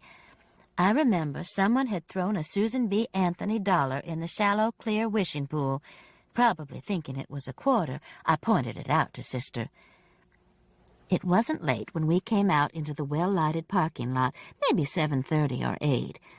Mary Alice tossed the packages onto the back seat, and we headed for the interstate. I looked to see if any clouds were rolling in, but there was too much light. I'm going to call and see if Fred's home yet, I said. I should have gotten him some supper. Fred needs a lean cuisine. He's getting a pot. He is not. I plugged the phone into the lighter and dialed my number. My own voice answered with, "You have reached the Hollowell residence. We are unable to come to the phone." I hung up. God, I sound stupid. You need to get some of those seasonal messages. I didn't answer that. We were on the elevated part of the interstate that overlooks the old bottling plant that for one night was the Mercy Armistead Gallery. In the distance, the Sonat building's wreath and Christmas stocking shone, and on Red Mountain, Vulcan held up his torch. Traffic was not heavy. "Look," Mary Alice said, "somebody's at the gallery. The lights are on. I'm going to go get you that picture quilt of Leota Woods that you admired so. Do you remember how much that thing cost? I want you to have it. You worry about money too much, Patricia Ann." "I've never had much of it to worry about." "True." Mary Alice swung down the exit ramp. "What if it's the police down there?" I asked. "Well, my Lord, we're not doing anything criminal. My guess is it's Thurman getting the stuff sorted to send back to the artists, or maybe trying to decide what to do with the place. It won't hurt to see. We might even get a bargain on the quilt." "I hope so," I said. All of the lights were on in the gallery, but there were no other cars parked in front. "He probably went in the back door," Mary Alice said. I was beginning to think this was not such a good idea. "Let's come back tomorrow," I said. "Don't be silly." Mary Alice got out of the car and went to the front door. "Come on," she said, opening it and walking into the building. I followed her reluctantly. The walls that had been so bright with folk art the night of the opening were now just pale gray walls. Only a few paintings remained. "Almost everything's gone," I said. "I hear somebody in the back. I'll bet they're packing it up right now." "Let's go," I said. But Mary Alice was already on her way toward the door that probably led to a storage room and the back door. "Hello," she called, knocking on the door and opening at the same time. "Mrs. Crane!" Claire Moon stood in the middle of the room, which was empty except for some cans of paint and paint thinner stacked on shelves against a wall. The smell of mineral spirits was almost overpowering. "What are you doing here?" "Patricia Ann and I saw your lights on and hoped we could buy that quilt of Leota Woods, the one about the 60s. "Hello, Claire," I said. She nodded. "Mrs. Hollowell? I'm sorry, ladies, but almost everything's been sent back."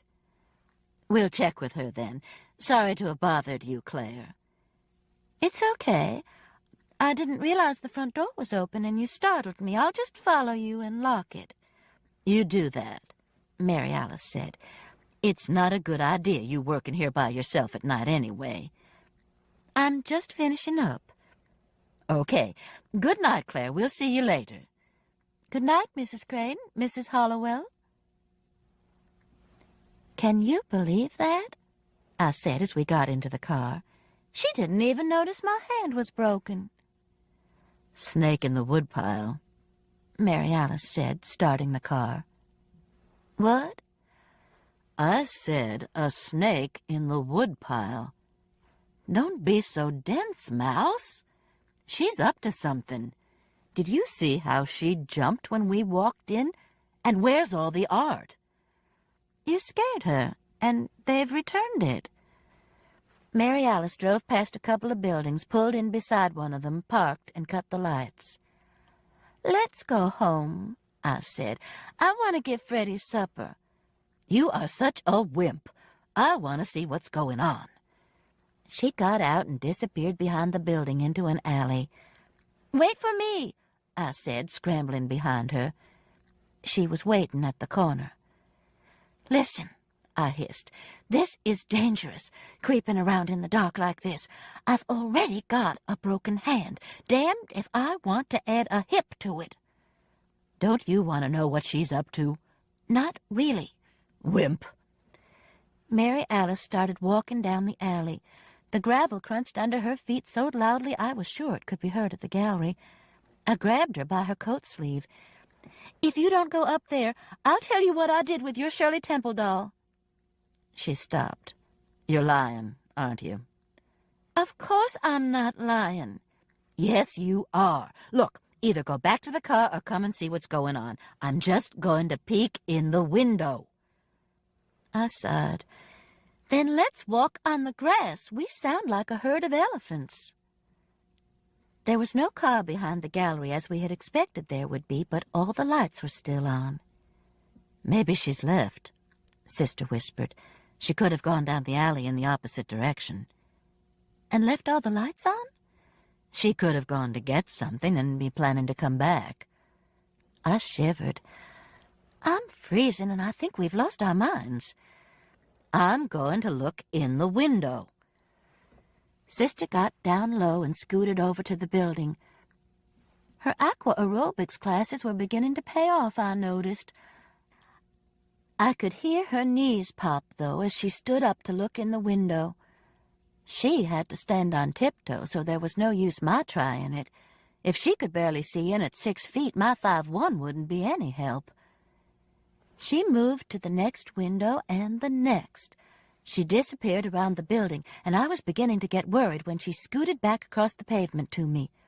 "There's no one in there," she said. "Then why are you crawling like that?" "Damned if I know. Claire must have left out of the back door, like I said." I shook my head. "I don't think she had time." "There's nobody in there." "Then let's go home." "The back door's unlocked." "You tried it?" "Of course. Let's go see what Claire was up to." "This isn't a game, Mary Alice. A woman was murdered in there." "True. But you know who did it, and he's long gone. Right now, I think Claire Moon is stealing all the stuff from the gallery." "Surely not." "Want to bet? Come on, let's see what we can find." That's when I should have put my foot down and said, "Absolutely not. We're going home." Instead, there I was, following Sister just like I had for 60 years, like I didn't have a grain of common sense. We went up to the back door, and Mary Alice opened it quietly. "See?" she whispered. "No one here." "What are we looking for?" I whispered back. "Don't know. Just keep your eyes peeled." We stepped into the room that smelled so strongly of mineral spirits. My heart was pounding so loudly I was sure Mary Alice could hear it. I looked around, wondering what in the world I was looking for. "Let's see which pictures are still left out in the gallery," Mary Alice said. She opened the door, stepped through, and I followed her. "Ladies, ladies," Claire Moon said beside us. "Have you ever noticed that Southern women have this failing? They just can't let well enough alone." At least, I think that's what she said. Most of my attention was riveted on the small pistol she held in her right hand. In her left hand was a 5-gallon can of gasoline. Chapter 18.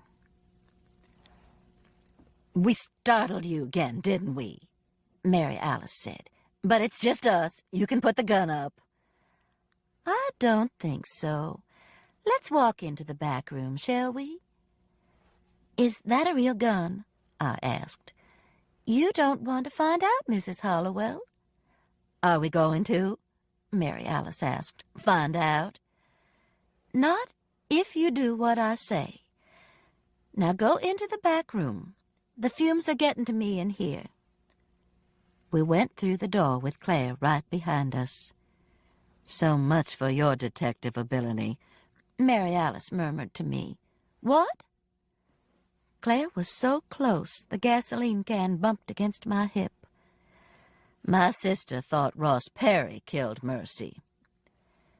Ross Perry was a bastard, lying through his teeth about Fred's paintings.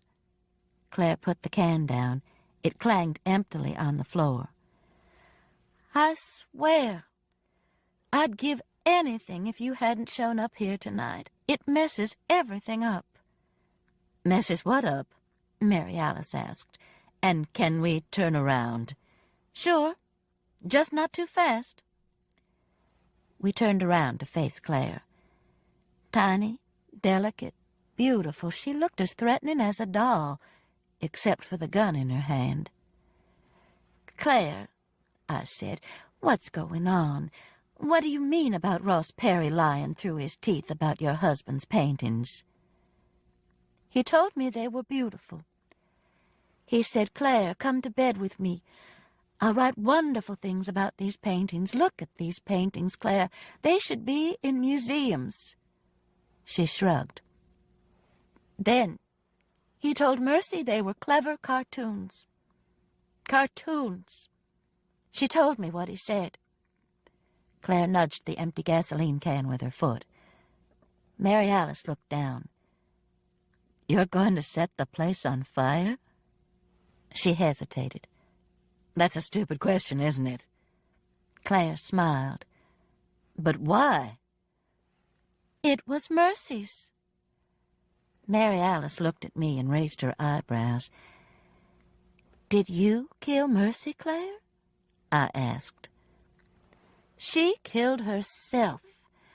She stood in front of the mirror right there, Claire pointed toward the bathroom door, and sprayed curling mousse on her hair and scrunched it. Claire's voice took on a dreamy tone. Mercy had red curly hair like my mother. My mother scrunched hers the same way. It looked like fire sometimes. But you put the DMSO and the digitalis in the bottle.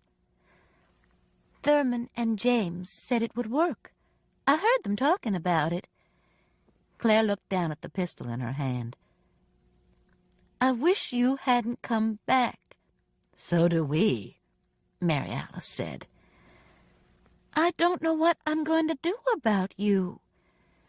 We could just go home, I suggested. I don't think so. I'll ask Lillian. She'll know. Mary Alice looked at me again with her eyebrows raised. You spray-painted your house, Claire? I asked. I guess so. The little painting of the Lady of the Lake was very clever. What little painting? The picture in the guest bedroom of the 3 women floating to Camelot. I don't know what you're talking about. Claire seemed to sway a little. I'm going to open the back door, she said. These fumes are making me sick. She backed toward the door, still pointing the gun at us. Mercy should have shown Fred's work. It's so beautiful. I told her Ross Perry was wrong. But what did she know? She had hair that looked like fire, that crackled. She hit me over and over. Mercy hit you? I asked. Claire looked confused. Somebody did. "Give me the gun, Claire," Mary Alice said. "You don't want to hurt us." "I wish you hadn't come back. I don't know what to do." "Just give me the gun. It'll be all right." Claire looked down at the pistol and then at Sister. She began to raise her arm to hand over the gun. I'll always believe that was what she was doing. But at that moment, the back door flew open and hit her. The sound of the gun firing and Lillian's "Claire" was simultaneous. The explosion and shout seemed to linger in the air for a moment and then fall to the floor and shatter. I remember thinking of Roman candles, the loud swoosh, the arc, and then silence. The four of us stood there, suspended for a moment in disbelief. I looked at Mary Alice. "Damn," she said, a look of surprise on her face. And then her eyes closed and she fell. I didn't even have time to cushion her fall. "Oh, God!" I screamed. I threw myself down beside her and cradled her head. She had fallen forward and slightly sideways. As I lifted her head, I could see blood already pooling on the floor. "Call 911, for God's sake, call 911!" I heard the door slam and realized I was alone with Sister. "You're all right," I said, rocking her back and forth and sobbing. "You're all right. I'm going to get help." I eased her back to the floor. There had to be a phone somewhere. And that was when the room erupted in flame. There was no warning smoldering of smoke, just sudden, all-encompassing fire. And I did all I could do. I opened the door, picked up my unconscious sister, and carried her out into the December night. The 911 call came from a woman, they said. Later, when I had time to think about it, I hoped it was Lillian or Claire. When the rescue squad and police cars pulled into the parking lot, I was running to Mary Alice's car to call them. I didn't question the fact that they had appeared. I was just grateful. "It's my sister!" I shouted, waving and pointing. By this time, the scream of the fire truck siren had joined the rest of the noise. "She's been shot!" I rushed to the back of the building, screaming, "Here! Here!" The heat of the fire burned my face. "In the back, Jimmy, in the back!" someone shouted. I knelt beside Sister and patted her cheek. "You're all right," I said. "You're all right." A hand pulled me away. "Move, lady." Dark figures surrounded Sister. I turned my face from the heat and looked into the overgrown lot across the alley. Several pairs of eyes shone brightly in the tangles of dead weeds and sawbriars. Cats? Rabbits? "Throw me in the briar patch." "Throw me in the briar patch," Mama read, and Sister and I laughed. "I'm Leslie Morris." A young woman in uniform touched my arm. "And we need some information. The lady's your sister?" I nodded. "First, we need her name, age, and any medical problems she might have." "She's not dead?" "No, she's not dead." The earth tilted. The woman steadied me. "Let's go sit in the car," she said. "I'm all right." I caught my breath. "Her name is Mary Alice Crane, and she's 65 years old." "Medical problems?" "She's too fat." "No diseases that you know of? Any family history of disease?" "She gave me whooping cough and measles." "I'll be right back." The woman, whose name I had forgotten, disappeared into the crowd around Mary Alice. Her place was taken by a young man who wanted to know what had happened. I explained to him about Claire and the gun and the gasoline. "How did you get Mrs. Crane out of the building?" he asked. "Carried her." He looked at me. "You carried her?" "Well, it was sort of between a carry and a drag." "I'll be right back," he said. But I grabbed him by the sleeve. "She's shot in the head, isn't she?" He nodded. "Yes." I wandered over and sat on the grass at the edge of the alley. Another fire truck came roaring up. I couldn't imagine why. The old wooden building was engulfed in flames. "Mrs. Hollowell?" A young man sat down beside me. "I'm Raymond Estes. I understand you carried your sister from the building?" "Is she going to die?" I asked. "Not if we can help it. Do you mind if I take your blood pressure and listen to your heart?"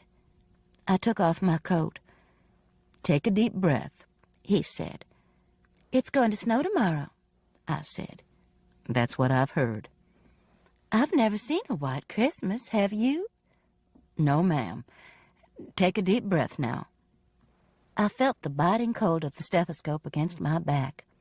"Raymond," a man yelled, "we're taking her in." "I'm going with her." I tried to get up and realized I couldn't. It was as if I were paralyzed. "Come here, Jimmy," Raymond called back. Together they helped me to my feet. "Can you walk okay?" Raymond asked. "We'll help you." I took a tentative step. "It's like all my muscles have frozen," I said. "It's your body's reaction to the adrenaline surge. We're going to take you in, too." "I want to go in the ambulance with my sister." "Sure." So, for the second time in as many weeks, I was in an ambulance, hurtling across Birmingham to Memorial Hospital. But this time I sat beside Mary Alice, whose head was swathed in bandages and whose neck was braced. I reached over and touched the chicken pox scar on her cheek, still faintly visible after 60 years. "Chicken pox," Mama said. "Can you believe it? She came down with chicken pox the day you were born." Mary Alice opened her eyes, startling me. "Mouse, Claire Moon shot me, didn't she?" "Yes." "That really pisses me off." "It pisses me off, too." She closed her eyes again. I propped my head against the gurney and felt the ambulance like time rushing across the landscape. They admitted, both of us, me overnight for monitoring my heart and blood pressure. They were both fine, and Mary Alice in intensive care. The bullet had entered her head just above her right temple and exited over her ear. "She lucked out like you wouldn't believe," Haley told us when she came from the operating room. "She's lost a lot of blood, but the bullet didn't even enter the skull, just skirted along it, chipping off some bone fragments." The family, gathered in my room, was totally quiet for a minute. Then Debbie, who was sitting by my bed, took my hand and began to cry. "See," she said, "we've always said Mama was thick-skulled." The rest of us joined her in laughing and crying. Before they left, Debbie said, "Okay, everybody, Aunt Pat gets to say just one time, 'She ain't heavy. She's my sister.'" "Don't be stupid," I said. "The woman weighs a ton." A day or so before Christmas, Bo Mitchell stopped by the house to update me on Claire Moon and Lillian Bedsell, and to return Victorian poetry. Frances Zada and I were sitting at the kitchen table drinking spiced tea, and Bo joined us. The two women had been caught in Nashville delivering a van load of folk art to a gallery. Lillian was out on bail and probably faced no more than a suspended sentence and a fine. We already knew that. Bo had come to tell us that Claire had been admitted to the state psychiatric hospital. "I hope they keep up with her," I said. Bo chose to ignore this. "I'm glad she's getting help," Frances said. "She's already been in a mental hospital in California for 3 months," I said. "Being treated for depression," Frances said. "I'd be willing to bet you, though, that Claire's main problem is multiple personality disorder. Childhood abuse is the primary cause of it." "Could be," I agreed. "The twins came by here the other day to see if I was okay, and they talk about her as good Claire and bad Claire. Did you know that?" "I think that's what the doctor believes," Bo said. "She has whole periods of time she doesn't remember, times when things happened, like the picture being painted and Ross Perry being shot, both of which she did, incidentally. Turns out after her husband was shot, she bought several guns and took lessons at a rifle range." "She must have loved Fred Moon a lot," Frances said. "I wonder if his work is any good." Bo Mitchell shrugged. Don't ask me. Well, who got her out of the hospital? I wanted to know. She got herself out. Bad Claire clicked in, stronger than the medicine. We found the guy she hitched a ride with. She went to the gallery and got Mercy's van. But it was good Claire who showed up on my doorstep. Yes. We drank our tea and watched the birds coming to the special Christmas suet ball I had hung for them on the deck. You know, Frances said, that picture Claire painted on the bedroom wall, what if it isn't Claire and the twins? What if it's 3 Claires? Drink your tea and don't even think such a thing, I said. One more thing, though, Bo. Who do you think our peepin' Tom was? I know who it was. Lillian. She saw your Abe painting with the hair and figured it was worth a bundle. She also saw you didn't have deadbolt locks on your door. Bo pointed her finger at the door accusingly. Fortunately, your husband was sleeping on the sofa. She took a sip of her tea. He do that often? None of your business. Bo Mitchell laughed. How's your sister? She went home yesterday. She was wearing her T-shirt that says, "Tough Old Bird." You give her my best. I walked Bo to the door. You always knew it wasn't Ross, didn't you? No, we didn't. You were pretty convincing. That's good to hear. You have a nice Christmas. And you. And we did. Somehow we managed to pull it all together. We didn't go to Fox Glen for dinner because Mary Alice was still having some dizziness, which the doctor said was to be expected and was temporary. For an obscene amount of money, Fox Glen came to us with turkey and all the trimmings. Money well spent, I thought, looking around Sister's large dining-room table at our children and grandchildren. At one end of the table, Bill Adams sat, still scratching furiously but beaming at Sister, who sat at the other end, the side of her head bandaged. We were not, she informed us, to call her Vincent. She'd gotten a bait of that in the hospital. She could do worse, I whispered to Fred. Who could do worse? He was flirting rather sweetly with Freddie's Celia. Mary Alice, with Bill. How come he scratches all the time? He needs to take some Benadryl. I turned to talk to Haley, who was seated on my left. She had brought Sheriff Roos, but I didn't detect any sparks. Across the table, Debbie and Henry Lamont were sparking up a storm. None of us were surprised at their announcement as dessert was being served that they were being married in March. On Mama and Daddy's anniversary, Debbie said. Darling, that's wonderful, Mary Alice said. When is it? She mouthed at me as everyone congratulated Debbie and Henry. I held up the fingers on my left hand 3 times and then a single finger. The 16th. What a sweet thought. Freddie stood up, and I thought for a moment he was going to announce he and Celia were engaged. But he held up his wineglass and said, "To Debbie and Henry." We drank a toast to Debbie and Henry. My glass had sparkling apple juice in it, but I swear I could feel it. We drank a toast to Mary Alice's health and to my strength and to Celia's ability to conjure warts. We drank a toast to Bubba, whose red bow had slipped to one side, covering his ear, making him look like Van Gogh's cat. But Fred had the nicest toast of all. Just before we dived into huge slices of pecan pie, he patted my arm and stood up. "Hey," he said, raising his glass, "we're here." The end.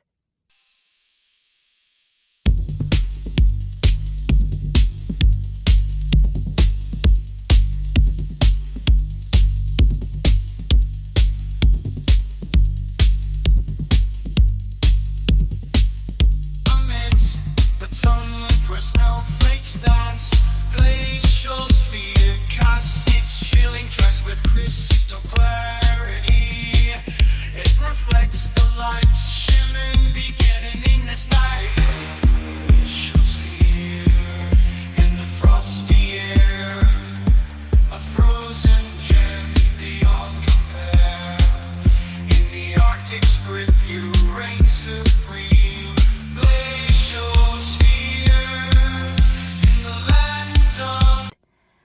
It's your body's reaction to the adrenaline surge. We're going to take you in, too. I want to go in the ambulance with my sister. Sure. So, for the second time in as many weeks, I was in an ambulance, hurtling across Birmingham to Memorial Hospital.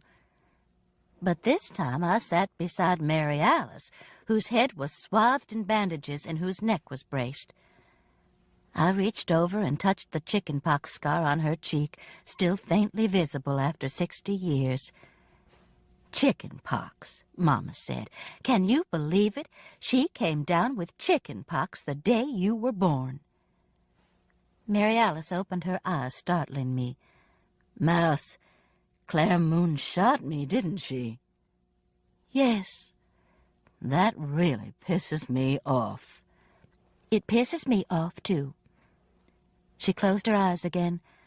I propped my head against the gurney and felt the ambulance like time rushing across the landscape. They admitted, both of us, me overnight for monitoring my heart and blood pressure. They were both fine, and Mary Alice in intensive care. The bullet had entered her head just above her right temple and exited over her ear. She lucked out like you wouldn't believe, Haley told us when she came from the operating room. She's lost a lot of blood, but the bullet didn't even enter the skull, just skirted along it, chipping off some bone fragments. The family, gathered in my room, was totally quiet for a minute. Then Debbie, who was sitting by my bed, took my hand and began to cry. "See," she said, "we've always said Mama was thick-skulled." The rest of us joined her in laughing and crying. Before they left, Debbie said, "Okay, everybody, Aunt Pat gets to say just one time, 'She ain't heavy. She's my sister.'" "Don't be stupid," I said. "The woman weighs a ton." A day or so before Christmas, Bo Mitchell stopped by the house to update me on Claire Moon and Lillian Bedsell, and to return Victorian poetry. Frances Zada and I were sitting at the kitchen table drinking spiced tea, and Bo joined us. The two women had been caught in Nashville delivering a van load of folk art to a gallery. Lillian was out on bail and probably faced no more than a suspended sentence and a fine. We already knew that. Bo had come to tell us that Claire had been admitted to the state psychiatric hospital. "I hope they keep up with her," I said. Bo chose to ignore this. "I'm glad she's getting help," Frances said. "She's already been in a mental hospital in California for 3 months," I said. "Being treated for depression," Frances said. "I'd be willing to bet you, though, that Claire's main problem is multiple personality disorder. Childhood abuse is the primary cause of it." "Could be," I agreed. "The twins came by here the other day to see if I was okay, and they talk about her as good Claire and bad Claire. Did you know that?" "I think that's what the doctor believes," Bo said. "She has whole periods of time she doesn't remember, times when things happened, like the picture being painted and Ross Perry being shot, both of which she did, incidentally. Turns out after her husband was shot, she bought several guns and took lessons at a rifle range." "She must have loved Fred Moon a lot," Frances said. "I wonder if his work is any good." Bo Mitchell shrugged. "Don't ask me." "Well, who got her out of the hospital?" I wanted to know. "She got herself out. Bad Claire clicked in, stronger than the medicine. We found the guy she hitched a ride with. She went to the gallery and got Mercy's van." "But it was good Claire who showed up on my doorstep." "Yes." We drank our tea and watched the birds coming to the special Christmas suet ball I had hung for them on the deck. "You know," Frances said, "that picture Claire painted on the bedroom wall? What if it isn't Claire and the twins? What if it's 3 Claires?" "Drink your tea and don't even think such a thing," I said. "One more thing, though, Bo. Who do you think our peeping Tom was? I know who it was. Lillian. She saw your Abe painting with the hair and figured it was worth a bundle. She also saw you didn't have deadbolt locks on your door. Bo pointed her finger at the door accusingly. Fortunately, your husband was sleeping on the sofa. She took a sip of her tea. He do that often? None of your business. Bo Mitchell laughed. How's your sister? She went home yesterday. She was wearing her T-shirt that says, "Tough Old Bird." You give her my best. I walked Bo to the door. You always knew it wasn't Ross, didn't you? No, we didn't. You were pretty convincing. That's good to hear. You have a nice Christmas. And you. And we did. Somehow we managed to pull it all together. We didn't go to Fox Glen for dinner because Mary Alice was still having some dizziness, which the doctor said was to be expected and was temporary. For an obscene amount of money, Fox Glen came to us with turkey and all the trimmings. Money well spent, I thought, looking around Sister's large dining room table at our children and grandchildren. At one end of the table, Bill Adams sat, still scratching furiously but beaming at Sister, who sat at the other end, the side of her head bandaged. We were not, she informed us, to call her Vincent. She'd gotten a bait of that in the hospital. She could do worse, I whispered to Fred. Who could do worse? He was flirting rather sweetly with Freddie's Celia. Mary Alice, with Bill. How come he scratches all the time? He needs to take some Benadryl. I turned to talk to Haley, who was seated on my left. She had brought Sheriff Roos, but I didn't detect any sparks. Across the table, Debbie and Henry Lamont were sparking up a storm. None of us were surprised at their announcement as dessert was being served that they were being married in March.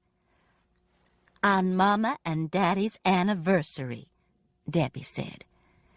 Darling, that's wonderful, Mary Alice said. When is it? She mouthed at me as everyone congratulated Debbie and Henry. I held up the fingers on my left hand 3 times and then a single finger. The 16th. What a sweet thought. Freddie stood up, and I thought for a moment he was going to announce he and Celia were engaged. But he held up his wineglass and said, To Debbie and Henry. We drank a toast.